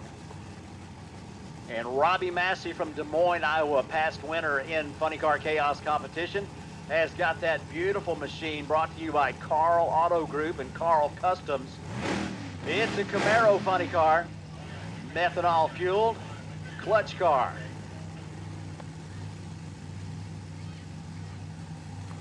Both drivers into the pre-stage. Rev's gonna come up for Robbie Massey. He bumps it in that last. Quick pedal down that left side, see if he's got enough momentum. We got a 4:37 for Chatfield in the Booz Brothers Vega, 163.99 miles an hour, just under 164. Robbie Massey leaves strong. He goes one flat to 60 feet, 294 to half track point as he was already pedaling. Winds up with a 492 on the scoreboard at 110.8 miles an hour. So down the racetrack they go, timing blocks all in place. Check that one off. One of those good things. Not sure if anybody's keeping a tally of how many timing blocks have been destroyed through this weekend, but hopefully the tally has come to a conclusion. Next up, going to be another Iowa car. Lance Van Allen from Rhinebeck, Iowa is going to have his Camaro funny car next to the tower in the Renegade Race Fuels lane. He's going to line up with Neil Giroux from Elizabeth, Illinois in the Twist and Shout Beretta.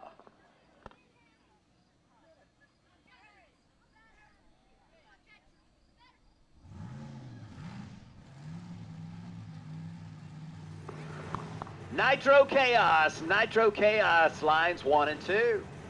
Lanes 1 and 2, Nitro Chaos, please.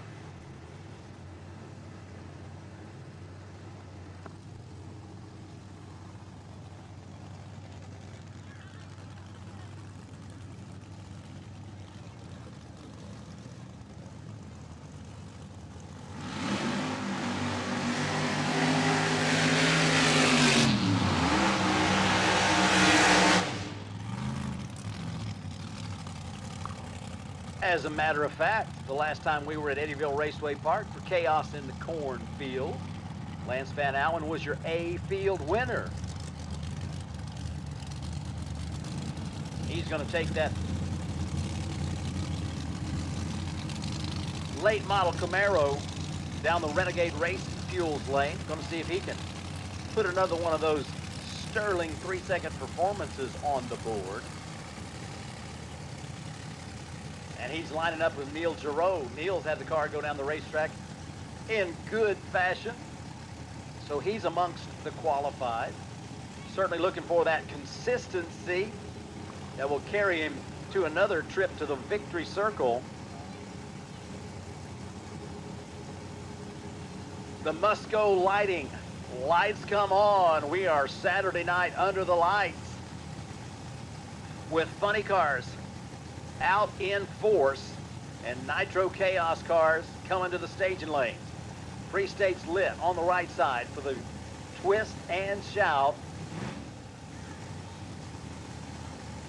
Lance Van Allen. Right down the groove, keeps his foot, and the throttle goes 415, 154.5 miles an hour. Now 466 for Giroux. Twist and shout down that right side lane to 136.78 miles an hour. So Lance Van Allen, 998 to 60 feet, 263 to the half-track point, and you might have noticed he was having to do a little pedaling down there in the top end. So he goes 415 at 154 miles an hour. Definitely shows you that there is more to be found there.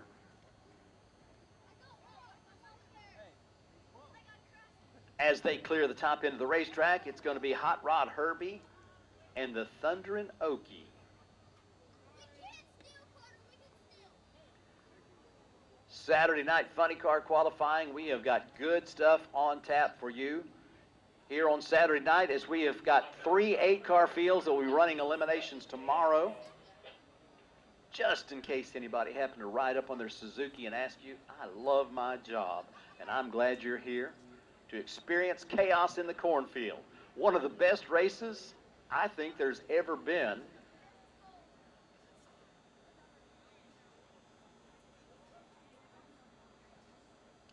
And we got another pair of funny cars that are just itching to get down the racetrack, and we're itching to see them. Nitro Chaos, lanes 1 and 2, please. Nitro Chaos, lanes 1 and 2. Once again, if you didn't hear, I've got a racer in need. Mike Buchanan of the Ombre funny car is looking for a Turbo 400 front pump seal for his transmission. If you have the front pump seal, that would be wonderful.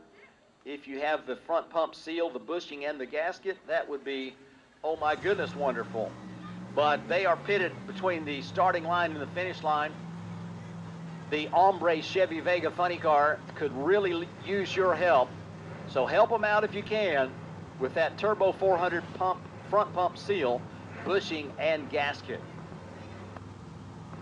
All right, race director says light them up, and they do.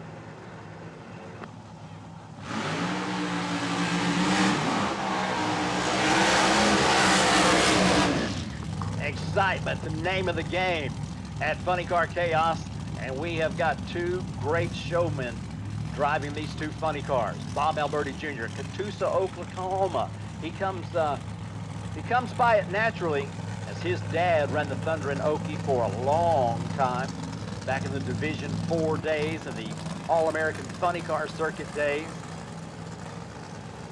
Brings a beautiful funny car to the dance. Calls that a Dodge Challenger. Hot Rod Herbie, he's been to 5 final rounds. He'd never lost one until the Funny Car Chaos Classic a few weeks ago. So he's now 4-1 in the finals. And that changes the answer to one of my favorite trivia questions about the series. Hot Rod Herbie. Big block Chevy power underneath the hood. It's a Hemi power. Hemi power plant with the clutch car. Bob Alberti Jr. takes the Thunderin' Okie to a 387 at 188 miles an hour. They are looking strong in the Thunderin' Okie. It was an eventful ride for Hot Rod Herbie as he legs it through with a 571 after the car jumped. He pedaled it, feathered the throttle, and kept his foot in it, and wound up with a 571 at 149 miles an hour. Not his best run of the weekend, so he will go with that quicker run from previous qualification runs. But Bob Alberti Jr. trying to get that second trophy. He's already got one of those Funny Car Chaos trophies. He's looking for one more to make the bookends.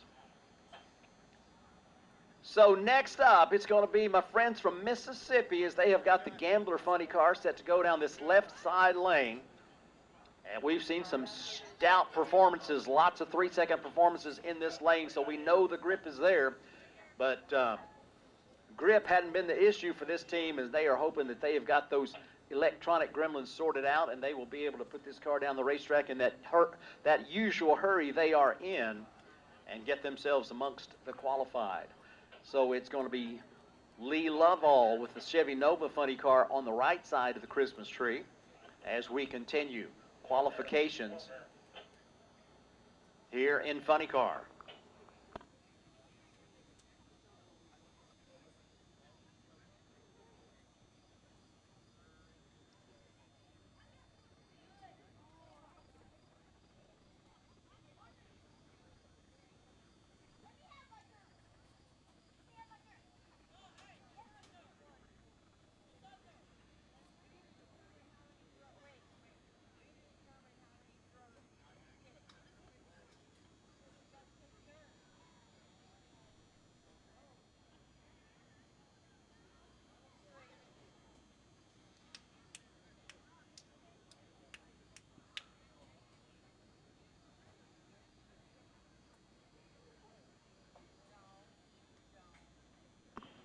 Attention in the pits, attention in the pits. Small tires, third round qualifying. Small tire, Q3, lanes 3 and 4 to the crosswalk, please. Small tire, Q3, third round qualifying. Lanes 3 and 4 to the crosswalk, please. Well, here we go with Casey Giesland driving the Gambler 69 Camaro from Mississippi out of Ronnie's Hot Rod Shop at Don's Speed Shop. They got more sponsors than Carter's Got Pills, so I can only give you a few of them right now. Lee Lovell from Springfield, Missouri. He's got that 451 Hemi-powered 66 Nova fired up, ready to go down that right side lane.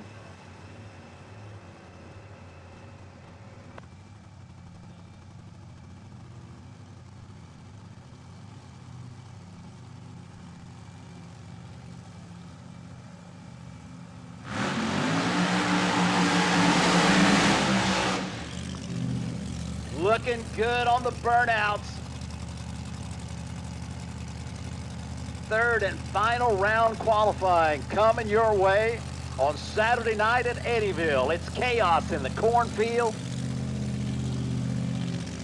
The Queen of Diamonds guiding her baby brother back from the burnout.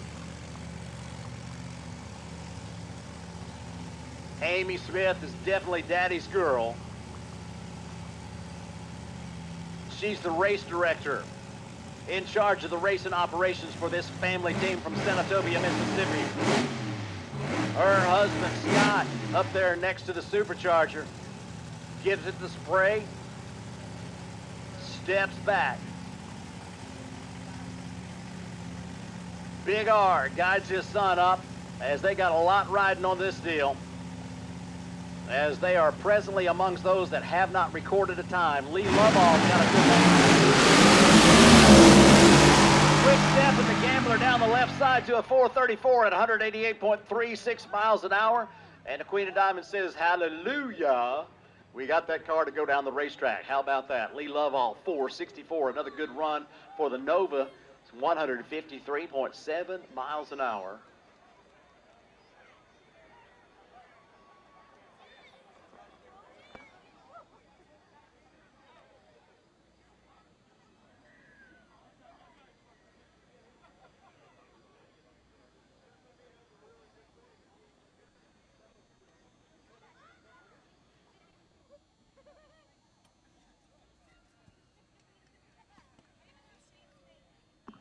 All right, 434 for the team out of Mississippi. And the team from the Show Me State goes 464. Check that one out on the replay, Mississippi Mafia fans. Casey Giesland earned his money on that one. Looked like it could have been not so good. He got right back in the throttle, decked it. You'll probably be able to hear that on one of those Mississippi Mafia YouTube shows coming soon to a computer near you.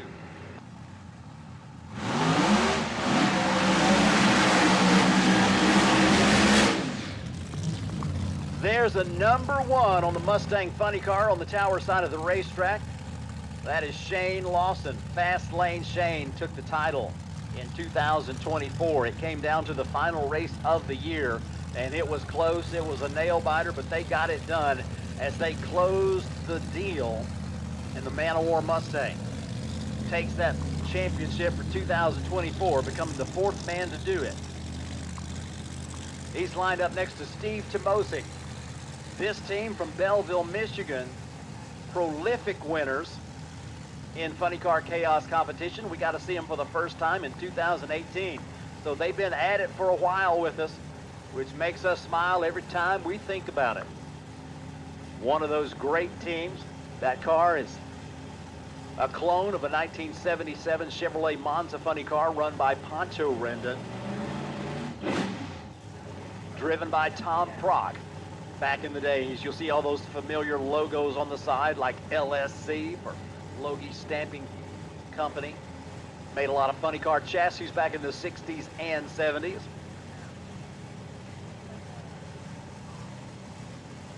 It was a Nitro Funny Car. This is the methanol fueled machine, but still runs heavy power. 526 cubic inches of black iron Motorsports horsepower underneath the Monza. The Smithfield Foods Man of War, Coweta, Oklahoma, season champion 2024. Cooking and booking down the racetrack, and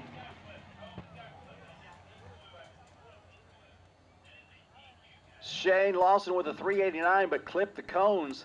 Didn't wipe them out, but did clip the cones according to the official. And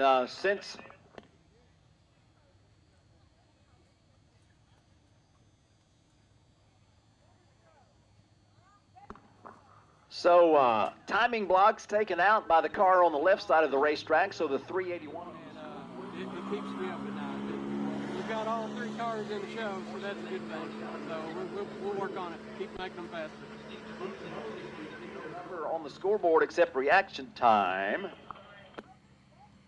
When the timing cones left, there was nothing left to record a time. Barely got the cones as that that Man of War Mustang was doing a little sashay, doing some of that dancing up there at the in the traps. Takes out the cones, and once that happened, there was no infrared to read the elapsed time or speed for Timosik's Detroit Tiger.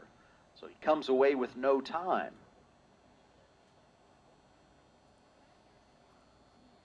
So the implications of what happens on the racetrack, and I've seen some chatter on the interwebs about why do you penalize somebody for something that they didn't do? Well, there's really no way to give them a time, because once those infrareds can no longer bounce back from the reflector and therefore stop the clock, how do you know what they ran? You just have to pull something out of the air, and we're not accustomed to doing that, nor do we intend to start. So that's the short answer.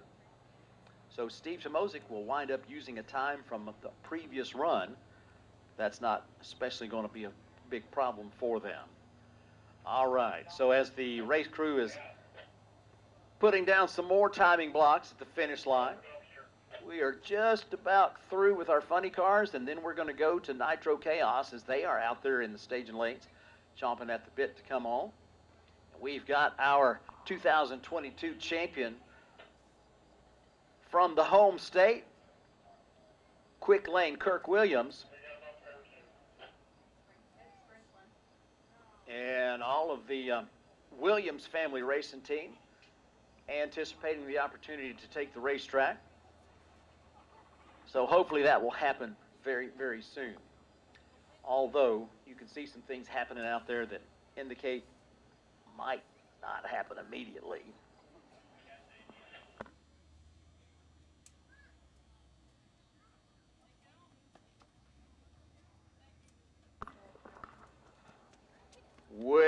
wish B.J. Thomas would quit singing that song. Raindrops falling on my head, you know that one? But we got some itty-bitty raindrops, and it doesn't take much but a mist or itty-bitty raindrops. So we are presently on a weather hold, hopefully a very brief weather hold. Race crew will continue their work at the finish line, installing yet some more timing blocks. But just as soon as we get a chance to get everybody ready to go, and we're going to hope that this passes extremely quickly, then we will run Kirk Williams and Justin Malott. But right now, we are presently on a weather hold. A little bit of sprinkles out there. One of those stories about Quick Lane Kirk, and there's a bunch of them. You say Quick Lane Kirk, where did that come from? Well, it comes from Albuquerque, New Mexico, as a matter of fact. First time we went out to Albuquerque with Funny Car Chaos, the big story was you can't run under 4 seconds at Albuquerque. The altitude's too high, the humidity's too low, the dust is too this, there's that. And even people who live there and race nitro funny cars never went under 4 seconds in a funny car on that track, or anything else for that matter. So the idea was hatched. First person to go under 4 seconds at Albuquerque Dragway gets $3,000. Well, that idea got some legs, and some other people started to step up and say, well, I'll add $500 to that. Several more people stepped up and said, I'll add $500 to that. And next thing you know, we got a purse of $6,500 for the first person to go under 4 seconds at Albuquerque Dragway. So there's a lot of conversation going on about that, and several of the racers that certainly have the capability of putting a car down the racetrack in under 4 seconds.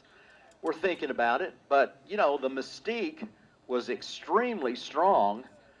A lot of folks didn't believe it could be done. So several of the folks that were chasing that $6,500 purse were hemming and hawing about, well, do I want to be the first one to go down the racetrack, or do I want to watch somebody see and kind of get a reading on what they did? Well, these Iowa boys that build their own race cars and go really fast all the time, some cool folks, by the way, they just happened to pull up there, and if somebody pulled in front of them, it'd be okay, but nobody did. So it's go time. They go up there just like they're at any place else, not knowing exactly what it's going to do. They've never been to Albuquerque Dragway before, and everybody says it can't be done. So they just pull up and say, well, let's see what it does. First run down the racetrack at Albuquerque Dragway ever. They were the first car to go under 4 seconds. And so it kind of was like putting a pin in a balloon of all that excitement that had built up. The Williams brothers just said, ain't nothing to this deal. And they didn't just sneak into it either. So the picture is on the All Things Chaos page, and you can see it there. You can go there now if you want to on Facebook on the All Things Chaos page. Scroll back a couple of years to the Albuquerque Dragway race. So the Williams brothers take home $6,500 on their first run down the racetrack, and we haven't even made a qualification run yet. So that's the kind of team you're looking at on the tower side of the racetrack, and they won the championship in Funny Car Chaos in 2022. They've never finished lower than second. Pretty amazing. And their intent in 2025 is to win a championship in an odd-numbered year, because that's one of those things that has eluded them. But this new car certainly seems to be one that has the promise to break that curse for them, just like they broke the record at Albuquerque Dragway. So we'll watch for them as they, once we get the chance to go back down the racetrack, and we're hoping that that's very quickly.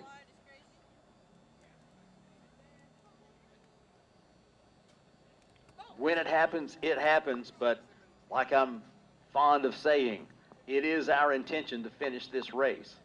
So hang out with us, and your perseverance will hopefully be rewarded. So far, it's been rewarded with some amazing performances from some amazing race teams. We're glad that you've got the chance to experience every moment of it here at Eddyville Raceway Park. We want to say thanks to Darren Foster and all his team from Twisted Shifterz and 360 Steel, as they are set up in the vendor midway. They have got some prime examples of some of the custom creations that they have come up with at their Fulton, Illinois factory. If you haven't had a chance to go by and see those fire pits, the drink holders, all that outdoor stuff, and some of the examples of the custom shift knobs that they make. You know, if you know somebody that drives one of those large cars down the interstate with the light show on the reefer or the flatbed or the bull wagon, yeah, those trucker guys, when they got a custom truck, one of the main things you don't see in those babies is one of those black balls with a shift pattern on it. Oh no. You're looking for something extra special and spectacular? That's what they do at Twisted Shifterz. And when you go to the truck stop and you see those amazing rigs come in, got the lights all over them and the lights underneath them, and those drivers come in, they jump out. If you got a chance to look in the cockpit of that Outlaw trucker, you would see a custom shift knob, and it probably came from Twisted Shifterz up in Fulton, Illinois.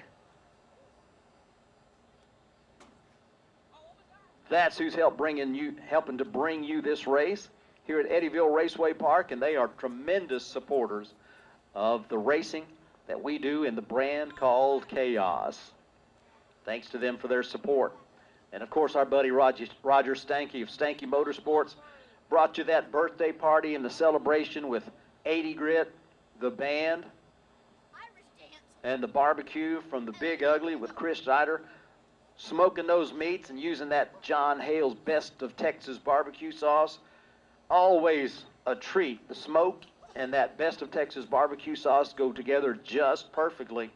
And if you've had some of it, you know exactly what I'm talking about, and you know I speak no word of a lie when I tell you how good that stuff is. Man, oh man, we are anxious to go back racing. We got the lights on, we got everybody dressed up, we got the cars ready to run down the racetrack. Just need a little break in the mist. Once that happens, it'll be back to showtime. We certainly got a show for you. Dinner and a show at Eddyville Raceway Park. Showtime, it's still on, just on a bit of a brief delay right here at the moment. So I hope you've had a chance to make a few friends, make some new friends, and I hope you brought your old friends. This is one of those things you want to put on your calendar each and every year. Memorial Day weekend, Chaos in the Cornfield, the big double entry deal, as we've got Nitro Chaos and Funny Car Chaos in tandem. It only happens 2 times a year. Despite the beggings and pleadings of some other racetracks, we only do it here, and we do it down in Texas. But this event, it proved to be so extraordinary when we started it in 2023.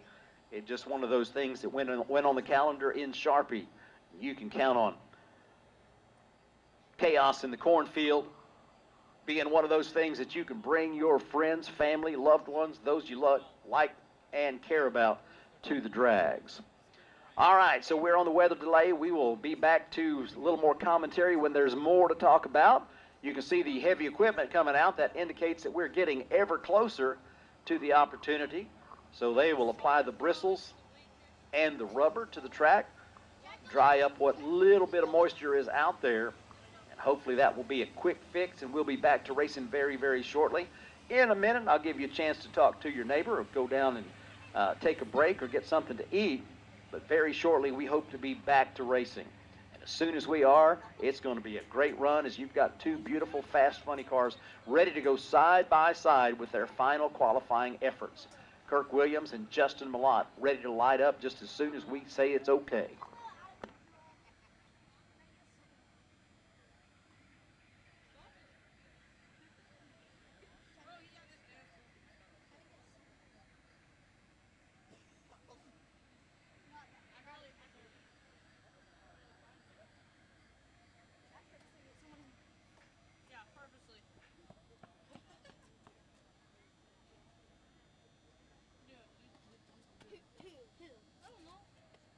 That kid.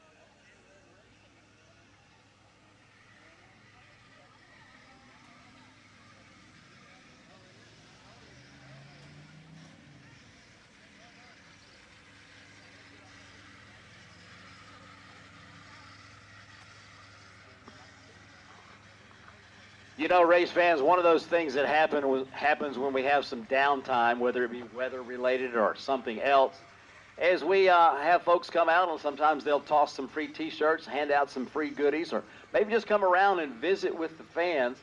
One of the people that's really good at doing that is Mad Maxine, and she's already been on the pit side of the racetrack, and she's joining us on the spectator side as well.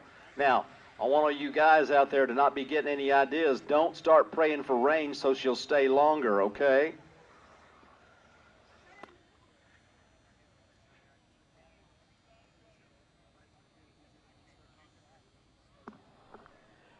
Our next event on the schedule for the World of Chaos is next weekend. We get back from this race, and we're going to have a Funny Car Chaos Invitational out in the Permian Basin at Penwell Knights Raceway, just off I-20 west of Odessa, Texas. And we're hoping that it won't be too hot yet out there. We're hoping that the dust storms will stay away. There's always something out there that makes it extremely interesting, but we will be back visiting the Skinny Kid and his crack staff at Penwell Knights Raceway at the Caprock Motorplex with the West Texas Nationals. That will be race number 58 in the history of Funny Car Chaos competition. That invitational event is going to be supported by a lot of great racing, including another small tires shootout out there, as they definitely love that outlaw door slammer type racing in West Texas, just like they do here. After that, it's going to be 2 weeks. We'll get a week off, and then we'll come back up to this part of the country over at the Summer Nationals at Cordova Dragway. So it's not too far from here. So if you wanted to get another dose of Funny Car Chaos, we've got a bunch of cars entered over there. We will qualify at least 24. If we have a few more entries come in, it could be 32 that we qualify. Can't guarantee that, won't guarantee that. But we do know it will be a full field over at one of the best tracks anywhere at Cordova Dragway in the Quad Cities area. The weekend after that, we're off to the Cincinnati area for Thunder in the Park at Edgewater Sports Park. And then the next weekend, we will be at Tulsa, Oklahoma at Tulsa Raceway Park for the Nitro Nationals. That's a Funny Car Chaos event. And I think there's 40 funny cars or so, maybe 42 entered for that event. So the chances of a 32-car field there so far are extremely high. In fact, I think it's already been announced there will be 32 cars qualified at Tulsa at the Nitro Nationals. So if you were looking for something to do and wanted to see a lot of funny cars and a lot of great racing, that would be one of those good things to add to your calendar. July 18th and 19th, Nitro Chaos will be at Mocan Dragway for their big anniversary celebration. The weekend after that, it's going to be Funny Car Chaos doing Summer Thunder at one of the new tracks on our schedule for 2025 up at Byron Dragway. August 29th and 30th, that's the Labor Day Weekend Classic at Mocan. That's a Funny Car Chaos event. And then we take a couple of weeks off before going to the East Coast Chaos event at Lebanon Valley, September 19th and 20th. That's an exhibition-only non-points event, but Chaos goes east, this time to Lebanon Valley. The weekend after that will be the championship finals for Funny Car Chaos. We will be up at Great Lakes Dragway in Wisconsin for the Funny Car Chaos finals. Jet Car George will be looking forward to seeing us up there. And the weekend after that, we're going to be down at Havana at Mid-State Dragway for the Nitro Chaos Championship Finals. Second year in a row that the finals will be down there where actually the first Chaos in the Cornfield took place. It wasn't called that back then. That was just kind of the slang vernacular for it. But that place is very definitely in the middle. I mean, it is completely surrounded on 4 sides by cornfields. So that will be the end of the points season. We've got a new event on the schedule that takes place in November. It's in November because you can't race any other time in Arizona and not burn up. Now, some folks would beg to differ, but anyway, we're going to have the inaugural fuel-altered Chaos down at Tucson. And that's coming up November 14th and 15th. So it is a full year of Chaos racing of all different kinds. I think it's 13 weekends that we've got one Chaos brand race or another taking place. We've had some other exhibition events that have taken place at places like Amarillo Dragway. There's some more of those exhibition-only events coming up that you can keep your eyes open for on our Facebook page or on our website. Of course, the website, www.funnycarchaos.com, and we'll keep you posted on all things chaos. If you haven't already subscribed to the YouTube channel, be sure and do that. If you want to go to the YouTube channel now and point your smart device at the QR code that's on there, you can enter a contest for a $500 credit, good towards the purchase of some items from our good friends at Comp Cams in Olive Branch, Mississippi. They have got a heritage and a history of producing quality parts. If you've been around racing for any length of time, you know that Comp Cams is one of those legacy names that you need to count on and that you can count on.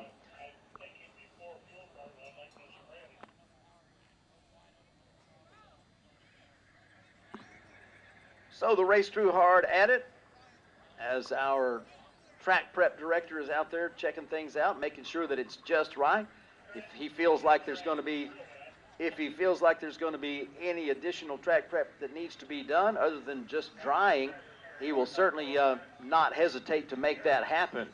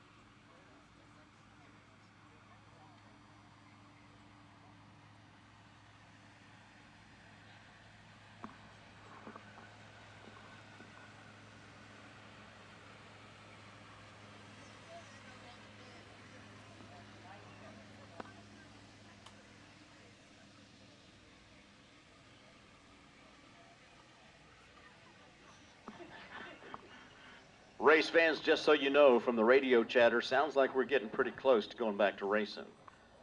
So hopefully that is going to be the case.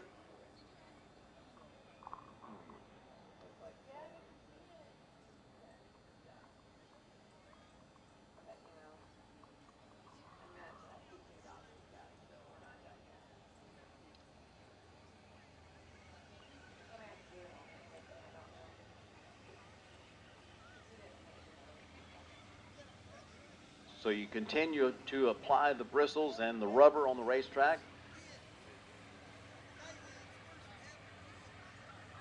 So that once it's done, it stays done. And again, from the chatter on the radio, it sounds like we're getting pretty close.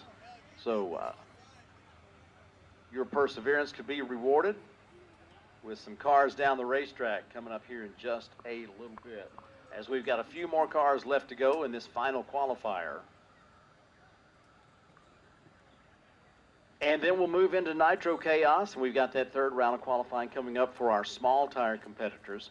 Our sportsman racing has yet to come to a conclusion, so we will be hoping to and intending to finish the sportsman racing here tonight.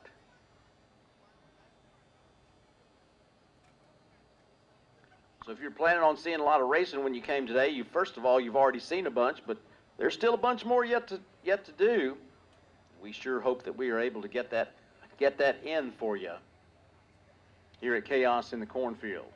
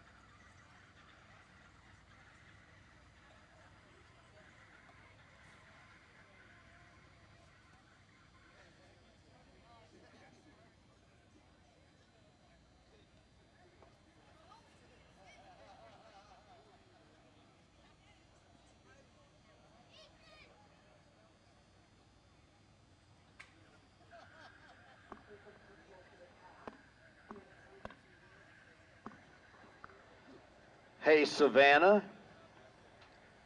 Hey, I got word from a retired Army tanker. He was inspired by your story. He sends you his very best from Fort Bliss at El Paso. Thank you for your service, young lady. We appreciate you.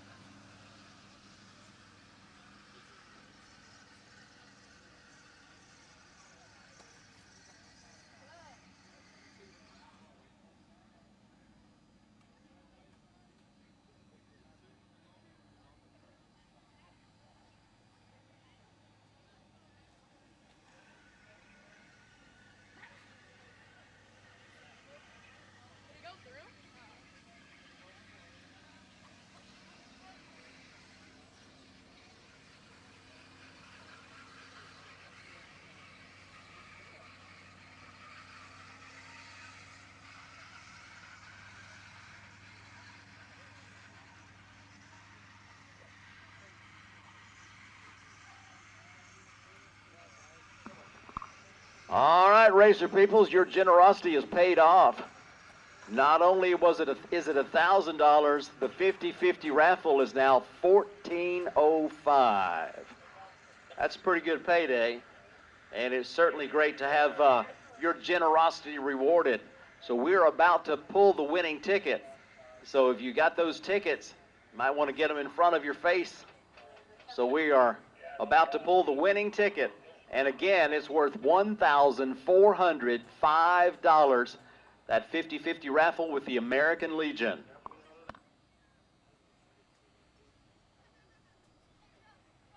All right, we got a young man. His name is Blaine. That's all I'm going to tell you.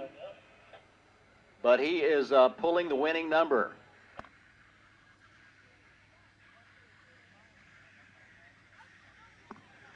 Okay, here we go. The winning number for $1,405.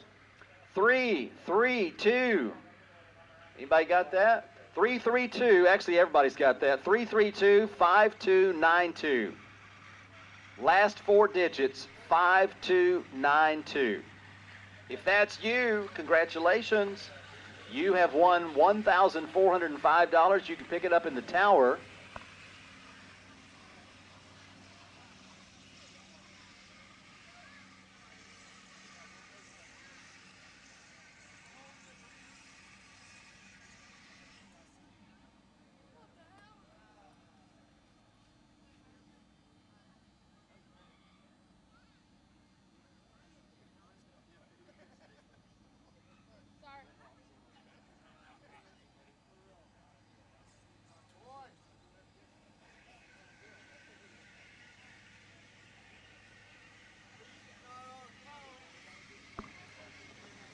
Last 4 digits, 50-50 raffle, 5292. Ah, I see the winner. They're waving. I would be waving too on the way to the tower.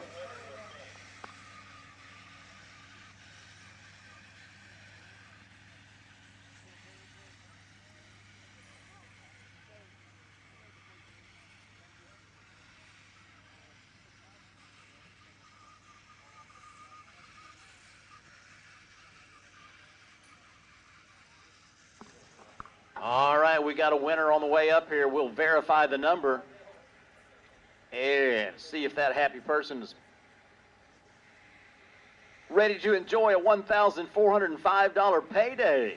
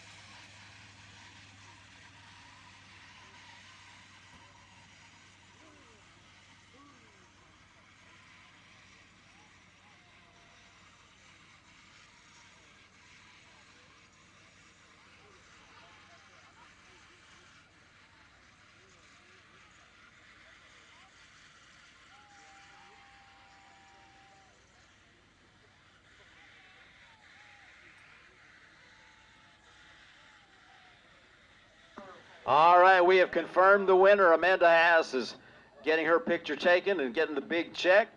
And she's opted not to take the big check. She's going for the cash.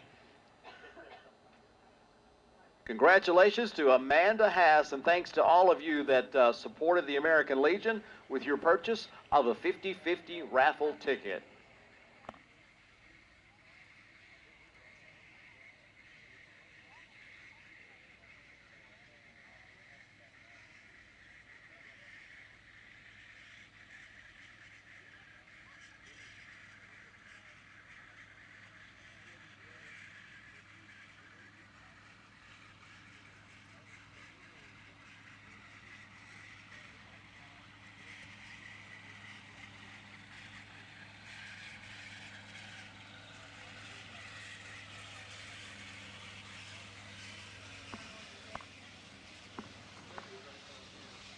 Hey, Chet, could you come to the tower for a photograph, please? Chet, to the tower for a photograph.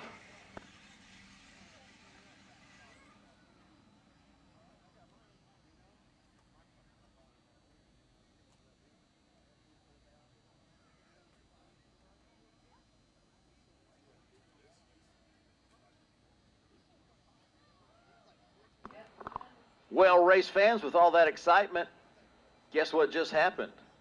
The tractor got parked. Guess what that means? Funny cars.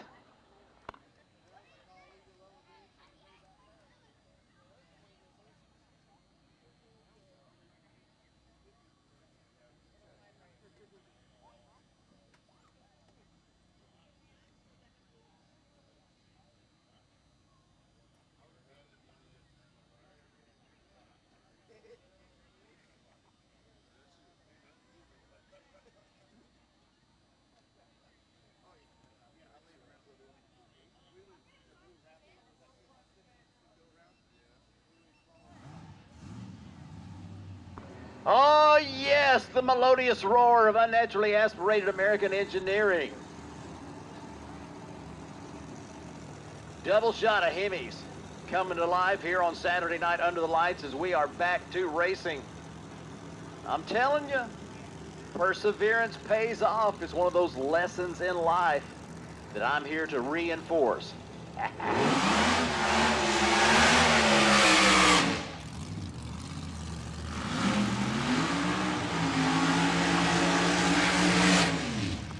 Justin Malott, breaking the law construction, impact racing, driven racing oils, and high-risk performance, providing some of the assistance for that beautiful 57 Chevy that he calls Must Be Nice. Go by and take a look at that car. It ain't must be nice, it is nice. It's a quick, fast ride as they are stepping up their game and they are going for the championship in 2025. Savannah in uniform. Backing up Uncle Kirk. Quick Lane Kirk driving the Williams Brothers 200 proof brand new funny car. They put a 3-second run on the board, and not like anybody wasn't believing in them, but they definitely made believers out of everybody who wasn't already on board. So they are looking to close the deal in their home state. Let's see what happens. We're looking for some quick, fast, side-by-side runs as this is their final qualifying effort. Both teams are amongst the qualified. The only thing that remains to be seen is how many points do they get?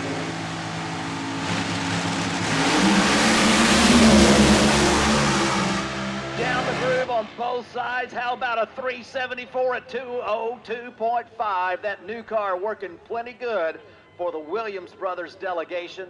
It's a 430 for Justin Malott at 156.9 down that right side. And both cars all the way down the racetrack under power. The 200 proof car, 954 to 60 feet, 2.52 seconds to half track, a 202.5 mile per hour top end charge in 3.74 seconds. Good run for the 57, 430, 156.9 miles an hour after a 101.60 foot time. So I'd say we are good to go as we continue qualifying. as we've got our funny cars ready to light. We've got our Nitro Chaos cars ready to bring it up to the ready stripe. And our small tire cars are out there. They're indicating that they are ready to go too.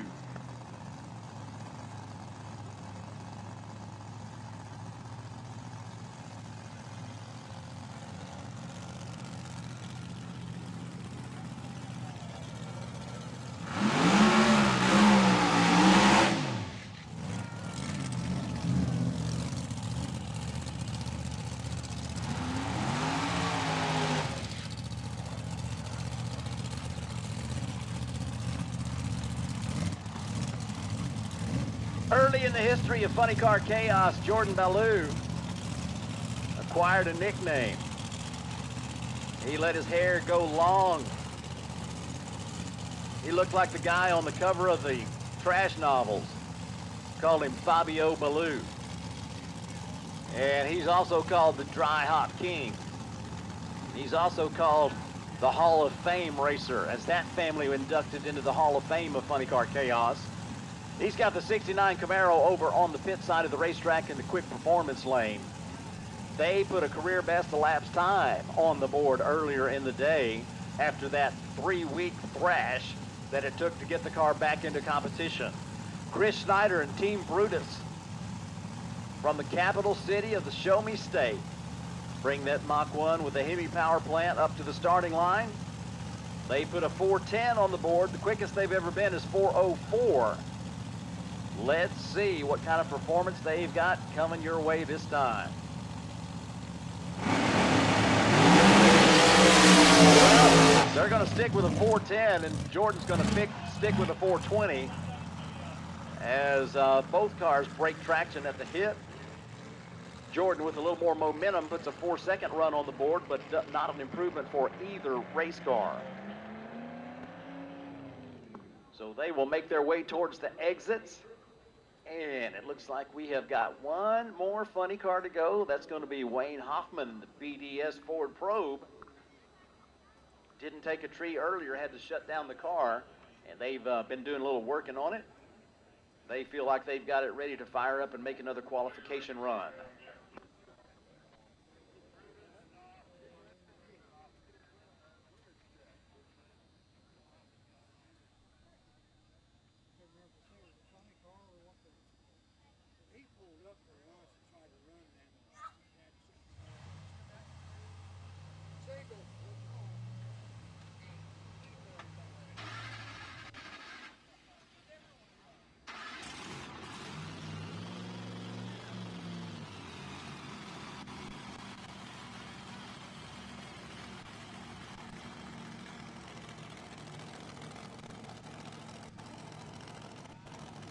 New Preston, Connecticut, home for Wayne Hoffman.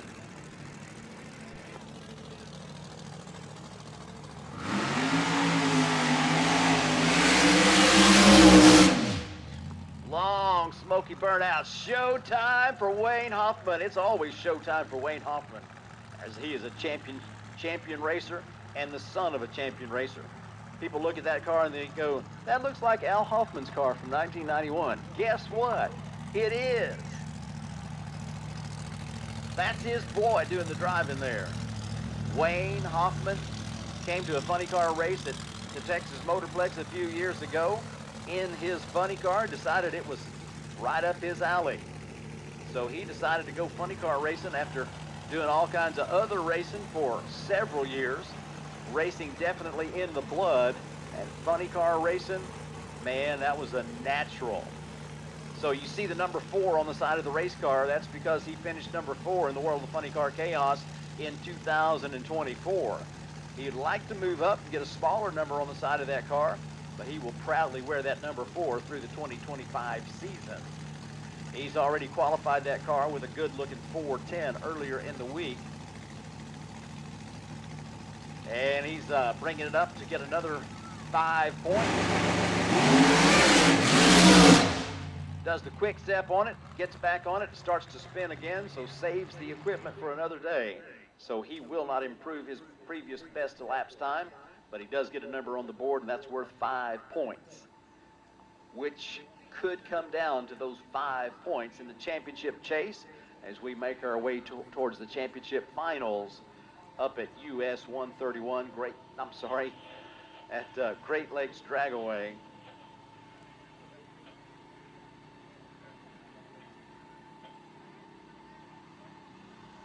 Across the lakes, across the lake from that one. Great Lakes Dragaway, home of the championship finals for the Funny Car Chaos 2025 Racing Series. All right, the race crew out there going to apply a little more traction compound before we go second and final round qualifying of Nitro Chaos.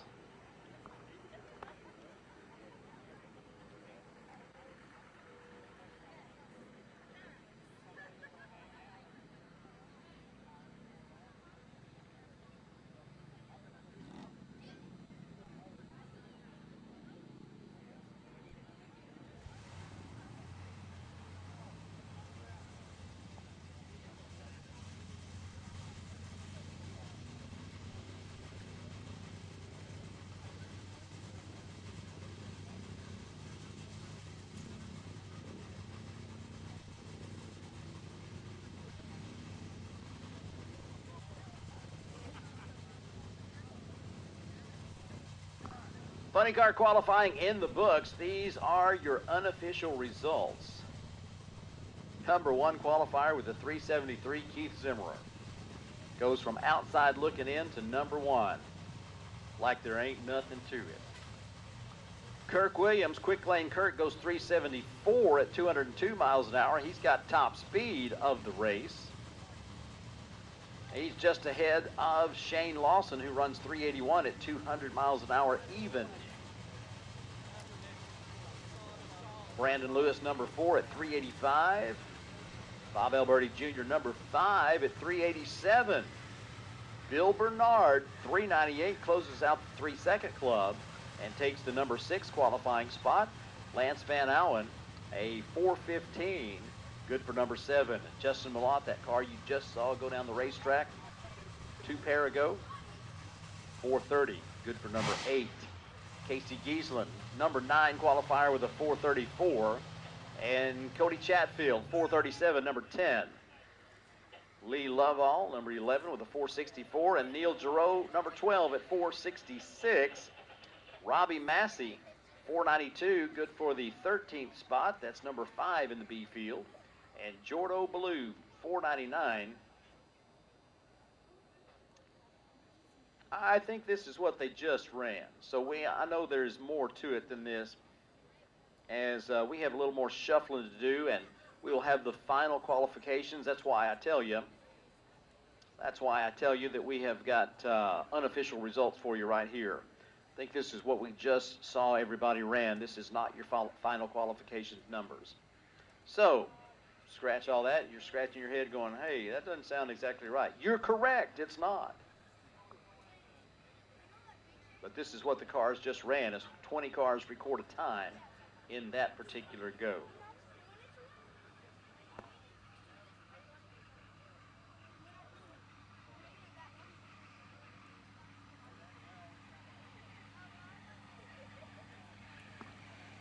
All right, got the traction compound spray, you got the tractor massaging it in, and we got nitro cars that are ready to go. Looks like we've got the Iowa team, Obsession, Jeff Krug, going to swap over to that right side lane in his 48 Fiat out of Mount Pleasant. And he's going to line up next to Cody Austin.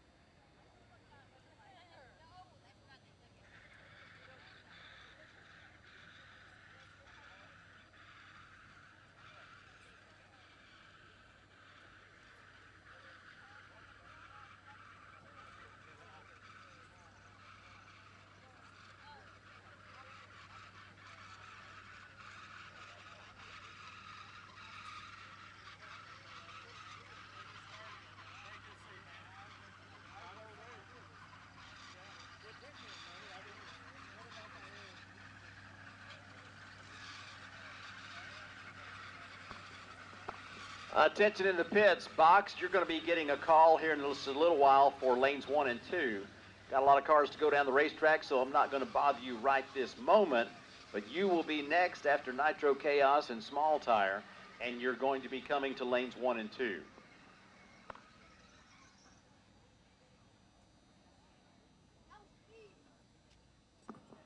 All right. Our man Kyle is going to swing that tractor around, back it up, put it in its familiar perch. And once that's done, we are ready to go with our third and final qualifying shot for our Nitro Chaos competitors.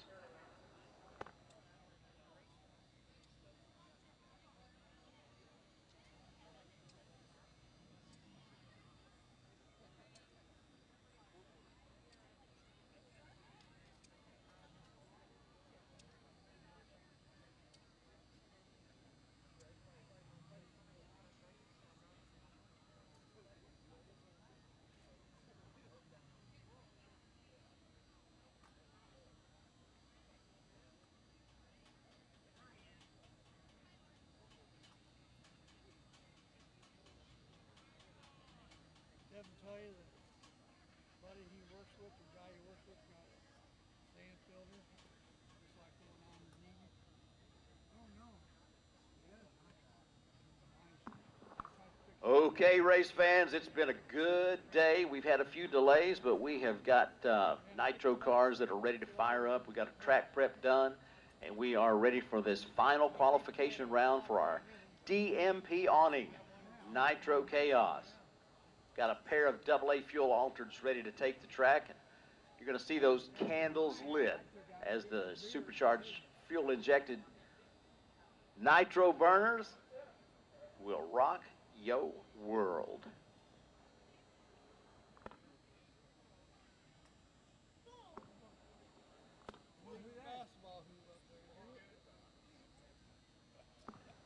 Race directors checking with the crews. Drivers, if you're ready, we will fire them up. Cody Austin from Pflugerville, Texas, is driving his dad's car, the Bushwhacker. It is a past winner in Nitro Chaos competition here at Eddyville Raceway Park. It is a past champion in Outlaw Fuel Altereds 3 times. Jody doing the driving. Now Dad turns it over to Cody.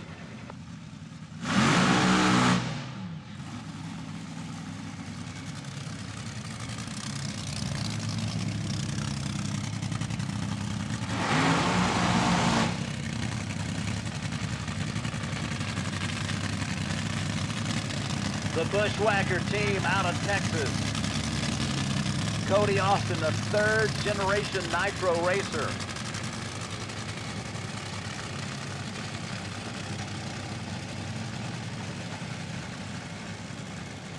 Austin Cubed, A Cubed. Cody Austin, his dad know how to make horsepower with the Hemis. Sounds like the Nitro Chevy is going to call it quits as he leans the car out and shuts it off. The Bushwhacker on the tower side, everything is ready. They've got that driven racing oil in the crankcase. They are looking to put a big number on the board. Let's see what they get.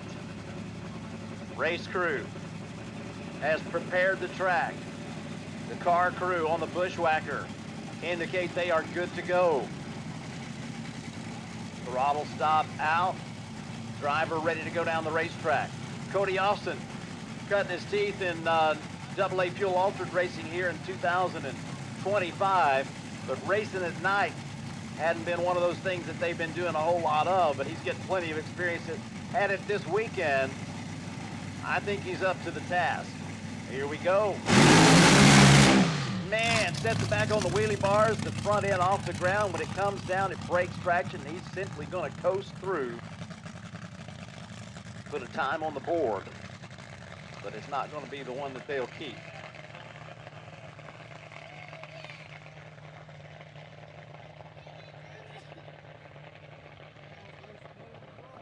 Well, you hate to see that. One breaks traction, one has to shut off. Now the Obsession Nitro Chevy did not take the tree, so they do have the opportunity, if they can get the car fixed and get that done before the qualification session is over, they will have the opportunity to make a run. Next up is going to be Gary Wheeler and Dave Hill. Dave Hill comes into this race, number 5 in points, but moving up fast because number 2, 3, and 4 are not here. Number 1 is here. You're going to see that Psycho 2 machine coming up in a little bit. But the Mad Max Mustang, going to be running down that right side lane. They're moving up fast, and that bodes well for their chances at a championship. You want to come out strong and keep swinging, and they are doing just that. Gary Wheeler had a disappointing outing at the Funny Car Chaos Classic as they actually blew that Hemi up. So they come in way down the list, but they're looking for some redemption at Chaos in the Cornfield.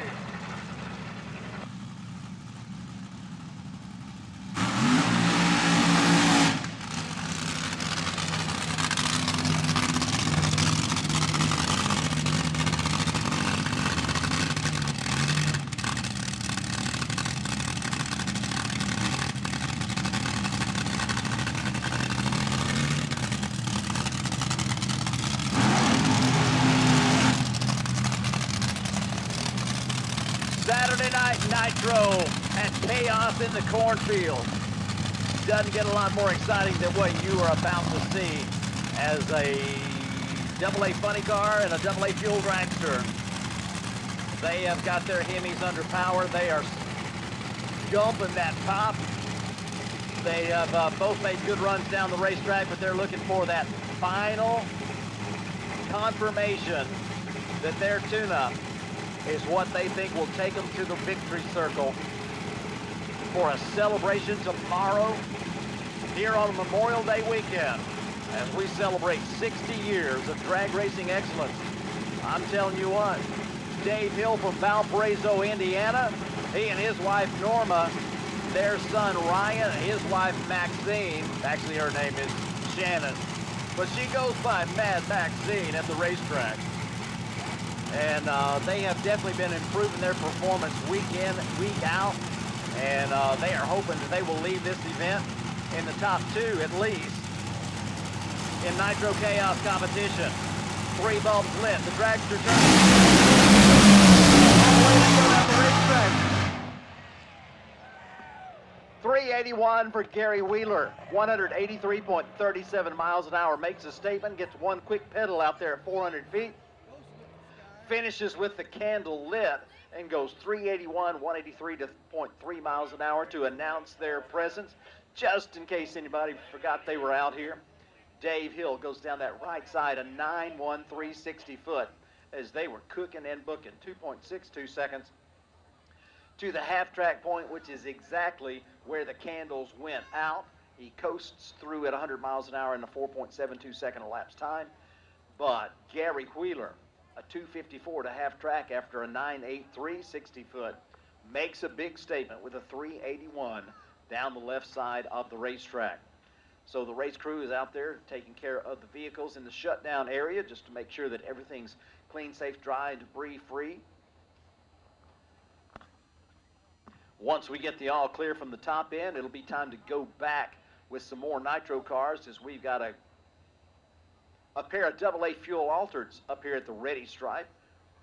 Roger Lechtenberg and John Umlauf Jr. ready to take the track with Nitro Madness and Mass Chaos.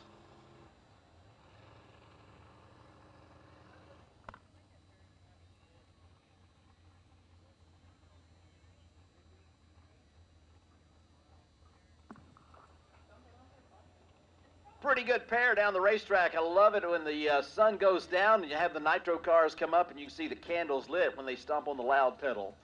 And it is a kick to hear the sound, smell the smells, and see the sights as they go thundering down the racetrack at Eddyville Raceway Park. Man, it's a special kind of magic that keeps us coming back year after year after year. So in the shutdown area, we are working on making sure that we have got the cars off, and they're taking care of that. Just a little bit of delay in the shutdown area. Shouldn't be very long, and we'll be able to fire up the next pair and send them on down to the top end of the racetrack. I see movement at the top end, and they are pulling that AA fuel dragster off. Looks like we are just about good to go as the safety crew getting back into their positions. We anticipate the sound of a pair of Nitro Hemis coming to life here momentarily. Saturday Night Nitro at Eddyville Raceway Park. Been coming here for any length of time at all, you know to expect the best in racing, and we're seeing a lot of that going on. We got a team out of Cedar Falls, Iowa taking the Tower lane, a team out of Rolla, Missouri taking the pit side lane. Final qualification shot for both teams. Once this round of qualifying is done, we will set the fields, and we'll have two 8-car fields in Nitro Chaos, three 8-car fields in Funny Car Chaos tomorrow. The official ladders will be posted sometime after the conclusion of tonight's racing. Look for those in the morning as we determine who is racing whom, with the first round eliminations scheduled for 2 o'clock tomorrow afternoon. Yes, indeed, we're going to start with chapel service at 9 a.m. Cars take the track at 10 a.m. It's going to be another full day of racing, and we're anticipating final rounds about this time tomorrow night. So we invite you to come back and join us for day 3 of this Memorial Day spectacular event, Chaos in the Cornfield.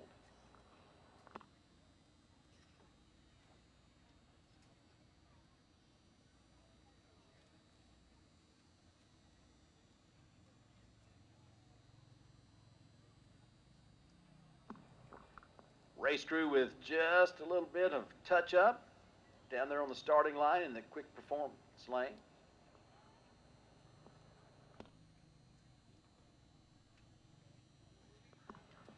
All right, you can see the crews coming around their vehicles. Race director says, light them up.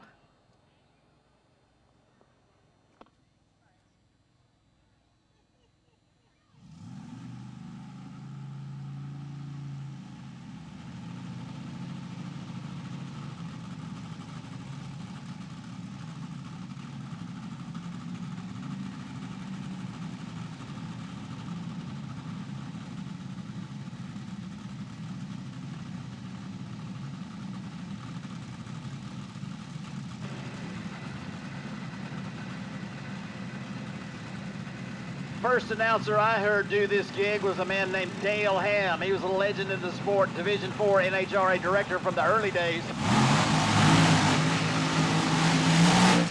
when the funny cars and the top fuel dragsters would come to life at Amarillo Dragway. He'd say the bar is lit, and it is definitely lit on these two amazing AA fuel alters that you're getting ready to see go down the track. Rolla, Missouri, home for the number 2 finishing Nitro Chaos competitor from 2024. The Mass Chaos crew definitely know their way down the racetrack, as they have been victorious in Funny Car Chaos competition at this very track. And of course, they've had their successes in the World Fuel Altered Nationals and a lot of other racing, as they know how to get it done. Same can be said for Roger Lechtenberg. Radar, they call him, the Nitro Madness machine. Always a strong contender at the World Fuel Altered Nationals and runner-up at the very first Nitro Chaos event back in 2021 right here. Into the pre-stage, now the stage, and we're ready to go. Mass Chaos with the candles lit goes down that right side lane. He coasts through at 129 miles an hour, 4 seconds flat. That was an 8.68 60-foot. In case you thought that looked fast, you were exactly right. 8.68, that's the quickest 60-foot time any car has run this weekend. That, my friends, is a big number. 238 to half track. You saw that he had to get off the throttle at that point.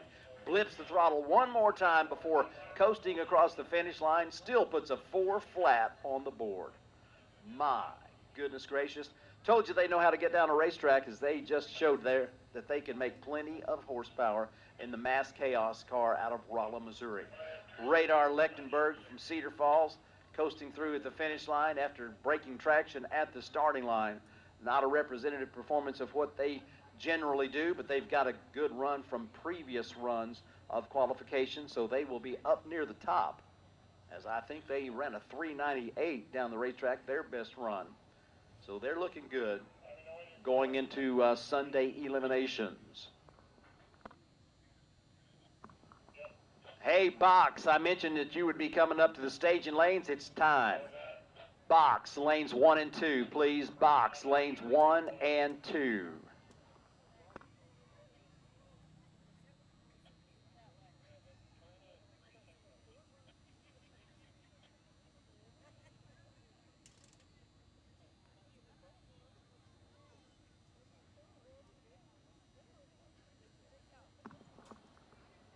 All right, anticipating the all clear here momentarily, and we have, for one reason or another, it's going to be 3 single runs in a row.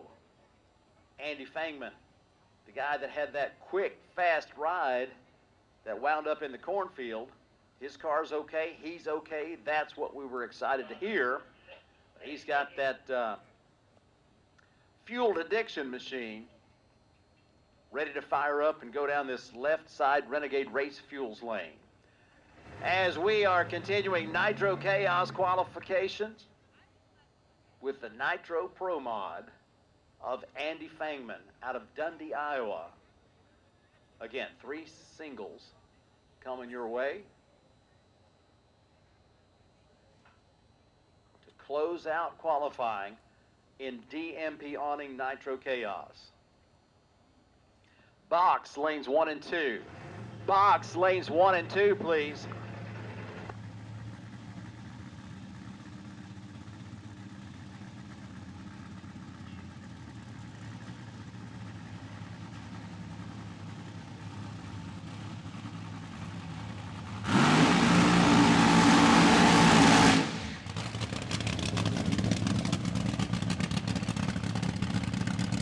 Talk about the ultimate version of an outlaw door slammer. You be looking at it. The Nitro Hemi underneath the hood of that 69 Chevy Camaro. Brought to you by Pandas Network, Ace Body Shop, and Tom Fangman Engine and Machine. Not a whole lot of Nitro Pro Mods in captivity. This is one of the best. They prove it each time they show up at the racetrack, and we're happy to see them at the Nitro Chaos events. Got several races on the schedule in 2025 that allow them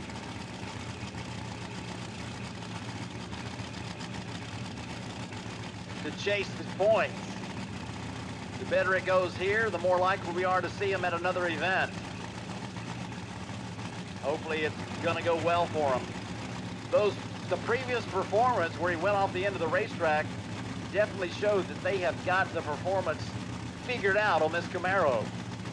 But again, the ultimate version of an outlaw door slammer is a supercharged Nitro Hemi, providing the power. Andy Fangman goes to the high side. Strikes it all the way down the racetrack. Candles lit 660 feet, a 409 at 182.4 miles an hour, a 103 60 foot, and 2.75 seconds to half track. Parachutes come out this time, both of them, in that 182 mile per hour breeze in the shutdown area. He safely makes the curve, and the top end is clear. All right, we're not waiting on Mr. Fangman this time for sure. Larry Granko from Muscatine, Iowa. Hometown of my former college roommate, Richard Flake, down at West Texas State University in Canyon, Texas. 1963 Plymouth, Moparius Maximus.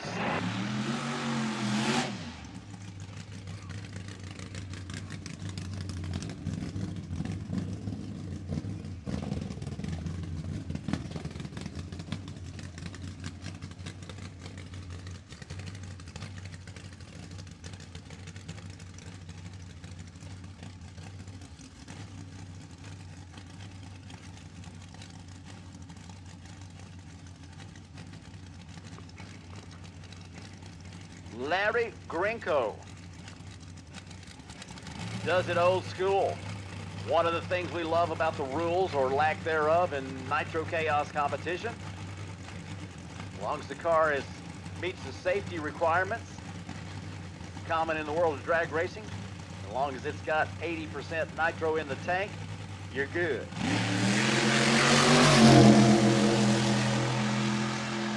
I mean, right down the middle of the groove, 565, 126.5 miles an hour.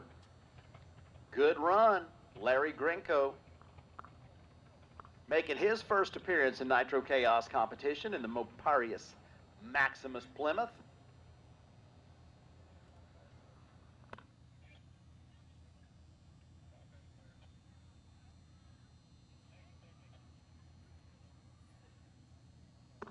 Box.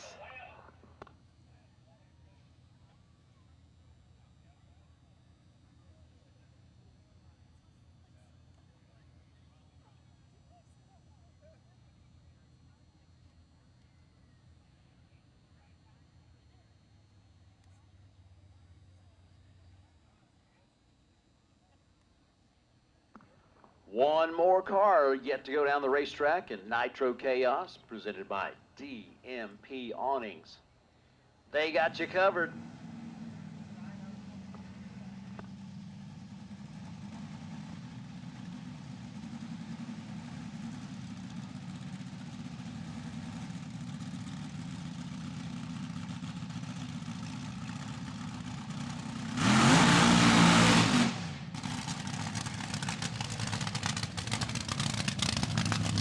Brian Inoue from Cincinnati, Ohio, driving that Chicagoland Frantic Fueler. 500 cubic inches of Keith Black Hemi, your low qualifier, at 373 in adverse conditions last night. So just about everybody had trouble navigating the race course on Friday night, but not this crew.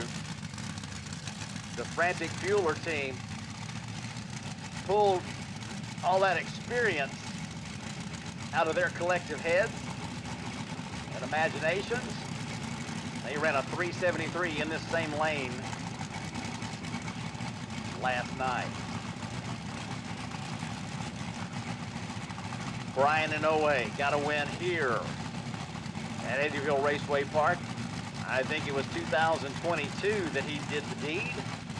He'd like to add another one to his resume. And he's bringing the car into the stage position. Tickles the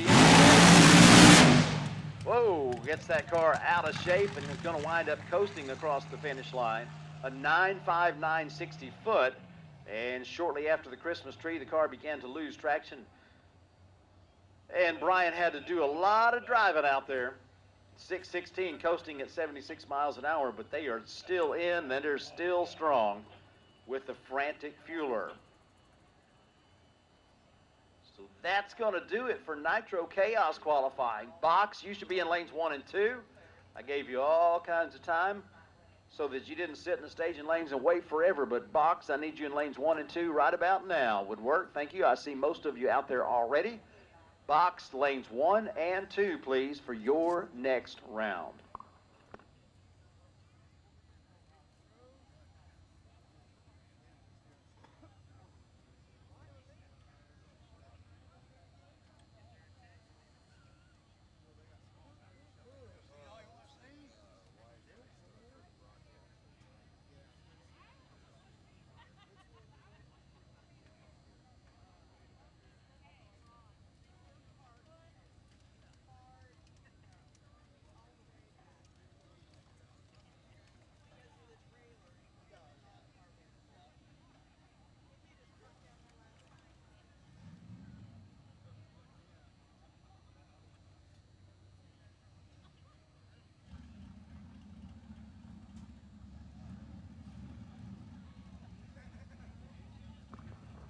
Race fans on the live stream, we have been delighted to have you tune in for Funny Car Chaos, Nitro Chaos. We got lots more to do. If you want to hang around with us, you are more than welcome to. But if you're going to sign off tonight, we thank you for your presence and your attendance Don't forget, we'll be doing it again tomorrow as eliminations taking place. And if I haven't already bid you a fond farewell, let me tell you, be kind, be well, be awesome. We'll see you tomorrow on the live stream. And continuing with the thrill seekers, this is one of those things, the only thing better than going down the racetrack in a dragster is doing it at night under the lights. So absolutely a great time about to be had by these rumble seat riders.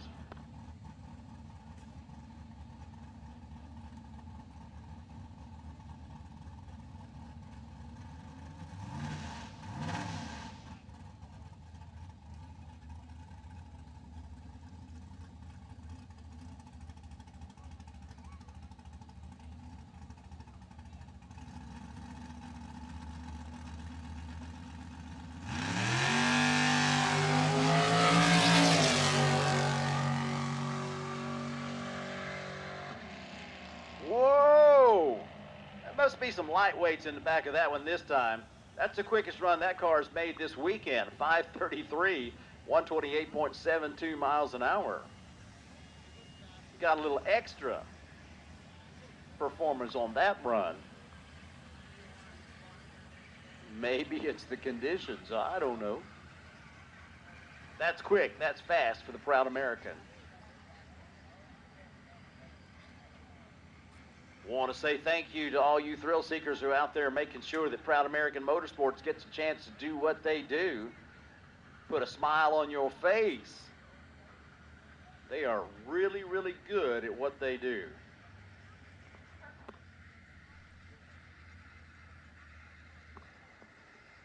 All right, so we are going small tire here in just a minute. We've got box in lanes 1 and 2. Their next round of eliminations is going to be kicking off here in just a bit.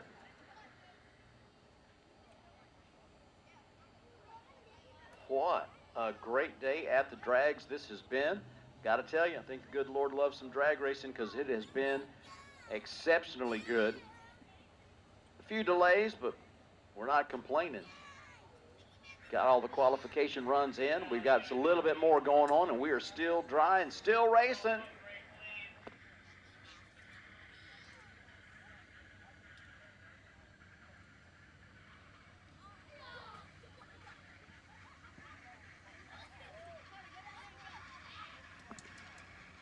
Hey, foot brake. Lane 3 and lane 4 are open for you. Foot brake lanes 3 and 4 for round next. I think it's round 3 or 4. Foot brake lanes 3 and 4, please. Foot brake lanes 3 and 4.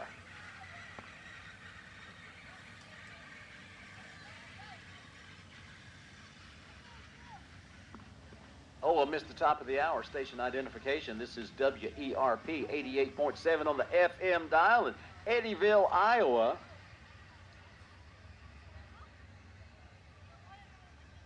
Your home for all the broadcasts from the Tower of Power at Eddyville Raceway Park as we bring you the Twisted Shifterz 360 Steel Chaos in the Cornfield, presented by Stanky Motorsports. Tractor goes back into its cubbyhole, and small tire getting ready to fire up just as soon as the box gets back in its spot.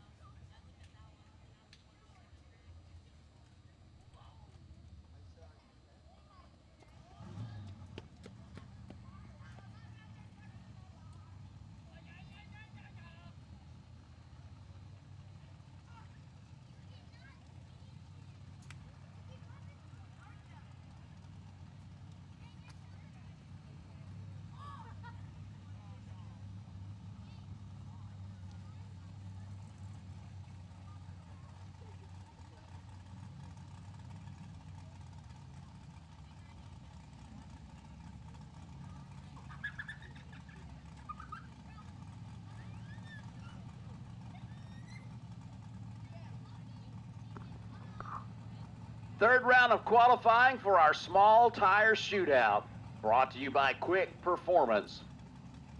Going to be Blaine Hill and Harut Barton.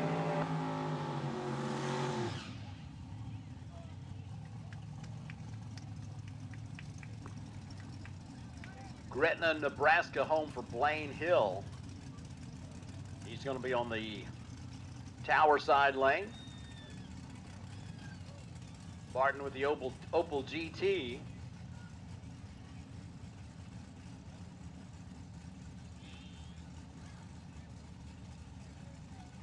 Sometimes you come to the racetrack and you forget your wallet. Sometimes you come and you forget a wrench. Looks like Barton forgot the front of the car. But it's okay. It's still cool.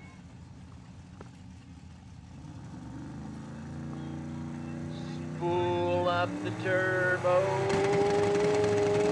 Bump in, flash of amber, there they go.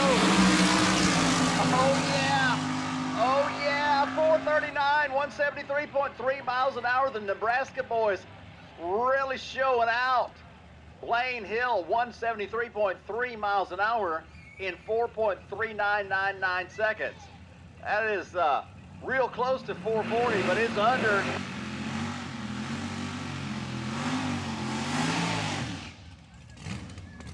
Oh man, the hits just keep on coming. Mike Elder and Adam Folger next to go down the racetrack. Folger from Avon, Illinois, 1971 Buick.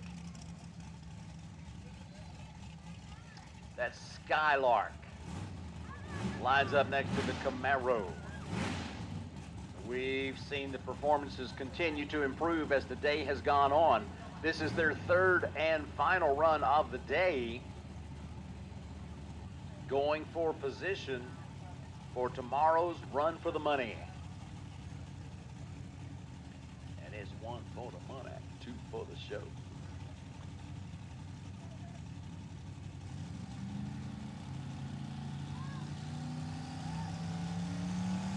Four-ball flip now, go man, go!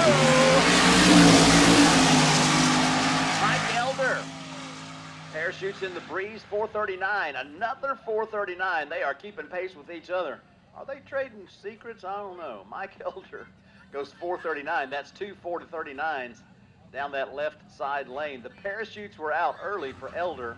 You can tell that by the speed. 143 miles an hour. That's 30 miles an hour less than Blaine Hill just ran in the same lane with the same elapsed time. Oh, that's pretty cool when you start to think about it. Oh, baby. All right, the supercharged Duster. Logan Ferno and Jordan Sharp in a Mustang.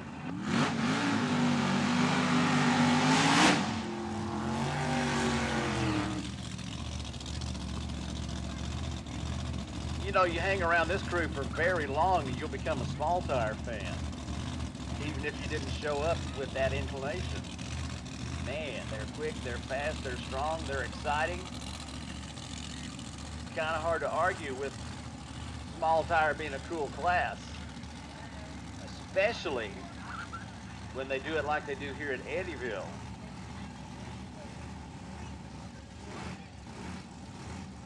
Some know what I mean and some may not, but I do like their style here. Laurel, Iowa, home for Logan Ferno in the mighty green Duster.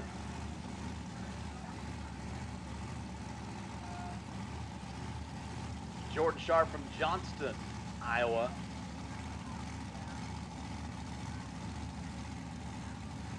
Car culture in the heartland, plenty strong, as you are seeing a lot of examples of all through Chaos in the Cornfield. Crews step away, drivers in the zone. Logan in the pre-stage, Jordan in the pre-stage, pulling up the turbo. And it's gonna be the Mustang down that right side with a 461. I was going to say, if another 439 comes up, I'm going to think there's something going on. But a 461, 166 miles an hour for Jordan Sharp. Plenty quick, plenty fast, plenty exciting. And the supercharged Mopar, 693, 80 miles an hour. Something not sounding just right on that one as it went down the racetrack. They got the rest of the night to figure that out before eliminations on race day. Mañana.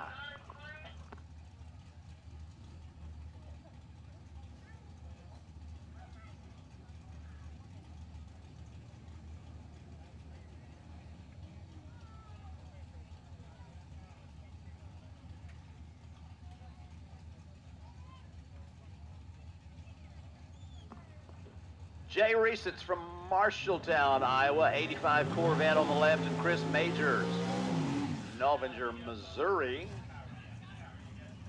on the pit side of the racetrack.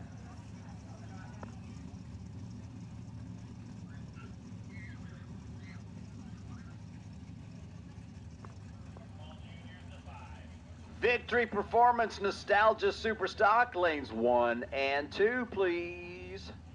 Sweet Corn Outlaws, lanes 3 and 4. Junior Dragsters, lanes 5.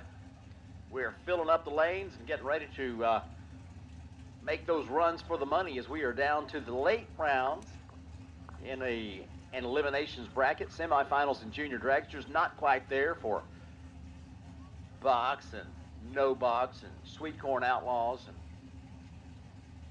all that jazz. All right, let's check them out. Small tire qualifications, the last run. Chris Majors in the pre-stage. All right, here we go. You start to hear that sound. They spooling up those turbochargers. And flash of amber, off they go. Wheels up over there on the right side of the quick performance lane.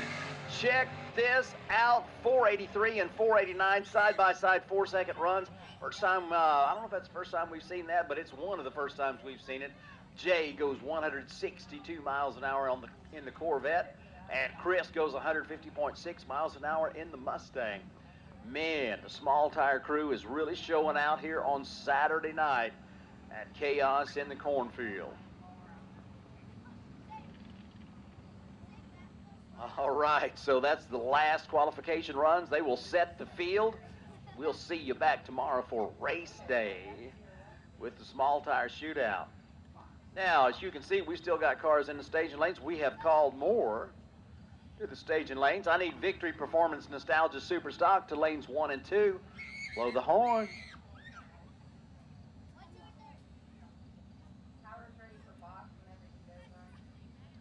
Sweet Corn Outlaws, lanes 3 and 4. Sweet Corn Outlaws, lanes 3 and 4. Let me have some Junior Dragsters in lane 5, please. Got 3 left.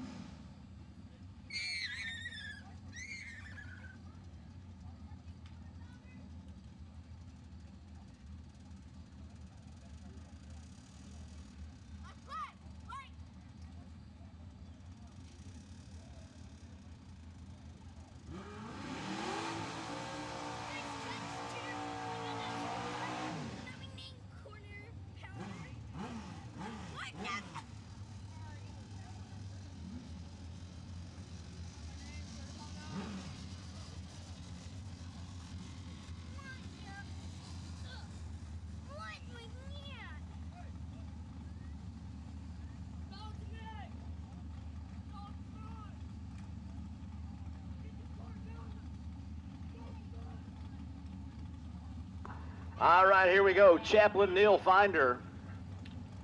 He'll be doing Sunday school tomorrow, but he's doing bike racing in box here on Saturday night. He's got a 564 dialed in. He's going to be chasing Casey Wilson, as Casey's got a 603 dialed in over on the quick performance side of the racetrack. Green lights on both sides. Here we go. Casey out front, Neil in hot pursuit. put a win light in the quick performance lane. A 6:04 at 108 beats a 5:70 at 119.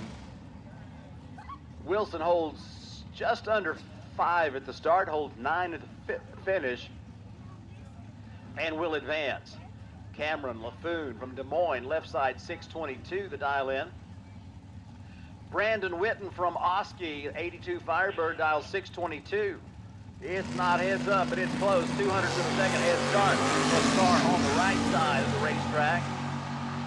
And judging by the reaction times, the win light's going to come on the left side, and it did. Cameron with a 003 on the tree. That's kind of like that band we see up at Cordova. I love them, 3 on the tree. If you ever get a chance to go hear them, don't miss it. But the 3 on the tree for Cameron LaFoon, 628, good for a win at 103 miles an hour. Brandon Witten, 016 light, 11 over with a 633 at 107.89 miles an hour. Cassie Green and Ephraim Umphris. Next up, Umphris in the Dragster does one of those long old burnouts in the rear engine Dragster. He's got a 548 dialed in. He's going to be the Hound. Cassie going to be the Rabbit, going first, dialed in 571.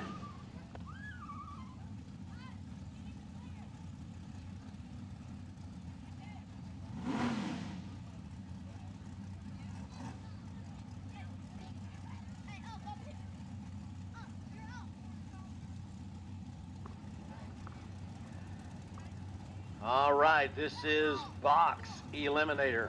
On the live stream, got my good friend David Graves, and he's made note of the Dale Ham reference. Got to tell you, I figured if I could ever be anywhere close to Dale Ham, I might make a hand at this deal. And I'm sure having fun trying anyway. Cassie Green, Ephraim Umphris, green lights both sides. At the stripe, put a win light on the tower side, Cassie. Dead on with a 3 at 114 miles an hour, good for the win. Umphris goes 563, that's 15 over at 121 miles an hour. Generally not going to get it done, and doesn't on that particular trip down the racetrack. Leroy Groendyke and Russell LaFoon. Next up, 520 and 440. Saw that long old burnout for the Dragster on the quick performance side of the racetrack. That car's dialed quick, and I mean real quick, 440. That's an 8/10 head start for Leroy in the short wheelbase Dragster on the tower side. Sweet Corn Outlaws, in case you missed it, we are calling you to lanes 3 and 4, please. Sweet Corn Outlaws, lanes 3 and 4. Bring them to the lanes, please. We really don't want to run without you. Sweet Corn Outlaws, lanes 3 and 4. I'm missing 4. Really need to see you in the lanes. Into the pre-stage goes Leroy.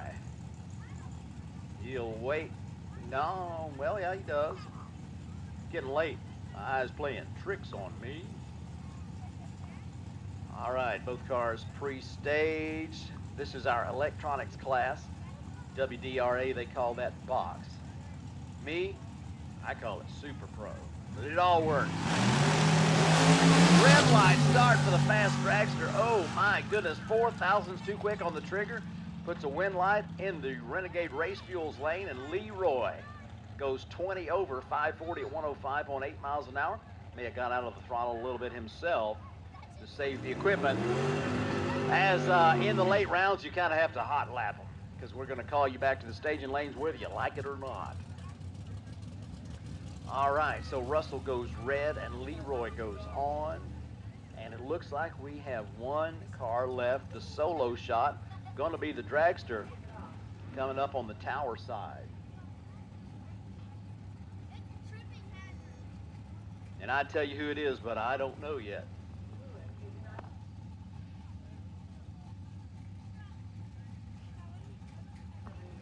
Greg Laughlin from Slater, Iowa. That's who it is. Like the color on this one. Sometimes on the Dragsters they have them black so that your opponent can't see you coming. And there is merit to that argument. see a lot of cars that are dark, stealthy. Because if you don't think of bracket racers looking back, maybe not necessarily looking back, but looking at the car next to him. Got another thing coming, as Ozzy would say. Ooh. Laughlin rolls the beans.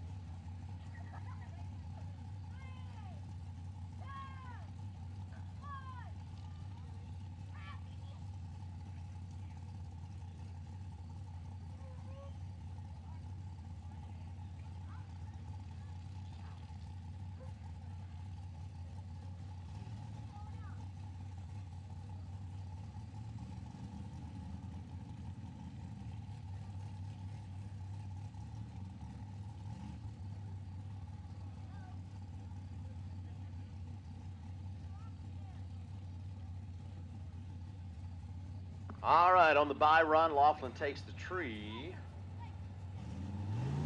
Win line is on.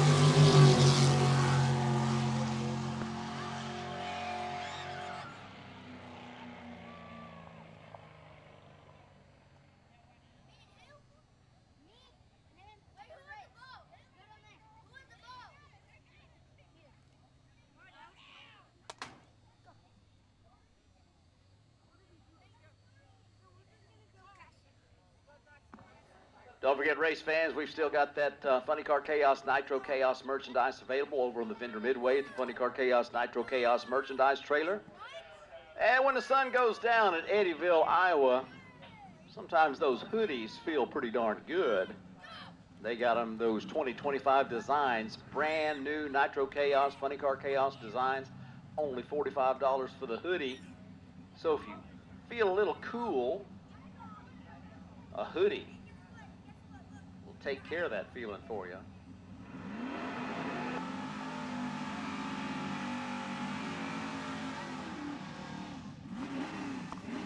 So we'll move now into our foot brake category. Tim Shaw's Junkyard Pup comes up with an 805 dial in. Gets a 6500s head start against Racing Tim Mason in the 71 GTO.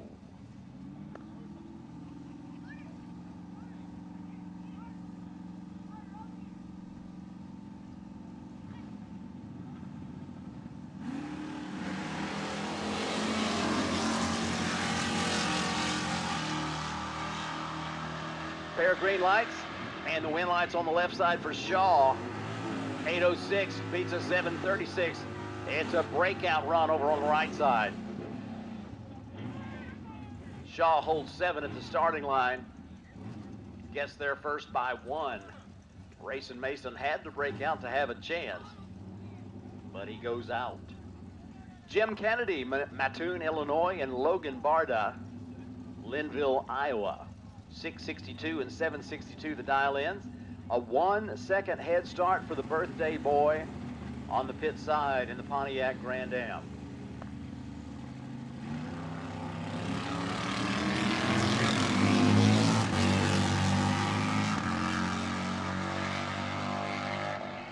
And happy birthday to you, 770 at 85 miles an hour, good for a win. Jim Kennedy goes 666, 4 over. Gave up 8 at the tree. The margin at the finish was 4, and Logan goes on.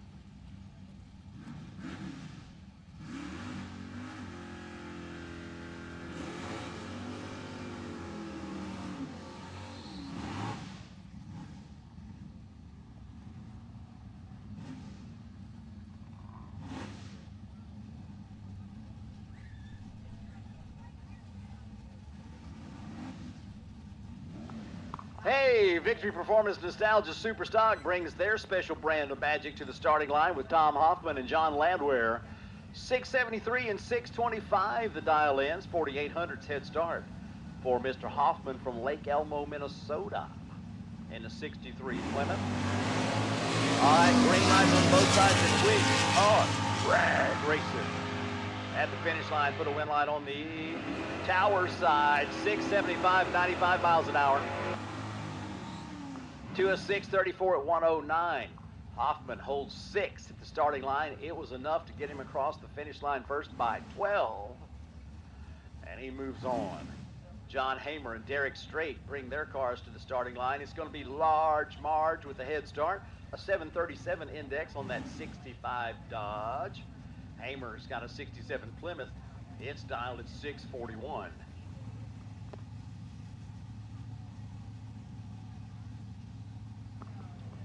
$9,600's head start for Large Marge.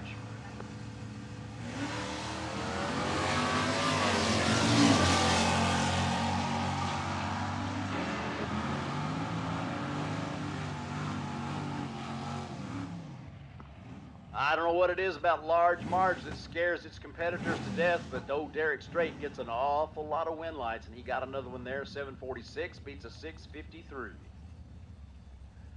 Jimmy Ferguson and Bobby Haberberger bring their cars to the starting line. Haberberger going to be doing the chasing in the quick performance lane, dialed at 689 with the 68 Dodge Dart.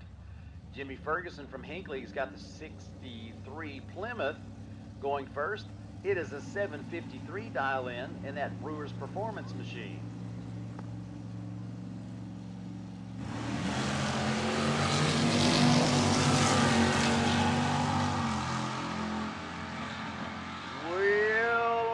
I'm not sure Jimmy was ready.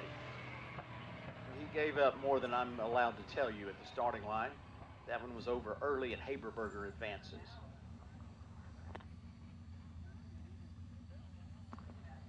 Junior Dragsters lane 5 got Sweet Corn Outlaws coming up for a round next.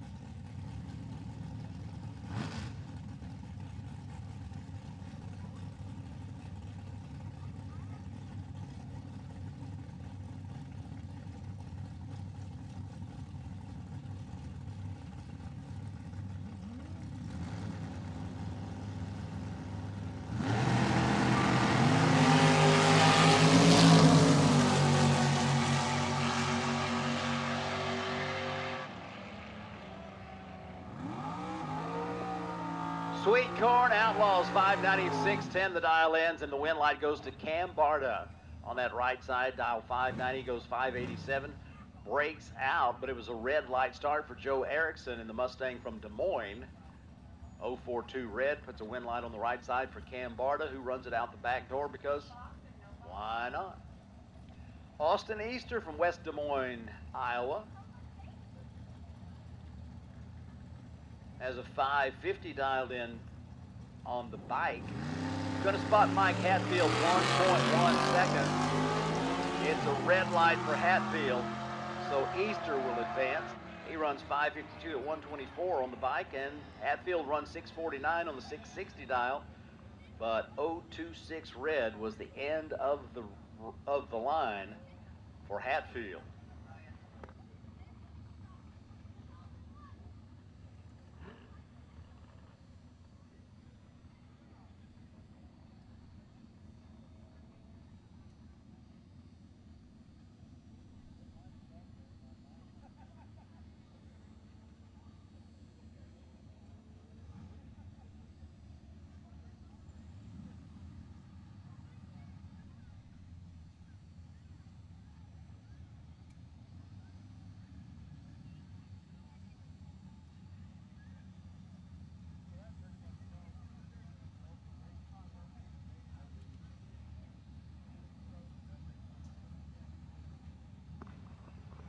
Adam Agnes from Plattsburgh, Missouri, and Robert Lay from LaBelle, Missouri, are going to be next up here in Sweet Corn Outlaws.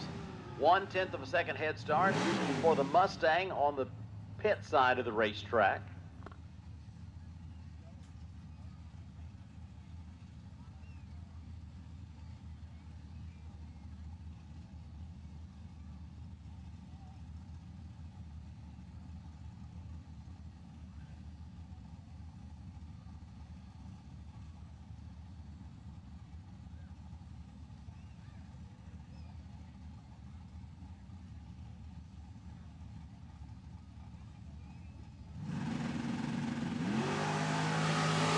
Mr. Lucky has the luck run out, goes 5,000ths red, and gives Robert Lay the victory, 675-101, and gets the red lighting 659.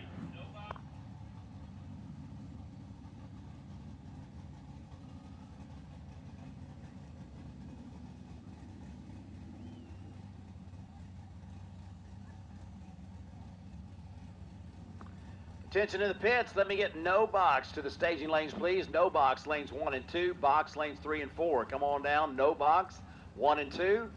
Box lanes 3 and 4. Dustin DeHaan from Pella, Iowa is on the left side. 40 dial in. Dan Marks is on the right side with a 560 dial in. Put a win light on the tower side for Dustin. He gets there first by 026 with a 643 at 102. A breakout run for Dan Marks.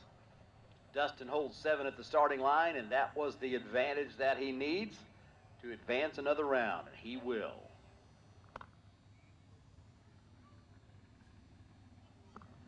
No box lanes 1 and 2. No box lanes 1 and 2. Box lanes 3 and 4, please. Come on down. No box lanes 1 and 2. Box lanes 3 and 4.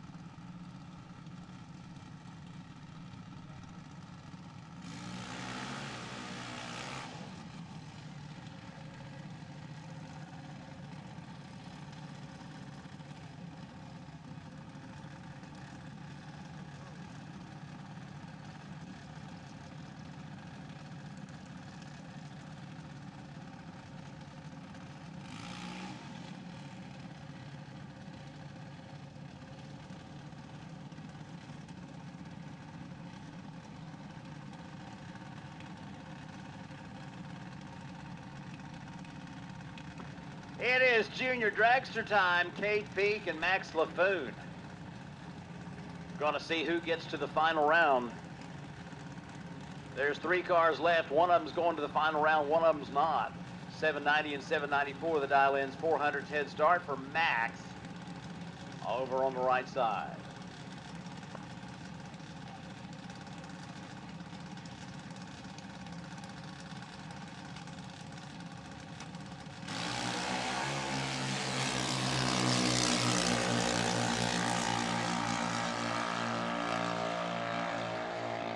And And a win light goes to Max Laffoon, 8 flat with an 880.79 miles an hour. A red light start for Cade Peak ended that one early. So it's going to be Max Laffoon in the final, taking on Creighton Grant. Creighton from Ottumwa has got the bye run. So it's going to be a single run into the final round for Creighton. So Creighton and Max will be in your junior dragster final round. No box, lanes 1 and 2. No box, lanes 1 and 2. Box, lanes 3 and 4, please.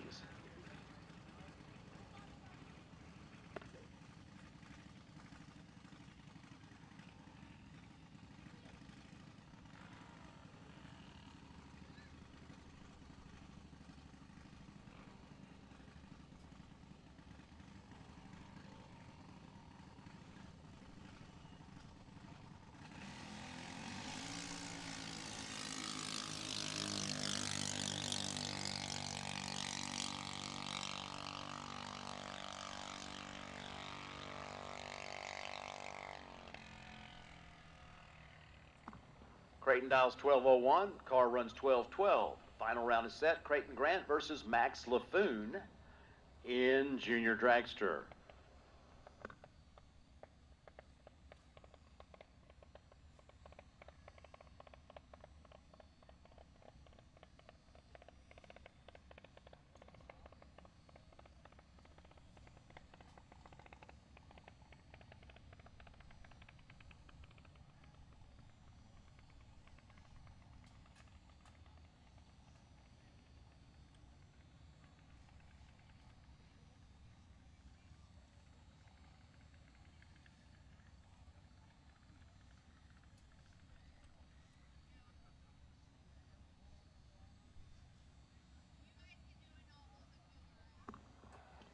Getting down to the short rounds as we are making our way through race day number 1, qualification day number 2.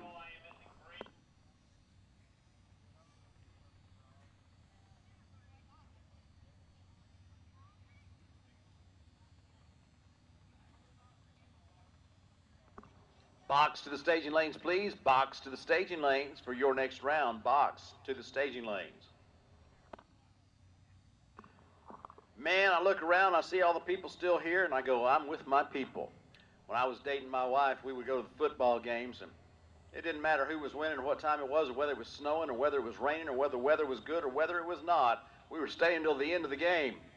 And so all you folks that like to hang around till the end, I'm glad you're here, and you are welcome to join us and stick around as long as we're racing. In fact, even after we're racing, we don't chase anybody out of here. You might be wanting to take some pictures and talk to some of the drivers and the crews and the people that make it happen for you. So you are welcome here at Eddyville Raceway Park.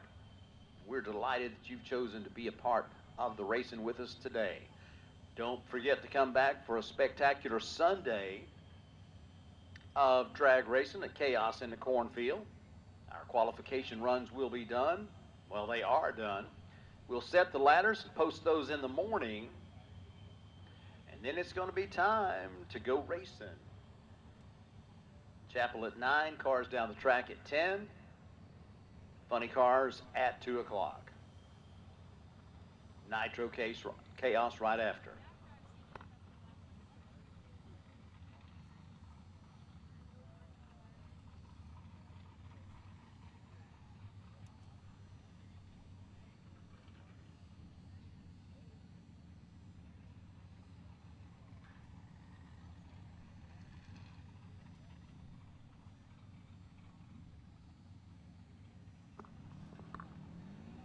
All right, Mr. Lucky. Mr. Lucky, we're looking for you in the staging lanes, please. Mr. Lucky, to the staging lanes, please.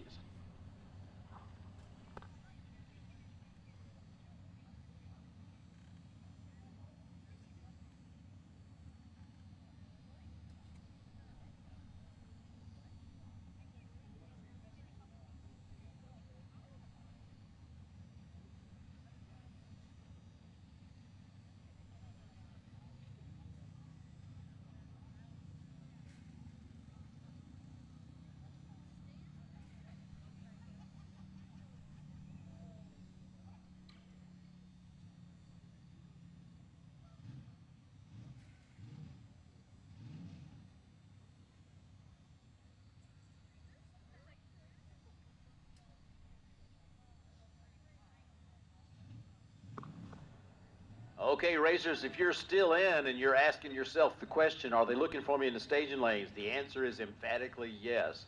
So we will stick with the run order. That is no box, box, foot brake, super stock, sweet corn outlaws, junior dragsters. That's how we roll until we complete your category.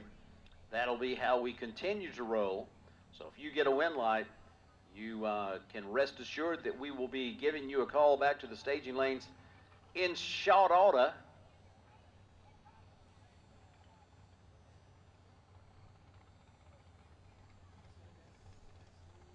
Got no box and box called to the staging lanes.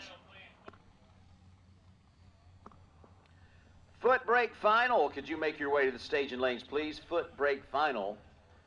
Bring them to the staging lanes. Go ahead and stick with the staging lanes that you have been coming to. Lane 3 and 4. Foot brake finalists, lanes 3 and 4.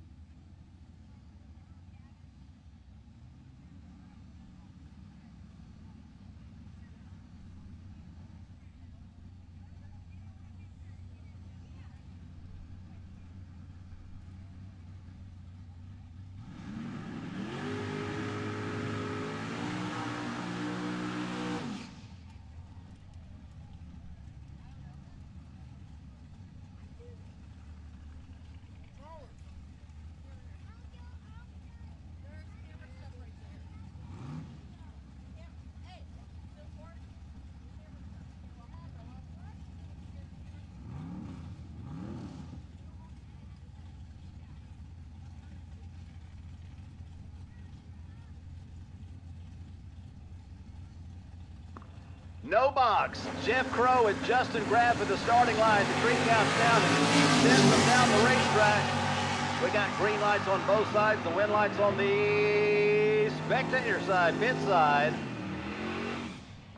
14 thousandths margin of victory for Justin Graff. A 6:38 beats a 5:85.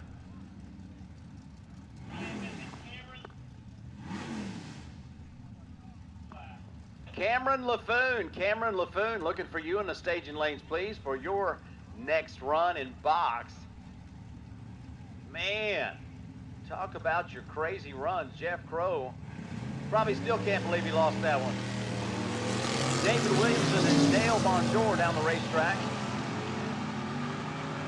6:33 and 6:76 the dial ends. Williamson is going to turn on the wind light with a 6:37, 4 over at 103.6 miles an hour.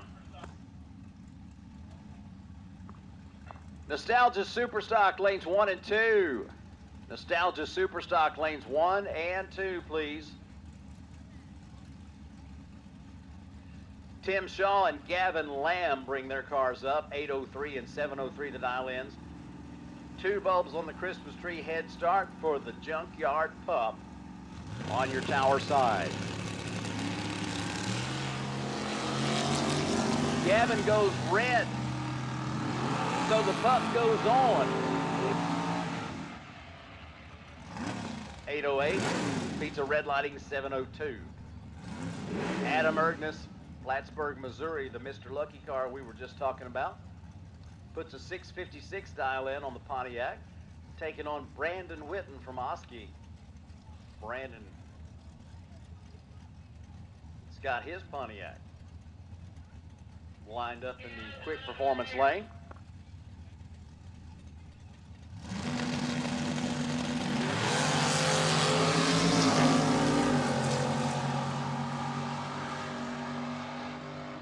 At tower side, 001 reaction time. That's going to get it done for you most of the time. And in that double breakout drag race, it gets him across the finish line first and breaks out least. So Adam moving on to the next round in the Firebird. Nostalgia Super Stock, lanes 1 and 2. Nostalgia Super Stock, lanes 1 and 2, please.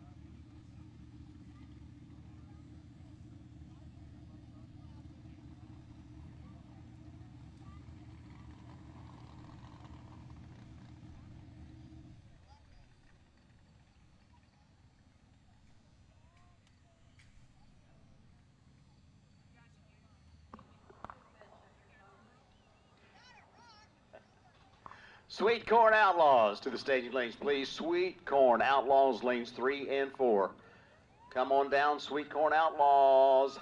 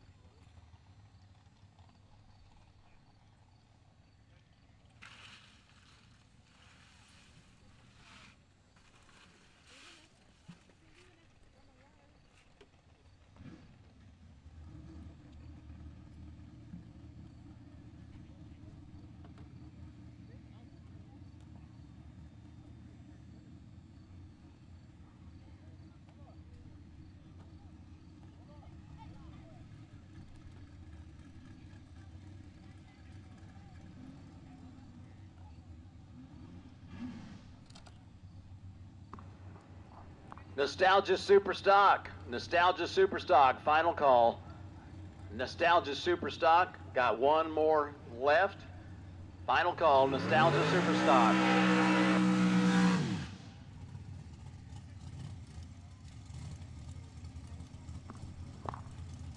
Gonna move now to our box class Super Pro Electronics. 6:02, the dial in for Casey Wilson over on the pit side of the racetrack. Leroy Goldstein in the Dragster is going to be doing the chasing with a 520 dial in the Renegade Race Fuels on the spectator side.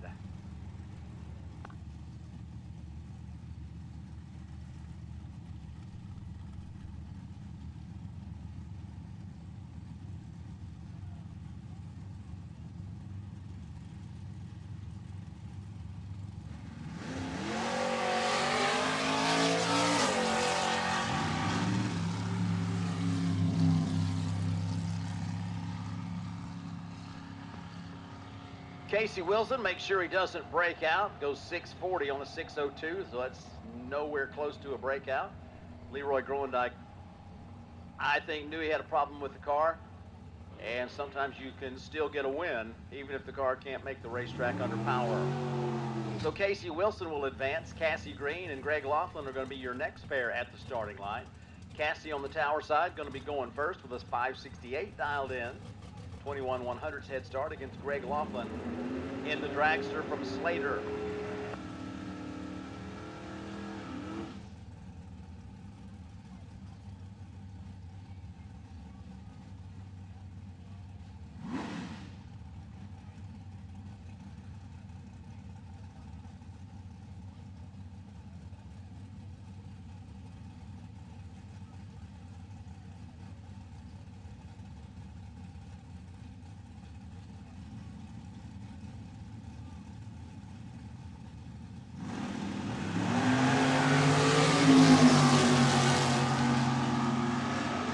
Green on both sides, Windlight tower side. Cassie Green gets it done with a 571 at 117.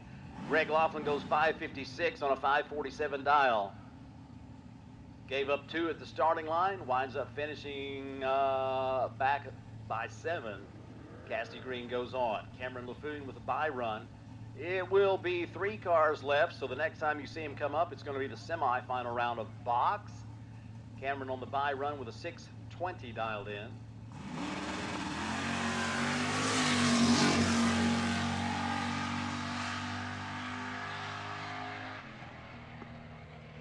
.618, 112 and a quarter. Down that left side for Cameron LaFoon.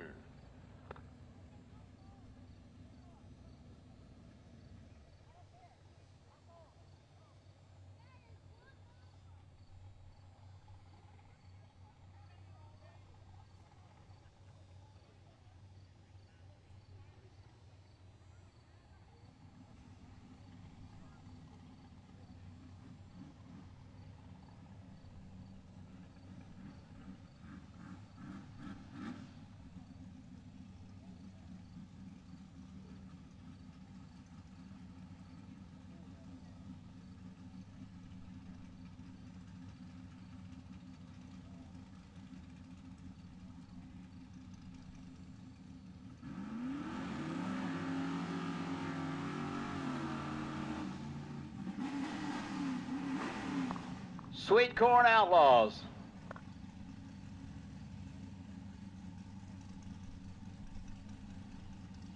Sweet Corn Outlaws. I'm missing one. Looking for my final car in Sweet Corn Outlaws. Tim Shaw and Logan Barta. Next to the starting line, 806 and 765 the dial ends. 41-100's head start for the Junkyard Pup on the tower side.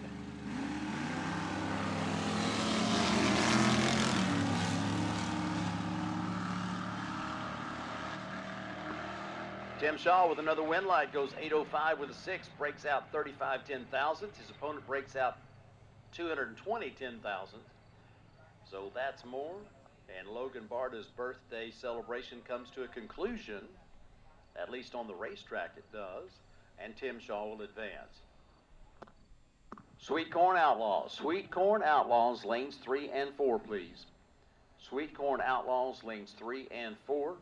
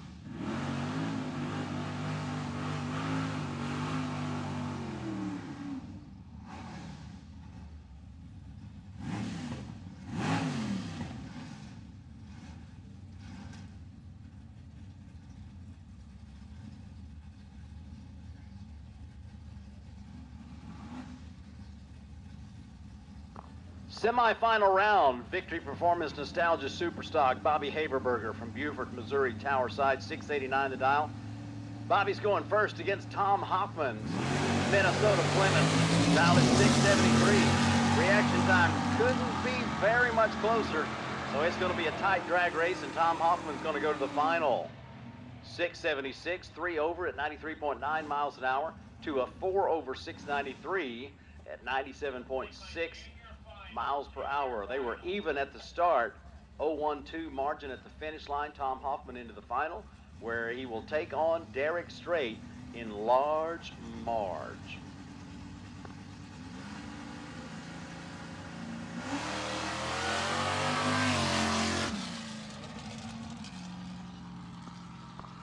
Derek Strait saving the equipment as they will have to cool and fuel and come back round for the final round in Victory Performance Nostalgia Super Stock. Down to the short rounds we are. Not a whole lot of cars left to go down the racetrack, but we have several classes, and we are down to a final round in Junior Dragsters. Junior finalist, lane 5 is where you should be. Junior Dragsters, lane 5 for your final round.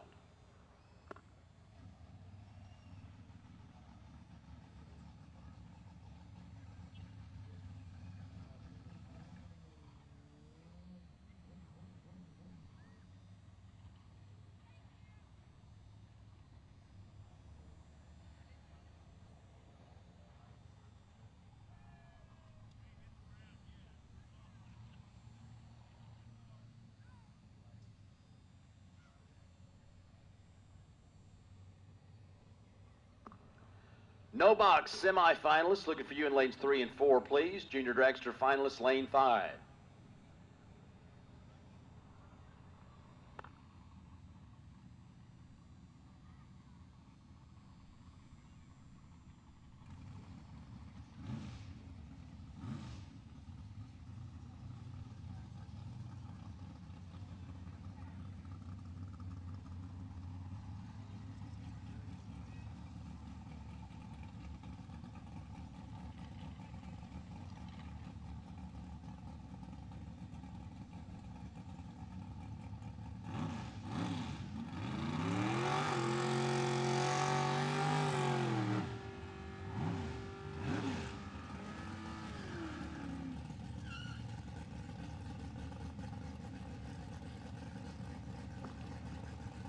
Robert Lay and Cam Barda bring their cars up for the semifinal round of Sweet Corn Outlaws. 590 and 670 the dial-ins.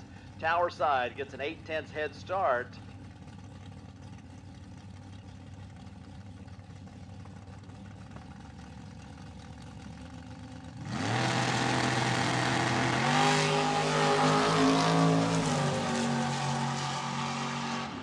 At the finish line, put a win line in the quick performance lane. Cam Barda with a 003 on the tree. Another one of those 3 on the trees. 595, 104.4 miles an hour, good for the win.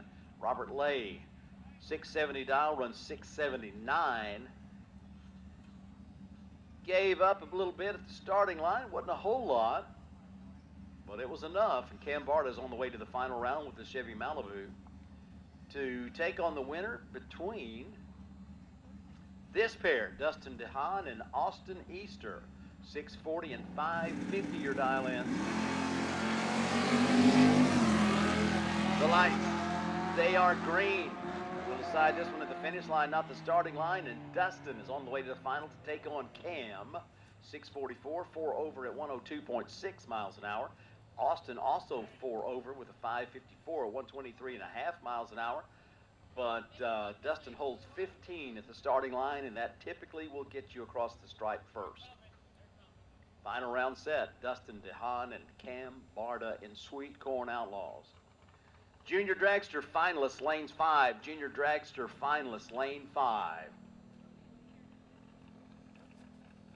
No box, lanes 3 and 4. No box, lanes 3 and 4, please.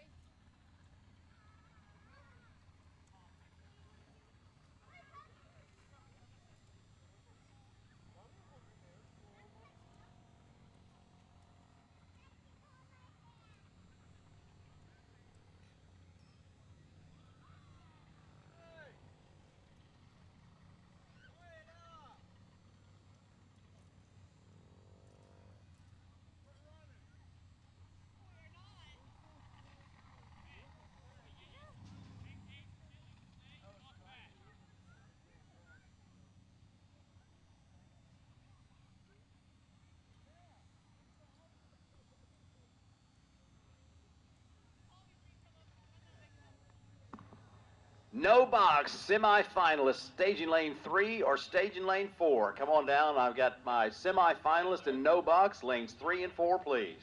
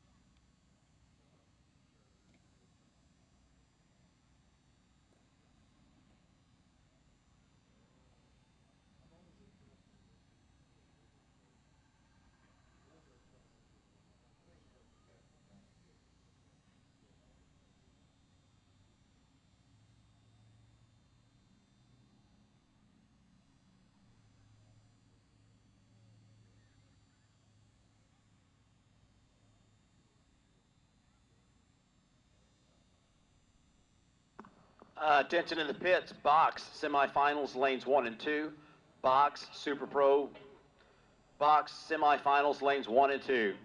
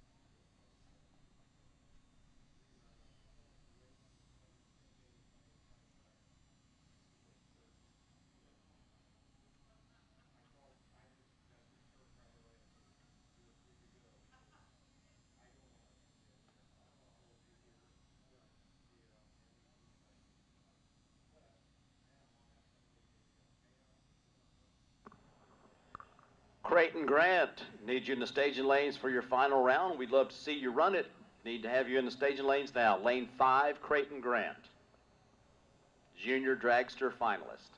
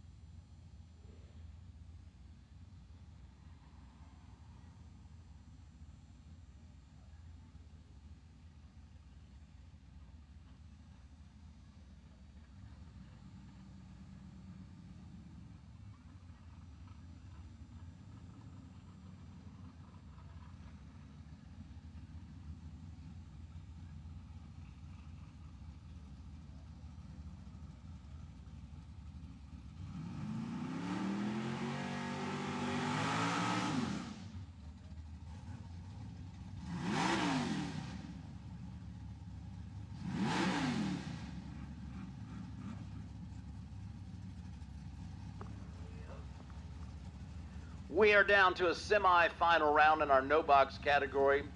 The first pair, Adam Ergnes and Justin Graff. 2/10 head start for the yellow Firebird on the tower side of the racetrack.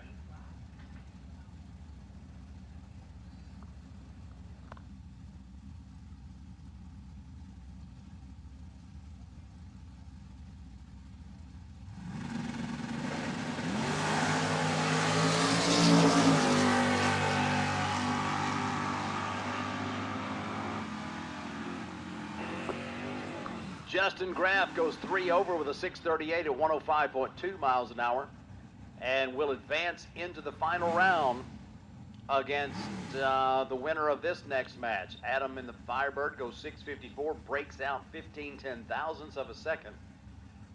Takes 05 at the stripe, but breaks out. Hands the win back to the Mustang of Justin Graff. Justin's opponent in the final will either be David Williamson or Tim Shaw. Tim is going to take the Buick down the quick performance lane with an 8 flat dial in, gets a 1.66 second head start against David Williamson. Here we go, green lights on both sides. Wind light comes on, left side 638, 4 over at 100 miles an hour flat, little womp, womp, womp. As you could tell that David Williamson had a starting line advantage. He holds 7 at the start. Does the Wampin, goes 5 across, gains 5 or gives back 5, 0-2 margin at the stripe. David Williamson and Justin Graff are going to be in your no box final round.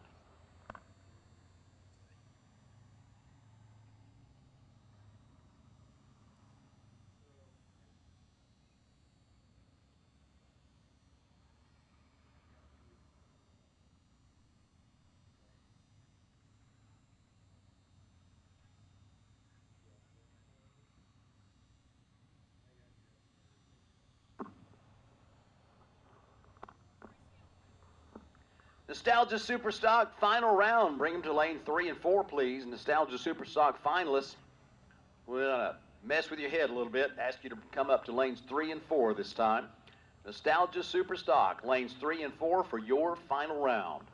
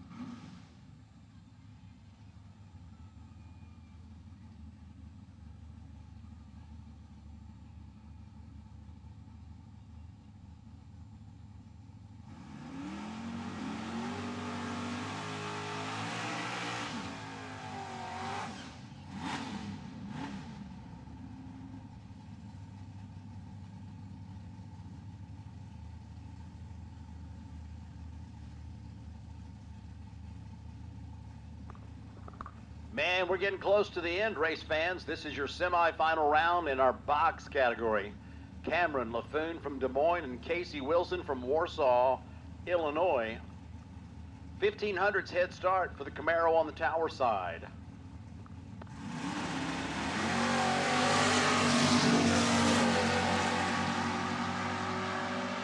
Man, put a wind light over on the pit side of the racetrack. Casey Wilson, 606, 4 over at 105.2 miles an hour. Takes out Cameron's 5 over 622, 112 and a half miles an hour. So Casey Wilson is going to the final round to take on Cassie Green. Cassie with the 67 Camaro says, how about a 569? So Casey and Cassie into your box final.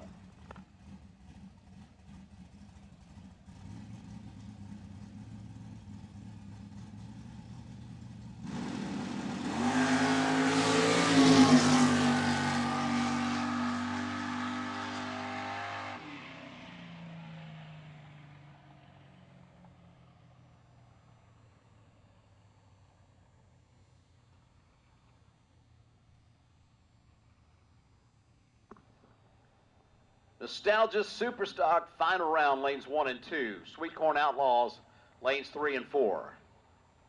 Nostalgia Superstock, lanes 1 and 2. Sweet Corn Outlaws, lanes 3 and 4. Ready when you are.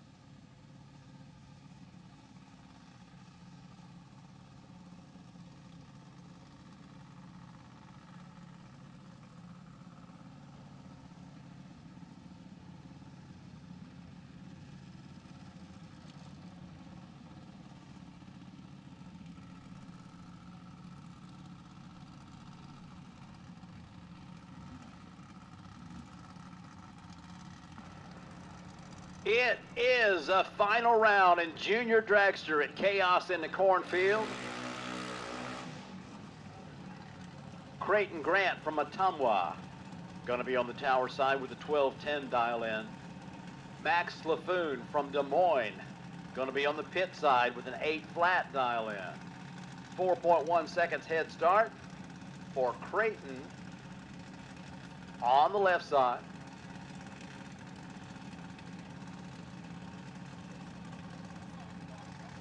For the trophy, for the bragging rights, for probably the money.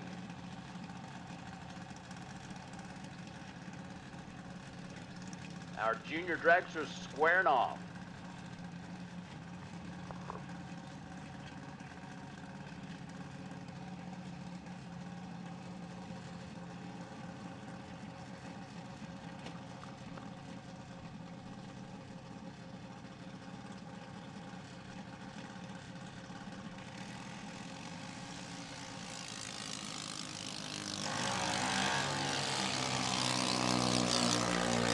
Green lights on both sides. That's a lot of real estate to make up. The win light goes to Creighton Grant, 12-12, gets to the finish line first by 47 ten-thousandths of a second. Talk about a drag race. Max LaFoon, 808. It's 8 over on the 8 flat dial in at 73.3 miles an hour. Creighton goes 2 over on a 12-12 at 51.2 miles an hour. A 4,000ths margin at the stripe. Congratulations, runner-up Max LaFoon. And to your Junior Dragster champion at Chaos in the Cornfield on Saturday, Creighton Grant.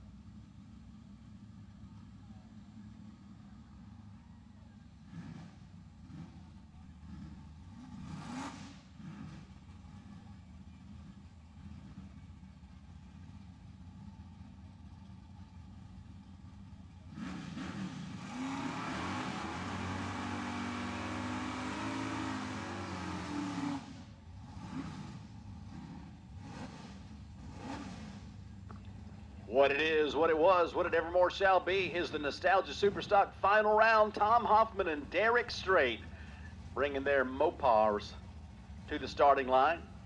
74 100ths of a second head start for Large Marge. Let's see if that big four-door can scare Tom Hoffman off.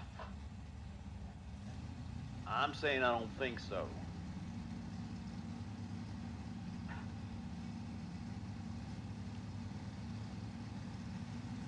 Getting ready. They're going for all the marbles. And it's a red light. Large Marge does it again. 047 red light for Tom Hoffman, runs a 674 at 101 miles an hour, while Derek Strait goes a 10th under, a 727 on a 737 dial in, 92.9 miles an hour, but a 07 green light against an 04 red light puts Large Marge into the winner's circle. Congratulations, runner-up Tom Hoffman, and to your victory performance Nostalgia Superstock winner for race day Saturday, Derek Strait.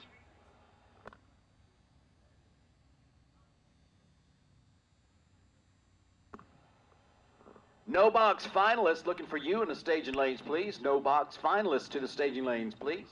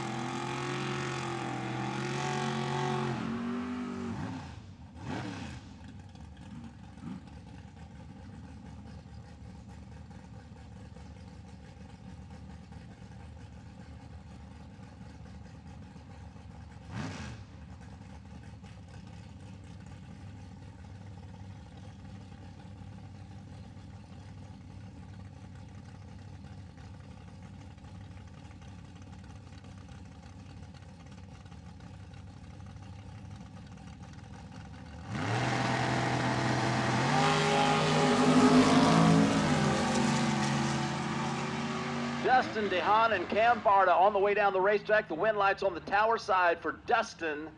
A 640, dead on with an 8, finishing strong at 106 miles an hour. Cam Barta breaks out 588 at 108 miles an hour in your Sweet Corn Outlaws final round. Congratulations, runner-up Cam Barta.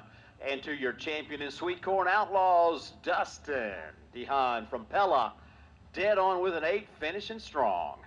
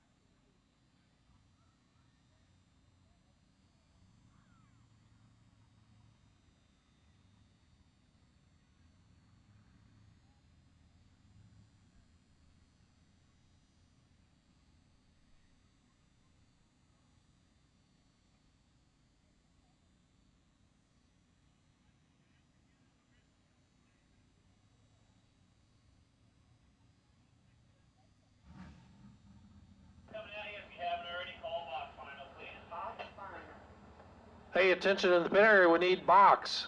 Box final to the lanes, please. That's what we're waiting on. Box, final round. We'll take you back to the lanes. As we are just about done, we got 2 finals left to run here. And in the water box right now, it is no box. David Williamson out of Bayshore, Kansas over here. In the Malibu. Got a 634 on that little blue dial-in board over here on the left side, and Justin Graff right side. The Mustang over there. 635, almost identical on the dial-ins.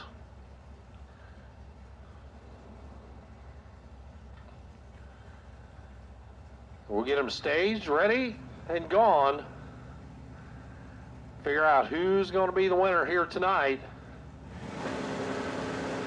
in no box.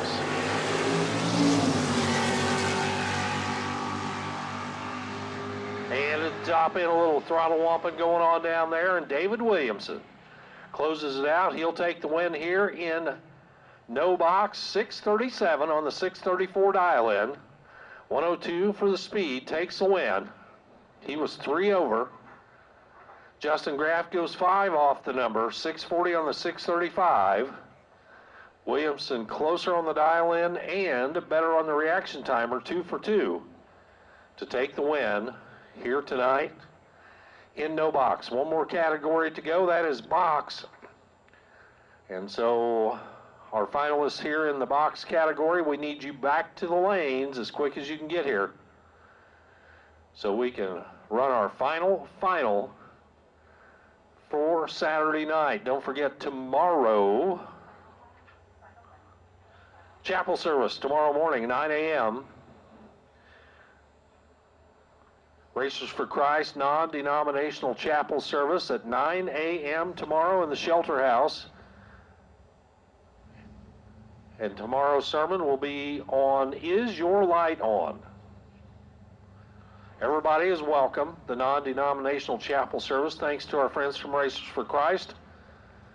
You'll want to be there to start your day out just right, Sunday morning, 9 a.m. Join in the fellowship and the positive message. Winter Circle activity going on over there right now is our Victory Nostalgia Superstar, try that again. Victory Nostalgia Superstock machines. Lining up, getting their pictures taken over there. All good folks from Victory Nostalgia Superstock. Handing out all the swag over there. Large Marge sits there in the winter circle right now. Once again, box final to the lanes. Box final to the lanes. No, I was just letting you know, like, other stuff. I don't know.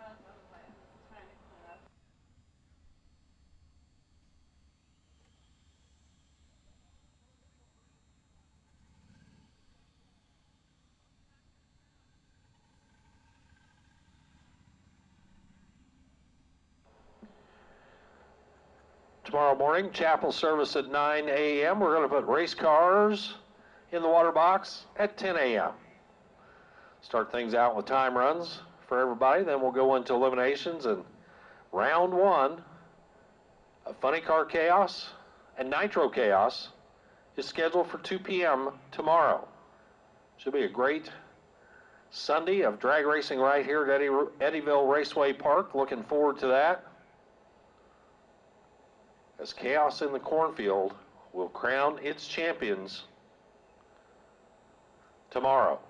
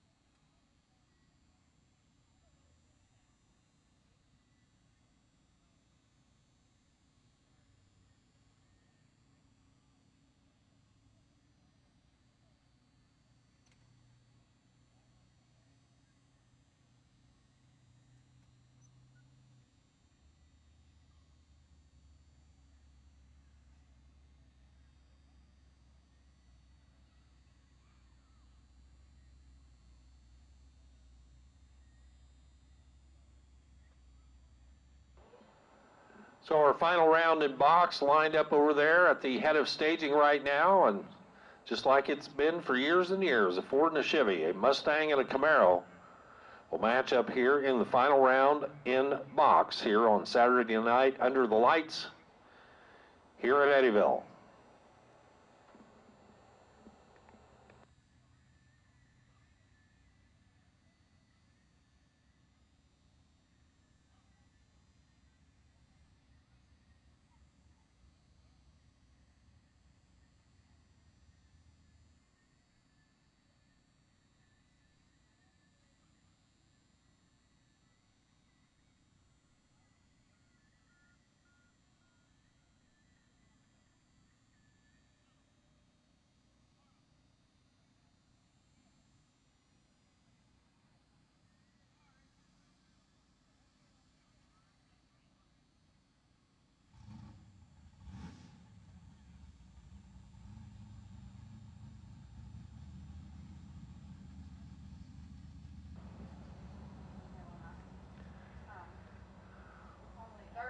So Large Marge backing out of the winner's circle area right now. We'll get them cleared out of the way. It looks like we got some more race cars over there that are going to wind up finding their spot in the winner's circle.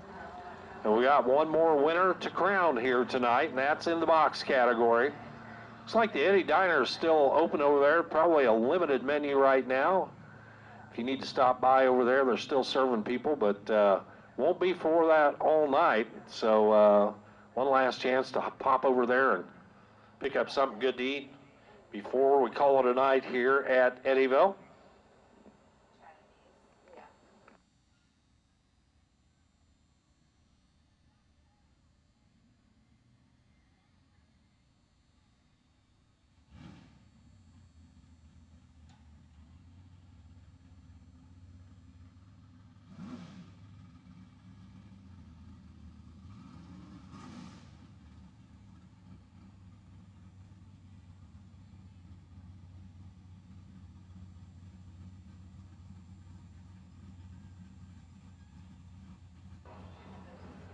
All right, it's Cassie Green over here on the left side, Lawson, Missouri, the big block, 67 Camaro. Cassie comes out of the water box, 570 on the dial-in board. Cassie will be chasing down Casey Wilson, right side, Warsaw, Illinois. That is the Mustang.